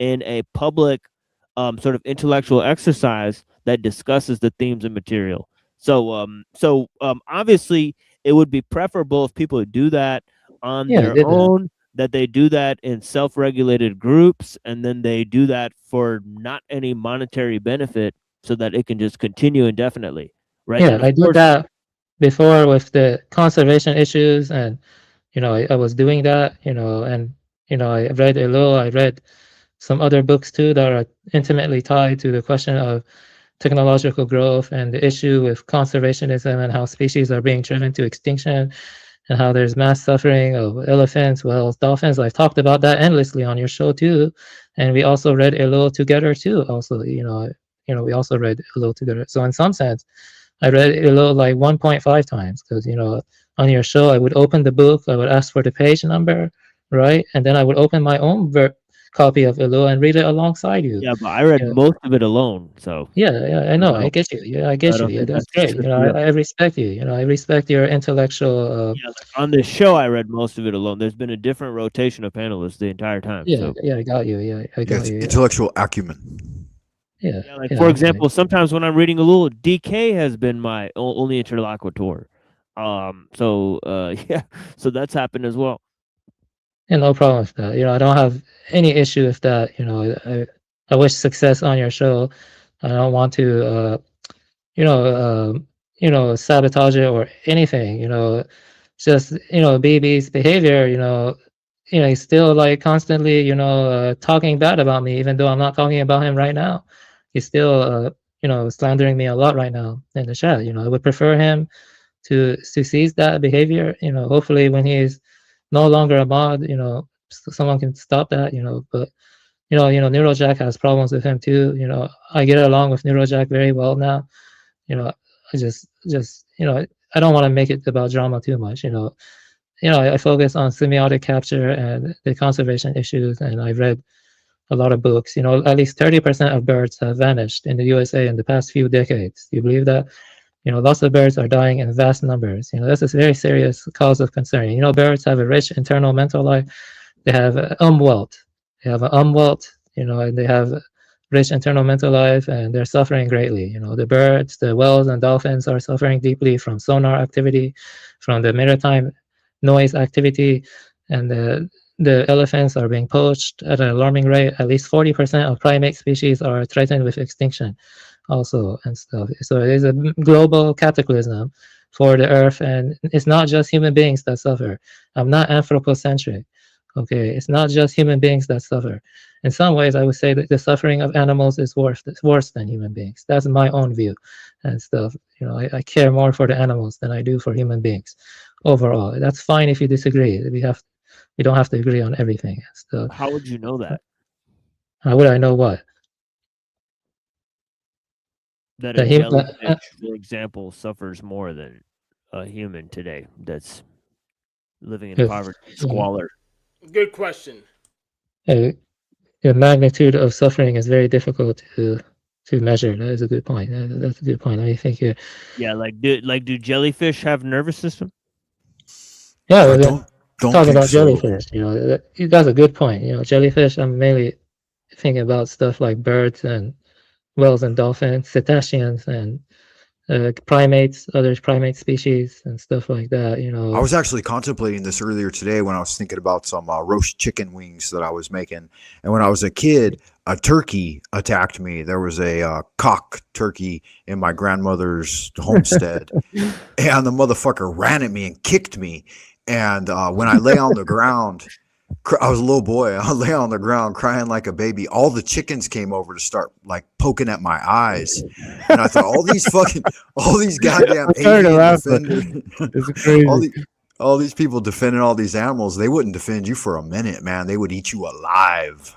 Yeah. Well, you see, there's lots of variation among animals. For example, turkeys are not as intelligent as, say, a blue jay or a corvid, Oh like a crow. shit! Turkey, the most intelligent bird on earth. No, it's not the most intelligent bird on earth. There are, New Caledonian crows can shape hooks, and they can use them, even leave blueprints on pandanus leaves to help refine but food. none of them motherfuckers. A turkey can gobble. Yeah, all right. Yeah, that's so funny. No, they Yeah, form so funny. culture. They actually organize and have society and talk to Yeah, each other. some of them have And legs. they're the most LEK. intelligent bird there is. Yeah, Corbett is smarter though. When Yeah, it they comes are to problem smarter. solving. Same with parrots and stuff. Maybe you should probably read a book, about animal intelligence or something instead of talk out of your ass or something. Huh? Why don't you do that instead of wasting my time? Good lord, man. Then again, you could live among the parrots and live among the turkeys and get real life experience on how they behave, and then talk to them directly. How do you know I rather don't? than reading How do you it know from I don't have hearsay in a book. Oh, okay. Yeah. So now you're promoting illiteracy and you're promoting being a kind of No, but I'm illiterate. saying that life experience comes into play. Yeah, I have when life you, experience. when you're hanging out with I turkeys. have several STEM you learn degrees. to gobble. I've volunteered at humane societies. I've also helped rescue some animals before.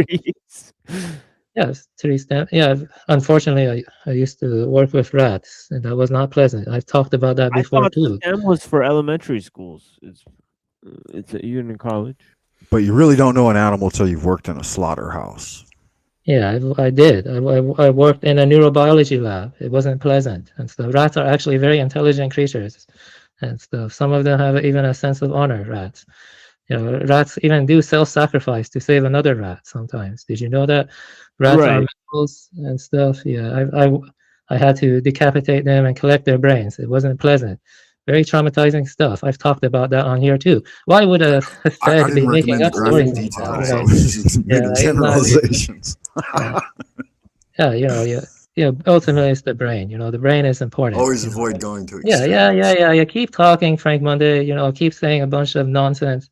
Wow, why is it that your opinion of what I'm adding to the conversation is nonsense? Because you think you are making. Are you a drunk movie, again? reading Can stuff. you just not stay off the fucking bottle, man? I'm not on the 'Cause bottle. the la- I'm not yeah, on the the bottle. last I time think- we interacted, I think, we both I think were you. a couple of sheets to the way. You I'm starting to think, see. I'm starting to right? see. You I think you and starting to BB see. are doing some weird psyops. I think you guys are No, doing. there's some no weird psyop. The only psyop is Yeah, you taking are. place between your ears, homie. No, Everyone else can see clearly what's going on. You never even talk about ellul. You never even talk about ellul. All you ever do is come on here and you don't even like engage the material deeply. And now you're Is trying that to true, attack TML? me. Is that a truth that he just spouted? No, it's not. You have engaged the material. Like for example, we had discussions about the Tao Te Ching, and I think that's what Frank was referring to earlier when he was talking about how we talked about things that.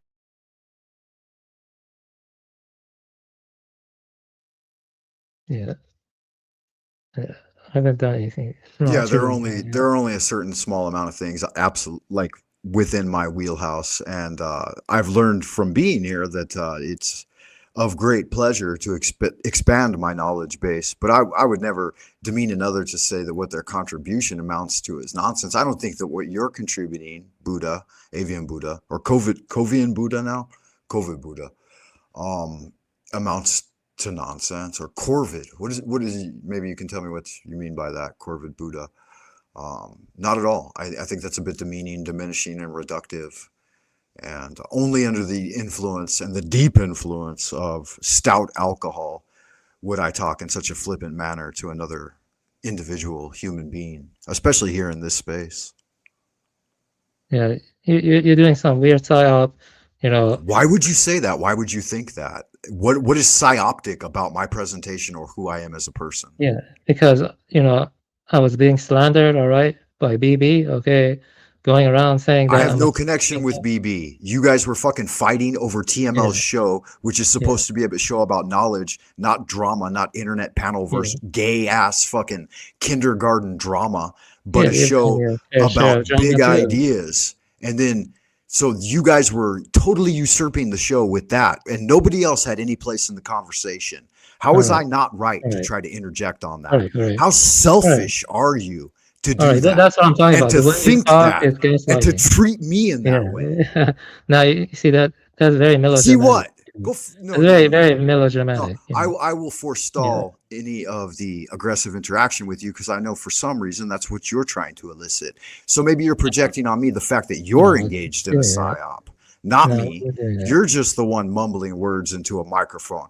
I'm genuinely being attentive and responding to the conversation at hand and adding things of intrinsic value that actually do matter. And I think that's the difference between me and you. Yeah. You know. Yeah. That's right. You said yeah, because you agree and you know and you understand who the true alpha dog here is in this situation, who's not just learned the thing, but lived the thing and reflected upon it deeply. Like you're reading a script. I'm here with absolute respect for everyone involved. Like Hank, I was reaching out to Hank. I was trying to get in between you guys. I was trying to get TML back in it. The two of you just wanted to make it about you and your handler head to head going on about horse shit that occurred fucking, I don't know, yesterday, 2 days ago, 2 weeks ago. No idea. And of not of any general interest to a general audience that would come here to listen to a show about philosophy and the integration of technology and science in the modern domain from a long historic perspective that brings us into the present time. So how can you say that what Frank Monday was saying was nonsense? I don't get that. Can you give any kind of evidence, or are you just going to run your mouth? You were, you know, because you're talking about turkeys and pecking you, and then the fuck you know about turkeys, homeboy? Yeah. Okay. And how is that not relevant when you're talking about animals that are at risk? And I talked about how animals will fucking eat you alive and care nothing about you. Yeah, you think people are any better? Look what's happening now. People are eating each other alive right now. Empathy for animals that don't even have any cognitive function and aren't even on the same fucking level as human beings, and saying that you cared more for fucking. You see, that's the problem. You're gaslighting. You're trying to psychologically manipulate me. Yeah, this is not a real discussion. You're trying to psychologically manipulate me. You care more for them than you do for human beings. So what? That's my view. So what? That's my view. Then fucking take that view and run with it, live with it. I'm not trying to change that. I'm just saying that in any logical system of rationale within this domain, that is a human domain, it has fucking zero relevance to what's being discussssed here. No, it doesn't have zero relevance. Conservation concerns are a real issue of technological growth. Many species are being driven to extinction.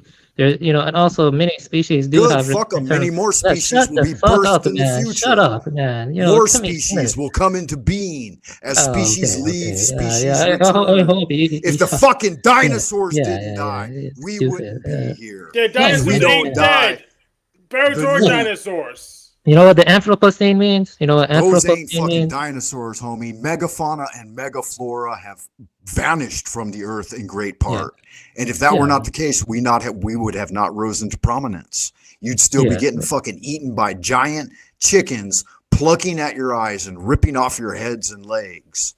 So don't think that we haven't earned our position in this realm, because we have certainly earned it. We've earned it by the highest level of strategic adaptation. You're not as smart as you think. You're just a melodramatic We've the learned drama it by queen. building the world. Yeah, in yeah, our keep doing. You image, think you're doing not some by weird ass accepting occult ritual the or whatever. image of a It false doesn't work god on me. It doesn't work on generated me. from a Yeah, demoniacal realm. yeah. I We have think bowed to Jehovah yeah. only because Yeah, Hume said Jesus it is right. King, the Hume King is of something Kings. you guys will Jesus is clearly the get. Almighty God. All Jesus right, yeah. is your Savior. Well, all right. Okay, then Jesus could pay for my student loans. That'd be great. No, but with a Christ-like consciousness, you can get. Why do you have student loans? Would Jesus have ever told you to fucking take out a loan? Hank, you're not taking advice from Jesus. You're taking advice from the J-Dogs over at the banks. I took advice from my parents who said Why they didn't you believed earn in Jesus at the time. scholarships, man? What made you think you had the fucking right to go to college without making yourself smart enough to earn some fucking scholarships to help pay for shit? If you ain't got no motherfucking money. Yes, then let me explain it to you. Go ahead. Break it down for me, Hank. So my parents and my schools and pretty much the rest of the society said I'll earn way more if I went to school, but they gave me bad data, didn't train me to read correctly, so didn't know it was flawed. I didn't know at the time it was flawed data, and I was rushed. That's why. Okay, well, yeah, that can happen, man. I can appreciate that. Some shit like that happened to me in college too, but I figured out fast they were trying to fuck me over and got that shit taken care of and moved forward only when I could pay for my own semester books and everything. So yeah, you got to be careful, man. Education is a fucking scam for the most part. Organized institutions, universities, colleges, they are perpetrating one of the greatest scams on people's autonomy and freedom of movement and employment and the human mind in general. So I could see that most people would be beguiled by that. I even could tell they were ripping me off at the time, but I would, because I got the wrong data, I didn't just drop it right then and said, well, just keep pursuing, you'll get there, and it's not that bad. And so I didn't drop it as fast as I should have.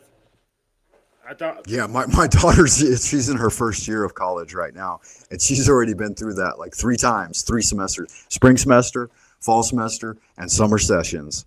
Each time she got fucked over somehow in some way.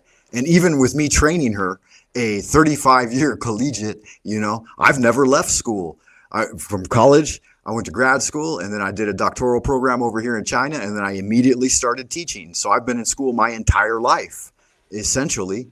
Right, and now I'm nearing 30 years in education, taught at the collegiate level, the business level, K through 12, all the way back up again. Now I'm in senior school teaching AP. Been doing that for the last almost 10 years now. And next, I think my children are moving on to their college career. I'll probably vie for a position back in university at some level, even if it's just substituting again and being at the level of university. Well, everything in life is a double-edged sword. I do think there are good things to learn in education. You learn about how to approach things in a methodological manner, and you be more meticulous, and it teaches some good things. So I think it's too much of a sweeping generalization to act like everything they teach is a lie. You know what I mean? It's ridiculous. Yeah. Well, the idea that you can be taught anything is basically illusionary, right? As Socrates advised, we can only inspire others to want to learn, right? And I have always honestly thought that you strive to do that, Avian Buddha, and that's why I didn't want to really come into any kind of disputation with you over Buddhism and Taoism, because we do have strikingly glaring views on those things, right? Like Buddhism would lead you to many of the beliefs that you have. And in my opinion, Taoism would just set me free from most beliefs and allow me to pick and choose the ones that I felt are most deeply rooted with my own character and virtue. And I think that's one of the main differences between the doctrine and the dogma as opposed to the living word. And I believe that Christ was trying to guide us towards the living word, which is not dead. See, the definition of death in the word is to put it onto paper. That is the corpse of the word. The living word is the oral tradition or the Kabbalah. And I probably shouldn't say that here on TML because most people are deeply opposed to Kabbalah, which just means oral tradition or teaching through human transmission of the ideas, right? Rather than the root. Whatever rocks your boat, I have my own path, whatever rocks your boat. You know, I don't like yeah, to. you've learned some martial arts, right? You Have know, I you? used to be a Or boxer when yoga, I was yoga, younger. meditation? I used to be boxing. I used to box when I You was did some young. boxing, some golden Yeah. gloves, or like did you achieve a certain level?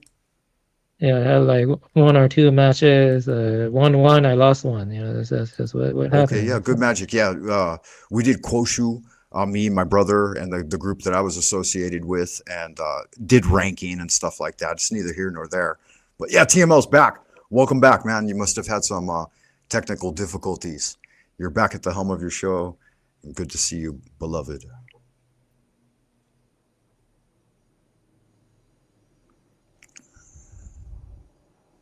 We were just exploring some of the ideas, TML, that have gone before and have led us into the current state of transmitting and the examination of our ideas and belief systems and how we interact and integrate with those. Maybe you heard some of it while you were disconnected from the internet. Okay, good magic, man. Do an audio check. Looking fucking fly as fuck, too. What's happening with that backdrop? The red sky, the black waves of doom.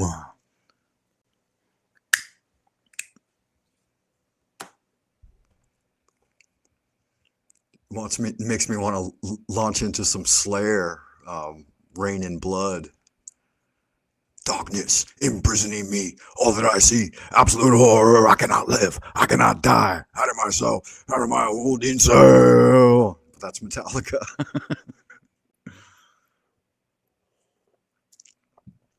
Yeah, Lizard Tree says good magic. Appreciate it. I think everyone's kept track of everything that transpired in the show. We have quite a few court stenographers in the chatter box. Yeah, but when you get down to it, no one has made humans suffer as much as each other, such as dropping Agent Orange. You know, Agent Orange still affects the Vietnamese to this day.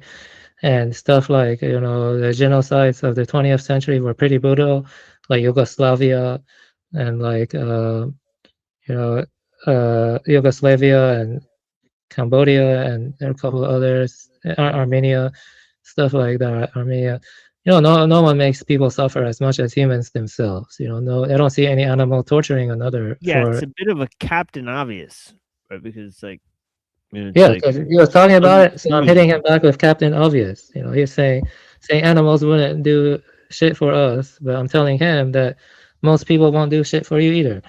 You know, yeah, yeah. So I'm hitting you back with a Captain Obvious, Frank. But you got to admit too that there would be far fewer animals on this Earth plane if it weren't for humanity. Like there wouldn't be as many needed, and they wouldn't really, due to the conventions of nature, wouldn't breeding themselves to such a great capacity. And just like in the human realm, where we see that overbreeding leads to a very profound degradation in the quality of actual human beings alive on Earth. So surplus is not necessarily a beneficial thing, right? Yeah, but the ecological... We see that in all domains. Yeah, so in general, those suffering are serving a purpose. Yeah, I recommend the book by Pentti Lukola, Can Life Prevail? The thing is, a lot of ecological equilibrium and stability around the world is being destroyed, you know, and stuff like tearing down old growth forests, stuff like PCBs and ocean acidification. This disrupts ecosystems. There's lots of examples. We can constantly list them, and many species are being driven to extinction, which does disrupt ecosystems too. You know, I mean, it leads to overshoot, and it leads to you know, overshoot refers to the regenerative capacity of nature to regenerate itself, and we're going above that. You know, that's what overshoot means. You know, so stuff like, you know, oil spills and stuff like tearing down primeval forests. You know, none of that is good. You know, I mean, you know, so animals are suffering more than ever and stuff. And you know, I was just responding to your initial point before that. Yeah, I was giving you Captain Obvious point in response to your Captain Obvious point. Yeah, I'm not a pseudo-intellectual. I'm not a pseudo-intellectual. I'm not a spy. I'm not a Fed. I'm none of that. Sick and tired of all these false accusations and drama games and me being scapegoated. Well, that BB crazy guy keep going on about me in chat. I mean, Neurojack is on my side, by the way. He actually sympathized more with me and did. and stuff. You know, it's always me. It's always my fault. No one ever apologized to me, stuff, for all the shit they've done. Well, you have talked about yourself the entire time you are here. Right? That's for damn sure. Right? But was that the only thing I talked about? Now, the only thing? if I may interject for just a moment, I only get a couple of good belly laughs each year, and TML already gave me 2 big ones today. So yeah, we're fucking doing good magic here tonight, baby. What's up? Yeah, but he was the one initially talking about me. You know, I mean, I wouldn't. You know, Yes, when he asked about me, I just refused to talk about myself.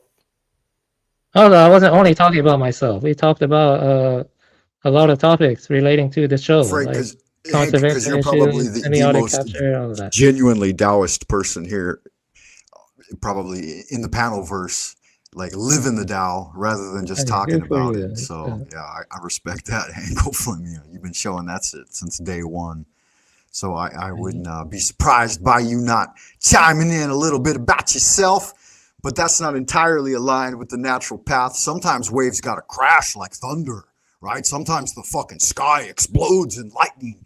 Black tornadoes emerge from supercells and suck cows off the plain, swirling them about. And motherfucker, at that point, you like, Toto, we ain't in Kansas anymore. Shit's going down.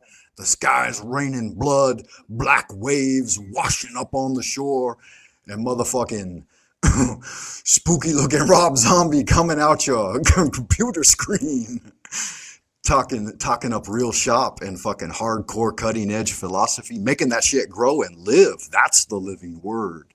What TML is doing right here in real time, baby. The machine lies. Ain't nothing like it. Yeah, I want to improve my sleep and go help rescue wild birds or something, or maybe volunteer at the Humane Society more. You know, I just feel more at ease with animals than all of you and stuff. All of you treat me like trash and stuff. The animals are better. I don't care what you guys think, but I do treat my cats like family. Don't give a fuck what you guys think. I love my cats. I love dogs. I love birds. You know, I honor them. You know, it's not just about love. I have compassion. You know, compassion is better than love. You know, but with humanity, the only thing human beings are good at is betraying each other, backstabbing each other. You know, there's no true friendship here. It's all just fake. You know, we're all alone. Ultimately, that's really what it is. We're all alone.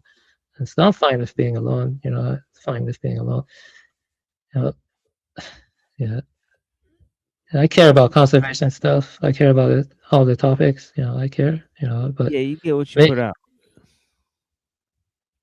Yeah, I'm not a spy. I'm not a Jew. I'm not a Fed. I'm none of that. And Homeboy says, I'm running a psyop. This world is filled with community and brotherhood and fraternity and all kinds of great things that we have built up. Ancient architecture that has stood for thousands of years, and a philosophy of a brotherhood of light that's transmitted from brother to brother under a sacred sworn oath of silence to certain things. And we promote the distribution of art and beauty and the reflection of nature within ourselves and the growth of an entire cosmos generating who we are, the stars above swirling in the sky and us down below absorbing the energies of everything all around us and transmitting it through a Christic consciousness that the prophets all spoke of in the ancient mystery texts. And we're sharing it in true love from brother to brother across this great plain so that life may be continued. And we promote not only our own lives, but the lives of all other creatures. And if there are a certain segment of creatures that are in suffering, well, we need to alleviate that as well. I do agree with you in that. Yeah, and, but where has mankind civilization led to love and preoccupation with technique? That's it. It led to Anthropocene. It led to massive pollution and crises and genocide. Where has mankind's civilizational march led? It led to us becoming disposable assets to the state, which is instrumentalized to maximize efficiency, searching for the most efficient means, transforming the means into the ends. You know, it's semiotic capture and stuff. You see, you're all optimistic, but the reality is brutal. You know, I mean, the reality is brutal. You know, now we're going to have smart cities. Now we're going to have more and more invasive ways of controlling and manipulating mankind. Was mankind's civilizational march worth it? Is mankind as great as you think?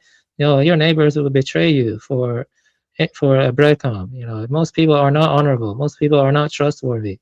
That's the problem. And stuff. That's why stuff like lots of genocides happened in the 20th century and lots of crazy stuff, and now we're dealing with even bigger problems, and with Iran too. But Iran you is, ask, where has it led to? And I'll tell Yeah. you this, that it's led to the spiritual evolution of man's soul and his possibility of a spiritual immortality. All these things you're talking about are transitory and ephemeral and are going to be done away with anyway by their own nature. They are not sui generis, like man in God's image, self-generating.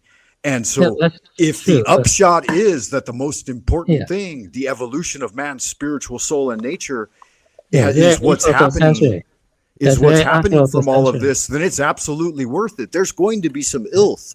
If you're going to be creative and you want to make an omelet, you have to crack some eggs. That's the fact of the matter.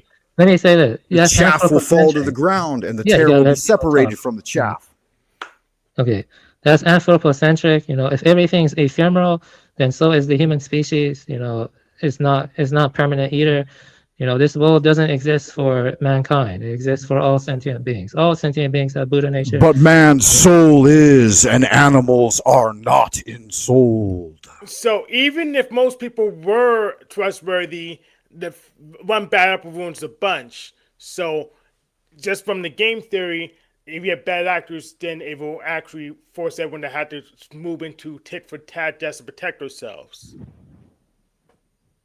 Yeah, that is true. You might as well enroll me in a science 101 class, because I have no motherfucking idea what you just said, Hank. Yeah, I want you to watch the movie The Hunt with Mads Mikkelsen. Watch that movie. In that movie, there's a town, people seem like they're all on good terms, but a guy is falsely accused of being a PDF. Okay, and then they actually start to good God, why, Avian Buddha, why? Need we fucking step in the gutter every goddamn conversation? Can we move it forward without name calling about the darkness of the demons in this realm? Cannot the angelic forces enter the room at some point and elevate us out of this fucking gutter and sewer of your mind, my friend? This is a beautiful, expansive plane of existence with which we live on. In fact, Christ himself said that heaven is upon the earth, and the Taoists enumerate that in every single fucking text. From word one, it's TND, heaven is on earth. TND, heaven and earth are one. Didn't that guy get tortured to death on earth? All men under heaven are of one family. Hank, I don't remember. Didn't that guy get tortured to death on earth? Christ? Are you speaking Greek, man? I can't understand motherfucking words you're saying. Go ahead and repeat that one more time. Did Christ get tortured to death on earth? Yes or no? Who? Christ. Oh, hell, I don't know, man. I wasn't there. Okay. Chances are he got hung on a cross, like they said. Okay. I don't understand how that. What the fuck that got to do with anything? You're up on Golgotha, man, the realm of death. I'm trying to bring you into the realm of life. Did not Christ live on earth allegedly, and teach and display his love and miracle for 30 plus years? But that happened on earth too, didn't it? Was it 33? Are you buying everything they write down in books, my friend? Was it exactly 33 years when he got assassinated by the Dark Realm? Well, assuming it happened on Earth, I don't see how that's heavenly. How many bones are in your spine? All of them. No, your anatomy and physiology. But what's the number? How many bones are in your skull? I mean, look it up. You can check Google because you don't know. There's 33 levels in the spine. There's 22 bones in the human skull. There are 22 letters in the Hebrew alphabet. There are 22 major teachings in the arcana of the Book of Thoth, right? Are you familiar with any of those ideas? I'm sure you are, Hank, because you're a bit of a witchy wizard. Now, would you attribute yourself more as a witch or a wizard, Hank? I want to Yeah, know. I agree. There's It's a lot. on Avian, if you would, me and Hank gonna have a minute here, and I appreciate it. Hank, I got a direct question for you, brother to brother. Are you more witchy or more wizardy or more sorcery or? That's not sorcerer, but witch and wizard is pretty much the same thing. Yeah. True fact. Well, witch and warlock. The difference between a witch, a wizard, a magician, a warlock, a witch or a warlock would have an infernal pact, most likely, by definition, right? So there would be some alliance with a demoniacal force and possibly its intelligence and spirit as well. But a magician would stand on the opposite side within the circle of magic. Well, witches use circles as well. But they would command demoniacal forces, intelligences, spirits, and with the upshot of being breaking the chains of karma, the zodiac, and any other fate or fortune, the physical realm, that may bind one here to complete extreme materialization, which amounts to disintegration into dust and ash and a hungry ghost that wanders upon the earth with a big swollen belly and a little tiny mouth, trying to suck in and have a much larger appetite than it can ever satiate. The Chinese term is ugui, and it's what happens to individuals who do not seek the truth and do not seek the light. At the time of death, they get shit out of their lower visceral and pissed into the dirt and become a part of the animal kingdom, which Avian Buddha wants to do. I guess it's a good deal then. It's just mixing a bunch of Kabbalistic stuff and I don't know a bunch I'm not of mixing anything. I'm speaking truths that I know. I've witnessed death. I've seen the transition. right. Let me talk. I've learned the techniques. There's a difference. Yeah, there's a difference between knowing and believing. Yeah, right. I don't believe in God. I've been within his throne room. There's a difference. Yeah, there's a fucking difference. Huge difference. That's good for you. Yeah, I don't believe there's any divine guidance. Don't care what you believe, homie. I know what I know. Yeah, that's good for you. It's you can have your view. I'm not trying to enforce anything on you. At the same time, I'm not in agreement. That's fine.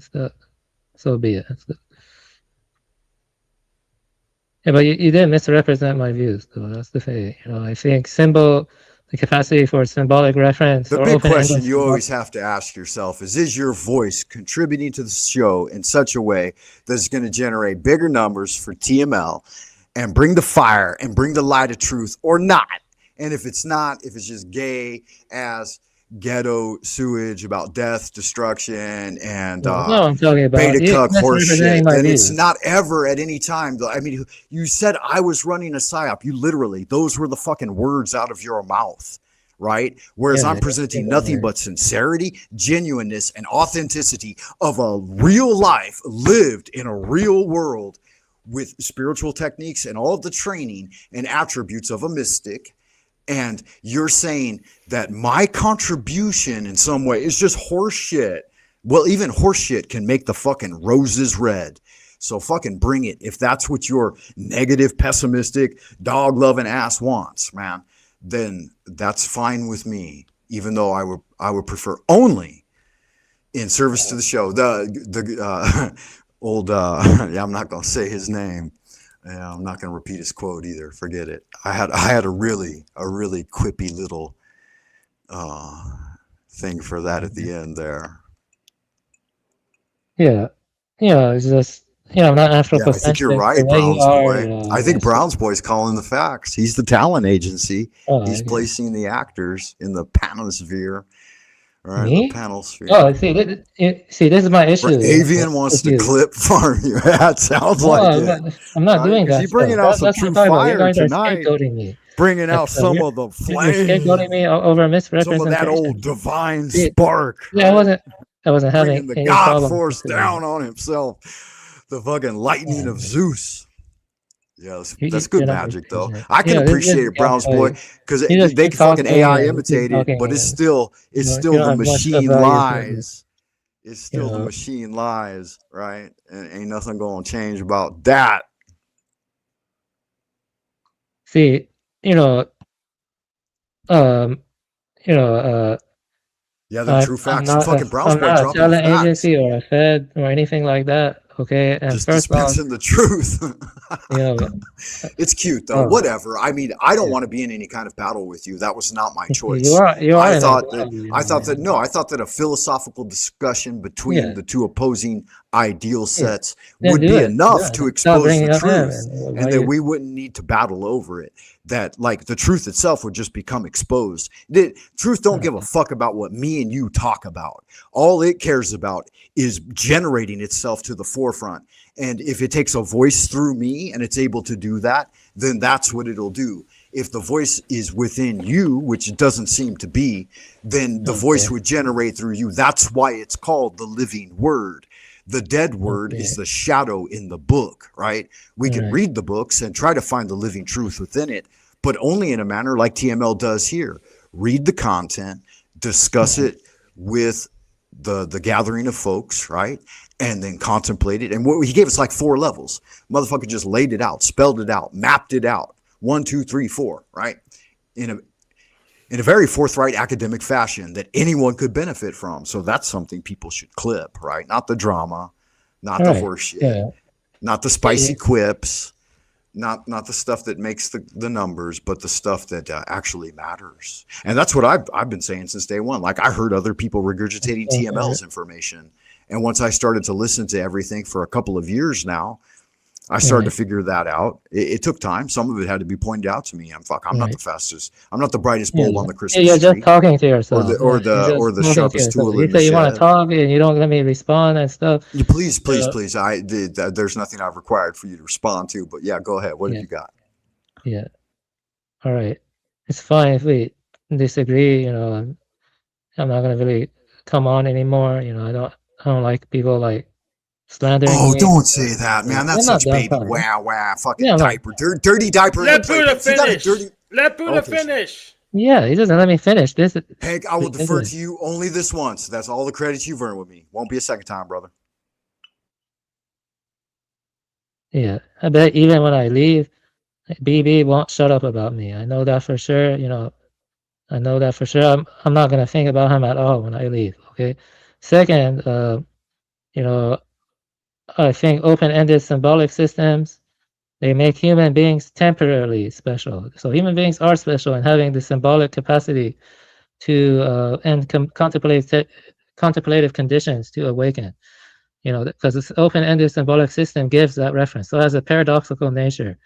You know, the open, you know, I talk about C.S. Peirce in my book. I talk about biosemiotics, but I don't think that will always necessarily remain exclusive to humans. I do think, you know, hypothetically speaking, if mankind were to vanish, some other organismal lineage would evolve towards open-ended symbolic system. And I think in a way you can interpret Garudas, you can interpret Nagas to be like that. Maybe in a way it could be like a topological fold. You know, like the future could be like a topological fold that you can sometimes have glimpses in dreams or meditation. I had a past life, right? I know this may sound ridiculous, but I had a past life recollection where I was something like a Garuda or something.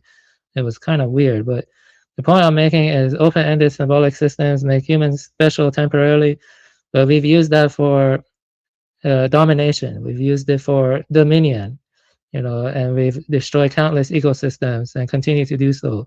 And now we're destroying ourselves even more so and stuff.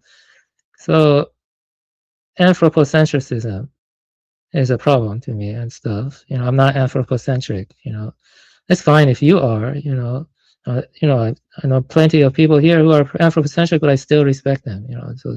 So be it and stuff, whatever and stuff. This is the thing with intellectual discourse. You're gonna disagree about some things, you're gonna agree about other things. I agree with TML that technological growth is bad. Been very clear about that for over 10 months, you know. Even gave presentations, contributions, and in fruitful discussions, enriching discussions, me at TML and me. That's interesting because I've never found a single thing that I disagree with TML with, and I think the reason is because TML does. If I may, for fucking goddamn 30 seconds. You are fake as hell. You are fake, man. You are fake. You literally were talking about Kabbalah. Let me fucking explain. No. What the heck is wrong with you? Shut the fuck up. You know, Dude, you were talking I about could spiritual say this in evolution. all You were talking about humility Kabbalah. without. You realize TML rejects all of that, right? He rejects spiritual His evolution and understanding of Kabbalah. Kabbalah is not my understanding He doesn't of realize Kabbalah. it. Yeah, he Yes, doesn't I realize do. it. Yes, I Let me do. say something here.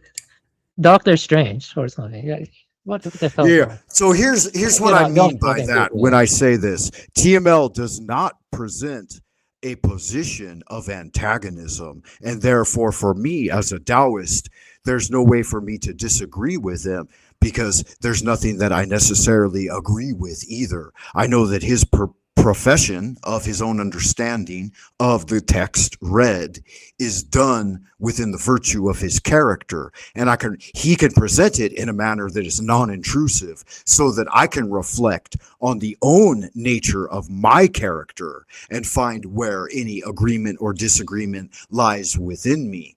Whereas others' presentations, if I may continue, are dogmatic and doctrinal to the extent that you must agree or disagree with them at face value. So their false dichotomy inherent within the breast of the speaker causes me to find disagreement with them. Whereas TML, just fucking brass tacks here, he does not have a false dichotomy of understanding within him.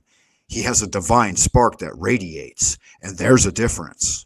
So that's why I cannot disagree with what the man presents and does in his time on his show, in his place, and in all ways, everywhere I've seen him on the fucking panel verse. I've seen y'all motherfuckers shift like chameleons. I got to admit, even I shift like a chameleon from time to time.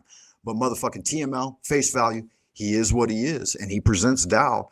And Hank, until just a moment ago, I would have said you were as close to the Tao as I could find in this panel verse experience. But you may have lost that credit in interjecting. But no, I can see the value. I want you were talking over Buddha when it was his turn. That's why I want you to do shut for a minute. I can appreciate that. Thank you. Thank you for clarifying. Yeah. It just sounds like to me you're just sucking up, because TML has made clear. Give a fuck what it sounds like to you. Your opinion does not matter to me at this point. Yeah, right? Yeah, You'd rather save a dog than a dying man. That's your fucking evaluation of the situation here. So you fucking have at that, okay? And you sleep with that tonight. I mean, yeah, no, that's what you mean. That's what you said. said. You'd rather save a fucking chicken. If a chicken was caught in a bear trap and a man was drowning, you'd fucking struggle with that bear trap trying to get that motherfucking chicken out. Is it really? Yeah, is it really? Depends on the. Then explain how. Explain how. Okay, the decision's presented to you. Then avian Buddha, right? What? Shapeshifter, name changer, right? No, you say human beings are temporarily special. Always been. Human beings are temporarily special. Since day one. Francis von Montags. That's my German name. You wouldn't understand it, so it's Frank Monday to you, baby. Since day one, birth into this kingdom. But what about you, right? If there were a chicken with its head trapped, you're not listening to me. I say human beings in a rat trap and a man drowning. Which would you go for? Who would you try to help out? I'm confused. There's a rope Frank. on the shore. You claim that just humans are transient. Why is anything worth saving? Why can't you answer a simple hypothetical then? What about you, Hank? Is it chicken or man? I'd probably pick the man. Thank you, sir. But if we said everything's transient, why is anything worth saving at all? Yeah, it depends on the man, right? What if it's Hitler and he's going to come and get you because of y'all flavorization? Yeah, listen. I say human beings. TML on mic. TML, you're gonna add. Did you want to interject, my friend, dear sir? Okay. According to my views, I say human beings are temporarily special. It depends on the man. If the man's like a serial killer, I'm not gonna save him. But if he's like humans are temporarily special, but chicken's special all day long. I'm answering your stupid question. Shut up. Walking in chicken shit. Yeah, shut pecking up. at bugs. That's your dumbass question. They special all day long. Motherfucking special creatures. You're dumb. Sun comes up, they cock a doodle doo. Let me finish answering. Texas be like any cockle do. Okay. Go ahead. It's just difficult to understand the transmission from such a low vibration. But go ahead, please. Low vibration. That sounds very new agey, actually. It's new age nonsense. stuff. It's like a mix of hodgepodge and Why new you age gotta give your nonsense, fucking Shambhala, and interpolation stuff rather like than continuing? Have you not the power to do anything but react? Right? Lead it forward. Go ahead then. yeah, right. Waiting for So, you. yeah, In so, fact, I'm instructing yeah. you to do so. Yeah, Please. okay, yeah, I'll do it. Yeah, shut up now.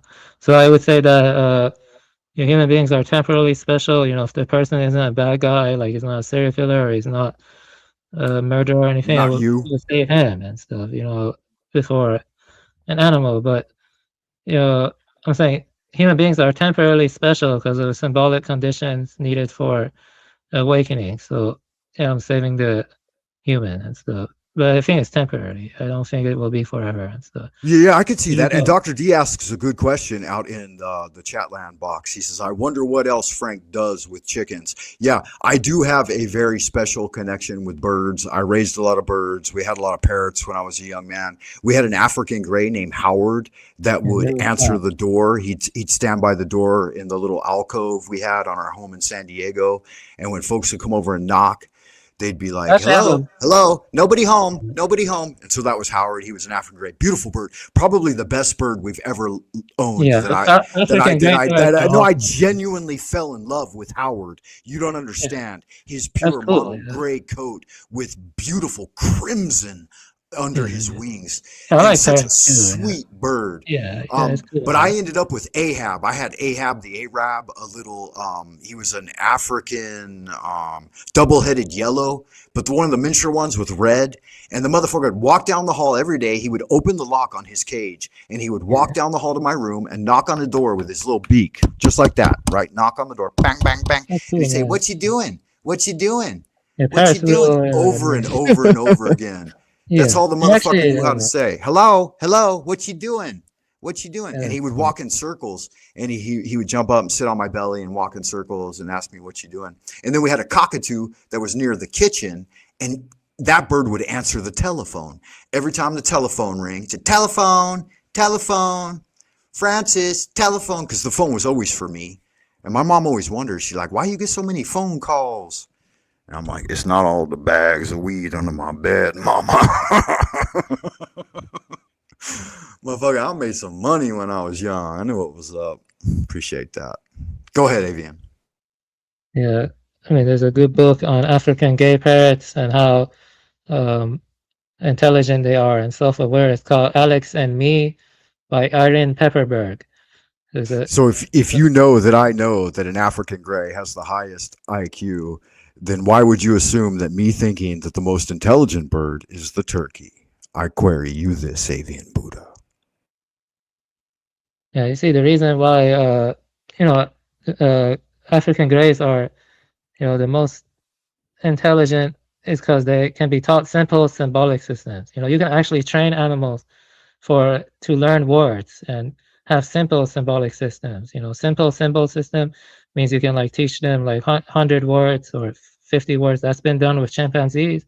It's been done with African gray parrots. It's been done with some other species. So actually symbolic systems, other animals have already had it, but just not have it. A lot of them can be trained for it. So it's rare and wild, but they don't have the combinatorial complexity of human language. Not yet, because you can recombine human language in almost indefinite ways to refer to absent realities or possibilities, but you can train some species, not all species though. You can train some species to have a more limited sense. But I do think over time, hypothetically, if mankind were to go, they could evolve towards. I'll simplify it for you so you can continue your argument. I just think it's because the turkey has a better balance of IQ and EQ. It socializes, and so it has a more emotional, collaborative, associated fraternity and sorority. It's got family that it interacts with at a much higher level than parrots do. Parrots are far more individualistic, and the American dream is far more individualistic. That's not true. But I think that Asian society will proliferate and prolong longer because it's more communal. And I think that somehow so actually you're wrong about that. Parrots in the wild are communal, though. They're very communal. If you look at keys, Keas, they're very communal. No, there's a difference. They hang out like parrots hang out with each other. Turkeys form family. Keys has family though. Keys. No, they have family, but they don't do it the same way. I've watched both birds over long periods of time. Yeah, keys are a parrot in Australia, all right, and they have a communal setting where if one child dances, then the rest of the family and then neighbors, they know they dance with the child parrot. So they're actually very communal. You can read about them. Keas, keys. In Australia, they're considered very smart too. They're a species of parrot, and so it depends on the species we're talking about and stuff. So they are pretty communal and stuff, So wouldn't it mean it depends on the variant? Isn't the species the entire family and category, and then the individual parrot types would be their variants? I may be wrong. I'm not a science major. I didn't do much on zoology. I'm a bit of a naturalist, but it's all self-taught. So you would be a little more bird-brained than I am. Okay, and that's not really an insult because birds, New Caledonian crows and African greys and keys are all very intelligent. So I don't know why bird brain is considered an insult. Not all birds are like pigeons. You know what I mean? It's like saying all mammals are like mice or something. Or all mammals are like, I don't know, shrews or something. It doesn't make sense.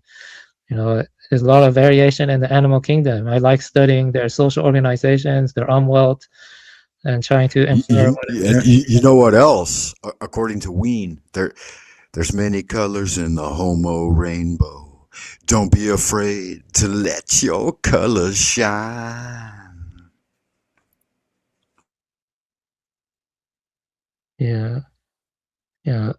It's just, this is a mess. Baby, can you please shut up about me already? Like, you're doing the same thing you did to Neurojack to me. Explain that to me. Would you break that down for me, Buddha? Would you break that down? Like, what's the situation with Neurojack? Because I know Neurojack to some extent. I've encountered him a few times on the panels. I don't believe I've ever been to, if he has opens, I don't know if I've ever been there, but there seems to be a bit of a situation between you and Brown's Boy and Neurojack, and I've still never really fully grasped it. Not the details. I'm kind of stuck in the weeds. Baby just, gets extremely obsessive and stalking, other people and just go around calling them actors and just keep doing it over and over again. But rather than Neurojack, like, what's the particulars in your guys' situation? Yeah, he just went over 8 hours, 4 to 6 hours on chat about. I don't want to talk about it too much. It's personal detail. If you've already said it that many times, then you should, like, the first time you tell it may take 8 hours. The second time will take 4 hours. The third time should only take an hour. And so this would be the fourth or fifth time that you've told it. It should only take you like a couple of minutes to explain it to me, right? Just give me the most salient points. He just, when he's just a hypocrite, BB, like he keeps saying, oh, I'm going to leave for 1 year or 2 years, make 400K doing metal fabrication, and I'm never coming back to TML's channel. I'll never forgive him. Now he's back and he's talking shit about me and stuff. And he was talking lots of shit. In all honesty, aren't those kind of things that you said? You're like checking out, I'm never coming back, and da da da. Like, I would never say that. Fuck, TML is one of the most respected channels on the internet for these types of conversations and discussions. That's why I absolutely think we shouldn't fucking bring our drama here. Like, if we want to do debates or fucking rap battles or whatever, we should take that somewhere else, unless TML invites it. This is his hood. And it's like you showing up in fucking Blood Kingdom or Insane Crip Gang or Grape Street Crips or West Side Wilmington or 18th Street Latinos or any of those gangs in inner LA. Like you gotta check with the hood master, check with the OGs and be like, what's cool? What kind of game can we run here on the streets and figure out what's going on? And that takes time. That takes street credit. I thought I had earned something over at Chats with Jack. Motherfucker shut me down. Entire enclave of motherfucker taking swings at Frank Monday. And I can appreciate it, but it's going to knock my dick in the dirt. And there's a good chance, if I may present this here, that I won't be back for a while, quite a while. You know, left a bit of a nasty taste in my mouth, that one. But, you know, it is what it is. And you got to roll with the punches and just keep moving with the flavor and see what's going on. Transition and do new things. It also forces you to do new things and interact with greater and higher venues that those other lesser experiences may have been holding you back. So if you said something like that here, like, I ain't ever coming back, TML, fuck you, go suck a dick, you know, then you got to figure out like why that came out and where that came out of, and how it is, having said that you're back, that you've broken your living word. You know, right? Always do what you say and only say what you know that you can live up to. So if Brown's Boy has proven that you're flippant and shoddy and he's flippant. wish-washy. What are you talking about? Like, I mean, isn't you admittedly said that, and here you are back? Let me tell you what happened. Okay, you know, Brown. BB told me, okay, he's not coming back for 1 year. He's gonna make a lot of money, or he say he doesn't like. Wait a minute. Who the fuck BB? BB. Brown's Boy. The leader of Israel. Oh, Brown's Boy. I'm sorry, my bad. Yeah, right. And then when I come and look at the chat, I see he's talking mad shit about me and stuff, and I'm like, why is he talking shit about me? Like, I don't want an internet celebrity status. It seems like I have internet celebrity status now. Although it's not really something. Damn, how many subs you got? You got internet celebrity status? Well, I had that's some heavy shit right there. Like, who dumped all that on you? Who said that? That's something you just made up, or that's something that somebody said, hey, motherfucker, Avian Buddha, you better watch out. You got internet celebrity status. Hey, wow. That's a thing. That's breaking news, guys. Yeah, the irony is unbearable, according to Dr. D-Head, 5150. Motherfucker got checked in, and he's like, damn, this is the first I heard of that. So go ahead and break that down. Give us the point by point on how you established internet celebrity status. Go ahead. How you established that. You keep going on and on and on. It's very tiresome. You could be more concise. And no, I'm just asking. It was very concise. How did you establish your internet celebrity status? Yeah, because, you know, a lot of, you know, I used to have a channel, and I do have, like, you know, some people, you know, the thing is, people love gossiping about others. You know, that's what they do for celebrities. And, you know, I don't really like, you know, just looking at the chat and seeing people gossip about me, but I guess there's not much I can do about it. Whatever, you know, it's just, I find it shameful behavior. Also, I want to make clear again, you know, I am not a Fed. I am not a homosexual. I am not a Jew. I mean, small hat. I'm not a small hat. I'm not a pseudo-intellectual. I'm not a pseudo-intellectual either. You know, I have my areas of focus. You know, yeah, I really didn't want to come on. You know, I just want people to stop gossiping about me. But I know even if I don't come on for months, Brown's Boy won't shut up about me. I know that for sure. You know, Nero Jack is right about that. He won't shut up about me. He's going around telling people that I know. He's going around telling people I'm keeping tabs on them for. Okay, Avian, I'd like to take it to Avian, if I may, I'd like to take it to a real level between me and you. I thought he was your greatest advocate, because literally, like, he found me in the panel verse. Like, imagine I'm hanging out on another corner in the hood over, I think it was Chats with Jack or maybe the Powder Dusty or something, and he came over and he found me, and he says, he said, Frank Monday, I heard you've been running from Avian Buddha. And so somehow there was a rumor generated and gossip about the fact that we had discussed a pseudo debate on Taoism versus Buddhism, and I had agreed to it. And I said I would have to look into a little bit more about the tenets and understanding of the Buddhists, because I had never paid any attention to it. I don't care about Indian Buddhism or Indian Hinduism or anything related with the Indian world. I got your point. Right, and I did. I looked into it. I visited temples. I made videos of visiting temples. I mixed among their people. I sought out an Indian consort on various aspects of their gods embraced in eternal lovemaking, and I started to research and learn something about it.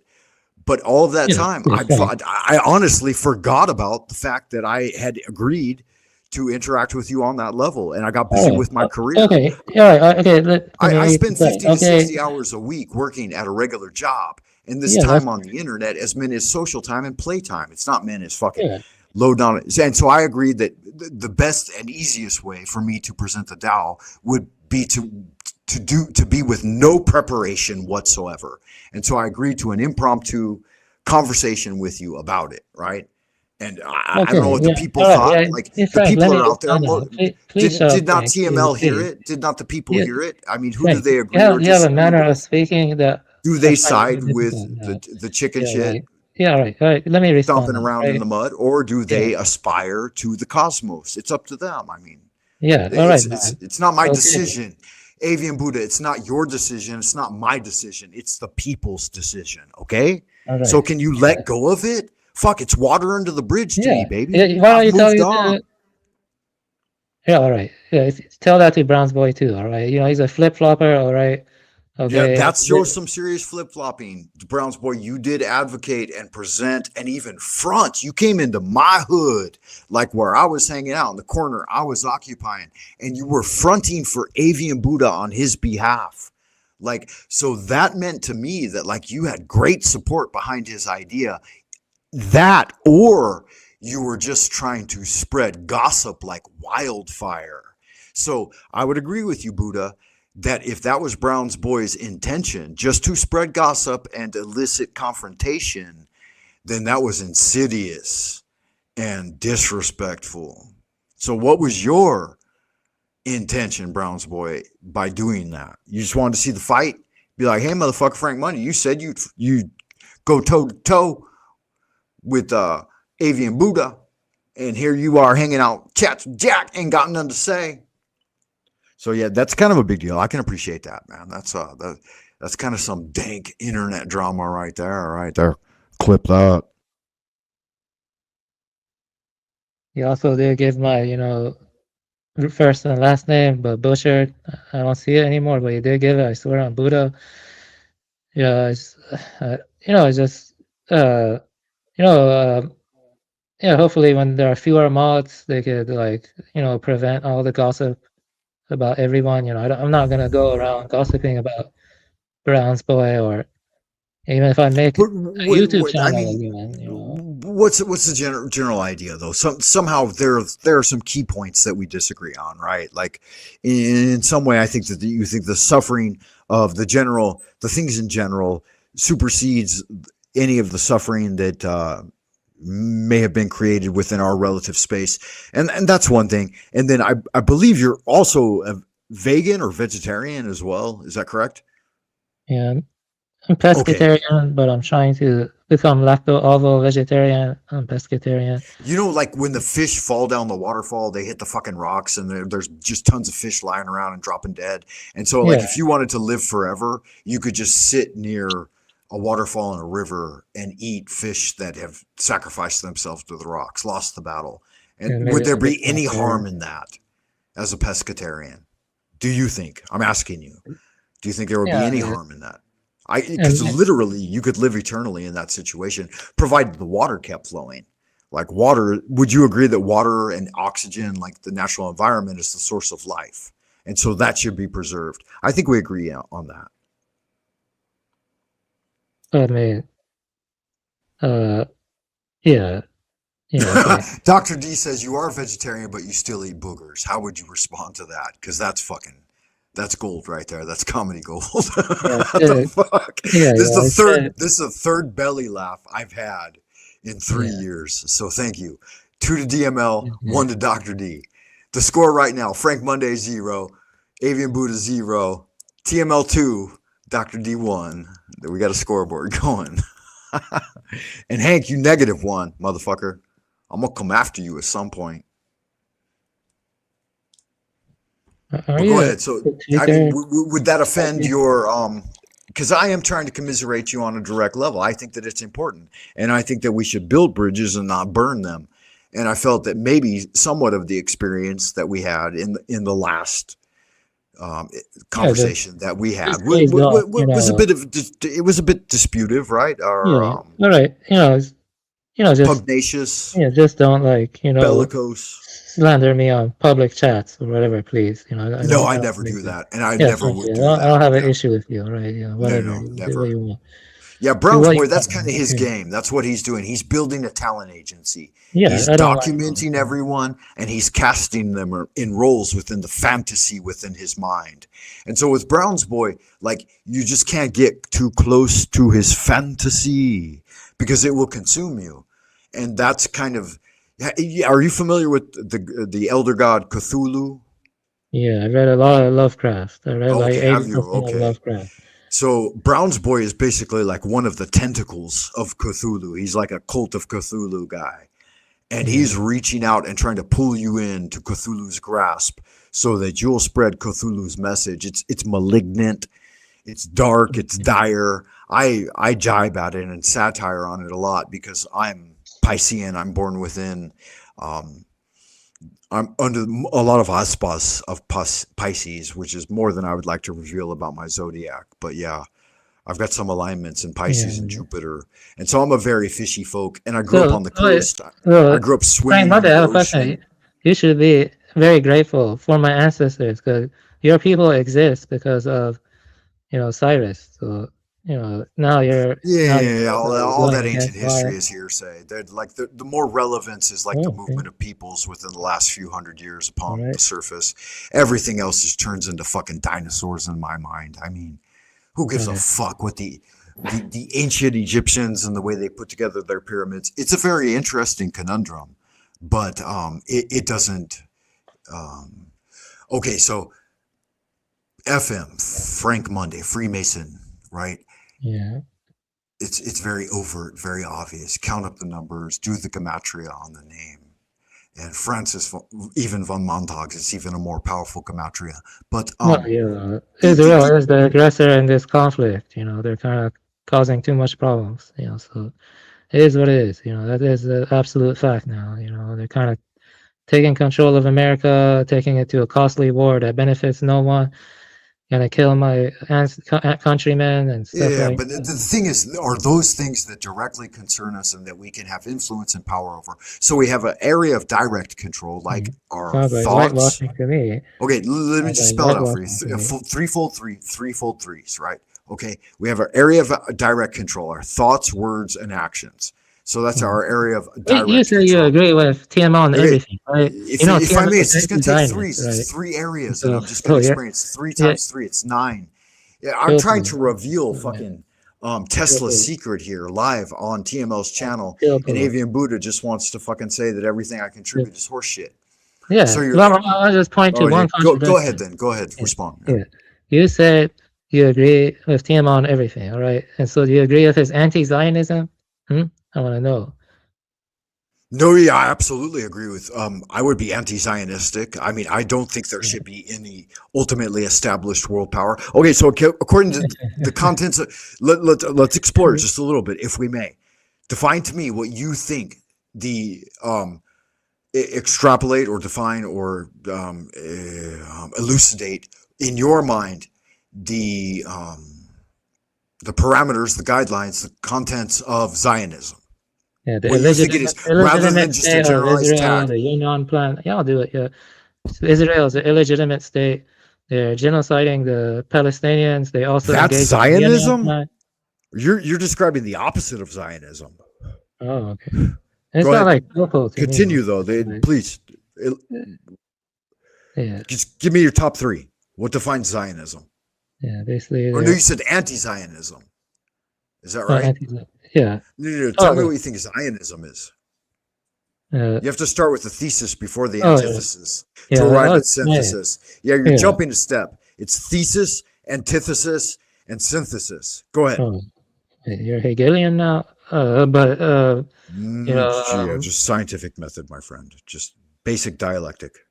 They're the constraints, the guidelines, the parameters within we should all act so that it's easily understandable and we can bypass the constraints of trying to figure out what some motherfucker's doing in a bush chasing a chicken, right? Why is he running around in the bushes chasing a chicken? Is he starving to death? Or does he want to fuck the chicken? So go ahead, if you would, sir. Entertain me. Yeah. So Zionism is an illegitimate state. It's about, the people of small hat descent. They think they have a birthright to the land of Palestine, and so then they go and they do stuff like seize the land of the Palestinians, and then they do stuff like squat on their lands or massacre them, like in Gaza. And also they have something called Yinnan Plan, which is about trying to destabilize their neighbors, trying to prevent any unity among their neighbors. Those aren't the tenets. Those aren't the core concepts. Those are the policies being carried out by lesser administrators. That means that's the way the thing's playing out, but that's not the original intent. Only your first statement, I believe, was associated with original intent. And I could see what you're doing, but what you're doing is arriving at a miasma of ideas that amount in nothing. I want to keep it to the core, most salient, most cogent. Is English your native language? Yeah, I mean, this is people, it's the best to see. The thing is English language your native language? Yes or no? I'm not gonna. Yes, it is. But the thing is, you love people. You see, you love to talk endlessly, and you just go on, and you meander from one topic to another. You just jump up, and it's best to keep things concise.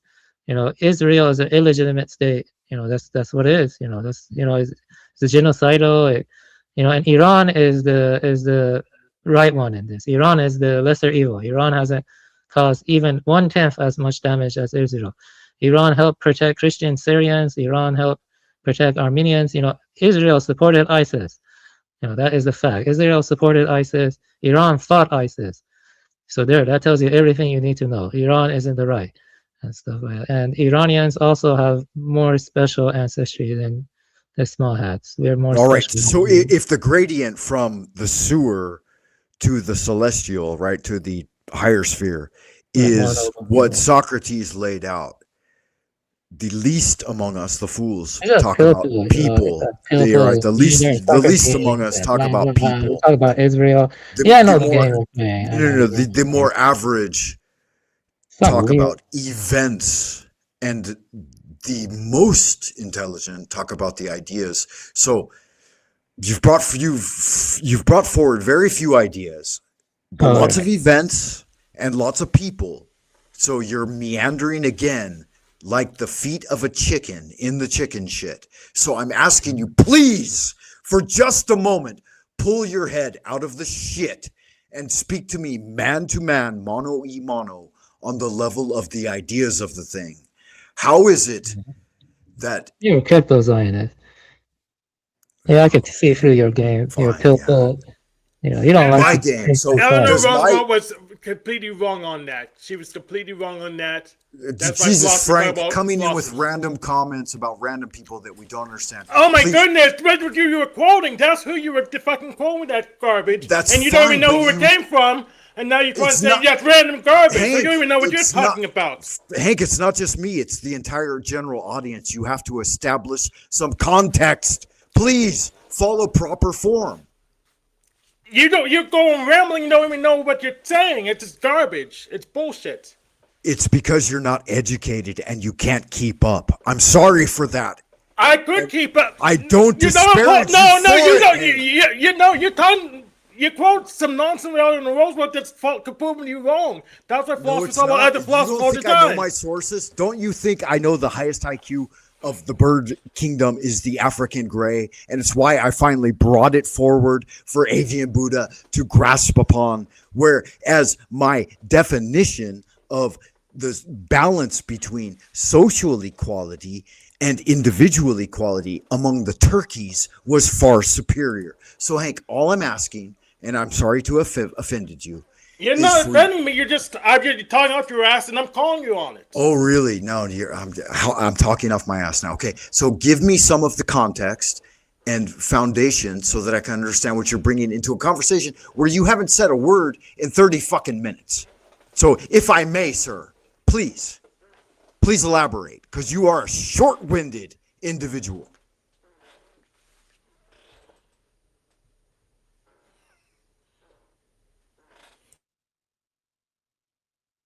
Well, I was using the bathroom.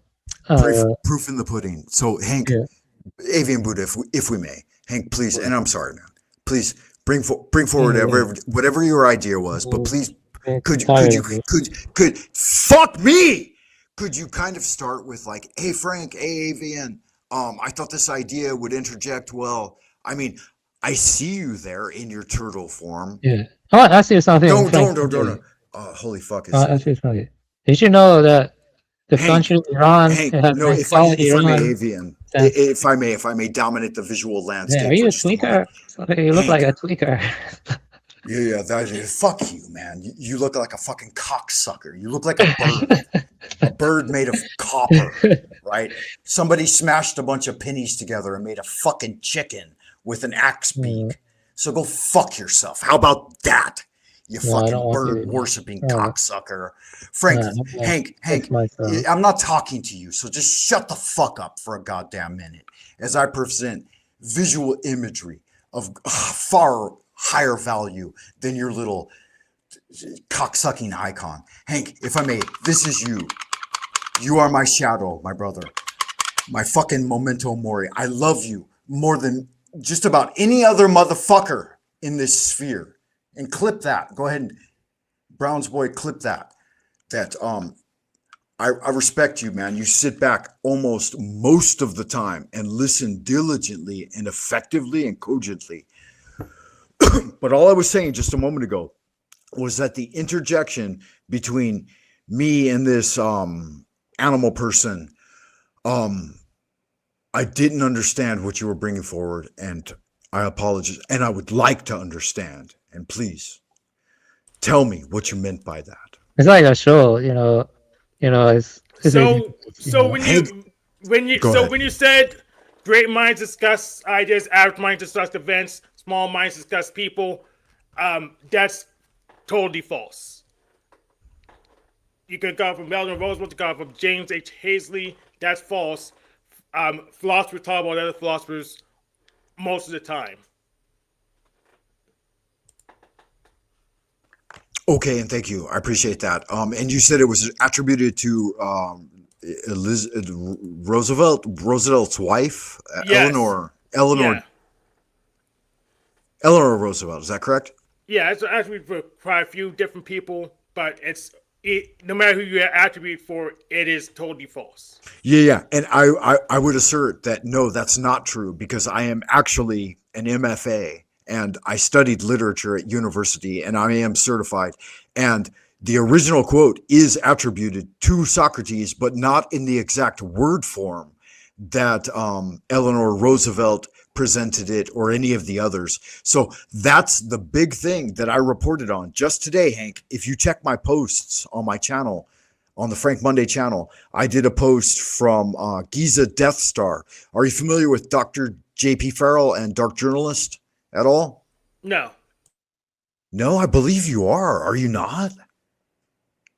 Okay, so Dr. Farrell, you're familiar with oh, good God, so many doctors in this business. Anyway, if you check my post, there's a link, and I did a short video just a moment ago on this, that within the last half a century, they have been taking manuscripts out of the public domain and putting them into electronic archives in audio form in the past, and then most recently in scanned digital form, and then destroying the manuscripts. So essentially book burning, so that they are, and these are books 70 plus years old. Their idea is that if you destroy the original manuscripts from the public domain, I guess you can't get the things that are within the Library of Congress. And this is what I'm hoping for, because there's quite a bit within the Vatican archive, the Library of Congress, and the Imperial Archives here in China, that their physical copies should be preserved throughout antiquity. But I'm not sure if they will or not, because companies like Google is one of the forefronts, and then other AI companies. So essentially what they're doing is they're buying old books, their OG manuscripts, only existing copies, scanning them into their databases, and then changing them into digital format, which gives them the current copyright over the material, and then destroying the original manuscript so that it will no longer be within the public domain. Does that make sense to you? Do you understand what I'm saying? Yes, I know about that, but that's why copyright should have ended, so other people could reprint those books. But unfortunately, we fell for Disney's nonsense and say, "Oh, we need to protect the artists and protect our money, and we should let things go in the public domain, not 70 years, but maybe 10 years tops, so we could just reprint the books. That's so we don't lose the books." that's not good. 70 years is perfect. I don't think there's any rage to change 77 times 7, right? 77.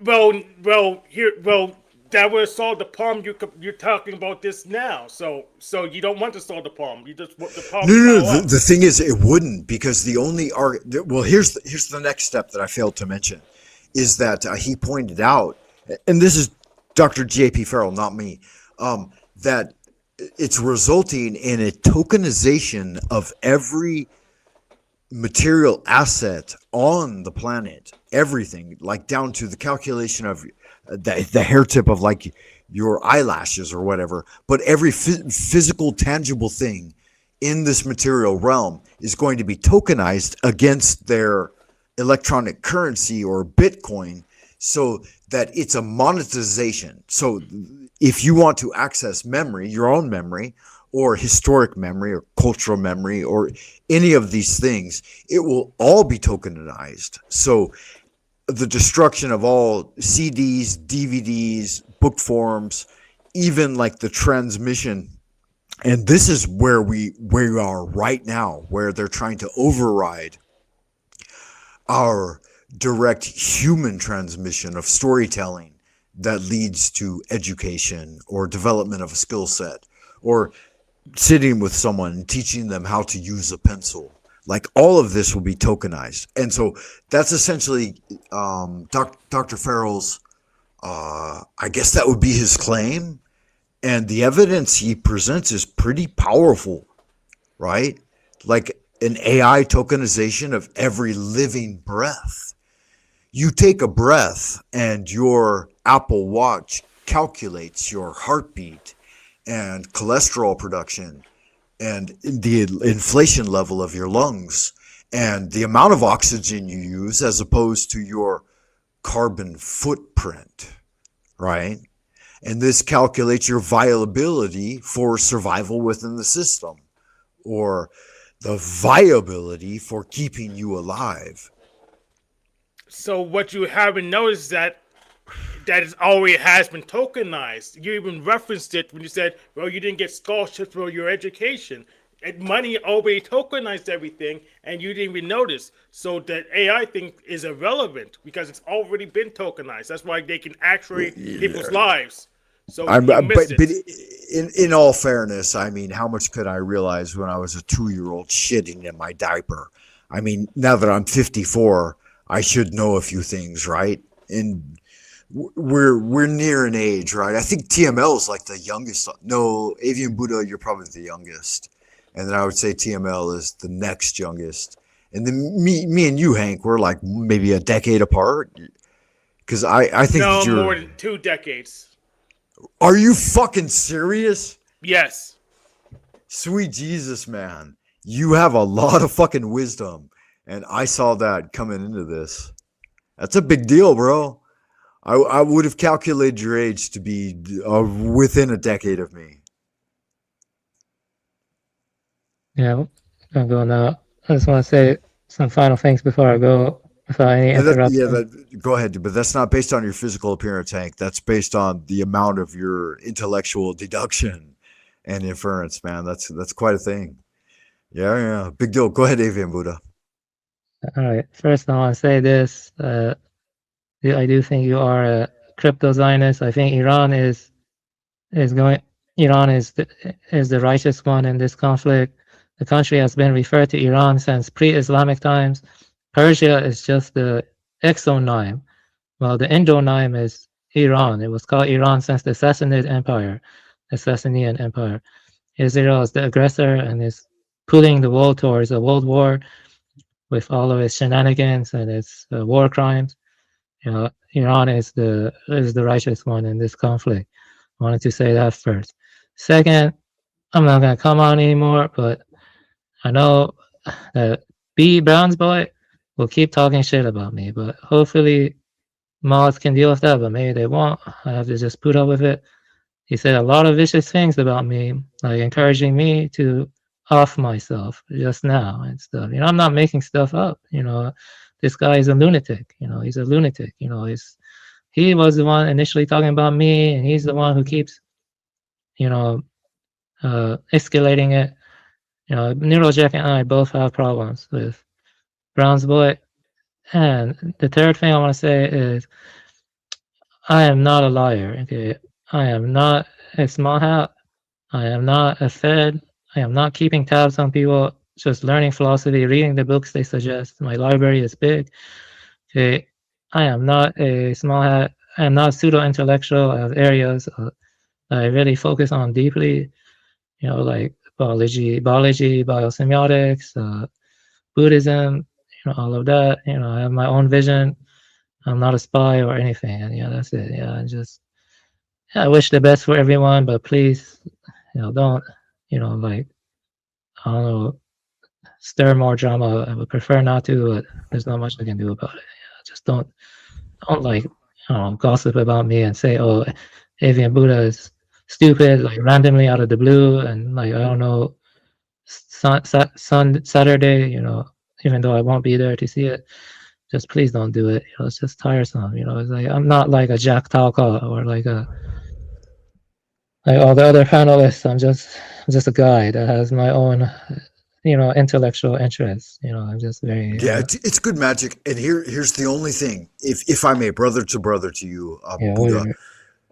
I don't even know what to call. Is there some other name, like some proper name that I can call you by, some moniker or acronym that you associate yourself more deeply with, that's not within the like public, I don't want to say public domain, but like that can give me a deeper connection to who you are as a person, Avian Buddha? Yeah, I'm not interested in a deep connection. I'm not. So. That's good. Okay, that's fine then. Then I'll just address you as the fat god of sucking chicken cocks. And I'll say this: that you do that. I think, right? Yeah, and I'll refer to you as a demented small hat or something. Yeah, that's fine. Whatever. Yeah. That's good magic. I appreciate that.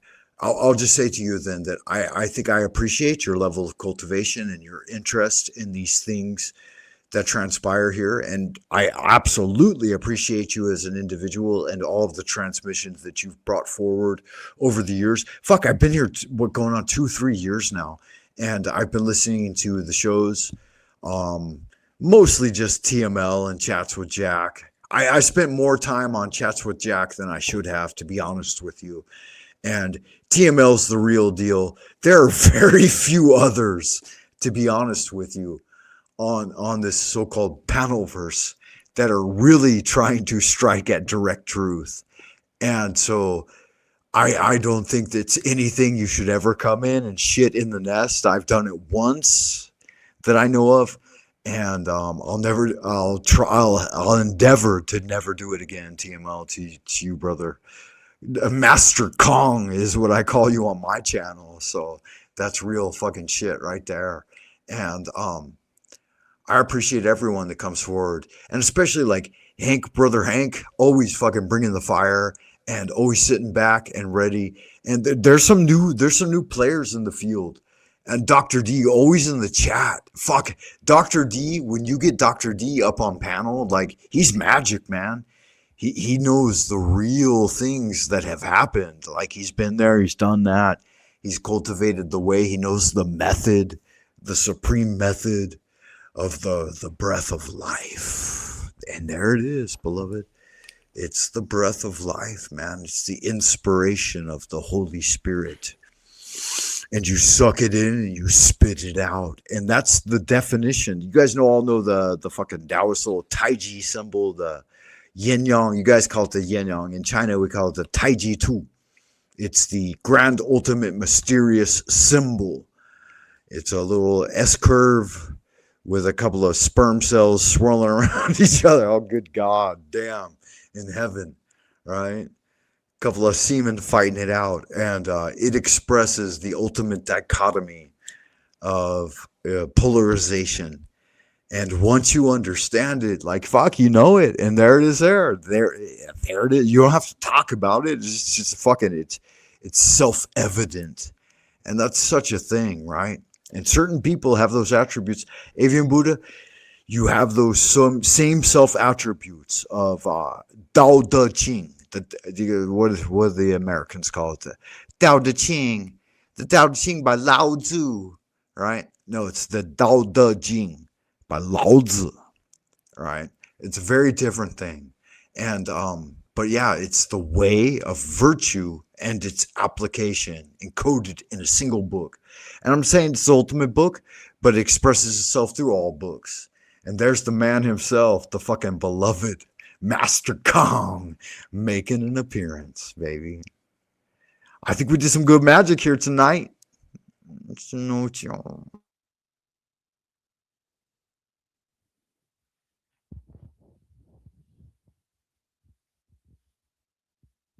Yeah, we laid down 5 hours of, at least 5 hours of presentation on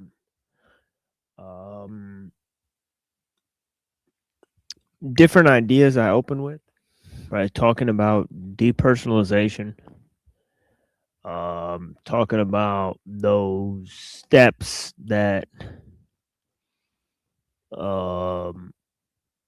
Orwell takes to lay out his ideas about efficiency and control, and how they have a inverse effect on human health and freedom and social relations and all those types of things. And of course,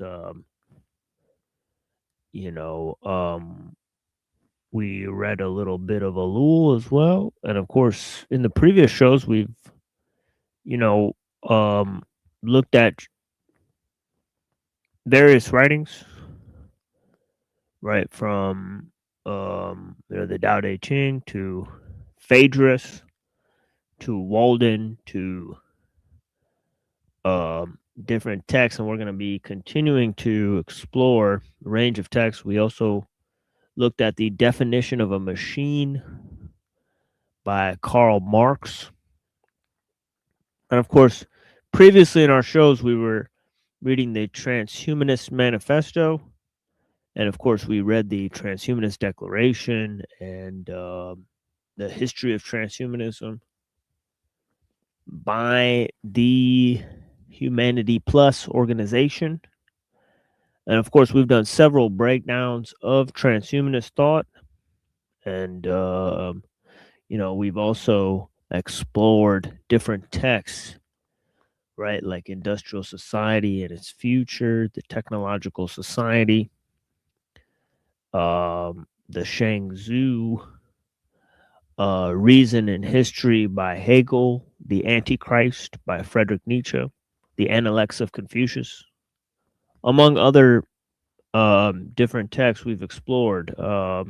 We've looked at fragments of Parmenides and Heraclitus here on the show, right? And of course, we've explored a range of ideas from Plato to Rousseau.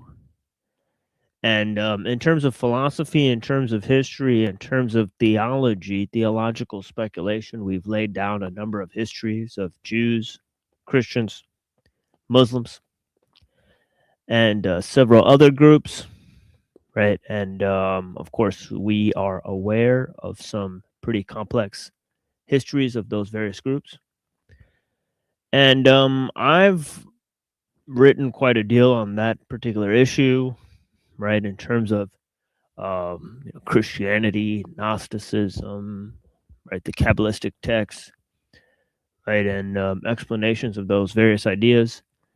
I'm not short on explanations of that material, right? We will be covering many of those things. We'll also be looking at history of, different forms of philosophy, including, as we've looked at, Taoism and Confucianism, we will also be looking at Buddhism and legalism, two other views. And obviously, legalism was a competitor for Confucianism in Chinese political thought and in various different scope of range of ideas there. Obviously, I've laid down hundreds of hours of presentation on my own view of the history of humanism, universalism, liberalism, feminism, so on and so forth. I think that our sort of histories of sort of modern ideologies like communism, feminism,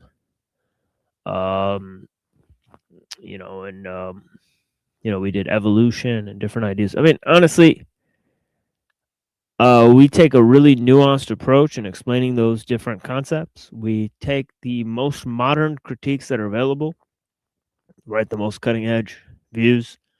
And honestly, I think there's not a lot of issues that have really been left out of our range of critiques. We have almost mentioned every single topic under the sun on these panels. And of course, if you guys want to go back and look at the over 400 videos that we have available, and I'm not sure how long those will be available. So, check them out if you get the chance, right? And obviously all the materials there available for free. And I don't have much more else to say. Looks like everybody left my panel. Not sure if Hank's there. Yeah, I'm here. Appreciate you sticking around. Yeah, if you have anything to say to the people, go ahead. Not at this time. Just when if these panels are triggering you, I'd say just disconnect from them. It's not worth getting stuck in them. Most of these people are losers and failures, so you don't need to worry about their opinions.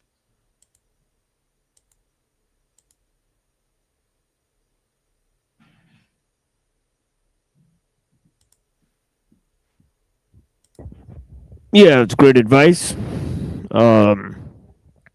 Definitely great advice. And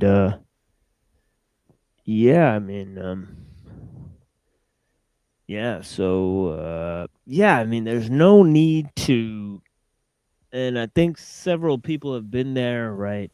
You want to prevent people from having a negative critique of you, but this is something that definitely is a Buddhist thing, right? You don't really care what people think about you, right?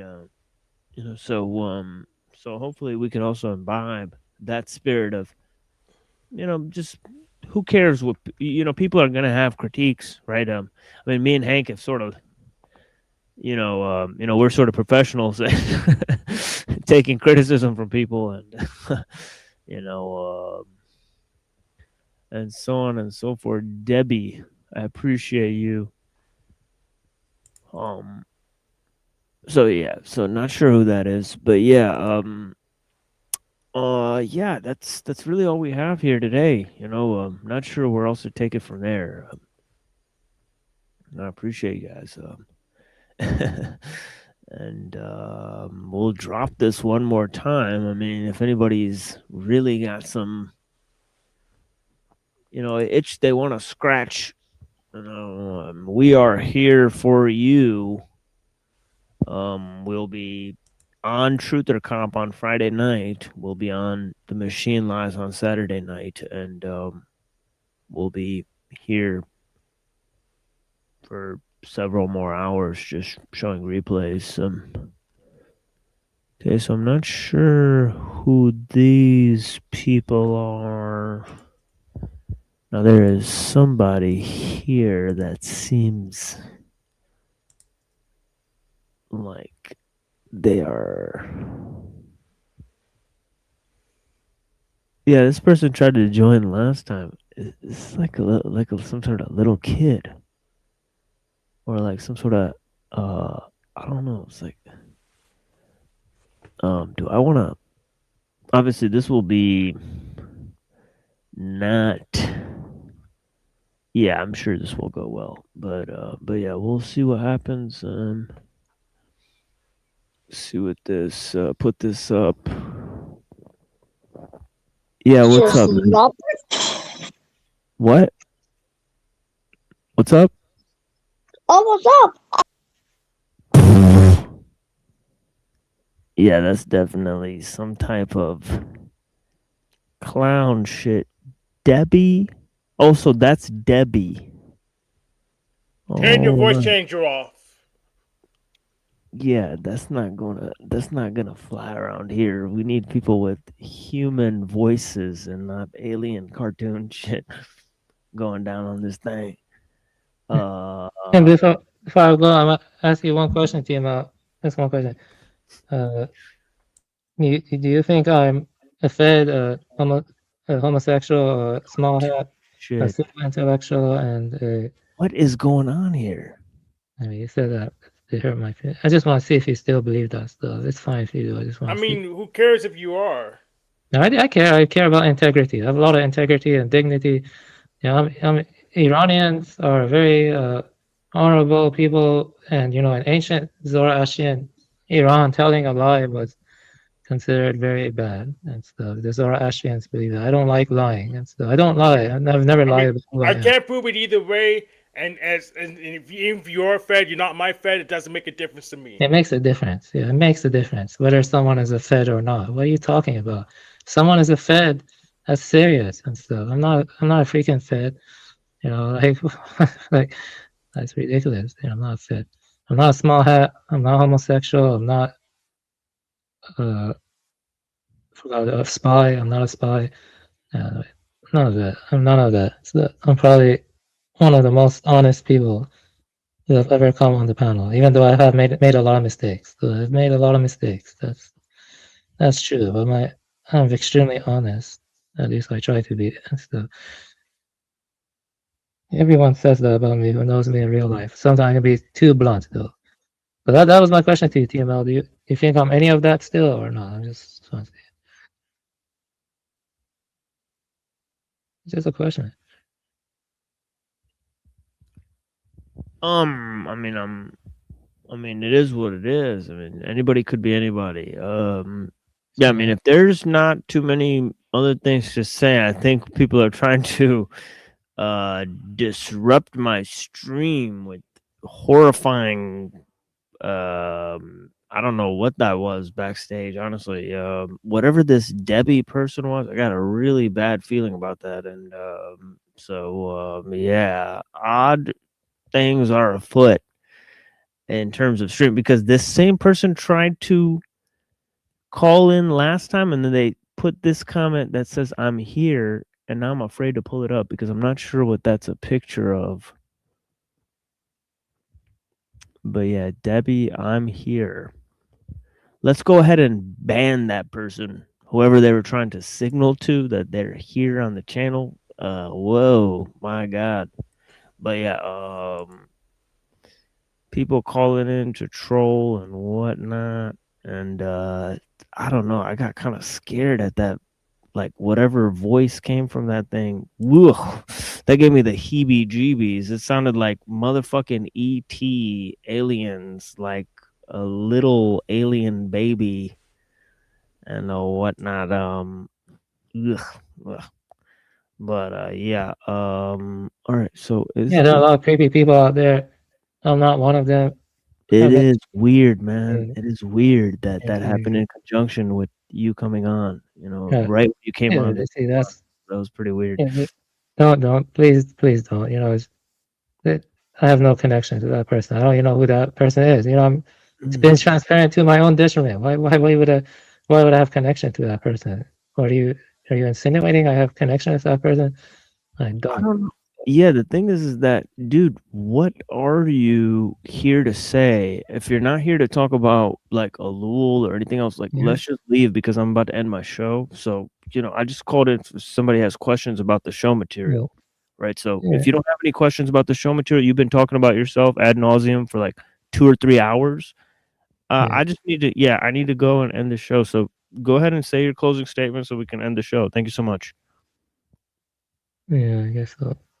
So I wrote a book. You know, I talk about ellul a lot, and Frederick George Younger and David Skrbina, and chapter 3. You know, I've read a lot of the material and have my own vision. You know, and I talked a lot about ellul. So I mean, I have taken the subject matter seriously and stuff. And yeah, that's it. Make it. You know what? I'm not coming on anymore. And Yeah, stuff. you said that multiple times. Yeah, okay, we heard you the first time. Yeah, okay, so Yeah. all right. Do you got anything else? Not really. I mean, All right. End of Okay. Have a good night. That's it. Yeah. Yeah, peace. All right, guys. Thank you for joining us here on the Machine Lives, where we talk about the lives of the machine on the machine that lies. Man, it's been a longish stream. Creepy things are afoot.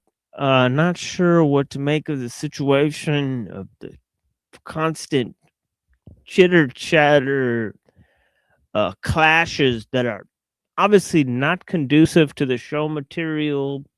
You know, crazy people trying to call in now twice on the show. As I said, these same people were here last time, and I feel like these people come in waves to try to disrupt the show material anytime it's getting good, or every time I speak at length about certain issues and topics, because they get sort of nervous and, you know, they don't want to, you know, they're like, this guy's been talking for so long about this, and, you know, you know, he needs to stop because, you know, get a job, go and, you know, so on and so forth. Many reasons, many moments that we've captured here. I got to be honest, right? You know, yeah, man. But yeah, we're going to shut this thing down. And as I said, and yeah, I think you guys will be very much interested in what we're bringing forward very soon for you guys. And, you know, lots of shows, lots of material. And, yeah, I think Godfather Don will summarize really what we're about here in terms of presentations. So, yeah, here are some words from the Godfather Don. Blessings to all you people. I appreciate you guys. And as I said, we'll be back on 9:15 p.m. Eastern time on Saturday night. Please enjoy the replays that we're putting forward. I greatly appreciate you guys. And yeah. Yeah, as we discussed, right, it's a cruel, dark world, but as long as we figure out what is happening, right, the more we realize how we've been programming, the more we realize how we've been programmed, we can realize the programming. Excuse me. And you know, as I like to say, you can't kill what you can't see, and the first step to blinding somebody is getting them to open their eyes. Right, as it says in the Tao, right? Give up learning and put an end to all your troubles. Right? It's because of the constant search for knowledge over values and virtues that we're facing this problem. Right? Our quest for knowledge has lasted our quest for goodness, you know, and fellowship. So I appreciate you guys, but yeah, that is a cruel reality that we face. And I implore you guys to explore the many issues that we're bringing forward and talk to you guys soon. Blessings. Thank you for joining us. Yeah.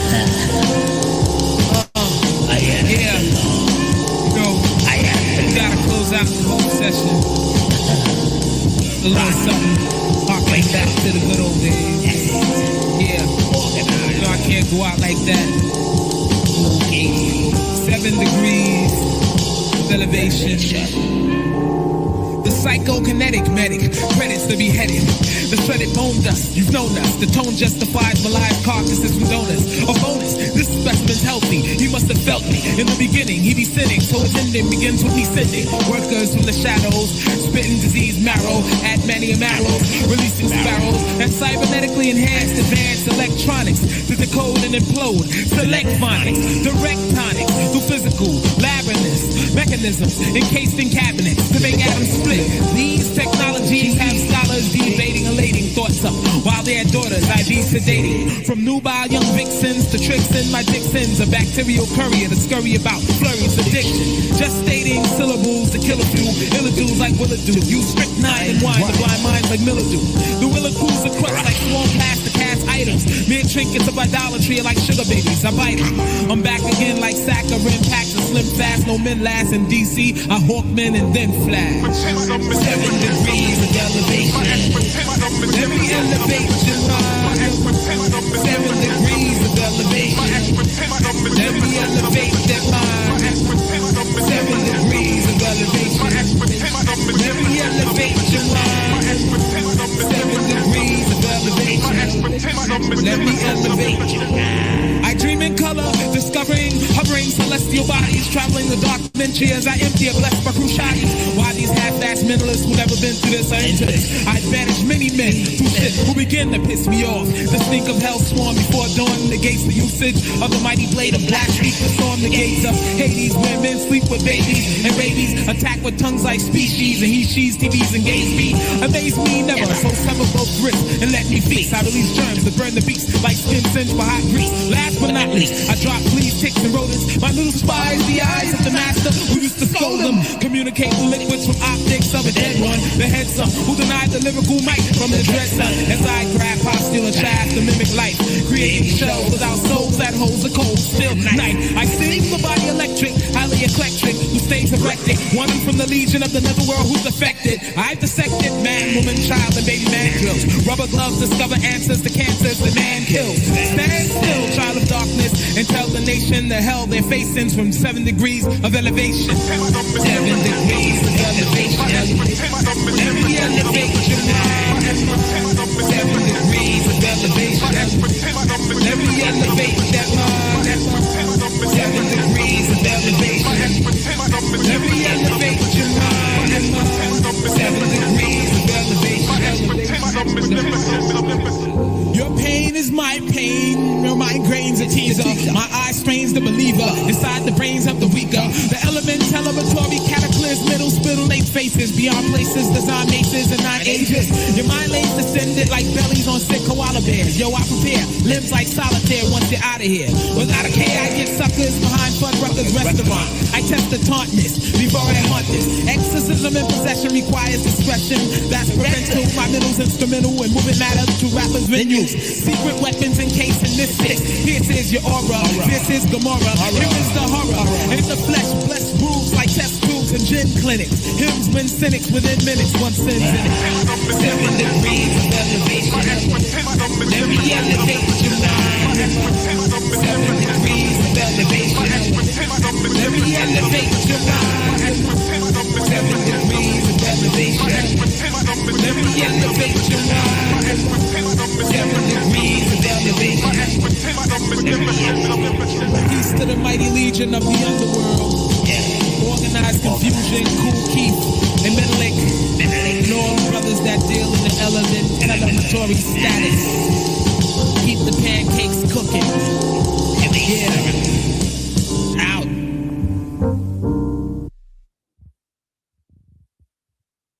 Mint Mobile Unlimited Premium Wireless. How did you get 30/30? With the price of just...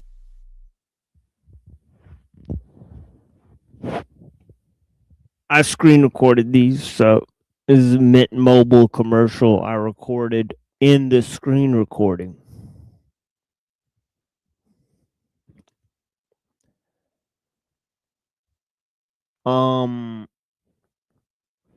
Yeah, I don't know.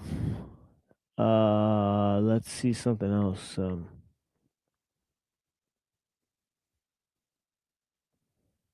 We'll go with these. Have a blessed night, everyone. Thank you so much for watching. I appreciate you guys.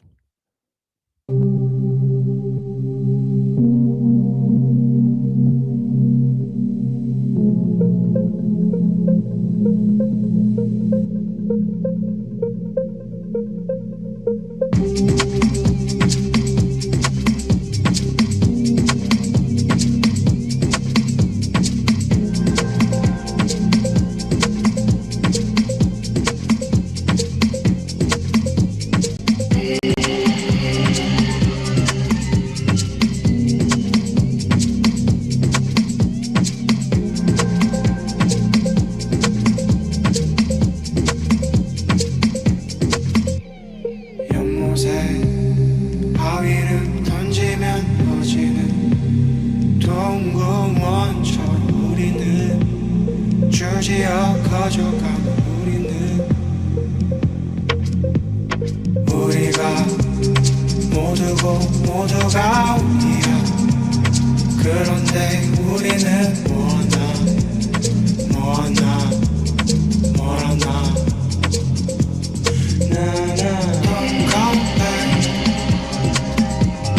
Don't come back to this while we are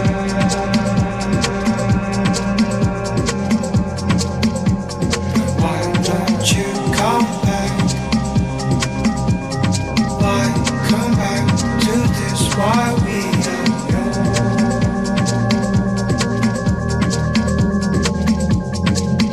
We're trouble from afar.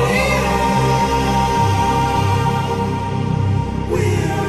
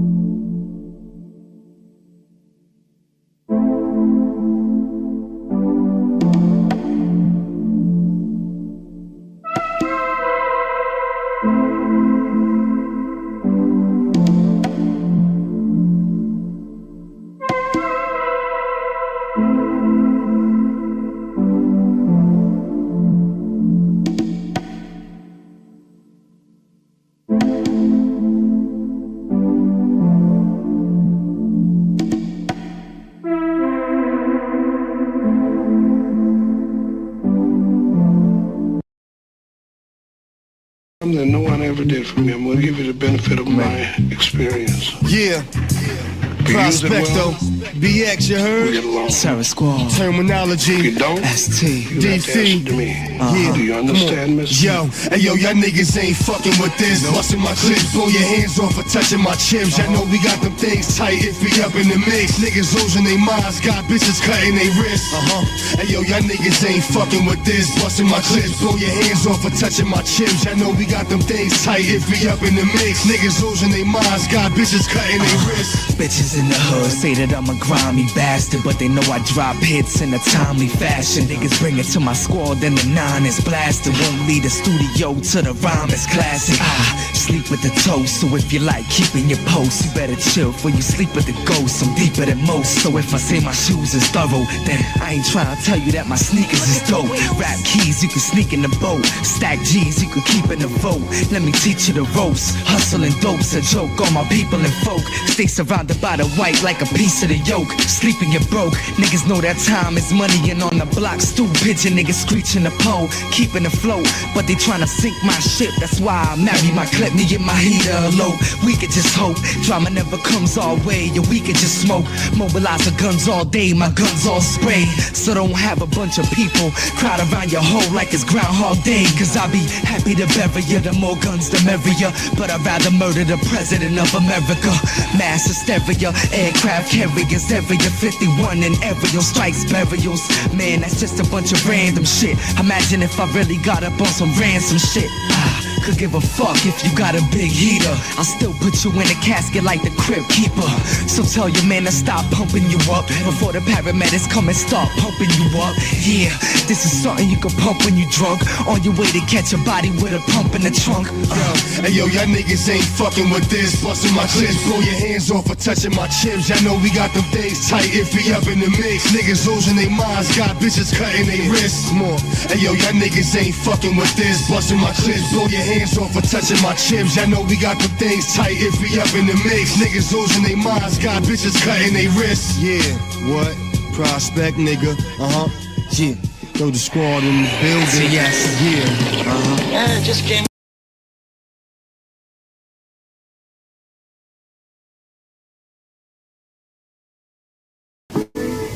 Get the hell back, let's see up in this time, my nigga Red Dog. I'm gonna keep this shit to you know what I'm saying? I'm ready for it, and I just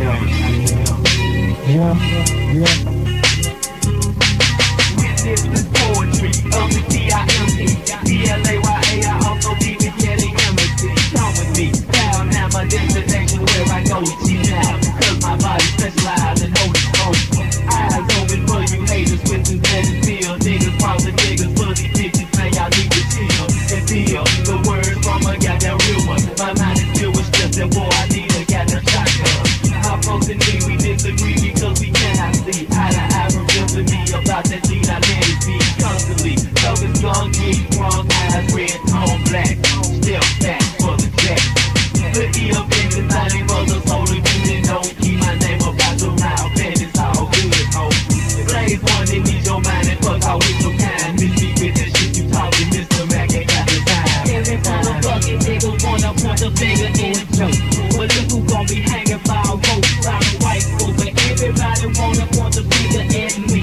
I get that I'm a comedian, cause everybody laughing. See, I'm only thinking what I feel and what I feel is on the real. All this player hating, make a nigga wanna kill like this. Cause I'm wild, niggas wanna try to take it, pat it, drop it for my man. Like I bet you always got the pen. I ain't even gonna block cause I ain't even got it. Like, but I bet my book and wanna whip and see I start to pop. I don't show no love, with no love is ever getting paid. I'm a microwave, take no bigger, I don't take no stay. Laying niggas down to the ground at an early age. Young motherfucker, 40 please with a new face. Smoking weed and getting drunk, but niggas, I ain't know no better.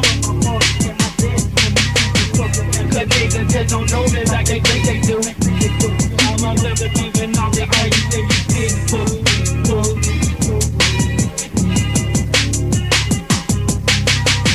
From a real one, words from a real one, words from a real one, words from a real one, words from a real one, words from a real one, words from the real. Oh yeah, you know what I'm talking about. Man, over this time, my nigga Red Dog, on the wheel.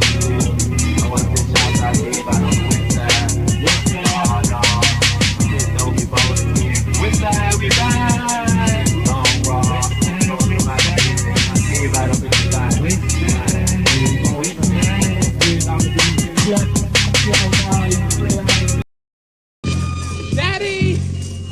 Daddy! Where are you, Daddy? Daddy, I guess I'm just the orphan with the whooping coffin. Check it out. I don't need to be home. I got my own tone and a stone. Check me out. My issues like a pit. Don't need to flip. I'm screaming, Daddy, Daddy. Why should I have to flip when the llama small frame games are shot like a grizzly? L.E.R. Winston begin because the interviews that come paint mistakes make the fake shape like paint on some fake weight. Some fake infiltrate. They took the bait I make just hard rock. Stop to cook without the level. My level is style recruit the devil with the 40 caliber. Infinite challenge. What's your bad number? A different number cause I cut like over undercover. See my blade running faster than your navel on my ink. With the ladle in my head. Get your cable off my itch. Cause I spit a hole in my prick. Your causes they won't stick me. And double down the swell. A few terrible well into my own zone. The roam zone. The bones I'm known to break them. Give me my props or I'ma take them. No, now.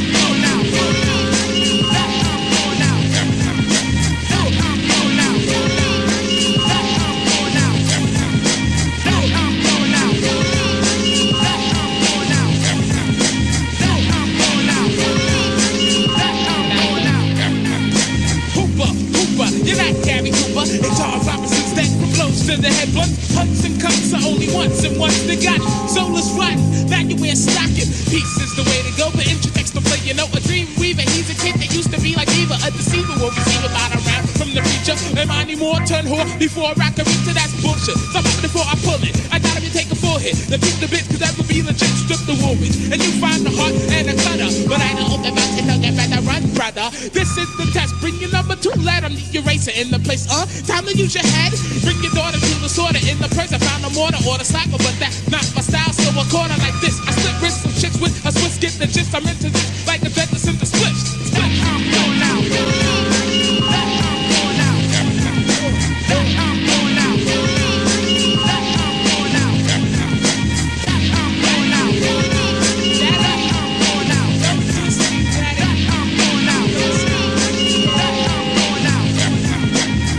The right one, baby, if you're listening. The best thing about being black is that I'm listening in the night. Right for right, I'm guaranteed to bite with the tight, with the finger in the mouth, but it's the Michael Rulo. And there's lots of others, disturb others. And don't forget the sons and brothers with pipes, stick chains, knives, and crowbars. Snipers on rooftop, and niggas with sonar. Rhythm X marks the spot where bombs are dropped. No need for clock, shit's on fire for block. Here comes the cops, are you ready, black man, black child? Throw away the black and black attacking crack files. I'm smoking, yo, I ain't joking. I'm open like a token, the innocuous, oblivious, and that is what you're hoping. Nobody make a move when the office start to manage.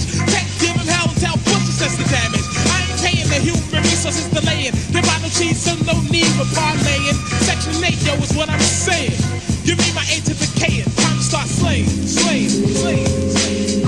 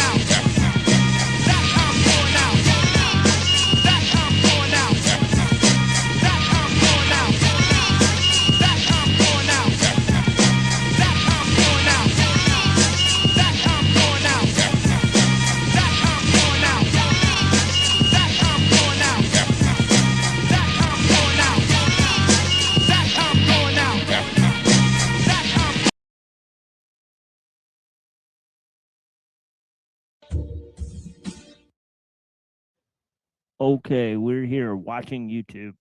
So Yeah. YouTube. Sorry, I got 4 people talking to me, 2 on the screen, 2 off the screen. So sorry. I'm like no, trying to have no 4 worries. conversations. Yeah, I'm just trying to like. We'll just go through some of these, see what's on. That's it. Predominant in society doesn't determine morality. I mean, slavery used to be legal and it was common. So whether people say that it's okay, the question is it? So, I mean, who would you rather do it with? You know, the girl on the left or the girl on the right? You know, I would pick the girl on the right. You know, that's just me. right? I know a lot of people that, well, the girl on the left is skinny, you know, and all that. But yeah, I don't mind. Skinnier, I guess. Yeah, I don't mind a little bit of, you know, I just don't like the demeanor. I like the sort of mousy white girl, you know, or like whatever. You know, I don't know. You know, the other girl looks more like Athena, like she might be Greek. You know, like Greek girls have like interesting bodies and stuff. I don't know, you know, right? Even if they're like heavier. So yeah, so it's interesting. So the frequency of it, of people saying it's all right, does not mean it's moral. But like, do you value a 2-year-old's life more than a 6-week fetus? I Like, if don't you had to place save one. value on one over the other. They're both equally valuable. See, that's a great answer. Like, see, the girl on the right's already making sense. So my intuition was way correct here. It's crazy. You know, right? It's like you just walk into a room, right? Like one of them is capable of being a mother and the other one is not. So I mean, that's pretty interesting. Okay. Yeah, I don't know. A thing that doesn't even have a brain yet to me is just not something. A thing. She said 2 weeks old. That's a thing to her. Did you hear what she said? That's disgusting. She called a 2-week-old person a thing. That's fucked up. That's just fucked up. That I personally value, and I would rather value, like I said, most of the women having abortions already have children. They have people in their lives. They have their own life. Most? I value. Yeah, but just because you have one child doesn't mean it's different from the child you have. Like, what? Like, because you already have children, so you don't, so you can just abort some now? Like, what? Like, citation needed on that, most. Yeah, like, you know, that doesn't even make sense. That a lot more. So yeah, something with I don't know, like, what is it dreaming about darkness? You could say, oh, there's some brain waves occurring. That's just not. You could literally say the same thing for a person. You know, like in their like sort of worldview or whatever, there's nothing to distinguish like people from stuff. So it's like, what, you know, exactly is she, you know, like trying to like say like, you know, like we don't know the inner experience of anything.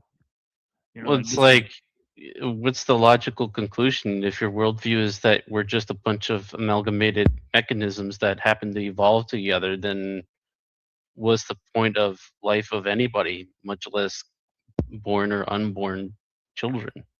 Right. Like your inner experience is deeply subjective matter, like according to you. So it's like, I don't understand like why, you know, you would evaluate like, you know, the inner experience of a 2-week-old is more or less valuable than the inner experience of a 6-year-old. I don't know. And like your brain doesn't fully mature until you're like around 25. Right. So are 25-year-olds more valuable than, you know, teenagers? You know, like what? It's like, why is the brain the main criterion? Right. It can't be. Right. Something valuable to me. It's not even really about morality. Like, you can say, you can have the moral belief that it's wrong to kill fetuses, and that's totally okay with me. And I'm not going to force you to get an abortion. But there are people out there who do need abortions. And like I said, it also hinders the safety of women. Yeah, that's shifting the goalposts. Like Yep. saying like whether they should be allowed to do it, and then it should be an exemption in case of medical, you know, like issues. So like, what? It's like you do understand those are two completely different claims, and you just said there's nothing morally wrong with a woman killing a fetus, which is just like that doesn't even make any sense. Like you should have, you know, put somewhere in that sentence if it's her own. And just like, Oh. I don't know, you know, it's kind of weird. Medically and socially in domestic situations. So I just value all of those lives more than something that can't even think, doesn't know what's happening, hasn't been alive for more than a couple weeks. So that's where I would base my laws off of, because I'm not forcing anyone to get an abortion if they don't want to. Well, it doesn't really matter if you're forcing someone. Like it matters whether it's morally okay to end the life of a child that is moving towards developing into a fully developed human being. You're putting conditions on the value of that human. And when you do that, that condition can change based off of society. So it's Right. important to establish what makes human life worthy of protection. You Right. said, oh, well, it might just have some brain waves. So are you saying that intelligence, Yep. so someone who is less intelligent Great. is, I mean, Damn, this chick is getting her, Ergo Malthusianism. yeah, she's getting her ass Well, this is whooped. This ghost but chick this is is getting funny her ass though. whooped. But see, this is what's funny about this is like when you go to most debates and you try to, or most like forums and you try to say this stuff, people will automatically like shut you down, and you know that people like this is pretty amazing that people are even willing to go this far into it because, yeah, it's pretty funny. She put it on that because then she's like basically put into her corner. So like, are you a eugenicist now or what? So. It's like it puts her in an automatic corner of like, you know, like, are you promoting eugenicism? Or it's like, it totally turns the tables on them. So yeah, I think this is a really, this is the way I like to debate too, like where you just basically like take one example of what they say and then extrapolate it out. Like, okay, well, if you take these set of principles and you apply it, you know, universally, then essentially that means that you're into eugenics. Like a baby is less intelligent than a human, so than a fully developed person, so therefore we can make a value proposition about this person. It's kind of like weird. It's like capitalism as a morality or something, right?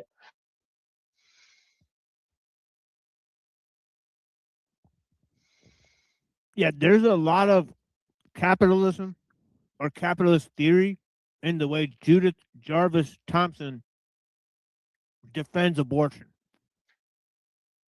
She basically says the baby is property of the mother because it's housed in the mother, right?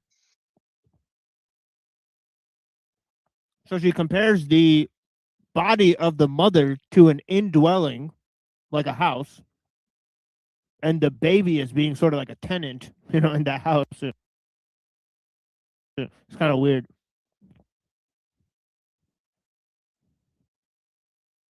up on the chopping block, someone with extreme disabilities, are they disposable as well? I would argue in the womb, potentially, depending on how severe of the disabilities. I am okay with mothers or parents in general making that choice if they have a severe disabled child that they know is going to suffer long term. That is not something I am opposed to preventing. You notice she's not directly answering the question either. She's not saying that intelligence has more value than non-intelligence. She's not emphatically stated anything of the sort. She's not saying that no, they should have exemptions in case of medical issues, which again, she's changing the goalpost. It's like nobody's talking about medical issues. We're talking about the value of human life, lady. And she just asked you a direct question about the value of human life, and you can't answer it. You know, it's like the moderator should step in if he has half a brain, you know, but he clearly doesn't. This is the problem. They can't have a sane discussion because they're going to go in loops because the moderator's too dumb to see that she's stonewalling the conversation. And terminating. Again, like morally, you can be against that. I don't really think morals have to do with this so much as like people like to say, though. I think it's more about the rights of the pre-existing people. I'm sorry, what was your first point? I was going to respond to that too, and I'm forgetting. Oh my God. Like, oh my God. How dumb is this? That's pretty cheap. Cheap like, tactic there. Oh, yeah, I not only forgot. did you- Please tell me. Yeah, not only did you not respond to her question, but you forgot a major point that she made. It's just like it's like incredible. You know, I'd be like, "Are you listening to anything I'm saying, lady?" Said that because you said not having enough Oh, brain intelligence. activity. Yeah. Yeah, of course. Yeah, no, of course not. Intelligence is not. I'm not suggesting to start eugenics and to start deleting people who are already alive and who don't have a certain IQ or something like that. Again, these are beings that I don't even know if I would consider them beings. They're literally just forming cells that aren't they don't have personhood, they don't have personality, they don't have any of these factors that we consider value when we are talking about human beings, in my opinion. And other people might have a different opinion based on, usually it's religious.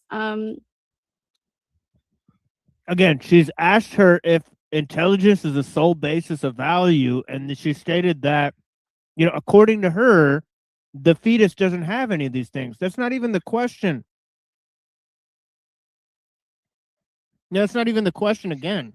You know, that she's responding to something totally different, right? You know, this is the problem that they're having, is like, it's like she's just missing point after point. It's like none of what you're saying is answering the question of if something has more intelligence, has more value than something that doesn't have intelligence, right? Because you claiming that the fetus does not have intelligence, which you can't prove, right, doesn't answer the question of whether you value intelligence more or not. So this lady seems to be struggling to listen to the points that,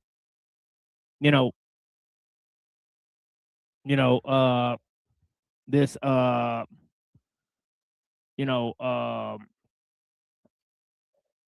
just Greek lady is saying. Justification. So, and I don't believe that should be imposed on everybody else. Okay, so you mentioned eugenics. That's exactly where I was going with this, actually, is everything that you are saying sounds like eugenics. It sounds like we get to... Well, there you go, Neurojack. He called it. This is crazy. Neurojack called the conversation. Yeah, interesting. Determine whether someone gets to be born based off of whether they're going to be convenient. So instead of having compassion as humans, which I don't I'm barely listening. think That's the that funny part. most people... Right. That's funny. I mean, this is what Speakeasy's got going on, this like abortion debate. Like, come on, dude. Abortion debate. Yeah, predictable shit. Like in lame your shit. situation. Right, like totally lame, like stepped on topic, like two chicks debating it to make it even more just gimmicky.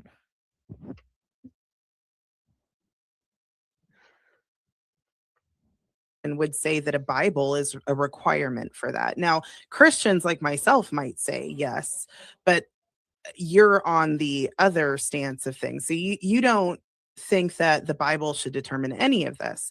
So where does that compassion play in when it comes to human life? You're essentially saying that because this child might be inconvenient, that we can end their life so that they don't continue on. And you said that they're a clump of cells. Well, technically, we're all a clump of cells. I myself. Well, I mean, she could just very easily point out right now that God isn't that much against killing babies in the Bible, but that's a whole nother story. I'm a clump of cells. And I forgot the last point. Sorry. No, I did the same thing. That's why I'm laughing.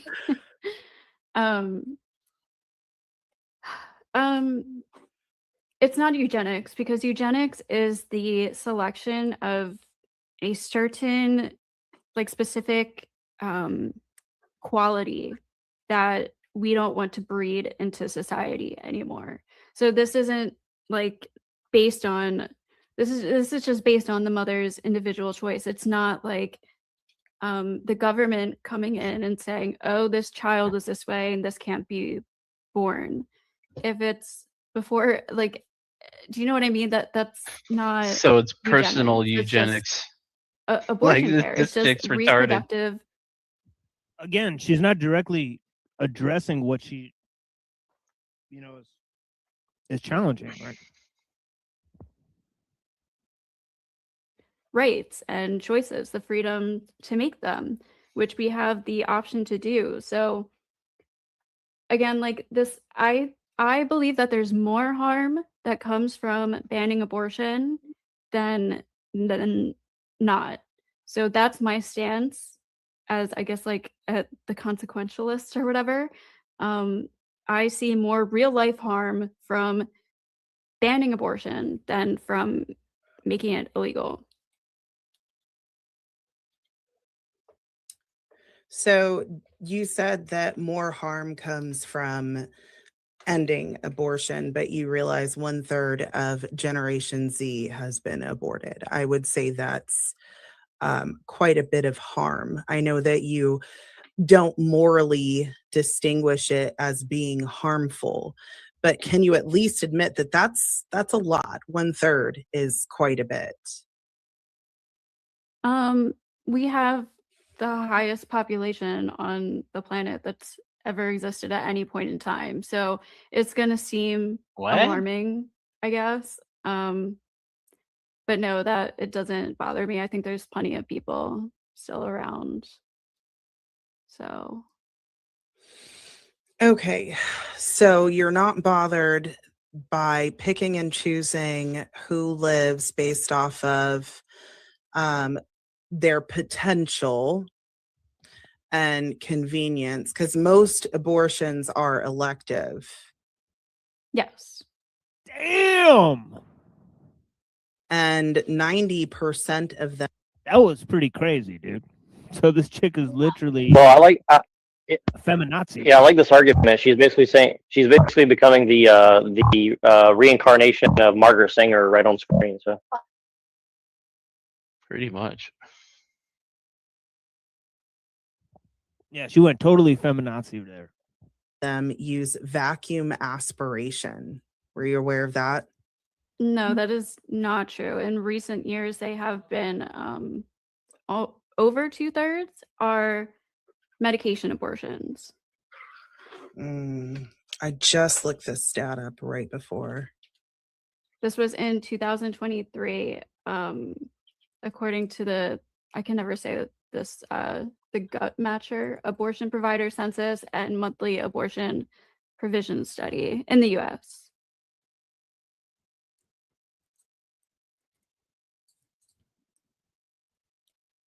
Okay, so that's alongside, hold on, increasing use of medication and abortion, dominant method. So the most dominant method is vacuum aspiration. Let's see, what year is this? All right, this is getting pretty boring. All right, Xertis is done. Let's see what Axis Rat Blood is doing. Oh no, wait, he's done too. Well, I need to refresh this page. A lot of these live streams are old. Yeah, the sidebar is definitely doesn't refresh. It's not in real time. It's like it'll keep channels on there that look like they're live when they've been done for like an hour ago or something. Okay, let's see what this dude is doing. Counterpoints. Okay, fuck that dude. Actually, okay, let's see what American Zombie's talking about. This is usually a good channel. Science like this, so it shows that something existed before that was technological that could have been what was used to build the current modern stage of the planet.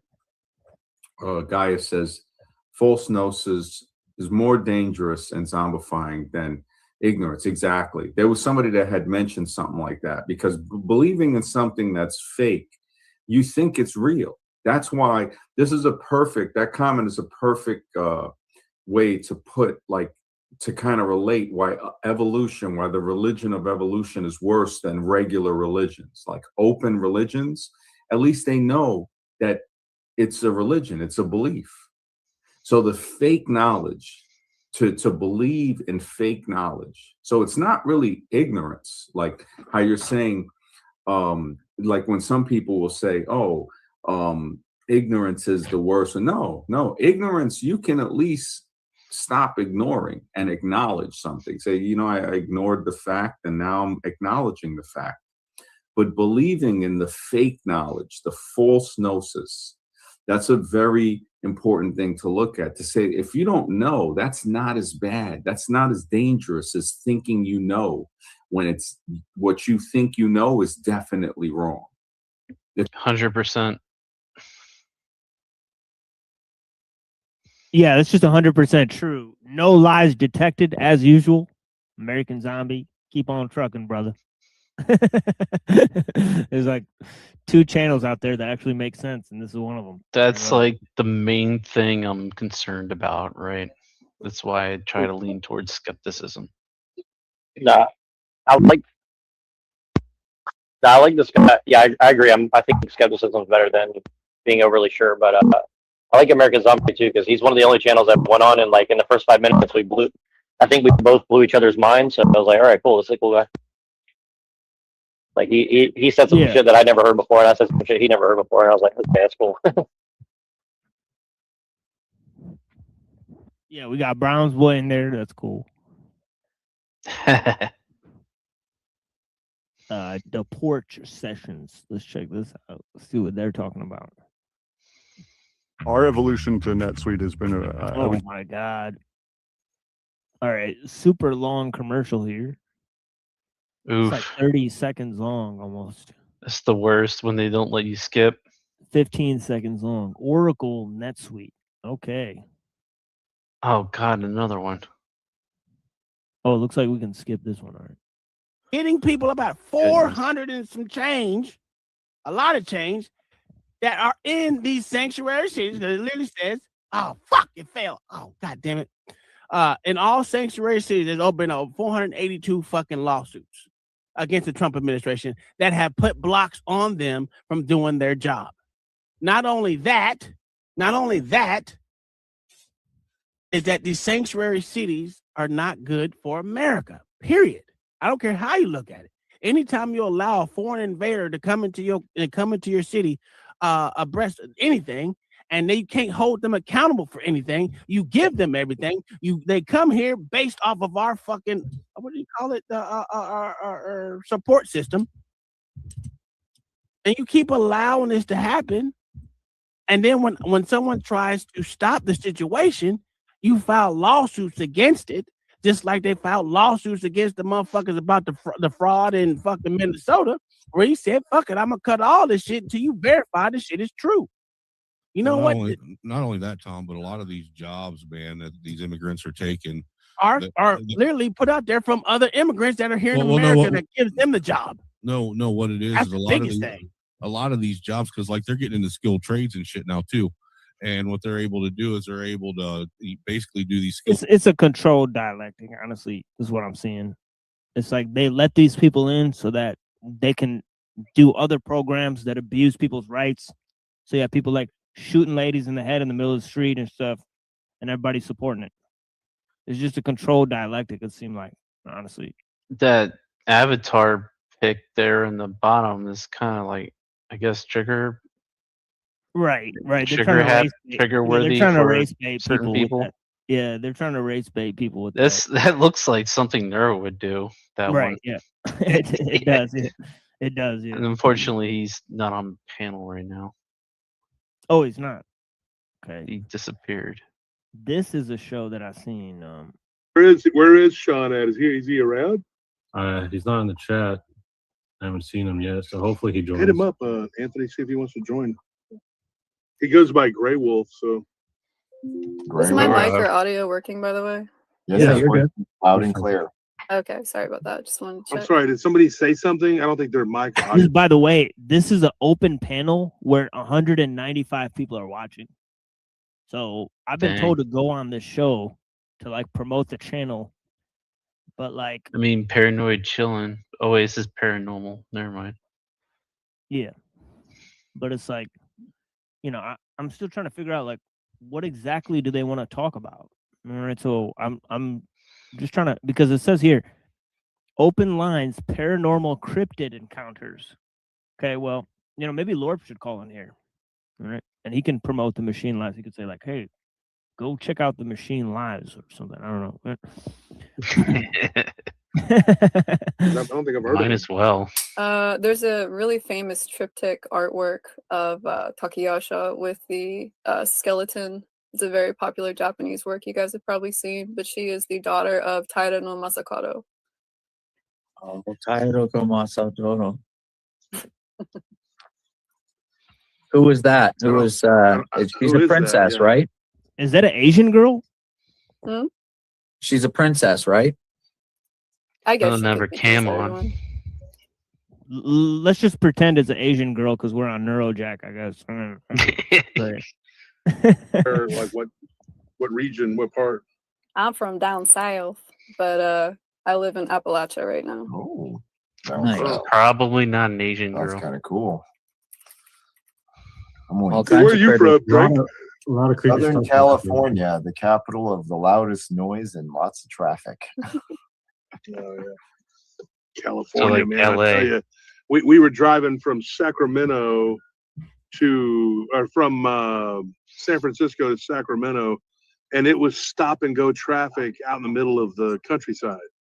Welcome Oh, to wow. California. Never seen anything like that. Not in Texas, man. You don't drive from No, like I've been Austin through to Texas. Houston, and yeah. I got to go back there and run into you guys sometime in the future, but I've got a few events I want to try to catch this year out your way. Yeah. I went to Cali in 2010, and San Francisco was the nicest city I'd ever been to. Like, this is just chit chat so far, so I'm not like. Seems like there's a lot of hi this, hi that in the chat. Hi Gary, hi Randy, hi Harm, hey I guess they Brent, got started, maybe. hi Linda Webb, hi Takayat. Here, hold on. 54 minutes ago, so. Dang, that's a long start. So yeah, so I have no idea what's going on here. It looks totally just Mentioned just like- some kind of artwork, and like that was it. it's like a channel that's like, I think that channel used to be popping. They developed a huge following, and now they're just opening it up for people. I have no idea what's going on. And more than just like, oh, this is What black and the white. hell is going on here?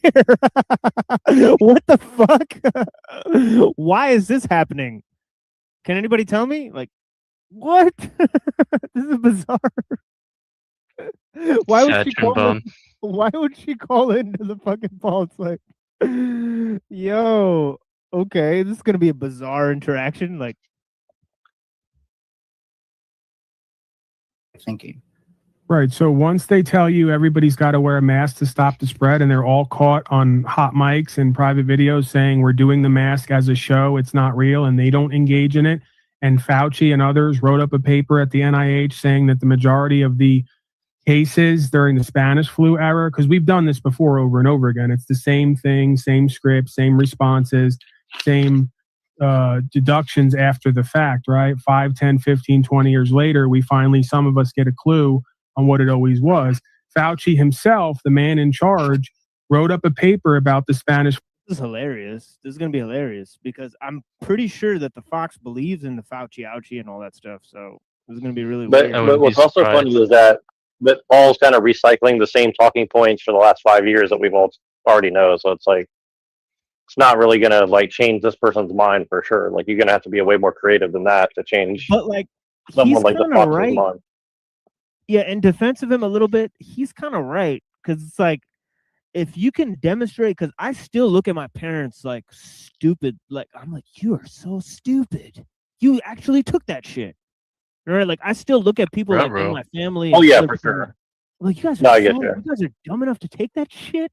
Like, you're actually a dumb motherfucker. Right? And I actually think like I can't get rid of that thought for some reason. So I'm like, No, well, I agree, but also I think it's like, it's one of those things where like I can put myself in the frame of mind. I couldn't at the time. Like, I felt the same way, but then as time goes on, and I think there's something about having a kid and like worrying about them being sick or something too.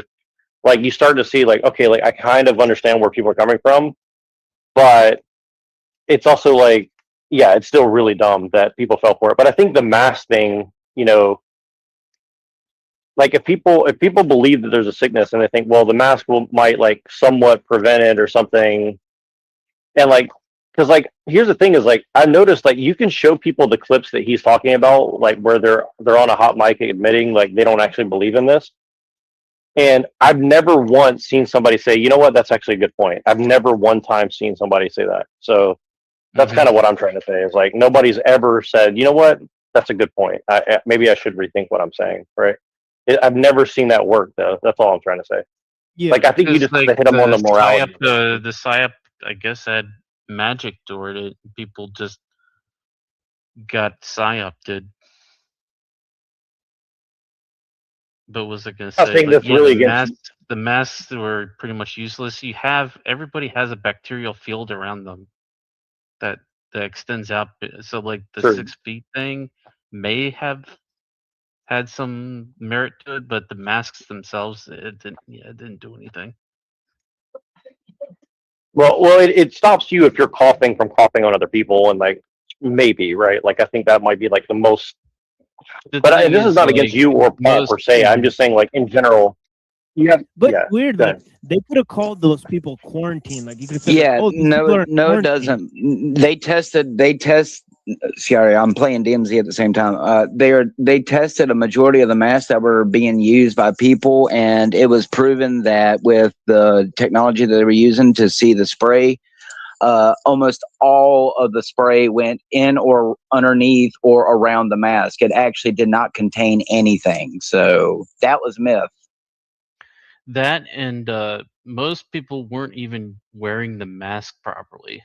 Even if it did work, they weren't even using it properly. They weren't. You pretty much have to like seal that shit on your face for it to even. I had to wear that shit even on the train. possible. Right when me and Abby were coming to like Michigan and shit, and fucking weird, like my shit, like I could not breathe when I was wearing this fucking thing. You know, I felt like I can't fucking breathe well. Right? So I don't know. So I never wore that shit, but the one day I did, I was like, this is highly uncomfortable.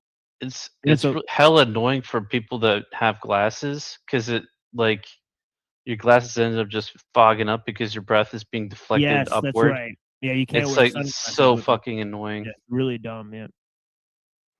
Flu, claiming the majority of the deaths of the Spanish flu were found out later to be caused by the mask.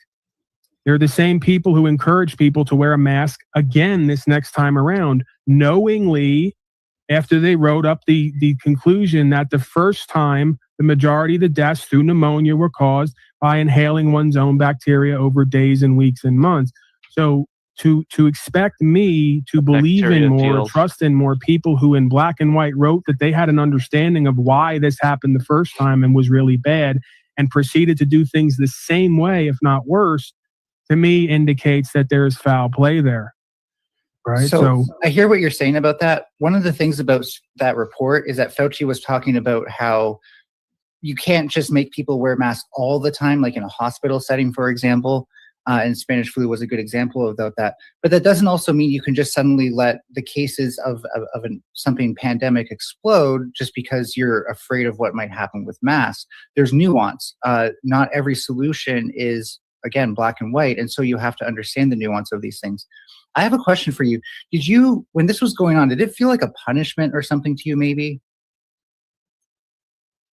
Kind of like psychoanalyzing. I guess you could say that. Not really a punishment. It just seemed like a weird question. Another push that we see every so often, every 10, 50, 100, 1,000 years, every so often there's a push. I think what she's trying to get to, or what they're trying to get to is like that this is like something where, he feels personally slighted. So it's something about his feeling about how the world's against him, and that is contributing to conspiratorial thinking, right? So I get the feeling that is the direction that sort of. I hope not, but yeah, that's what it seems like. Yeah. for certain people By in viruses to infect humans, because that's what they do, right? Again, it's like saying the drugs now are killing everybody, so we have to interfere with everybody's rights to stop the drugs. You still haven't figured out that in order for government to take over the people, their property, and their rights, they need an enemy, and an enemy that can't be defined or pinned down is the best one. It's the Taliban, it's the drugs, it's terrorists, it's sovereign citizens. I would say that's all false equivocation. Okay, so you can say whatever you like. I have my belief and my understanding, and it's historically sound, and I'm not going to change it because you want to use the word nuance over and over again. Pretty cut and dry and clear. Everything I've argued applies best to a pandemic situation, and definitely does fall apart, especially when you're asking that much of people for most other situations. If you're asking people to stay at home and not have a social life because the Taliban might be out there, I totally agree with you.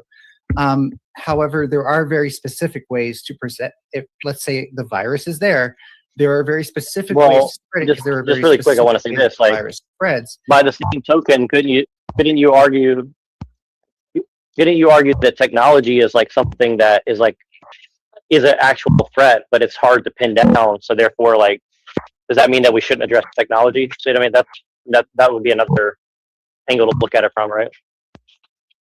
Like, is that one of the things that they have in their psyops that they're going to do, saying like, we need to deal with this technology, and then they're just going to give nothing but bad solutions to deal with it because it's like this enemy that they don't actually want to or can fight against or something like that. You know what I mean?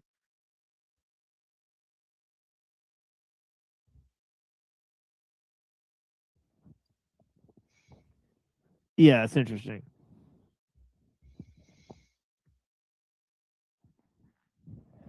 And you can definitely see a difference in places like China, or even places with stronger mask mandates, and how many people just died alone. According to who? People whose job it is to actually keep track of these things. No, he who counts the numbers will decide what the outcome is. It's like then saying why didn't you count the numbers? Because I, again, have a pretty simple and straightforward acceptance of what is here, and I don't believe that I can. Well, that's what's weird. It did feel like people were just getting sick like normal, and then there wasn't really a real thing going on. So there was a haunting feeling that was happening. Right? That It's like, why didn't you count the numbers? Like, how is Paul Enslaved going to be capable of counting any of the numbers accurately? Right. Like, come on. Right. And how would we even verify that the people whose job it is to count them are doing it in the best way possible? Like, we can't. Like, we can't do either of those things. So I mean, yeah. Overwrite nature and what's supernatural and do it better than it's already been done, right? This is, again, the same cultures in society who literally push poison on everybody in the aisles at the grocery store. And I'm supposed to believe that all of a sudden everybody had a pandemic overtake them and decided to be beneficent and benevolent and try to save everybody from themselves and what they've created? This is hundreds of years, thousands of years long, the traditions and practices that have gone awry and created a completely corrupted and diseased culture and society from top to bottom, mentally, emotionally, physically, spiritually. And you want to isolate the argument to one moment in time where your argument still doesn't apply. So again, these are the same people who pre and post pandemic have not done anything about all the poisons in the air, the food, the water, and everything else, because they're so interested in prolonging the lifespan of the individual and the collective.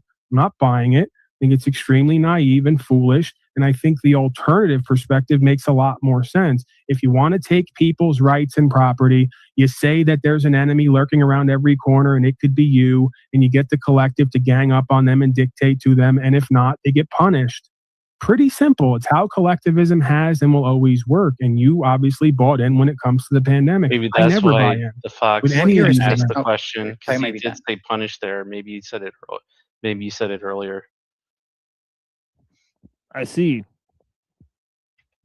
That What would you're make saying, by the way. Yeah, right. It would make sense if we still didn't if we didn't get those rights back, or let's say they actually did take a bunch of property, except that didn't happen. As soon as the virus started to disappear, they started lifting those things. I'd also argue that most people are actually benevolent.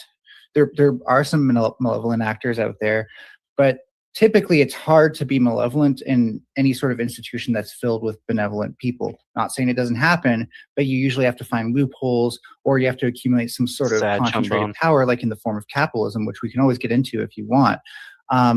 But in this specific scenario, I think too much of this happened without people being able to plan ahead for it, and too much of it had a necessary response for us to do nothing.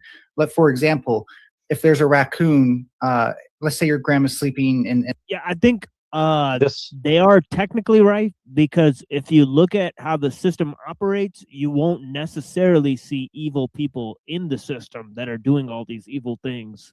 So see, because some of Right. it's just intrinsic of the problems within the system itself.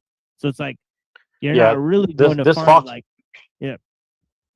Oh, no, I was just gonna say this Fox person is really good at debate because it's really hard to argue against what they're saying. Like it's yeah, it's pretty, it's like, Well, in this particular instance, I'm kind of curious as to what this person thinks about the alphabet agencies and all the kind of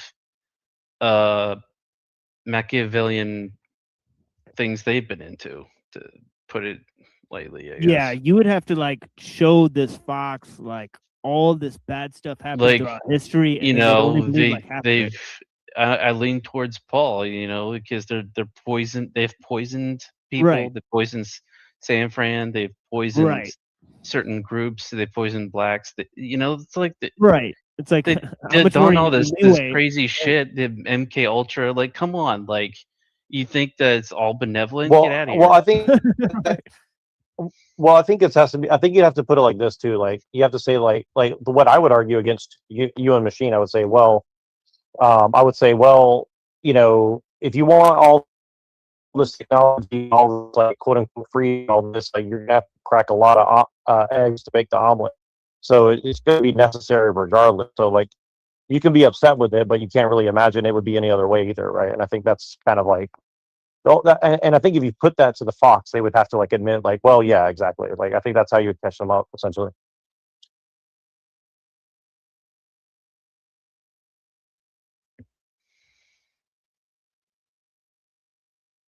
And it's also like you have what do you do with all the psychopaths that seemingly rise to the top? So that includes government, that includes business, that includes religion, like, and they're supposed to have the powers. So, you know, why do you think we had this the cough thing? You know,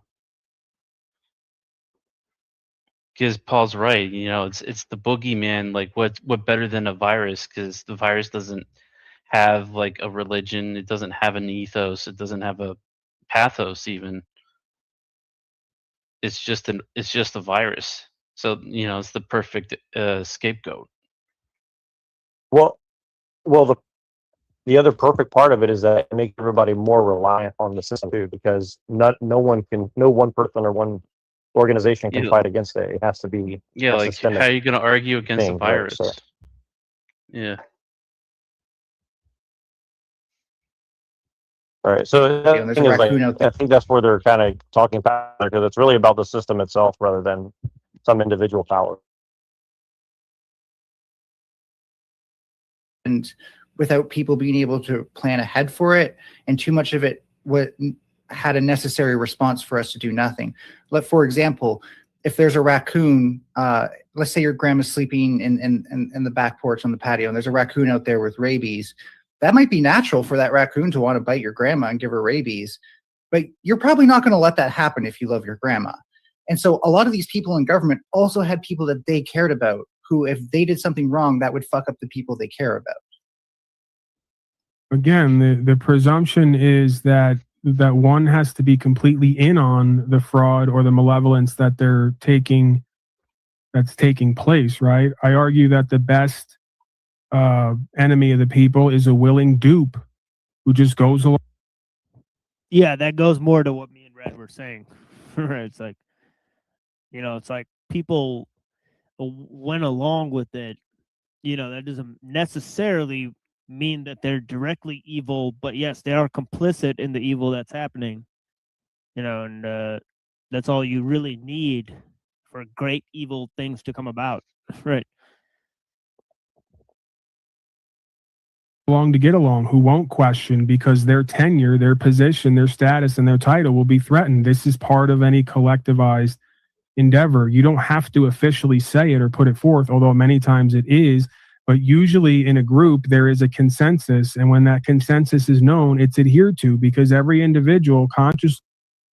And I will point out that this is a much higher level of discussion than is going on at Speakeasy. It just seems like, pretty evident that these two are much higher caliber intelligence, that are operating on looking at a system from a bird's eye view and not dealing with the, sort of nitpickery of what you would prefer, right, and all this. Or subconsciously believes that their position will be threatened if they don't go along with consensus reality. It's literally the cornerstone of the Milgram experiment and many others, where they took people into a collectivized environment, told people to do harm to other people, and they did it, resulting in what the individual thought was the death of other people, simply because they didn't want to be admonished by the experts and lose their position in a group or a society or a community. So there doesn't have to be a direct conspiracy and agreement for there to be consensus reality and for the majority of folks to adhere to that consensus reality for fear of exile or being ostracized. And sure, you know what, that I at least agree with you. There is some nuance to the Milgram experiment and how far it can actually be taken, but it showed us that that can be a thing. One of the issues, though, is I think, crap, I lost my train of thought, but there's definitely an issue with believing that just because some people might do something malevolently, or even that there's that, people can be duped. Like, the person who's least likely to be duped is somebody who understands how something works. So if I understand, for example, how economics work, I'm probably not going to be financially scammed very easily. If I understand how law works, I'm not going to be scammed in the courts. I'm not going to need a lawyer as much. And if I understand how a virus works, you can't come around and tell me you want to do something that will take everybody's rights away unless there's a very good reason that makes sense with how viruses work, that this is how we would prevent this. So the reason I'm skeptical, yet again, is because all the signs point to it being more likely that you've been duped and to believing that this is a huge, offense to your rights and freedoms and stuff like that. When, again, if you had to go through the virus, and even worse, if you had died from getting the virus, that's a much bigger affront to your freedoms and liberty, because our number one freedom and liberty is the freedom and liberty to live. Again, that's a perspective. I don't contend that just staying alive here longer, again, it's a flawed premise, because I'm here to tell you I'm still here. I didn't take any of the shots. I got whatever it was. That wasn't like any other sickness I've ever had. It lasted longer and had a different component to it. Didn't feel natural either. And I believe what Fauci put forth the first time when he said that natural immunity is the main type of immunity. So that's the understanding that I stick to. I didn't need to. By the way, I remember getting a sickness like that too, that lasted maybe 1 week, and there's a lot of yellow phlegm involved in this one illness, right? Which I could look at the yellow phlegm and I could think this seems to be much more of a bad sickness. And then I noticed all my family and everybody else was getting sick around the same time. So that did happen. Whether that was just mental, energy, just negative energy of people just reporting that there's this great illness going around, so people got sick way more than before because of some type of nocebo effect. Right, that is highly plausible. That, I mean, it might be part of it might be mental, but it also might be a frequency thing. Right, it was because people were getting sick that had no contact with, people on ships were supposedly getting sick and they had no contact with, either continents while they're out in the ocean. So get it from him makes because me think it's it's based some kind of frequency thing. Yeah, it seemed like it was less 15 like it wasn't as much as 15% worse than a normal illness, but maybe like 5 to 10% worse. But that For could just certain be chalked people. up. Yeah, but that could just be chalked up to like a nocebo effect. And so and common Right. sense and intuition and instinct that this place is created by someone or something. It's as perfect as it's going to get. Our body has all these different types of means to fight off bacteria and viruses. The best thing to do would probably be to support one's immune system to be able to do its job when necessary, not to put foreign contaminants and biologicals into the body that might take away from the process and the ability to do such a thing, especially when we were told that the vaccine was not a vaccine because you could still get sick and have to keep taking more, and people who didn't get it could get you sick. That's not a vaccine. So again, this has all been proven. The people who developed this crap have come out and admitted it's mRNA, recombinant DNA. It's a precursor of luciferase. It's most likely a spiritual thing before it was ever physical. It's That's all about getting. ridiculous. No, I that means- understand that that means you. nothing. I understand that you don't want it to mean anything, and you don't like how that comes across. But that's just what it is, and I don't need it to be one thing or the other. It's pretty simple. No, that was pseudoscientific mumbo jumbo. The reality of I don't. it is, Scientism is not the end all be all to the paradigm that I use to view reality and make a decision. you got It might how be- immunity works wrong. By It might be yours. he dunked the fox. So I knew that was going to happen eventually. But yeah, I said, yeah, so he dunked the fox for claiming that scientism is a be all and end all. Which it does, like, it's interesting, right? The fox is seeing that the scientific consensus should place a lot more value above other things, right? Like moral, spiritual, right? Political realities or, undertakings that we may think are favorable at the time, right?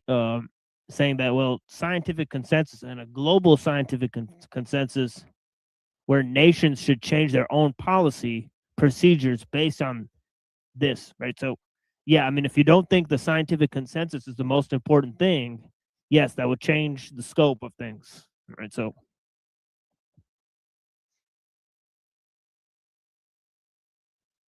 but it's not mine. And this is precisely the idea that you're going to make your reality and what you believe everyone else is by choice or by force, right? I'm not into that, and I'm not a part of that. So you're free to believe whatever you want to believe, as am I. So if I want to say that I have a belief or an experience that it seems to be that there are forces here, principalities in high places that are working through men and women to create realities, you can say it's nonsensical and crazy. At one time, I would have said the same thing. The more that I live in this reality, the more I come to believe that it's not only possible, it's probable. You're not the arbiter. You don't get to decide everybody else's experience.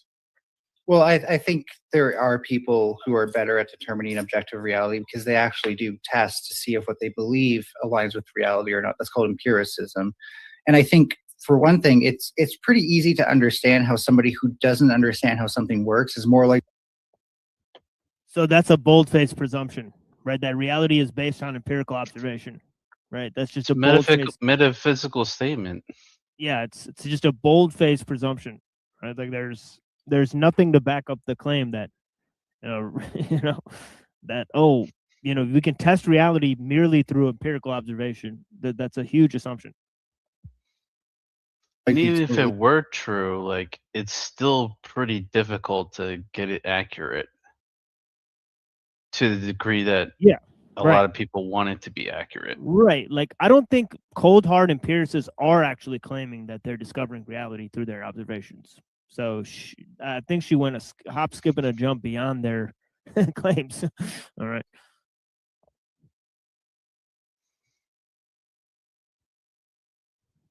That it's being used in a way that doesn't make sense. For example, trying to put out a virus in this particular way from China and trying to make it spread all across the world. That's really bad epidemiology, especially when this thing has a basic reproducibility number that kills more people than it should if you actually want it to spread to everybody. Another issue is that you got how immunity works wrong. Going back to the rabies thing, have you ever noticed that, like, animals don't have a natural immunity to rabies? Do you know why that is? I'm sure you're going to tell me. Because you can't necessarily become immune to everything. Viruses can evolve to evade your immunity, and that can actually make them much more dangerous. Or your immune system just might not even notice it's there for whatever reason. And I'm sure you don't want me to get into the nuance of this all, but just saying like, oh, I'm sick, my immune system can take care of this. Well, not if you die. There's no point in having an immune system if you're dead. So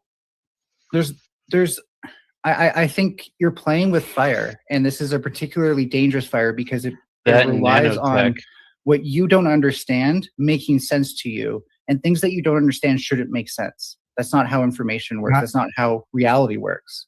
And I think I could make the same equivalent statement on the other side to you, that you're playing with fire by taking other people's tests and scientific anecdotes and experiments and making them the whole of creation, and then generating a solution based on that and trusting that the solution is what they say that it is.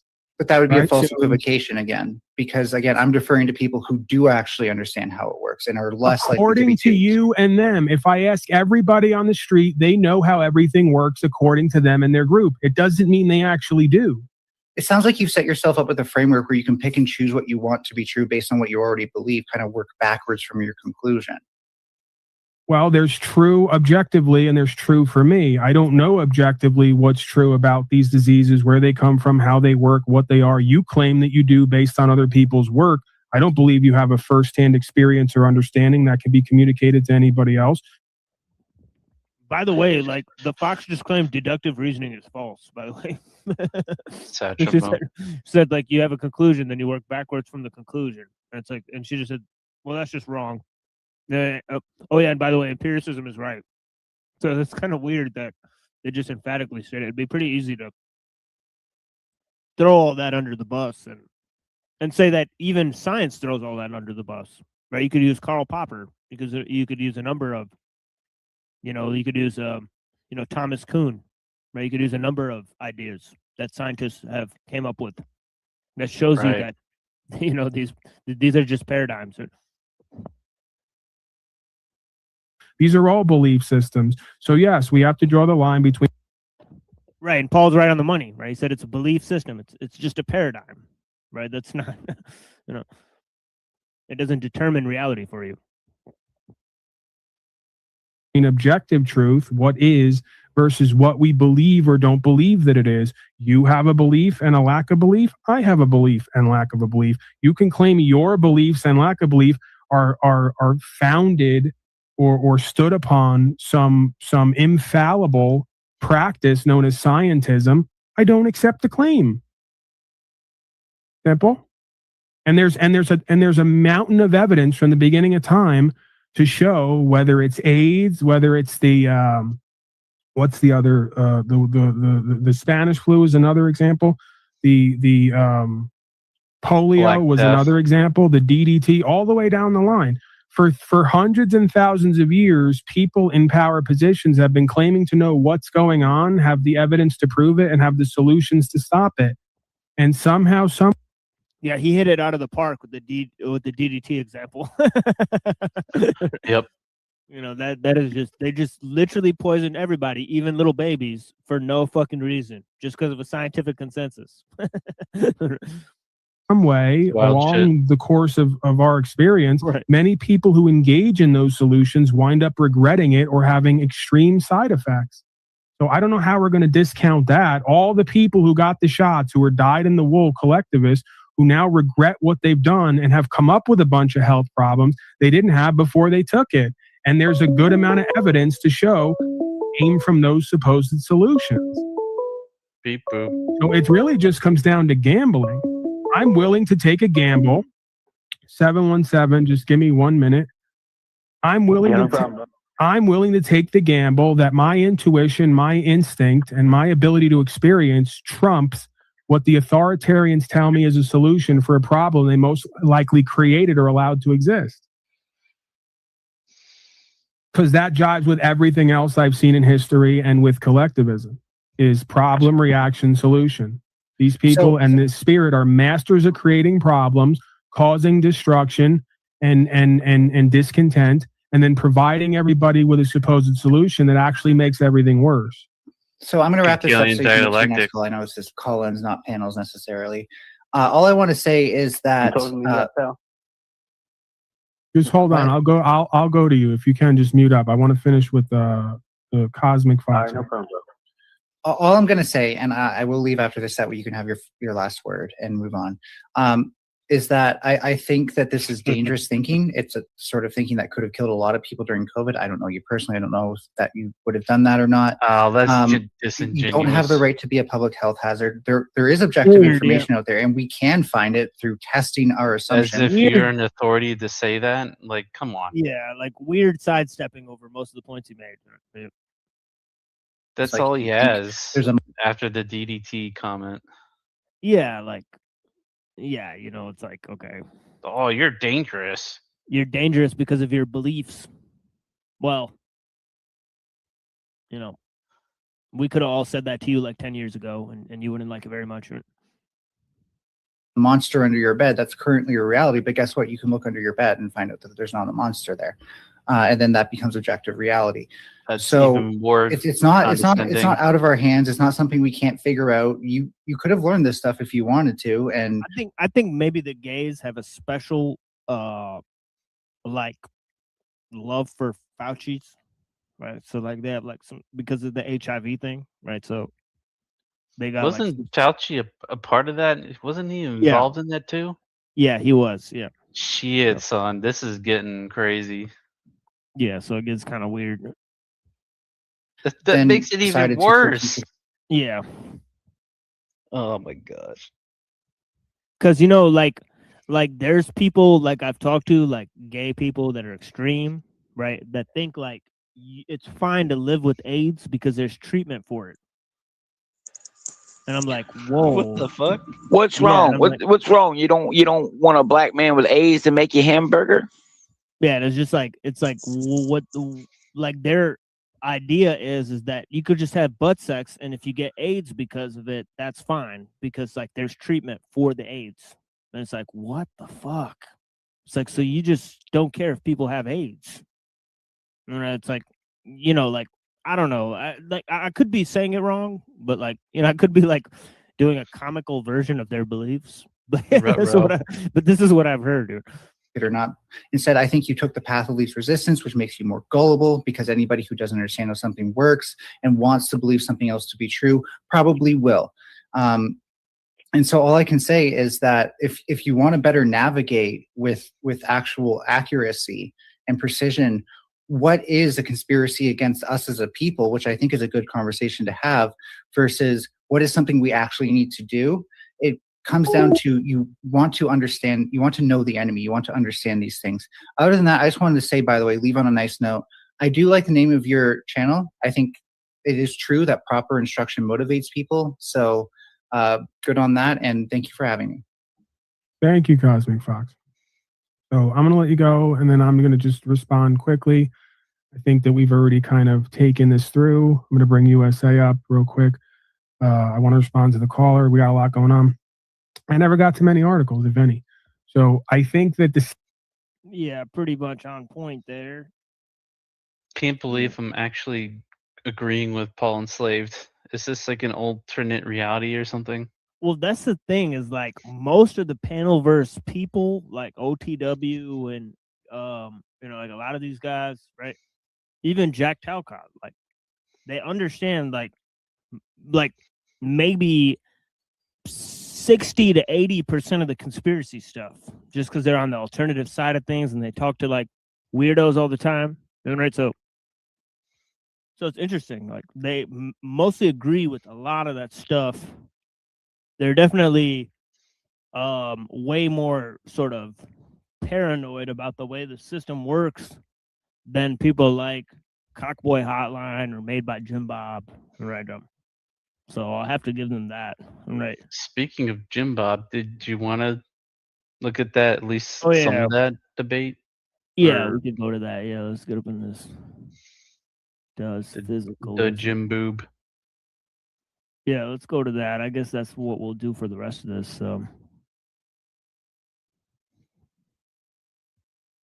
Oh, look at this. Kastrup.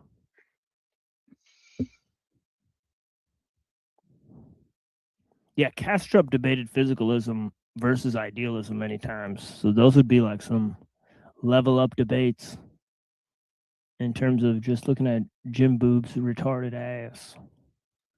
There it is. Adobe Acrobat Studio is on. Yeah, I'll give Tacos the views instead of Jim Boob.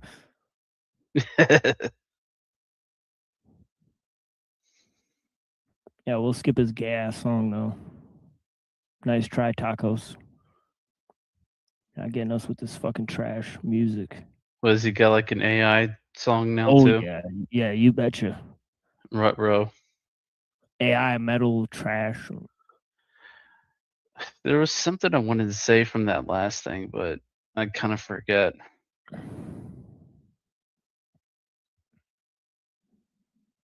Anything? Also, let's get some introductions. I always forget to do the introductions. Jim Bob, you should do a quick introduction for yourself, and then Leo Phileas. Swoop and the flippity floppity floop. Anyway, on a serious note. And Leo Phileas. Oh yeah, watch this. This dude gets like really cringe here. Yeah, it's your boy Leo Phileas in his house, open the flippity floppity floop.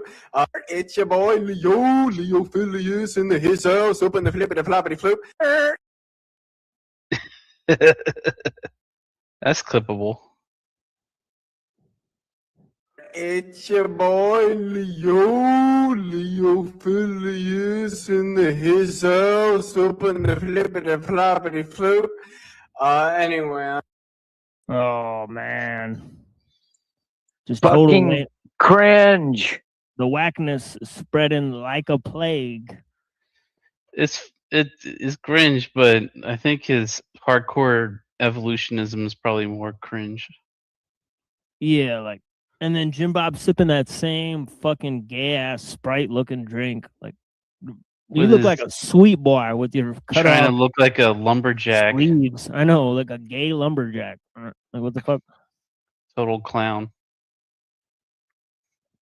Sipping them sweet Long Island iced teas that he's got there. Come on, dude. Like, what is this, like, sweet little green and yellow, like, the shit comes in a can. So it's like, just what are you sipping on there, bud? On a serious note, yeah, I'm Leo Phileas. My channel is called Leo Phileas. It's the same fucking weird drink he's sipping on all the time. So maybe this is like product placement, like, just what is this? occasionally post content. gay I'm hoping ops. that by the Right. spring I can get some stuff in my schedule with work and other things that I do a little bit more solidified and start posting a little bit more regularly. But I do post to my channel. I focus mainly on philosophy. The areas would be metaphysics, philosophy of science, metaphysics of science, philosophy of physics, and then I do a lot of content related to both cosmology and quantum mechanics as well. I'm no expert, but I think I know enough to know what I'm talking about. It seems that I know what I'm talking about. Some experts have told me that I know what I'm talking about. So you should go check me out if those things interest you. Perfect. Thank you for the amazing introductions there. I am waiting for my, all right, we got the clock up here. Sorry about that, just resetting one of these timers. We've been doing a bunch of open panels. So by concrete, we mean material. Justified true belief is when a person asks no. So it's going with justified true belief. Oof. Which is just dumb. Like, it's like, I don't know, dude. It's like, there's no discussion of like Gettier and like, any of this crap. It's like so weird, right? Like, he's going with justified true belief, like not Plantinga, like not anything else. Like we just did a whole thing looking at Plantinga yesterday. I mean, there's so many better options than justified true belief. I don't know. Is he going with that to so he can use the tag or what? Pretty much, yeah. Figures. That a proposition P is true if and only if all three of the following conditions are met. S believes that P is true. Obviously, you have to believe something first to know if it's a justified true belief. Two, that it is in fact true, that you test it in some way that it is true, and it's justified in believing it, that it's true based on supportive evidence and argumentation or whatever. Like, does he not? He doesn't understand justified true belief, because he said you have to believe something in order to know it. That's not how it works. You know, you could believe something without knowing it, know something without believing it. And Plato literally shows you how those two things are different. Right? But I don't Putting know. the cart before the horse, I guess. Right. So he doesn't understand how this concept that he's employing works, and he's clearly reading like some sort of AI explanation. Of it. Yeah, exactly. Yeah. And so there are some key aspects of this view that have some major problems. One is, if knowledge is synonymous with justified true belief, then justified true beliefs are concrete in nature. That is to say, their ontology exists as material in the world physically. Two, a method is required for coming to justified true beliefs, which includes evaluations and propositions. This is a problem because evaluations and propositions under physicalism would also be concrete. They'd either be a collection of materials or concrete items, some mechanistic thing in motion that's happening. That's how that would work inside the brain. Another aspect of the problem is that if justified true belief exists as a concrete matter in the brain, then false beliefs also exist in the brain as concrete matter. How does physicalist or physicalism itself delineate between a false belief and a justified true belief if both share the same material status in the brain? That would be to say that one material grouping, justified true belief, has some unique quality to it, aboutness, that is distinct from the false collection of beliefs. If it's the same category, you need some sort of methodology to figure out which. Yeah, now this is going to get really confusing, because the guy then argues that non-physical things do not exist, including concepts. Wait, non-physical things don't exist? Including concepts. Well, then his God doesn't exist. His God's non-physical. No, I'm saying that's what Leo Philus says in response. Oh, okay. I was confused.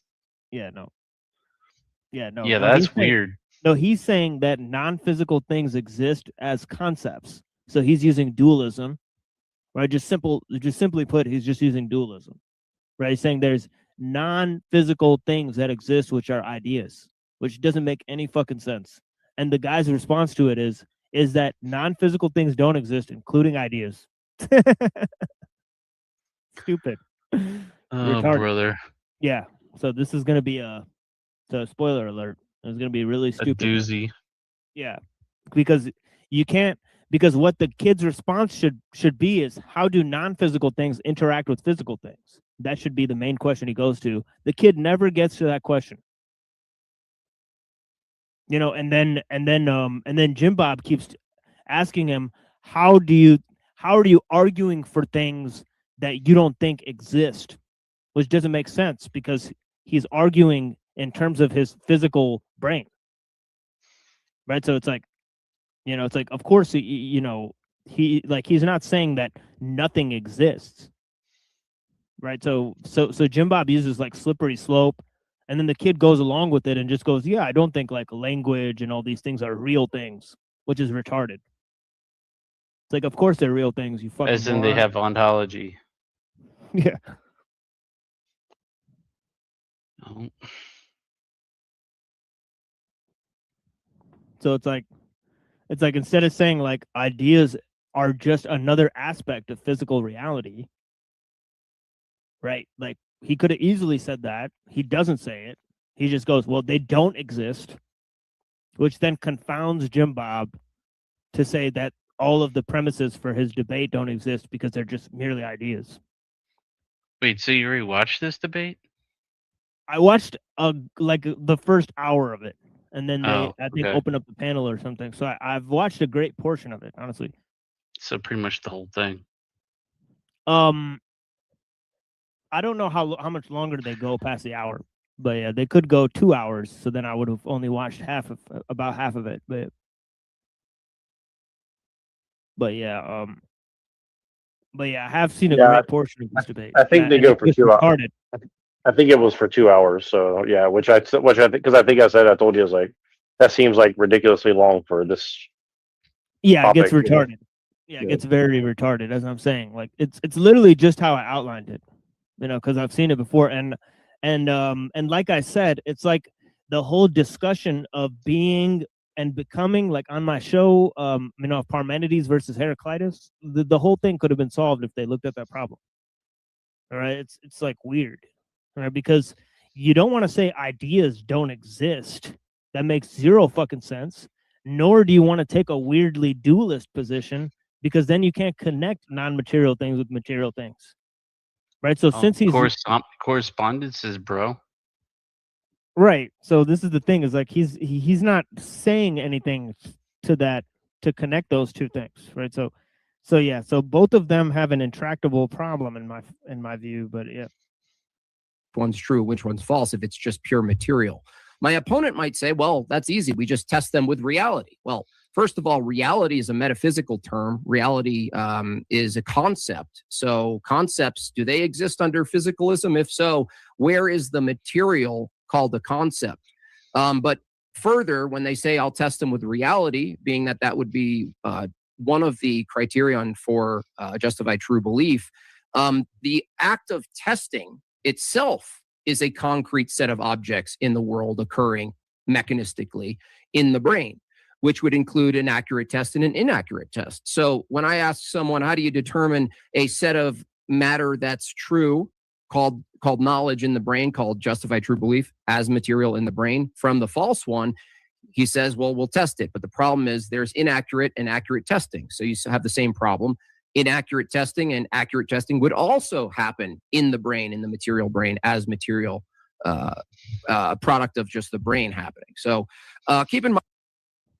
So it's clear that Jim Bob's more right, but still he's using a sort of slippery slope, to deny the existence of brain states, right? That would then, encounter sets of ideas or beliefs, which he's admitting they don't exist because everything exists as, sort of coming from a physical source, right? So yeah. Find that the phrase test with reality invokes an abstraction called reality, as I said. The abstractions must also exist. Now, I don't know if my opponent will say, well, they do exist, but they're not material or they're not concrete, which would be... is reality just an abstraction? I'm kind of having trouble wrapping my mind around that, right? Because both of them would be arguing for what is real. So neither of them are saying that, I think both of them would agree with the statement existence is. Right, so none of them are denying reality, right, or saying that reality is just an abstraction, right? So I think he's using too much of a slippery slope to kind of like, say, well, physicalists don't believe in any ideas, right? They don't believe conceptual things exist, right? But they clearly do. They just think they're products of the mind. All right, so did they at least try to come to an agreement on some terms anyway? Or they just argue past each other the whole time? It seemed to me it's more, the latter than the former, but you have to come up to your own, come to your own conclusion. But I think, to me, they never ever define their terms before the debate starts ever. I've never seen them once because that's terms, kind of the debate, that's the real debate, or the foundation that for the debate anyways. Yeah, I would argue you can't even have a debate unless you agree on some of the terms at least that you're discussing. There's literally no debate unless that happens. I would agree. I would say. Like, they need to at least define the word knowledge, the term knowledge, at the very least. Otherwise, there's no point.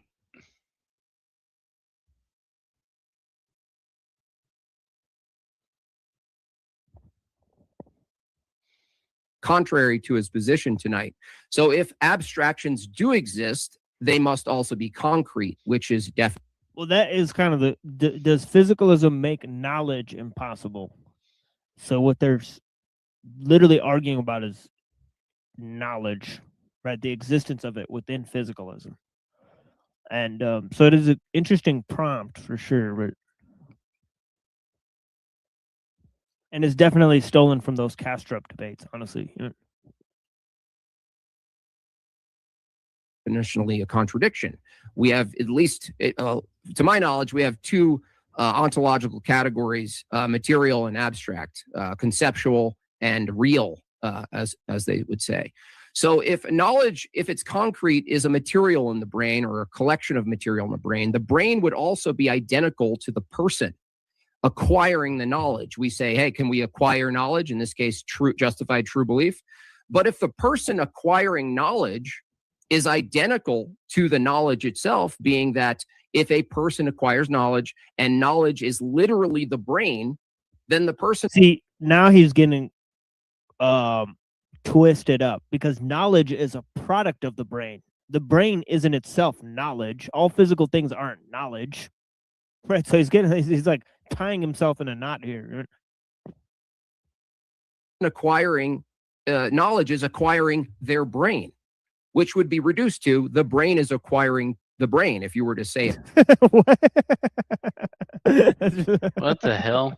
No, he's gotten like too outside of himself. Like he's like gone into a philosophical coma at this point. Like it doesn't even... Well, I think he might be trying to lay a trap, but it's not doing a good job of it. Like he's actually putting himself at a disadvantage. But I think he's trying to lay a trap where he's going to piss them off and then get them to double down and then do some other weird shit or something. Yeah, because knowledge is a product of the brain. It's not the brain is knowledge because it's physical stuff. That would be that all physical stuff is therefore knowledge, which no physicalist would say that. Or that's just ridiculous. Properly. So it's a distinction with no difference. So what in fact is being required? It sounds like, to be consistent with a physicalist position, you'd say the brain is producing phenomena, and you're calling the phenomenon a true justified belief as opposed to a false belief. But the problem is that activity... That's false. They wouldn't even use the term justified true belief to describe, the product of the brain, right? They wouldn't use that, right? So, so he's applying a false definition of knowledge to something. He's saying like justified true beliefs can exist in the brain, but they never agreed that's what knowledge is. So he's applying a weird definition to something that exists in the brain, where I don't know if they would say that it's in the brain or it's a process of the brain, right? Because it sounds like Leophilus or whatever the fuck his name is says it's a product of the brain. It's a process that exists as the brain metabolizes, not the brain itself. So again, he's conflating two different things. I guess he really likes lions. I don't know. Leophilus. Yeah, does that mean you want to fuck lions? Like, what the hell?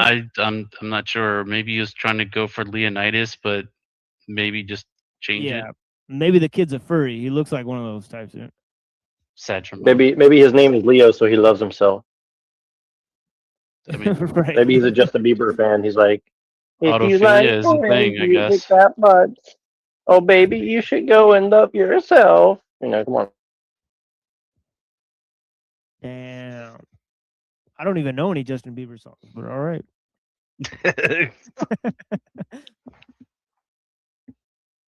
Is all just one thing. It is the brain.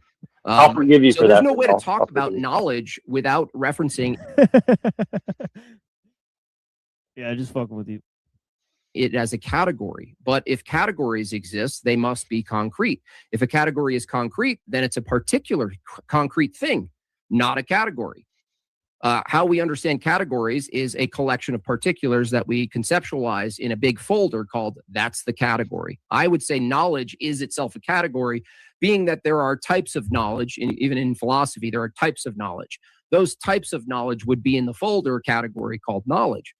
But that obviously is a problem under the physicalist view. So if a category is a concrete particular, then knowledge is a particular thing in a particular brain. So that is to say, every person who has a brain that has justified true belief has their own knowledge. It's a peculiar, particular knowledge. It's the only one of its kind. So it has no relation to other knowledge. It doesn't have a relation to other beliefs. There's no connection. There's no correlation between the two. They're totally in their own sort of vacuum. It's not full solipsism, I don't think, but it's kind of, it might entail it. It might entail it. Yeah, I mean, the kid could ask him a very simple question now. Where does knowledge exist? You know, if it doesn't exist in the brain, then where does it exist, Jim Bob? Right? He's not answering where knowledge exists, because he's saying, well, the physicalist thinks it exists in the brain, right? But he's a non-physicalist. So where does it exist for him? Does it exist in the mind of God? Does it exist in some ethereal realm? The realm of the forms? You know, where exactly does this knowledge exist? Because there's many different options. And then secondly, how does the mind of God or the world of the forms interact with the physical world? There's two questions that you would have to answer that have complex, highly complex means of justification just to back that up. You know, because, you know, you literally have zeros and ones. How the fuck do they interact? Many reference of knowledge, referent of knowledge as there are brains from that view. How could a physicalist say any particular concrete item or material event is more true than another?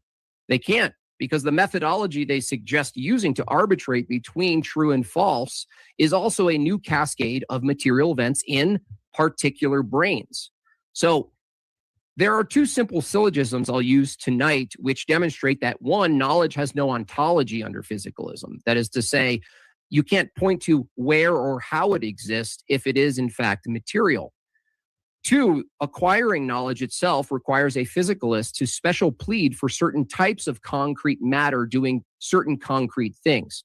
So the first syllogism is premise one: categories don't exist under physicalism. Only particular instances of matter exist. So if premise one is categories don't exist under physicalism, that's a conceptual thing, not a material thing. Premise two, knowledge is a category. Conclusion, knowledge does not exist under physicalism. Now, you couldn't really argue that physicalism can make knowledge possible if it doesn't even have an ontological status for it to exist in the first place. How would you know if knowledge is possible if it necessarily can't fit in the right folder called physical? You can't point to a physical thing called knowledge. The next syllogism is just as simple. Premise one, concrete objects, events, or we could call them states of affairs, are not truth apt. That is to say, when you look out in the world, things, items in the world, a rock, 30 seconds, are not true or false. They just exist in the world. So now if we revisit my opponent's position, he's holding to the view that anything that exists is concrete. Yeah, I mean, this is there's another trap here, because he said that, you know, thoughts, you know, which exist in the brain, you know, cannot go out of the brain into a category called knowledge, right? When the Leophilius guy could simply just say, well, it's language, right? Language is the way that they're transmitted, right? So the thoughts exist in the brain. Those are physical processes as the brain metabolizes, and the language is how they're translated. And if you don't have the language to express your idea, you sure as hell won't be, explaining anything to anyone, right? So you can't demonstrate your knowledge without language. And I think he would just say, well, these are just products of language, right? These categories, and so on and so forth. And I'm pretty sure that is what he says. So, I mean, that's a perfectly good answer. Maybe I'm wrong, but it sounds like knowledge is being defined as information in this regard. Right. Yeah. He is kind of like, he's saying that physicalists reduce knowledge to information, right? So. Okay. And so there wouldn't be anything to distinguish any one piece of information from any other piece of information if it's just based on a physical process.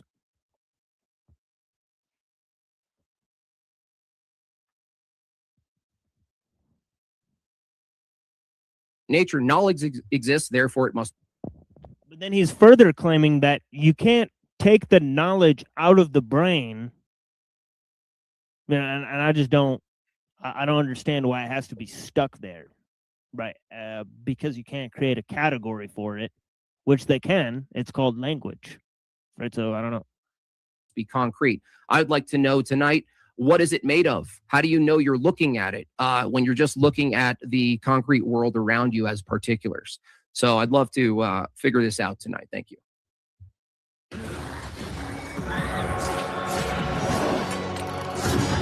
Yeah, and then it'd be just that two concrete particular means of attaining to a piece of information would correspond to each other through language, and then they would invent a shared either experience or understanding of what they're viewing.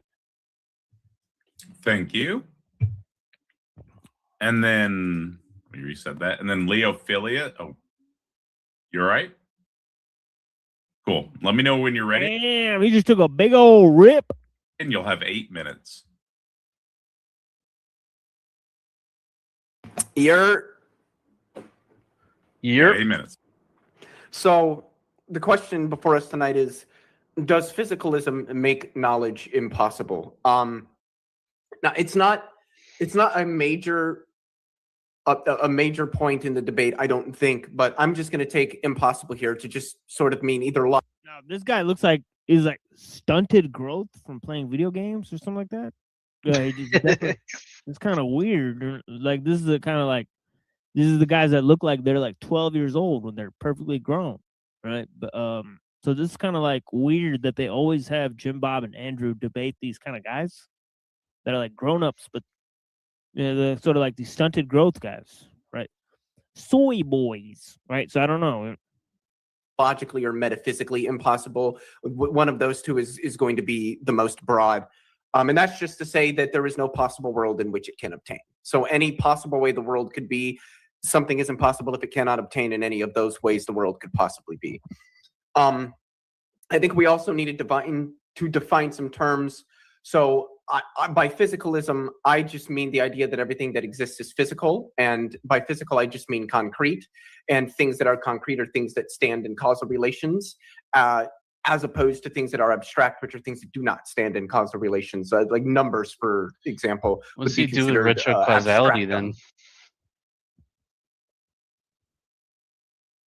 And nonlinear, it's like nonlinear shit. Yeah. And so I want to go back to this point because I'm trying to figure out where he thinks these abstract entities exist. In causal relations, as opposed to things that are abstract, which are things that do not stand in causal relations. Like numbers, for example, would be considered abstractum or abstracta in the plural, whereas electrons would be considered concreta. And this is because numbers don't cause things to happen, but electrons do. If they didn't, you wouldn't have electricity in your house. By knowledge, I just among mean a lot of other things, at least broadly. More. Yeah, and I don't know.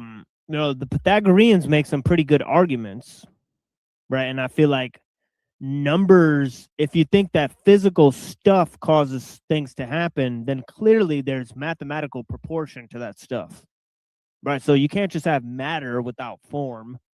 You know what I mean, right? He's basically saying that mathematical stuff is all abstracted because that's how we define, that's how we conceptualize those things. So again, it goes back to concepts not being physical or whatever you're saying. Yeah, but it's like if you have two things, did one cause them to exist? Of course it did. You know what I mean, right? Right. You know, because it's like you can't have two without one, for example. So one does cause things, you know, it causes a multiplicity of things, for example. So I think in terms of Pythagoras, it would be like, yeah, I mean, one does have causal property, right? Because it's like, you know, one created all this shit. I don't know. You know, the monad. You know, so to speak, right? So like, it's like. Allegedly. Yeah, or like, is there not mathematical proportion of things? Was there not a set amount of energy within the universe when it started? For example, right? You know, didn't it not take this much time for things to get to where we are, 4 billion years or whatever? Right? So it's like 14, if you want to say from the Big Bang. Yeah, but it seems to be that And like there's 3 or 4 million for Earth specifically. Yeah, like But it I was just think, like 14 billion for the universe and like 3 million for Earth. I forget, Yeah. something like that. Either way. Yeah, how do you get rid of the necessity of number when time is just one linear frame? I mean, like it's, you know, like number would have to be necessary. All things would have to be in proportion to themselves.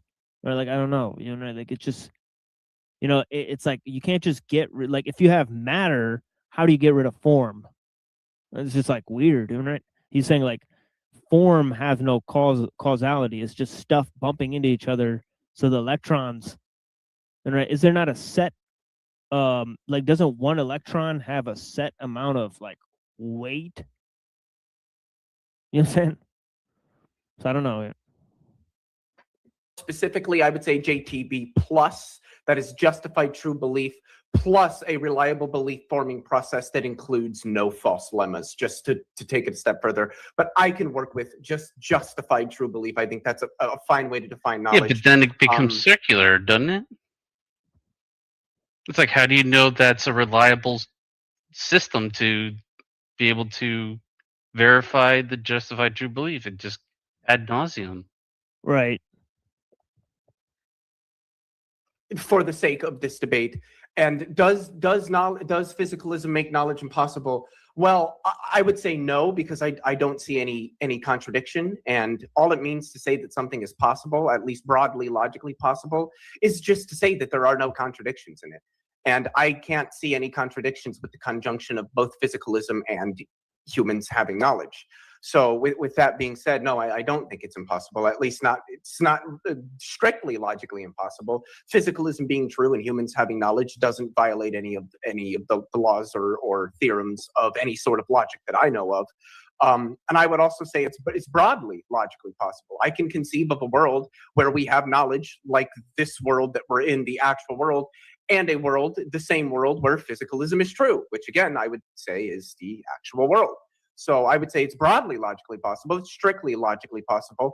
And I would also point to the fact that, at least with respect to the 2020 Phil survey, most respondents, particularly if you single out specifically epistemologists, are physicalists, and also think that there is some analysis we can do on knowledge. I also do think it's worth pointing out, however, that it's only a slim majority of epistemologists that think we can actually do an analysis on knowledge. There is quite a large minority of epistemologists and philosophers more broadly, if you go look at the survey, that think there is no analysis of knowledge at all. So just to sort of point out that this, what knowledge is and whether we can analyze it is still something that epistemologists and philosophers more broadly are debating. But I don't see any contradictions with physicalism being true and humans having knowledge. And so I'm not motivated to think that they are impossible. And I can just leave it. Like, what a stupid opening statement.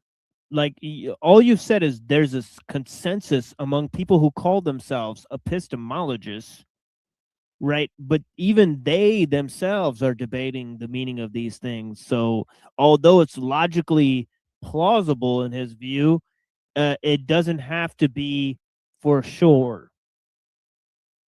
Right. So, I mean, what does the scientific consensus or the consensus of epistemologists add to this conclusion? I mean, I'm just curious. There. Perfect. Thank you so much for the introductions. Hang on for 1 second. Sorry about that. And yeah, so we'll be starting the 60-minute open panel, open discussion, and it'll have up to an additional 60 minutes depending on audience engagement. You can super chat a question. Yeah, I think Jim Bob definitely won the opening statement. I mean, that was a horrible opening statement from Leo Filius. He clearly didn't prepare, right? So, you know, I mean, yeah, so. And also, he's the one with much less subscribers. So it's kind of surprising that he didn't prepare. You know, it seems like he's debating somebody who's much more notable in the, like, sort of debate sphere, the guy who like went to Miami and sat up on stage with like the weird Wesley Willis or whatever the fuck that guy's name is, right? What's that guy's name? I forget. Wes something, I don't know, but yeah, that guy's. So this guy sat up on stage with all these celebrities, and now you're debating him, and you barely prepare your opening statement. I mean, dude, like, I'm just not impressed. I mean, that was just horrible. Analysts, and it will be read to them for $5. You can do this with comments as well, but comments are going to be held till the end of the open discussion He shot portion. himself in They the also foot. retain the right to not read. It's like, oh, I'll go even farther and say it's JTB plus. Right. Like, I'll make it even worse for myself. Right. It's like, good Lord, dude. It's like, he gave Jim Bob a lot of rope to hang him with, for sure. Yep. Read comments if they appear to violate YouTube TOS. I will jump into the conversation and read the question for you. Just try to keep them on topic somewhat, right? $2 super chats will be displayed on screen as well. Our panelists tonight are immune to mutes and kicks, so keep that in mind. You guys ready? Mm-hmm. Mega bloodbath engaged. You have 60 minutes. You're muted, and since I spoke last, if you've got any questions, go ahead. Breakfast Talkers, do you do that live every time, the mega bloodbath, or do you record? Yeah. I should have it recorded. You should get an echo in there. Was that bad? Yeah. No, it was good. No, I thought it was Yeah. 6, 7. Also abstractor, right? 6, 7. And most button, and we'll get 50 likes, and I'll be I'd refer to abstractor, right? Yes. That and most people would call abstracta. From a physicalist view, do you think that exists, or that's just like an illusory linguistic term we? Come on, DeFreak, what are you doing here? Studs? I mean, come on, dude. I don't know what the freak is up to. He's always sending like donos to $2 super tacos. chats to the weirdest people. Yeah, And I think he's a mod, maybe. I forget. that's surprising. I would have. Or no, expected he's that. not a mod. He's just a what do you call it? A member. Yeah, like this is a much lower level conversation than looking at just Parmenides or Heraclitus. So, the value, used to refer to things that aren't concrete, but they don't actually exist. Yeah, I'm a nominalist, so I would say abstracta do not exist. Okay, and then would you say categories are abstractions? Categories Yes. themselves as anomalies? Mhm. Okay. Would you argue that knowledge itself is a category? Yeah, I think knowledge can be understood as a category. I don't know if that's what it is necessarily, but Okay. I think But if like knowledge- a category of like beliefs that are justified and true, or something like that. Okay, so if categories don't actually exist under physicalism, and knowledge, you said, could be a category, but could it be anything? Could knowledge be anything other than a category, conceptually a category? Probably. I'm not sure. I think it really just comes down to the particular approach that one takes in their analysis of knowledge. Okay, because my I have a syllogism. It would be cool if you engage with it, maybe. So P1 is categories don't exist under this form of physicalism you're defending, right? They don't exist. They don't have an ontology, right? Premise 2, knowledge is a category. Conclusion, knowledge does. So he shouldn't have said that they don't exist, because that's really confusing, right? Well, he should say that they exist as abstractum, so they don't have causal power. Right. So, so him saying that they don't exist is very confusing, right? And he should have looked at Parmenides or something like that, because he's not understanding what this means philosophically. It's like you can't just use things that don't exist, right? So, I mean, he's creating an intractable problem for himself, right? So, yeah, I don't know. Does not exist. Like, unless you're like working with the Tao, like you're not using non-existence for anything. Under physicalism. Well, under my view, I would say knowledge does not exist. I don't think knowledge is a thing in the world. Okay. So that was pretty bad. It's like where do we go from here? Right. And Jim Bob's like, bingo. Right. Like I kind of think I can set this up. Possibly. Okay. So if knowledge doesn't exist, how could you know knowledge is possible under physicalism? Because it's a concept that we can talk about. Just like I don't think Santa Claus exists, but I think we could talk about whether it's possible that if Santa Claus could exist, which I think logically that's possible. Well, Santa Claus. So now he's saying that things that are possible are things that we could talk about even though they don't exist. Right? So he's saying, well, there's a category of things that are just, but see, if you put knowledge, right, which he's saying is justified and true in that category, then you can't finagle it, to just be like Santa Claus, right? Right. So this is the problem, right? So he's saying like, oh, you can do all this with something that doesn't, but you can't do all that, right? So, would be a material claim, right? I mean, if he existed, he would be a material object, yes. Right, but if knowledge is just because we have a concept of Santa Claus, but the referent itself would be a physical fat man who climbs down creepily and delivers items to children without our consent. So that's why I asked if the status of knowledge under physicalism is non-existent, that it just doesn't exist. I'm not sure when you say no, knowledge is possible under physicalism. When we say possible, are we saying it's possible to exist under physicalism? When I say that knowledge is possible under physicalism, I'm just saying it is possible for an agent to possess knowledge even if physicalism is true. That there is no contradiction in physicalism being true and some agent in that physicalist reality having knowledge. I guess the contradiction I would find, and I'd be interested to see if you could give an alternative, is P, knowledge is concrete, not P, knowledge is not concrete. So I'm not sure what under physicalism, what is it you're referring to in the world that's physical when you say knowledge is possible? If I said like some invented abstraction was possible, you said, well, it could be logically possible, metaphysically possible, but under physicalism, we're talking about it has to be physically possible for it to be in existence for physicalism, right? Like, could something exist under physicalism but not hold to what's necessary for you to refer to something as existing? Like can something exist in physicalism that's not physical? I would say no, because then there would be a non-physical existing thing, which would just seem to entail the falsity of physicalism. Right. So if knowledge doesn't, if you admit that knowledge doesn't exist under physicalism, what is it that's possible when you say knowledge is possible under physicalism? What is possible?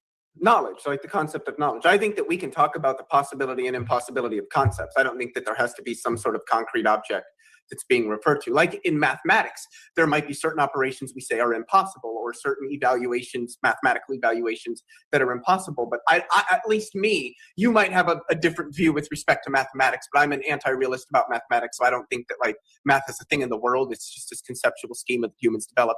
So we can talk about the possibility and impossibility of certain things in mathematics, despite that not referring to anything in. So he's pulled the move exactly the way I described, right? Which he's saying that math is a product of language, right? So you could still use it to refer to real things, right? And it doesn't have to have a real existence on its own, right? So I mean, this is perfectly reasonable explanation, and so yeah, so let's see where Jim Bob goes from here, because he's going to just keep on looping around and saying, well, you don't think ideas and concepts exist, even though he just said, well, there's a medium in which we can put them, right, to where their existence doesn't really matter for us to apply them to physical things in the world, so to speak. So I think the concept of possibility and impossibility can apply to concrete things in the world, but I also think it can apply to concepts. Okay, but under your view, if I swapped categories or knowledge with concepts, under your physicalist nominalist view, you'd also say that concepts don't exist, right? Yeah, concepts are not things in the world.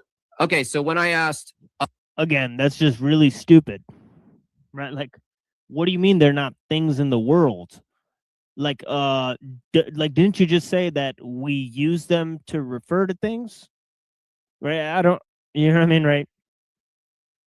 So he's like saying he's like concepts aren't things in the world, but where else would they exist? Right? You know, if they don't exist in a non-physical space, yet we use them, so why wouldn't they exist in the world? It's just really stupid, right? Like, it's just like he's going too far with it. All right, like, you know, I don't think he understands the implications of does not exist, right? And then, like, also, like, Jim Bob, where do your like, if the ideas have to exist somewhere, then where do your non-physical entities exist? Right? It's just in what way is knowledge possible under physicalism? And you say it's possible in the way that concept of knowledge is possible. But then if I asked, how are concepts possible in under physicalism? They don't exist. And so now you'd have to answer that. How are concepts possible under physicalism? What are you referring to when you say a concept's possible under physicalism? Well, I would say a concept is largely going to be some sort of like mental map that an agent forms, and that's probably going to be rooted in the structure of the variety of parts of the brain that are involved in that. I know like the prefrontal cortex is a huge one in like belief formation. Now it exists in the prefrontal cortex, something that doesn't exist in the world. See the problem he's having? It's like, what? And I think maybe goal directedness as well. That might be a different part of the brain. But all of those features that play into us having beliefs, us saying that we know things, those are just patterns across the brain. So I would say that things like knowledge are just going to consist in that. Okay, so or concepts, you say, could be possible under physicalism, but they would be identical to sort of mapped out brain patterns and physicality in the brain. I mean, I don't know if I would say identical to. The terminology I would use would be emergent from. And emergence, I just take in this context to be that there is some sort of like higher order pattern or structure that results from a variety of lower order parts put together in a particular way that is not itself possessed by any of the individual lower order parts. Think of a puzzle. You get a puzzle of a red barn. The red barn is a picture that requires all of the puzzle pieces to be in a particular order. But if you took one of the individual puzzle pieces, there isn't a picture of a red barn on it. So that picture emerges from the structure of the puzzle pieces. That's sort of the idea. Okay, so you're saying that concepts themselves wouldn't be identical to matter, but the thing you're referring to when you say concept, the referent is matter. I mean processes, processes and structures occurring in material, in a material object, namely the brain. Okay, because you would agree that if you said concept was concrete, that would be a contradiction, right? Well, I wouldn't. Excuse me, I wouldn't make that claim. I think concepts are abstract. I know, but to say abstract things are concrete would be a contradiction. Oh yeah, that would just be that would be like saying Mary Bachelor. So yeah. So like it would just be false. So that would be if a physicalist tried to say concepts are matter themselves, they are matter, you would push back on that. Oh yeah, I would say I don't know. I would just be like that. I just don't really understand how that would work. Right. Okay, so and you also said that. Do you believe that? Because if I said right, I mean it doesn't make any sense, right? You know, if language is physical sounds and we need conceptual framework, right, that exists as a process in the brain, and then those two things come together to express ideas, how are they not physical? Right? And how do they not exist in the world? Right? It just seems completely ridiculous, right? The framing that he's using. And it seems to be giving Jim Bob a way in to make his point about dualism, which he doesn't have to prove. Right. It's very strange. Yeah, it is. But I'm just trying to think of this, like from Leophilius's viewpoint, you would have to at some point concede that conceptual abstractions would eventually get synthesized into some kind of physical medium because it's part of your memory, and if memory is physical, I don't know, maybe I'm Right. misunderstanding it. No, it makes sense. I mean, I just, what he's saying is completely strange. Either, They got see, it. I feel like you got one guy who's like just using philosophy and another guy who's just using science, and they're talking way past each other. He's trying to use just science, but he can't. There's metaphysical underpinnings to what he's Right. trying to claim. Right, and he's clearly not understanding the implications of those like metaphysical underpinnings.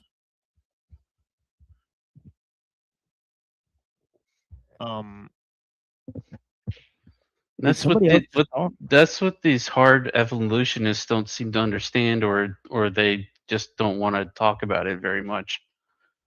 Right. It's just like this is like one of the dumbest conversations I've seen, But yeah. Knowledge doesn't actually exist in a positive ontological way physically under physicalism. But if justified true beliefs then don't exist, because that's what we're defining as knowledge, you're saying that under this view, justified true beliefs don't actually exist. Yeah, they're not things in the world. They're just emergent brain functions, emergent from brain functions. And then we have languages. He Point pretty of much- moderation on your Like he pretty much just said like truth doesn't exist, but this is what he's arguing for. Like it's kind of like it's like, I Because don't- truth is an abstraction to him. So Right. It's It's not going to have any ontology to it. right. So it's like, so why does it matter? Like why like like nothing really matters. Like so I get like what Jim Bob's saying, but it's like I don't think this kid understands what he's saying. And then secondly, like all of these questions could be posed to Jim Bob that ask like, okay, if they don't exist in the brain, where do these ideas exist? And how come if you if your brain is fucked up, you can't have good ideas no more? Right. So yeah. screen, Jim Bob, Leo is only showing his forehead, and then half the mega. Is that change it? Is that Only change on- sometimes? No, it's my deal. I think it's Leo, because it's not I yours. was on there. Jim and then Bob debates Leo's myself on the forehead. screen. I promise it's not visual rhetoric. I promise. Okay, cool. Thanks for that note. I appreciate it. Yeah, I guess I would go into then that if justified true belief, the concept you're saying doesn't exist, would you also say that when you say justified true belief, that's a reference, but the reference you're pointing to, describing, did he just got booted? He probably hit the wrong button. That's fine. I'll just wait. I think you might be right. I think they might God. have organized this beforehand. Because it's just so strange. It's looking like it. Yeah, it's looking It's like like, a fake it's debate, yeah. getting a softball basically to Jim Bob. Right. And they know he's the big guy that's on the stage right now. Their channel's dwarfed in comparison to him. It's like okay, if you, Leo, want to get more subs, you have to basically like toe the Allow Jim line. Bob to win. Yeah. Let Jim Bob say his piece or whatever, and then then you gotta play the game. Make him look smart. It seemed like Yeah. something like that. God's world. Do you reject / reinterpret the evidence from God's world or faith? Let's save that for after.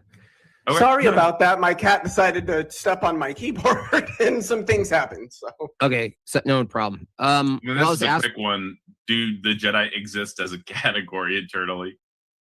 the Jedi.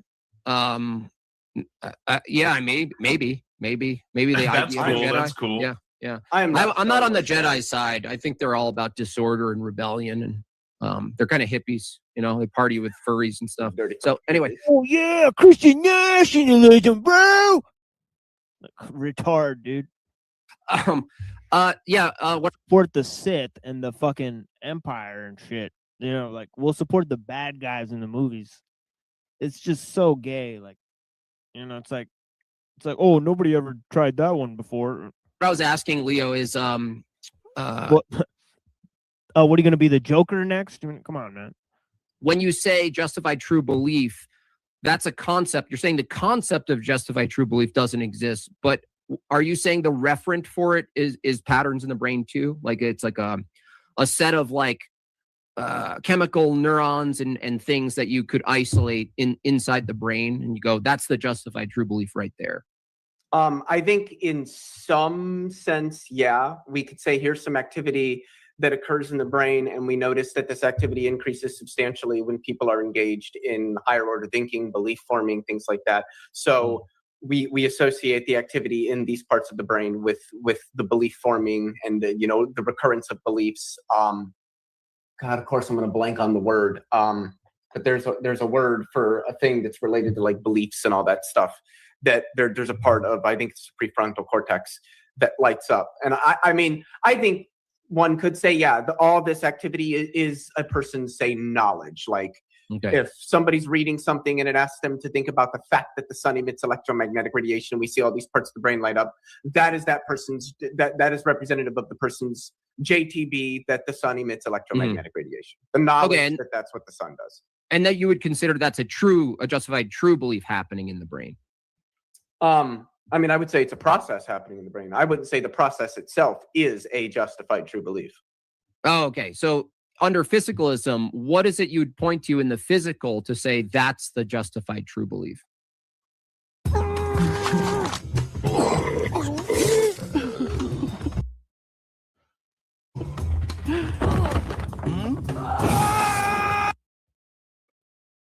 It's those goofy ass games. I think the brain functions. The brain functions. The brain function. Well, brain functions exist, but brain functions. There are brain functions that you would argue are false beliefs too, right? Oh, of course. Okay, so then where would you? What is like if I asked you where is a justified true belief in the brain? Would you just say it doesn't exist as the brain? I mean, I don't think it exists as like a thing in the brain or at a part of the brain. I think it's just a resultant feature of a variety of processes, structures, and relations. I don't know if we could ever isolate it and say this particular pathway, this, regardless of its size or how much of the brain it ranges over, that this particular pathway is some justified true belief. I think at best we could say that beliefs, justified or otherwise, true or otherwise, are formed and held and recalled through a variety of processes that occur in the brain. And that when we communicate and talk with each other, we call these things, the things that we believe or the things that we know. So now he's just going to use Plantinga and just say like, well, if all of these things just exist as brain states, right, then how do you know if the information that's in there is true, right? So he's just going to say, well, your cognitive functions don't necessarily lead you to truth, right? So you can't get a correct answer just based on, correct thinking, if you will, right? So,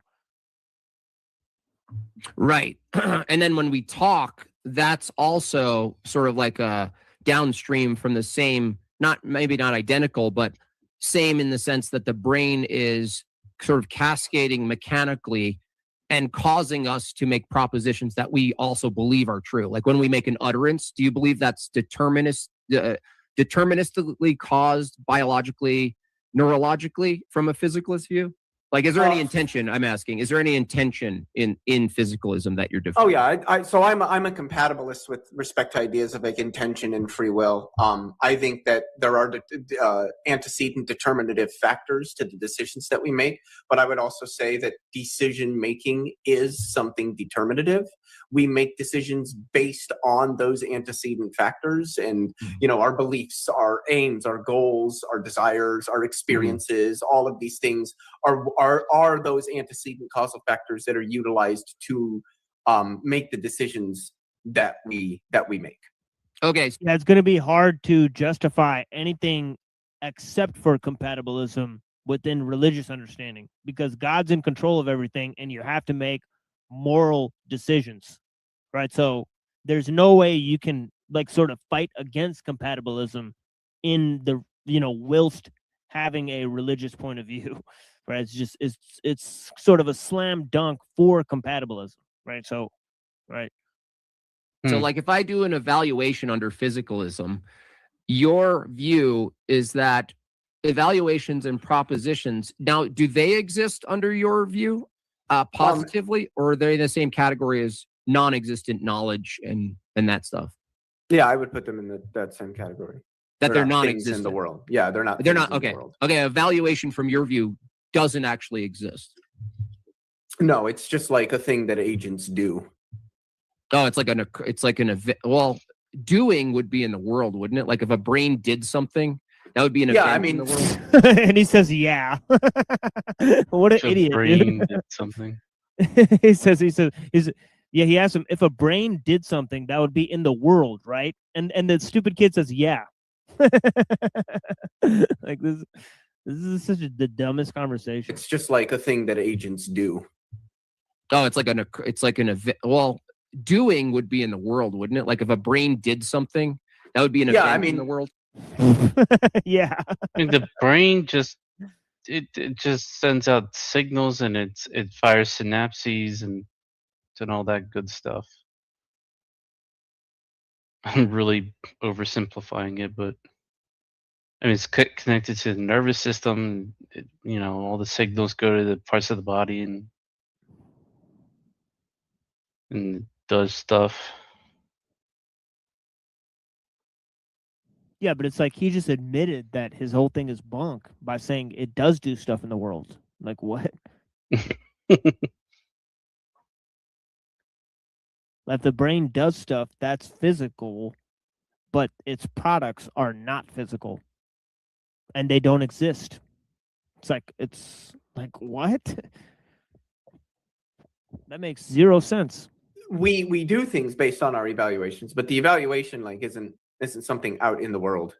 Okay, so far your view is knowledge itself, justified truth. It's almost as if he believes in like a virtual space. Like it's like, it's like they're both like weirdly Platonic. True belief doesn't exist. Categories don't exist. Abstractions don't exist. Concepts don't exist. Evaluations don't exist. Do propositions exist? No, not as things in the world. Okay, propositions don't exist in the world. Like, So what is this list that Jim Bob is building, and for what purpose? Like, dude, like, do you not get it yet? Like, what? Like, okay, we got this. This doesn't. Concepts don't exist. But knowledge doesn't exist. But okay, it doesn't exist. All right. Like, we get that the kid's an idiot, but it's like, where do you go from here? it sounds like there's a non-existent category that you appeal to in operating in the world. So like when you navigate the world as a person, you actually assume things that don't exist in order to determine whether your beliefs are accurate. I mean, yeah, I utilize a variety of different concepts when I think about the world and a variety of schemas. I mean, logic, mathematics, all that stuff. And yeah, none of those things exist. Those things aren't real. They're concepts in our head. If humans didn't exist, none of these things would exist. Okay, so then when you say you're appealing to non-existent things to come to the truth of the matter about the existing things, what is the connection between non-existent things that would lend you the confidence to talk about existing things if your schema is actually non-existent? Well, there isn't really there couldn't be a connection with something that doesn't exist. It doesn't exist for you to connect to it. Right. So the mode and activity that you use to come to knowledge about the physical world, you use wholly, admittedly, non-existent things. Yeah, I think everyone does. I'm an anomalist. But how do you use a non-existent thing? By thinking about them.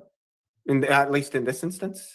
Yeah, but how could you think about something that doesn't exist? The same way we think about Santa Claus. Or if I said like flying unicorns or something. No, but not don't exist. But we can think about them. Well, Santa Claus is something, the reason we... So he's now saying that all knowledge is based on, some sort of fantasy device, right, that we've invented so that we can have a placeholder for our thoughts that don't exist.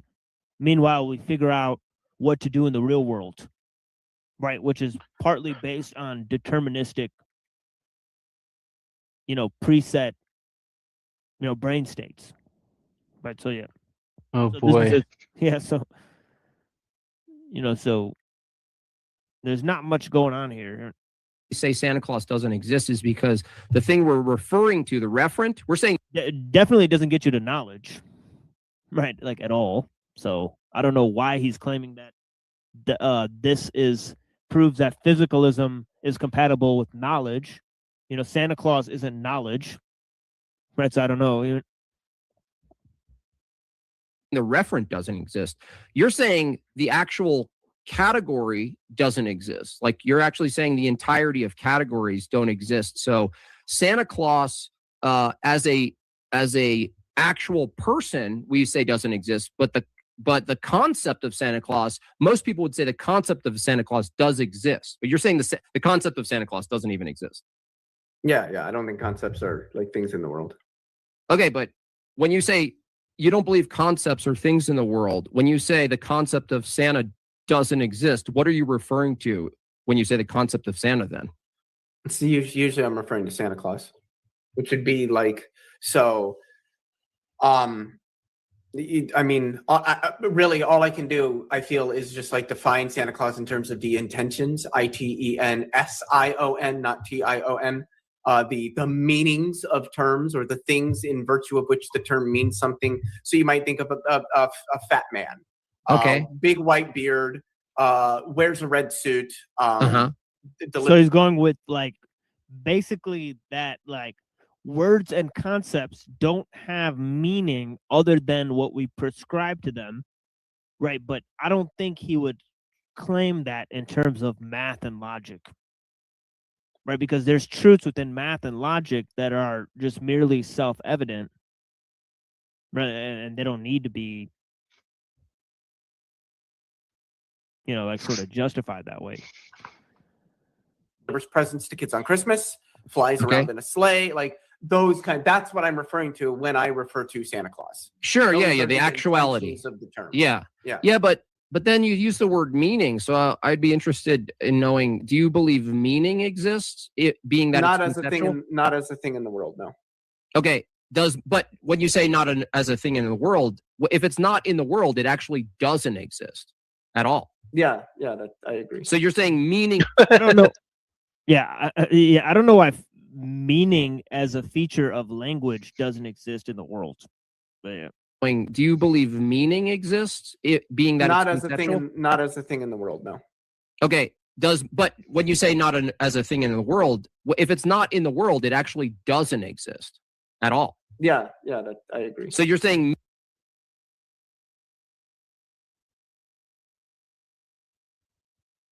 Right. See, there's the problem. Right. It says it's not just not as a thing in the world. That statement is meaningless. He's claiming it doesn't exist altogether. So there's a huge problem there. Yeah, I think Leo would not do too well in a deposition. It's like, he says something and the lawyer just does a follow-up question and, oh, okay.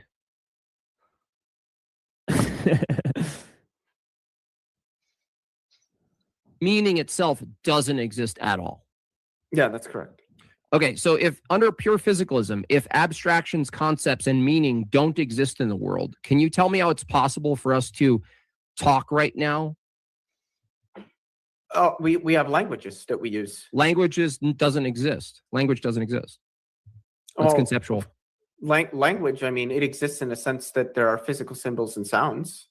Well, a physical symbol doesn't tell you the meaning of the symbol. So I would agree that you could write down something on paper, but the problem with that is you could write two symbols that mean completely different things to different cultures. And so if you say language, I use language, you'd have to concede is a category conceptually that doesn't actually exist in the world. You can't point to well, a thing. I mean, even if I granted that, so what? Like, that doesn't stop us. Yeah, like, so what, Jim Bob? Like, move on with your fucking point, dude. Like, what are you making lists of things that don't exist for this dude? Like, what the fuck is the actual point? It's actually getting maddening.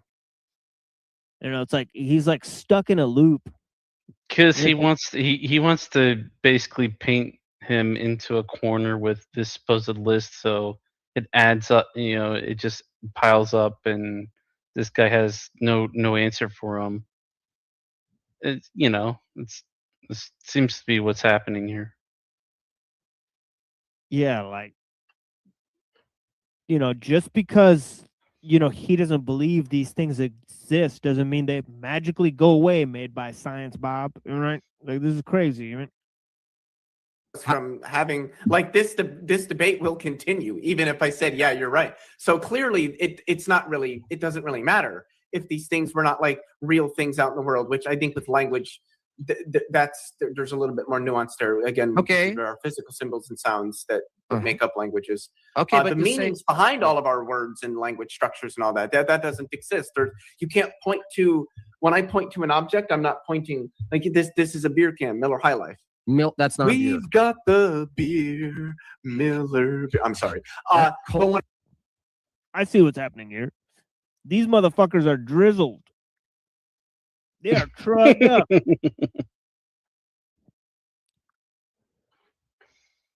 And there's no philosophy going on as a result. It's actually really bad. That it's like they're having like a symposium without the philosophy. When I point to this can, I'm piss. not pointing to the meaning of the can. Like I I'm not. understand. That's. I understand. So yeah, but meaning isn't a thing out there. It doesn't. But then exist. what? But then language is not a thing. But you said it doesn't really matter. But that itself doesn't really matter. The phrase that also doesn't exist in the world. Sure. So when you say it should doesn't rename really it matter, Mega is that Beer true? Bath. Being that you would. Right. Mega brew bath. Yeah. Nice. It's like my brew beats up your brew. Take that. Yeah. I can't believe he just held up the can, then sang the jingle. Like, are they getting paid for that? This is sad, because you can get money for doing that. So, so the thing is that we don't know if that was actual product placement right there. We actually don't know. It could be, yeah. It's hell of a product placement, but guess what? We're like 40 minutes into this thing. Yeah, I was reluctant to say that when Jim Bob drinks the same exact brewski with the can, the yellow and green can, and then he's holds up the literal can and says the jingle from the commercial, folks. We can't make this stuff up. Like, Right. it would make sense. I mean, at least Jim Bob like showed his can like almost like immediately earlier in the video, so I can Yeah. kind of see how that could be product placement, because people are going to be bored of this shit like 20-30 minutes ago and Right. turn it off. So this Right. guy's like doing it like 40 minutes in. It's just weird. It's like, look, we really don't have to wonder why they're able to get these people that go on these big stages, that go on these big shows like the Whatever podcast, right? How they're able to get these people on their stage and they have thousands of more subscribers than us, and everybody engages with their show, and our fans will give them money. They won't even give us money, so this is the thing is like, it's pretty funny that like all of this shit is happening, right? Like, meanwhile, it's like, we don't have to wonder why it's happening. It's right there on the screen. Like, they literally do weird shit like product placement. They talk to companies, they talk to YouTube celebrities to try to clout chase and give themselves a big name. Things that we will not be caught dead doing, because it lessens the material, it lessens the level of conversation, and it totally throws everything we're trying to accomplish in the trash by kowtowing to these fucking creeps, that are And literally... it's like basically being a cheap prostitute. It is. It's being a cheap prostitute, a cheap, like, trying to go along to get along, lessening your content and material, right? For that type of shit, right? Man, I mean, it's just like, and you claim like you're doing like this intellectual thing, online, dude. It's actually way far from that. No, it's way far from that, right? And it's right there on the screen to see why this fake shit is set up against us. And none of you motherfuckers will do anything about it. You'll just keep on consuming this trash, giving it a name, saying this has credence, this is intellectual rigor, when just on Tuesday's show, we discussed two thinkers that literally solved 90% of these problems. And they were before Socrates. You know, it's just incredible. And all you have is their fragments, and even they can think up better answers to these questions than these two fucking idiots on stage. All right, it's amazing. All right, it's like, what the fuck is going on? And nobody will hear it. They'll hear these thousands of people will line up around the block to hear these fucking morons speak about what they think they know. It's fucking depressing. They won't engage with primary sources that already answered 90% of the fucking questions for them. And even pose deeper questions, deeper debate proposals that they haven't even considered. Admit that phrase actually doesn't exist? It's true for me because I think it doesn't matter, but somebody else might think it does matter. Maybe you think it matters. Well, no. I'm saying if we were both physicalists, when you say it doesn't really matter, that thing you just referred to as a statement, that actually doesn't exist. So am I supposed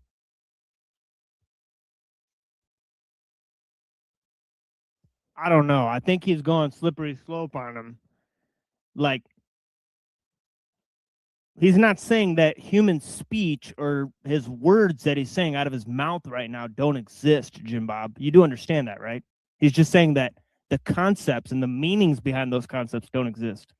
So why is he doing this giant conflation here? It just seems very weird. Is he purposefully misunderstanding the point the guy just made?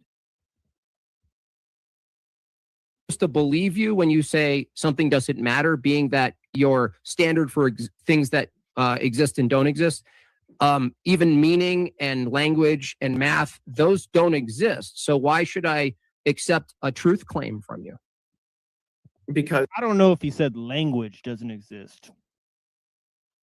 He said that meanings go to things that we've determined for them, right? But yeah, I don't know. I think he said language exists as physical speech patterns, as physical sounds that we admit, right? But the meaning is determined by us, right? So I don't know. You can understand the things that I'm saying and verify whether they're true. I mean, like, if I told you that I am having a debate with you right now, are you going to say, well, I don't know if that's true? I probably not. You're probably going to be like, well, of course I am. Well, that can't be true under review. A debate itself doesn't exist as matter in the world. But they're not having a debate, according to Leo Field. What? See, he's going to see.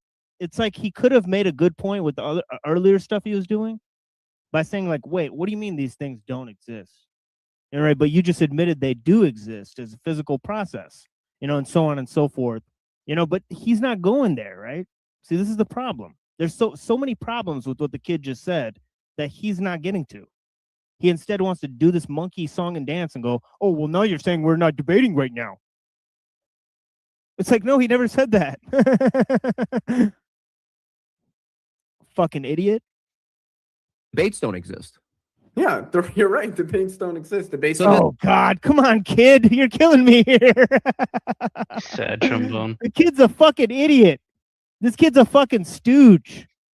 What the fuck, debate? Yeah, you're right. Debates don't exist, bro. Log off, fucking retard.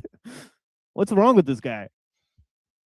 This doesn't exist. So this that emerges out of the. Look at Jim Bob. He's lost it. This guy, what the fuck? The activity of humans. So we're not debating.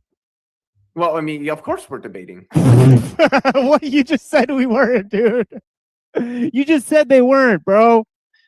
You just trolling at this point? This kid is trolling. He smoked a big fat doobie before this shit, dude. There's no way. And he drank like how many cans deep in the Miller High Life was he? That's the only question at this point. 4 cans, 5 cans, maybe, before he started the debate? Come on, man. Well, if he has, he seems to be able to hold his alcohol pretty good. He hasn't slurred his words or anything. Yeah, I mean, I'm gonna lose it. Like, can we get like Hanko Flamio? Man, I'm gonna send him the link. I'm gonna lose my fucking mind, dude. Like, this doesn't even make any sense. Like, what, dude? Like, let me send Hank a link. This is so fucking, dude. I'm gonna be like, dude, we have a fashion emergency, dude. A fashion faux pas of the grimiest condition. Like we got style wars on our hands. Like, that just, you know, like, shit's not making a lick of sense, dog.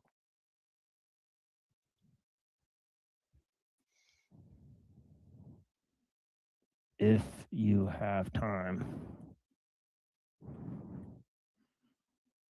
Okay, so let me see.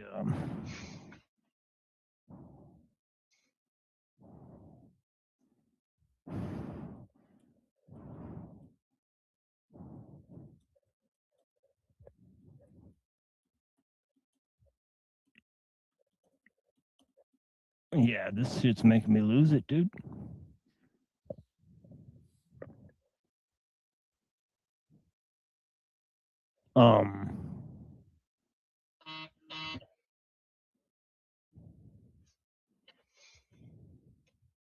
Beep boop. Now I'm reading Buddha's messages.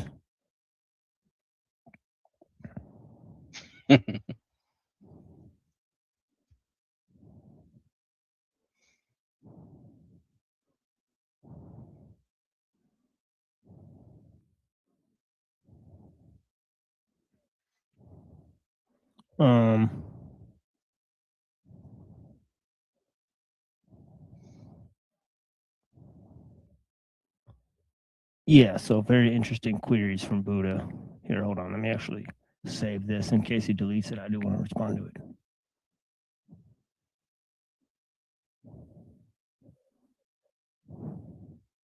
Because sometimes he'll go and delete his messages, and I'll want to respond to it. So if that's the case, I'll send him a picture of the message he sent and then respond to it.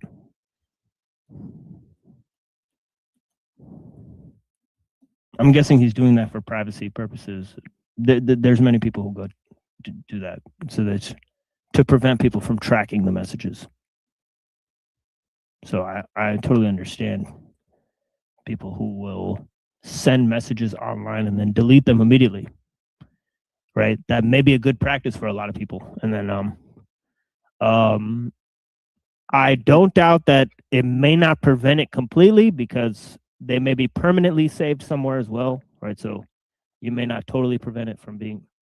Yeah, I think, you know, if you put it into the internet, it's very likely that it gets somewhere. Right. Wait, no, you can't say debates exist, but we're not debating. Or debates don't exist, but we are debating. What are we doing what are you referring to?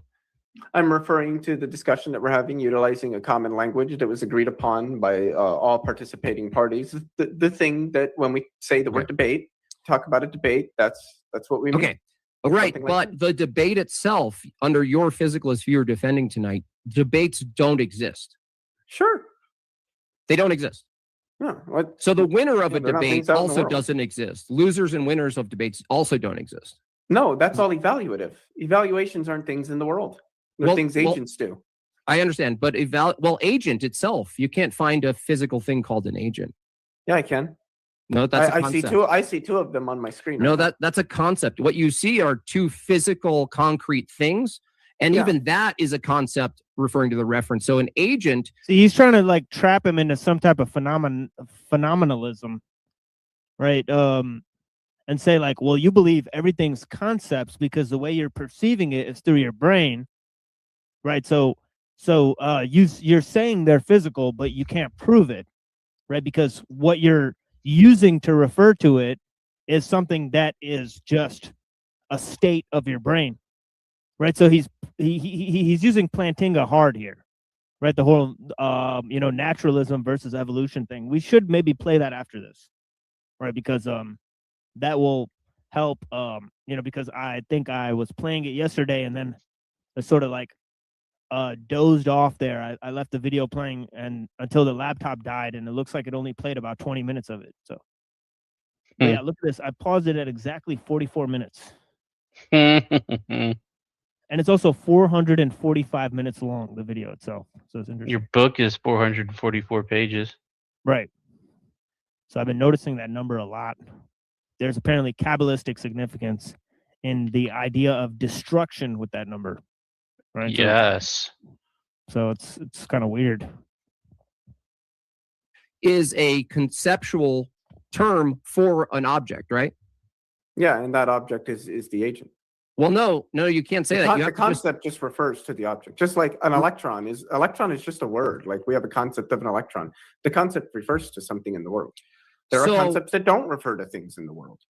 Okay, so it sounds like if it's the case that meaning doesn't exist, and all of the tools that you utilize to come to justified true belief, which also doesn't exist, knowledge doesn't exist.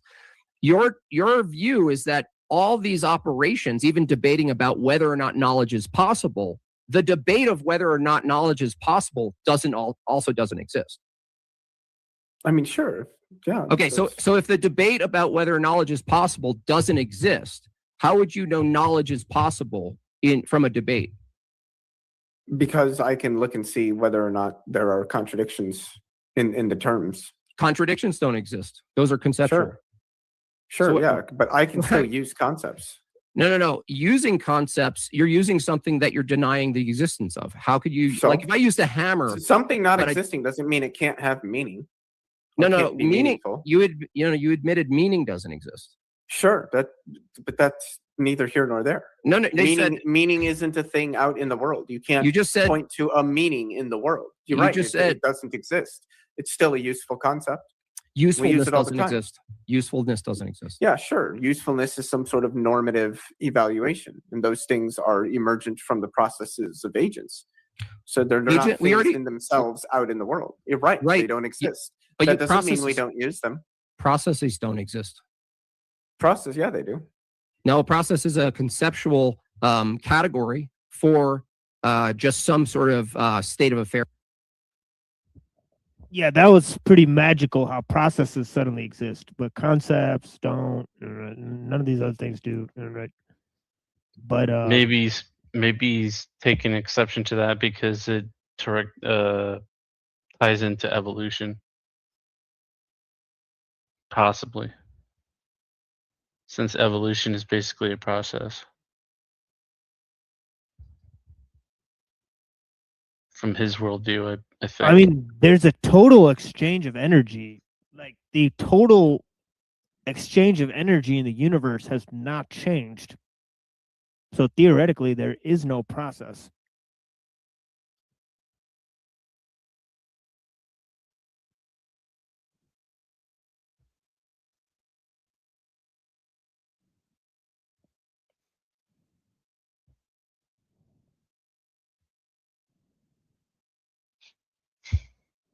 Because I mean, the total amount of energy in the universe is going to remain the same, right? It's not going to dissipate.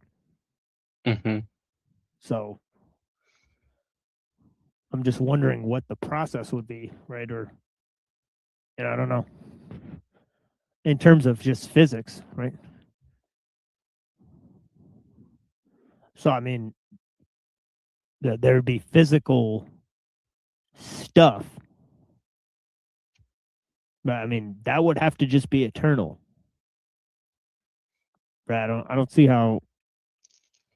So I don't know. In the world, they don't Yeah, exist. that's what most words are. Well, words don't exist from your view. Sure. Okay. So what does exist under physicalism if everything you're utilizing to describe what exists don't exist? The physical world. No, that's also a metaphysical claim. The physical world. That's conceptual. Well, I don't know what you mean by that's a metaphysical claim. Well, reality out there. Would you agree, Leo Filios, if I said reality, like out there, the word reality is a concept for some notion of the state of affairs that I'm viewing outside, right? It's not identical to it. It's a concept for it. I mean, I'm not sure if I would agree that it's not identical to it, but I mean, I would say reality is the external world. What I'm pointing to is if what you find real is the result of a process that you deny exists, I don't think you have access to what you think is from this view anyway. I know in your experience you do.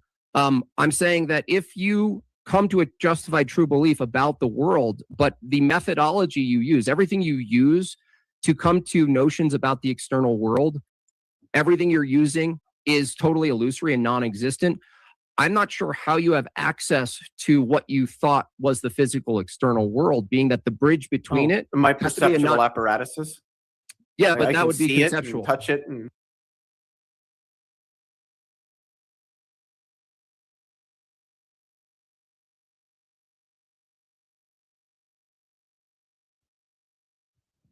Okay, I didn't notice there was all these comments.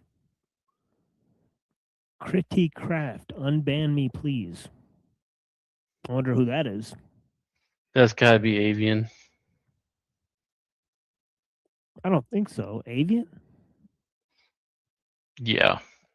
Oh, 'Cause You banned Avian? What?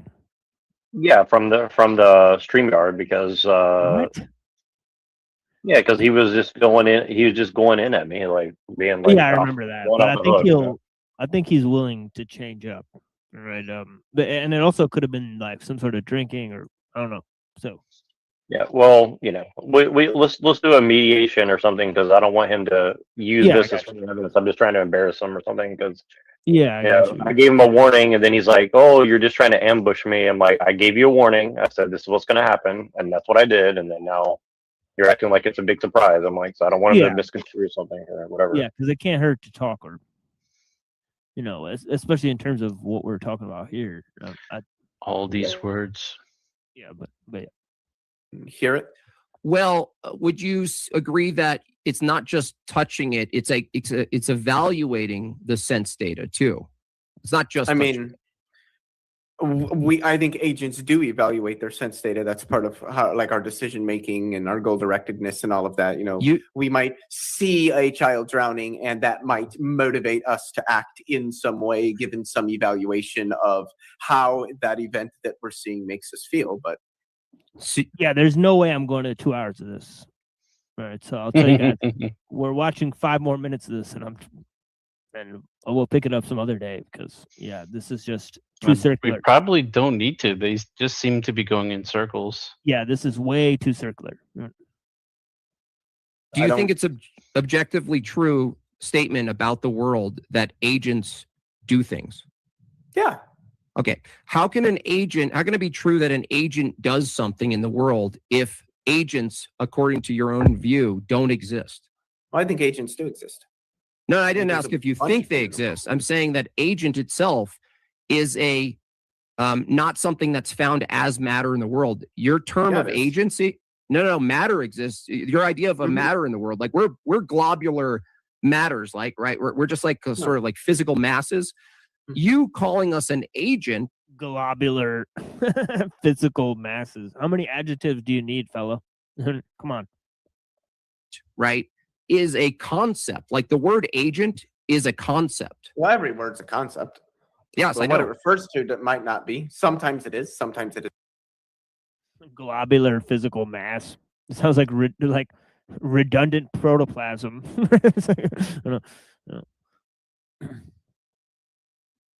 Isn't right. When I say agent, I'm referring to real things in the world. Right. You're saying real things in the world do things. Yeah. And you know that because you evaluated them ongoing in time, like inductively, right? Yeah, I see the world and I see things happening. Okay. To see the world, do you have to use your evaluation? I mean, not necessarily immediately, no. But ultimately, to make a conclusion, like to say like agents do things, do you agree that to come to the conclusion agents do things, in this case, that's the justified true belief example, to come to the conclusion that agents do things, is it true that you have to appeal to your evaluation of what you call the world to come to that conclusion? I think so, yeah. But your evaluations don't exist in the world, right? Well, the content of my evaluations doesn't. No, there's no like thing that's there that is the evaluation that's an object in the world. Okay. Because it sounds like if a justified true belief is the product of an evaluative process, but processes and evaluations actually don't have any positive ontology, I'm not sure what you're I saying. think processes do. Do you think a process is a conceptual thing or an actual thing? Well, I think we have concepts of processes, and at least most of the time, those concepts refer to things in the world. But aren't you using the assumption of the regularity of nature to say there's a process? Sure. But isn't that referencing a past, a conception of the past? Yeah. But the conception of the past doesn't exist from your model. I think it does. I think the past exists. I also think the future exists. Wait a second. I hold to a B theory of time. Okay, we'll get into that in a second. Future aren't like objectively real things. I know. Past, present, and future don't exist. Space-time and its contents do, and we, based on our position in space-time and our light cones, can define things as being in our present, in our past, or in our future, but those are just things we made up based on our experience of the world. Past, present, and future are not objectively real features of the world, nor is there a passage of time. Time doesn't flow or move or anything like that, on my view. Okay, so you're saying the past, your conception of the past, you utilize to do induction. Mm-hmm. I think that's what induction is based on, yes. Yeah, so at least partially. Yeah, I agree. So if you have a recollection of the past, but conceptual recollections under your view are not real, what are you referring to, appealing to then come to conclusions inductively, if they don't exist? The thought processes that I have. My ability to do induction. I can't remember what parts of the brain are involved in induction, but we've actually been able to figure out where in the brain humans do like inductive thinking, and my camera wants to go out of focus, and deductive thinking, and that they're similar. But if I remember correctly, the article said that there are some differences in what's going on in the brain between inductive thinking and deductive thinking, which I thought was interesting. But that's what I think we use. I think we use our thought processes. Right, which but are the result of processual structures in our brains. But if processual structures in our brains exist, but concepts are things that just sort of are thoughts concepts? No, concepts are thoughts, but thoughts are not concepts. Okay, what ontology do thoughts have under your physicalist view? They are processual features of the structure of the brain. They're the processes, or a part of the processes of the brain. All right, yeah, it looks like they're gonna have to go to the second hour to get some actual stuff going here. Right. Yeah, man, they maybe that was the goal, is to just go around in circles to get that hour done. Lay down a foundation and then move forward. I mean, it is interesting in a sense, but it's almost like, are we like this type of solipsist or this type of solipsist? It's like two versions of solipsism fighting against each other or something. I don't like. Maybe I'm just making that up, but like it feels very well, like you believe in this brain structure or whatever. Like I think the Leo guy's making some good points, but it's like it has no like conclusion. Essentially, it's like, well, deductive reasoning is just like a function of my brain. So it's like, okay, so then we don't know anything that's true, and he's like, yeah, and then he's like, okay, so there's no such thing as truth. Yes, it's like, okay, so what are we debating? It's like, I don't know.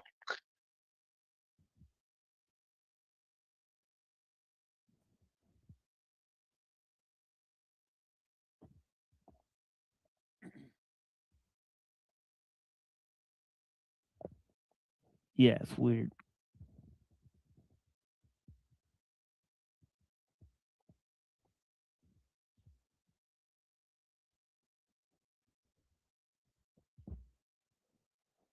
Strange rhymes for strange times. Battle rhymes for battle times.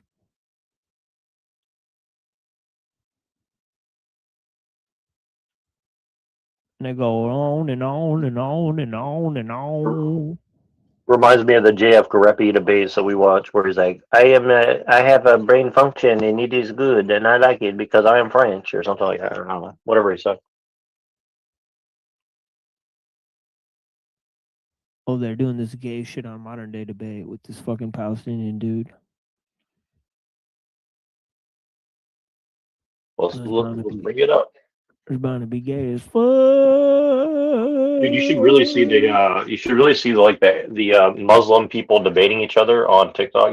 I think you'd really be interested in it. It's like, it's great. It's like the Arabs hate the Palestinians hate the Arabs. They all hate the Jews. They all have like conflicting feelings about Christians. They have like mixed feelings on the North Africans, the Africans. The Africans don't like the North Africans. It's like it's like crazy, man. Like so much division, you know. Like I was really shocked by it, and you could tell like there's like definitely like agents or something. Like they're like calling different people like, "Oh, this person's a Jew pretending to be a Muslim or whatever." It's pretty crazy to watch that.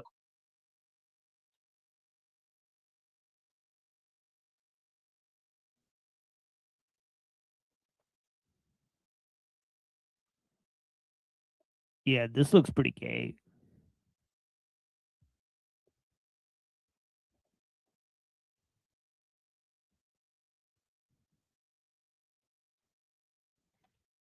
Yeah, this is bound to be really gay. Yeah, I'm gonna be honest.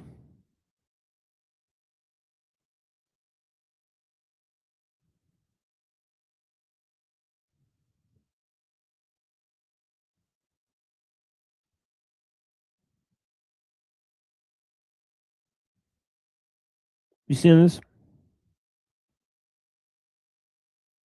No. Oh, There we go. Is doubling as we speak. You're killing my family, bro. This one My from family died. Big League Drew says, "Why did JFK not want Israel to have nukes? Why does Israel lie about having them?" So what JFK did say was not that he doesn't allow Israel to have nukes. He wouldn't be in such a position. What he did want is for every single state, including Israel, that just shows how consistent he was, to be subjected to the very same standards and to have their nuclear program, if there is one, to be inspected. That is something that he insisted on out of consistency. What people also forget about is that JFK was also a very big supporter of Israel, and in fact sought the support of the Zionist congregation a lot of times during his elections and also after his presidency. This one from the Lion says, "Muslims might be able to prosper if they put more effort in their own people instead of blaming the West and Israel for every problem." Powerful. Nabil says 2 million Christian Palestinian refugees. When Israel bombed and destroyed Christians' churches in Palestine and Lebanon, we don't see you AP condemn Israel. Okay, so there's Boy got Sad laced up. Shambone. He got destroyed by one comment. You love to see it. But yeah, the guy's not really a Christian, is what you find out. I mean, he has a giant ass nose, bro. Yeah, there's a lot of guys hiding behind the Christianity because they're paid by Jews and they hate when- Wait, what?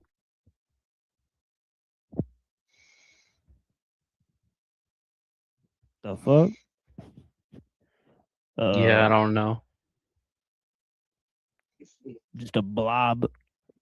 Apostate prophet. Like if apostate prophet went on these like other Muslim channels, he would definitely get called a Jew for sure. 100%. Well, I mean, who's just kind of like basically just he's doing a like support Jews to trigger Muslims. But yeah, That's his whole bit. oh, I can't hear machine. Sorry, I keep interrupting. Hold on, here's your stuff. Oh, Lols.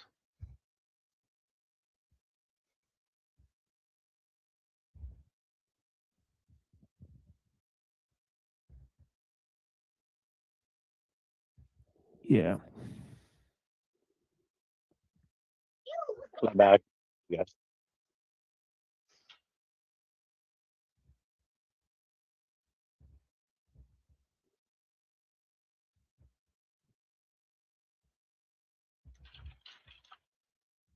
Yeah, man.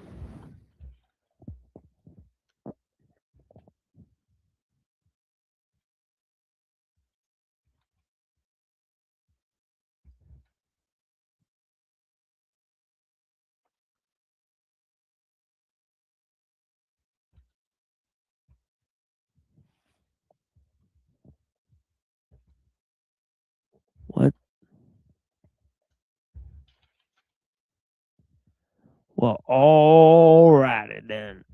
Yeah, I might just sign out of this bitch. Like when he comes back, I'll be like, yo, man, Hank never came through.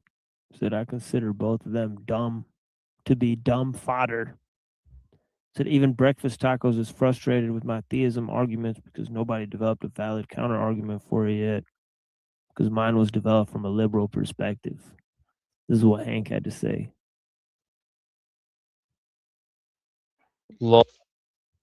Some of those like news reporters that Moontan is laying down, they are really good looking.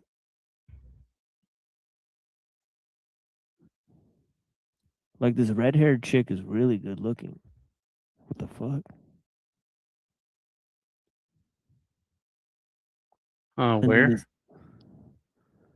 Like she keeps releasing these video clips. And they got these ladies in these clips that are just like bomb diggity.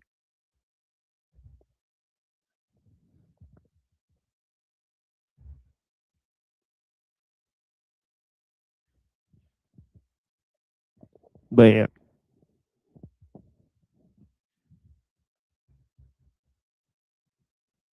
So what's going on here, Neuro?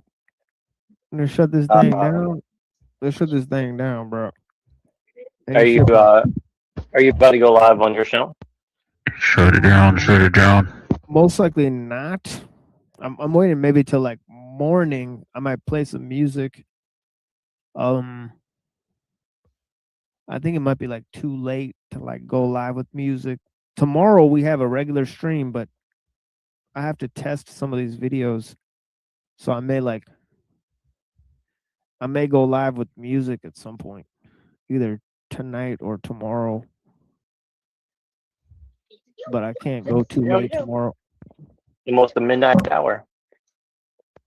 Yeah, I'm still kind of busy doing stuff right now, so I probably can't really play anything right now. But I might be around later tonight or tomorrow too.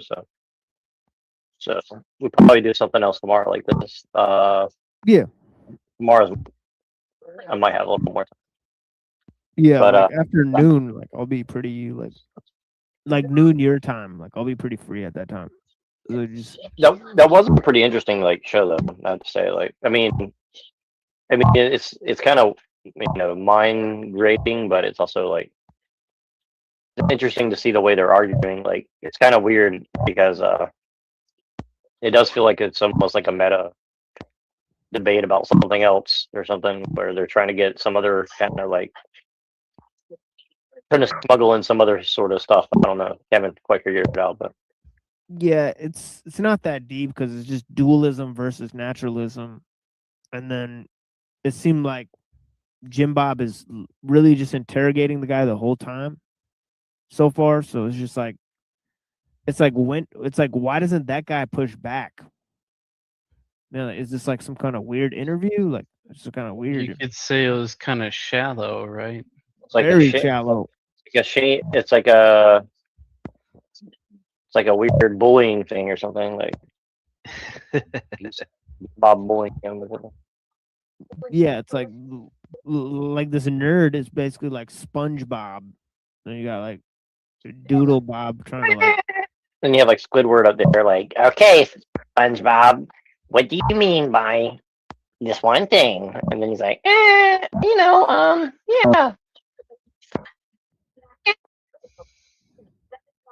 It does kind of look like that. It's like kind of like somebody went up there as SpongeBob. Yeah, kind of like pretty reminds me accurate, of like actually.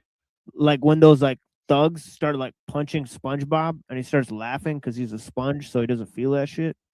So it's just like that's kind of like what it looked like to me. It's like Who do we know that can do animation? We should have somebody like animate that debate, but then like as SpongeBob and Squidward or something. That'd be fine. Or like Mr. Krabs or whatever. I don't know. Yeah, we need to get Lorp on this. Please indulge us. AI, let's cast these characters in the AI universe, and I'm pretty sure if you like feed into an AI and just go like take this debate and turn these two into two different characters, like it'll do it. All right. Yeah. Well, if you can afford it, I mean, that would probably be really expensive. But maybe Right, for like yeah. a short video, you could do it though. All right. Well, we'll shut her down now. Although we do have 5 viewers allegedly. What's weird is like I look on YouTube, it says 0, but It's because you went live 2 days in a row. This is how it goes. I just get like Ghost in the Machine watching. Yeah, like yesterday we had 0, and then today we got 5. It's because you went live again. So they're like, "Oh, this guy's channel's really popping here." This guy's legit, say man. Yeah, I'm trying. I'm gonna eventually when I figure out how to do crossover of TikTok and this, man, you guys are gonna trip. Like, you guys want to see you want to see the real mental patients. Like, I got it for you. Trust me. Brother. Yeah. Popping like Pringles. I literally think that they're like giving phones to like people living in mental institutions, and they're like, here, keep yourself busy, jump on TikTok or something. I just had my 5th Klonopin today, and let me tell you something. Klonopin. That's like I don't even know what that is, but Well, that's proof right there. You've never taken a Klonopin because that is not what they do. Yeah, it's more like recreational than anything. But Put your ass in the dirt. Okay, well, I just took my 3rd SSRI of the day. Whatever, you know, I don't know. I'm not a pharmacological adept person. Get chemically lobotomized by like Xanax or some shit. Yeah, if you take Klonopins after a while, they rot out your brain. Okay. Well, see, there you go. Then they go to the mental institution. So that kind of explains some things, but never mind. I just know that Eminem put it in a song. Reach for the bottle of Klonopin, something, 3 a.m. You know. Well, let's just put it this way: if you're already sadistic, it definitely doesn't keep you from doing anything sadistic. Klonopins. Keeping sadistic people more sadistic since 1996. Yeah, that's right. Nothing like taking a bag of puppies and drowning them while you're high on Klonopins. also, if you like snort this Klonopin stuff, it kind of gives you like a cold, tingly feeling. It's pretty strange. That's like that's kind of like kava. If you ever take like really highly concentrated kava that's been like fermented, I don't know, whatever they do to it, it makes your brain feel like it's like ice in your brain or something. It's pretty weird. Huh. Kava. Ice baby.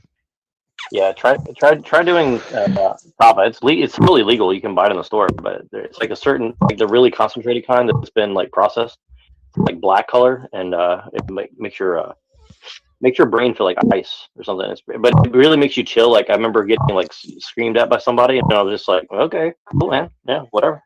I was like, it's really weird. It just makes you extremely chill. Like you just don't want to like fight with people. Pretty weird.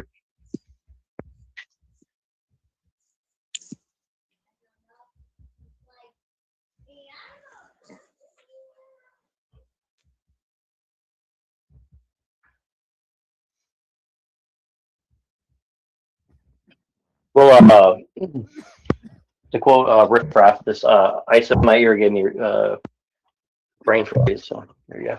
It's definitely a muscle relaxant or something like that. So which one, kava? No, the Klonopin. Yeah. Methyl relaxant. That's my benzos or something. I think that would be the category. Oh, really? I didn't know that. Interesting. Sheesh. Benzo, that's Spain.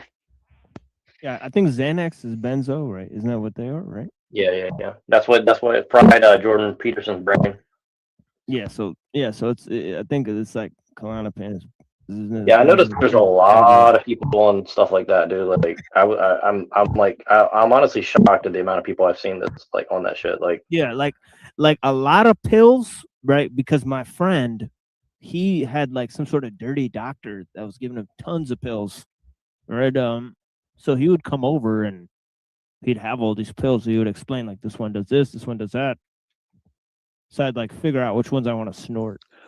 Yeah, I was about to say, it does seem like they pick and choose who's allowed to have a mass quantity of types of drugs and who aren't. Someone like me who doesn't have a history of using any hardcore drug at all, other than, hydrocodone or something for an infection, you know, they have a problem giving me even the slightest bit of pain medication for diabetes, but they have no problem turning around and give a bunch of opioids to someone who should have already, you know, had their womb removed and shouldn't be allowed to abort the 5th child. So, you know, yeah, they and even in this state, it's an opioid abuse state where people are known to fake and get pills so they can turn around and sell them. And, you know, they still give it to certain people who walk in and look like literal crackheads. But, you know, you come in saying that you got a, you know, diabetic pain. Oh, well, you know, here's some more Tylenol and ibuprofen. So, yeah. Yeah, the womb removal, man. This is the dark shit out, you know, that I love listening to for you. well, I don't know. I'm just saying, you know, as someone who's had sex probably thousands of times in his life, and I've only gotten a girl pregnant one time, there's no excuse to not in modern times and not be able to keep a child from popping out. If you know what you're doing, if you can stick it in, you can pull it out, wear a condom, something. There's no excuse to abort 5 children because you can't keep your legs closed. But I know that's not, you know, the real reason why she got them aborted. I'm just saying abortion shouldn't be allowed to be used as a contraceptive, and that's what she was doing with it. Right. I think after your 4th baby removal, they should sterilize you. Yeah. But, you know, hey, open child sacrifice. Hey.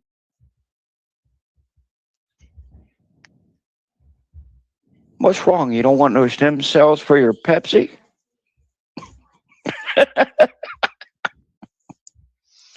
There's a lot of money in baby foreskin. I'm just saying, a hospital makes like a few $1 million off a year off of baby foreskins.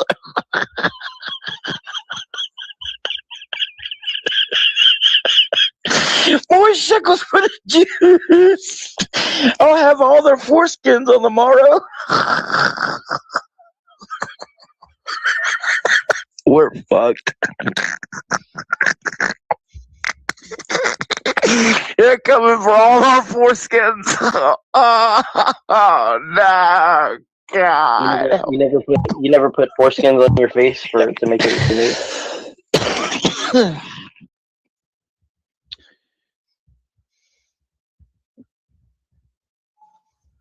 I'm just glad that I'm not a part of any of the shady organizations that traffic the stuff. I believe even the organ trade, there's some strange shit even going on in my city that, because even here we had that ICE protest shit go on. And if you looked at a majority of the people who did the protesting here, I swear to God, they are the exact caricature of what you would expect to go out there and be like, let's let all the immigrants stay. And, you know, I'm just saying that even here, when I realized how rigged that parade looked, I was just like, oh my God, it's already here. Like, even here, they're not really caring about the fact. And when I'm telling you that, like, free housing,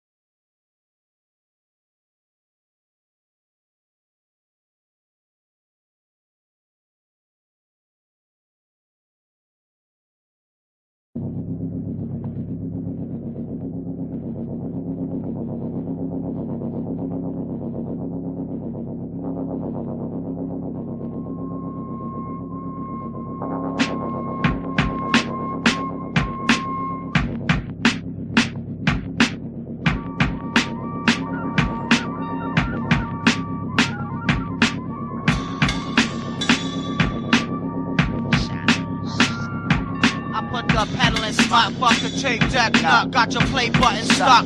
My eyes wide shut, coming out my face on stage, put lumps in your throat. Like I hung you off the roof from 6 feet of rope. I'll give away rhymes for you to battle me with.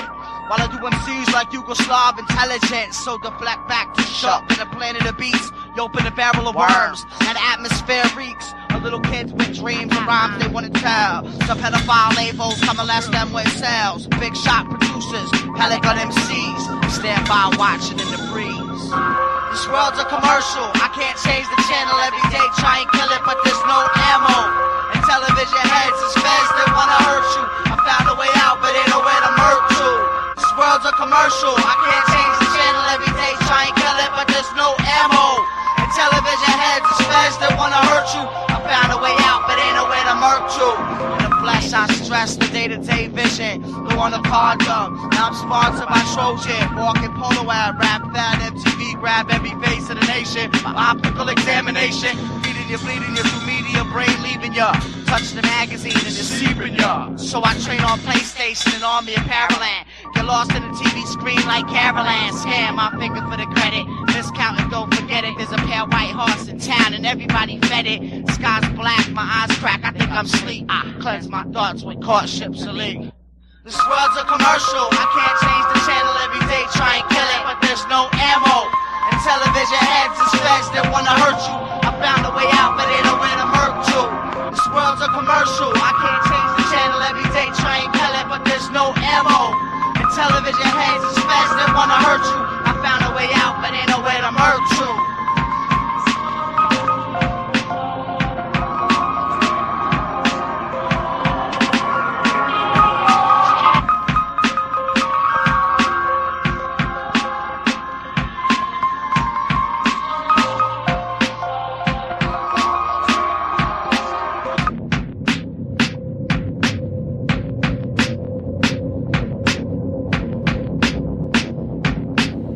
The Industrial Revolution and its consequences have been a disaster for the human race.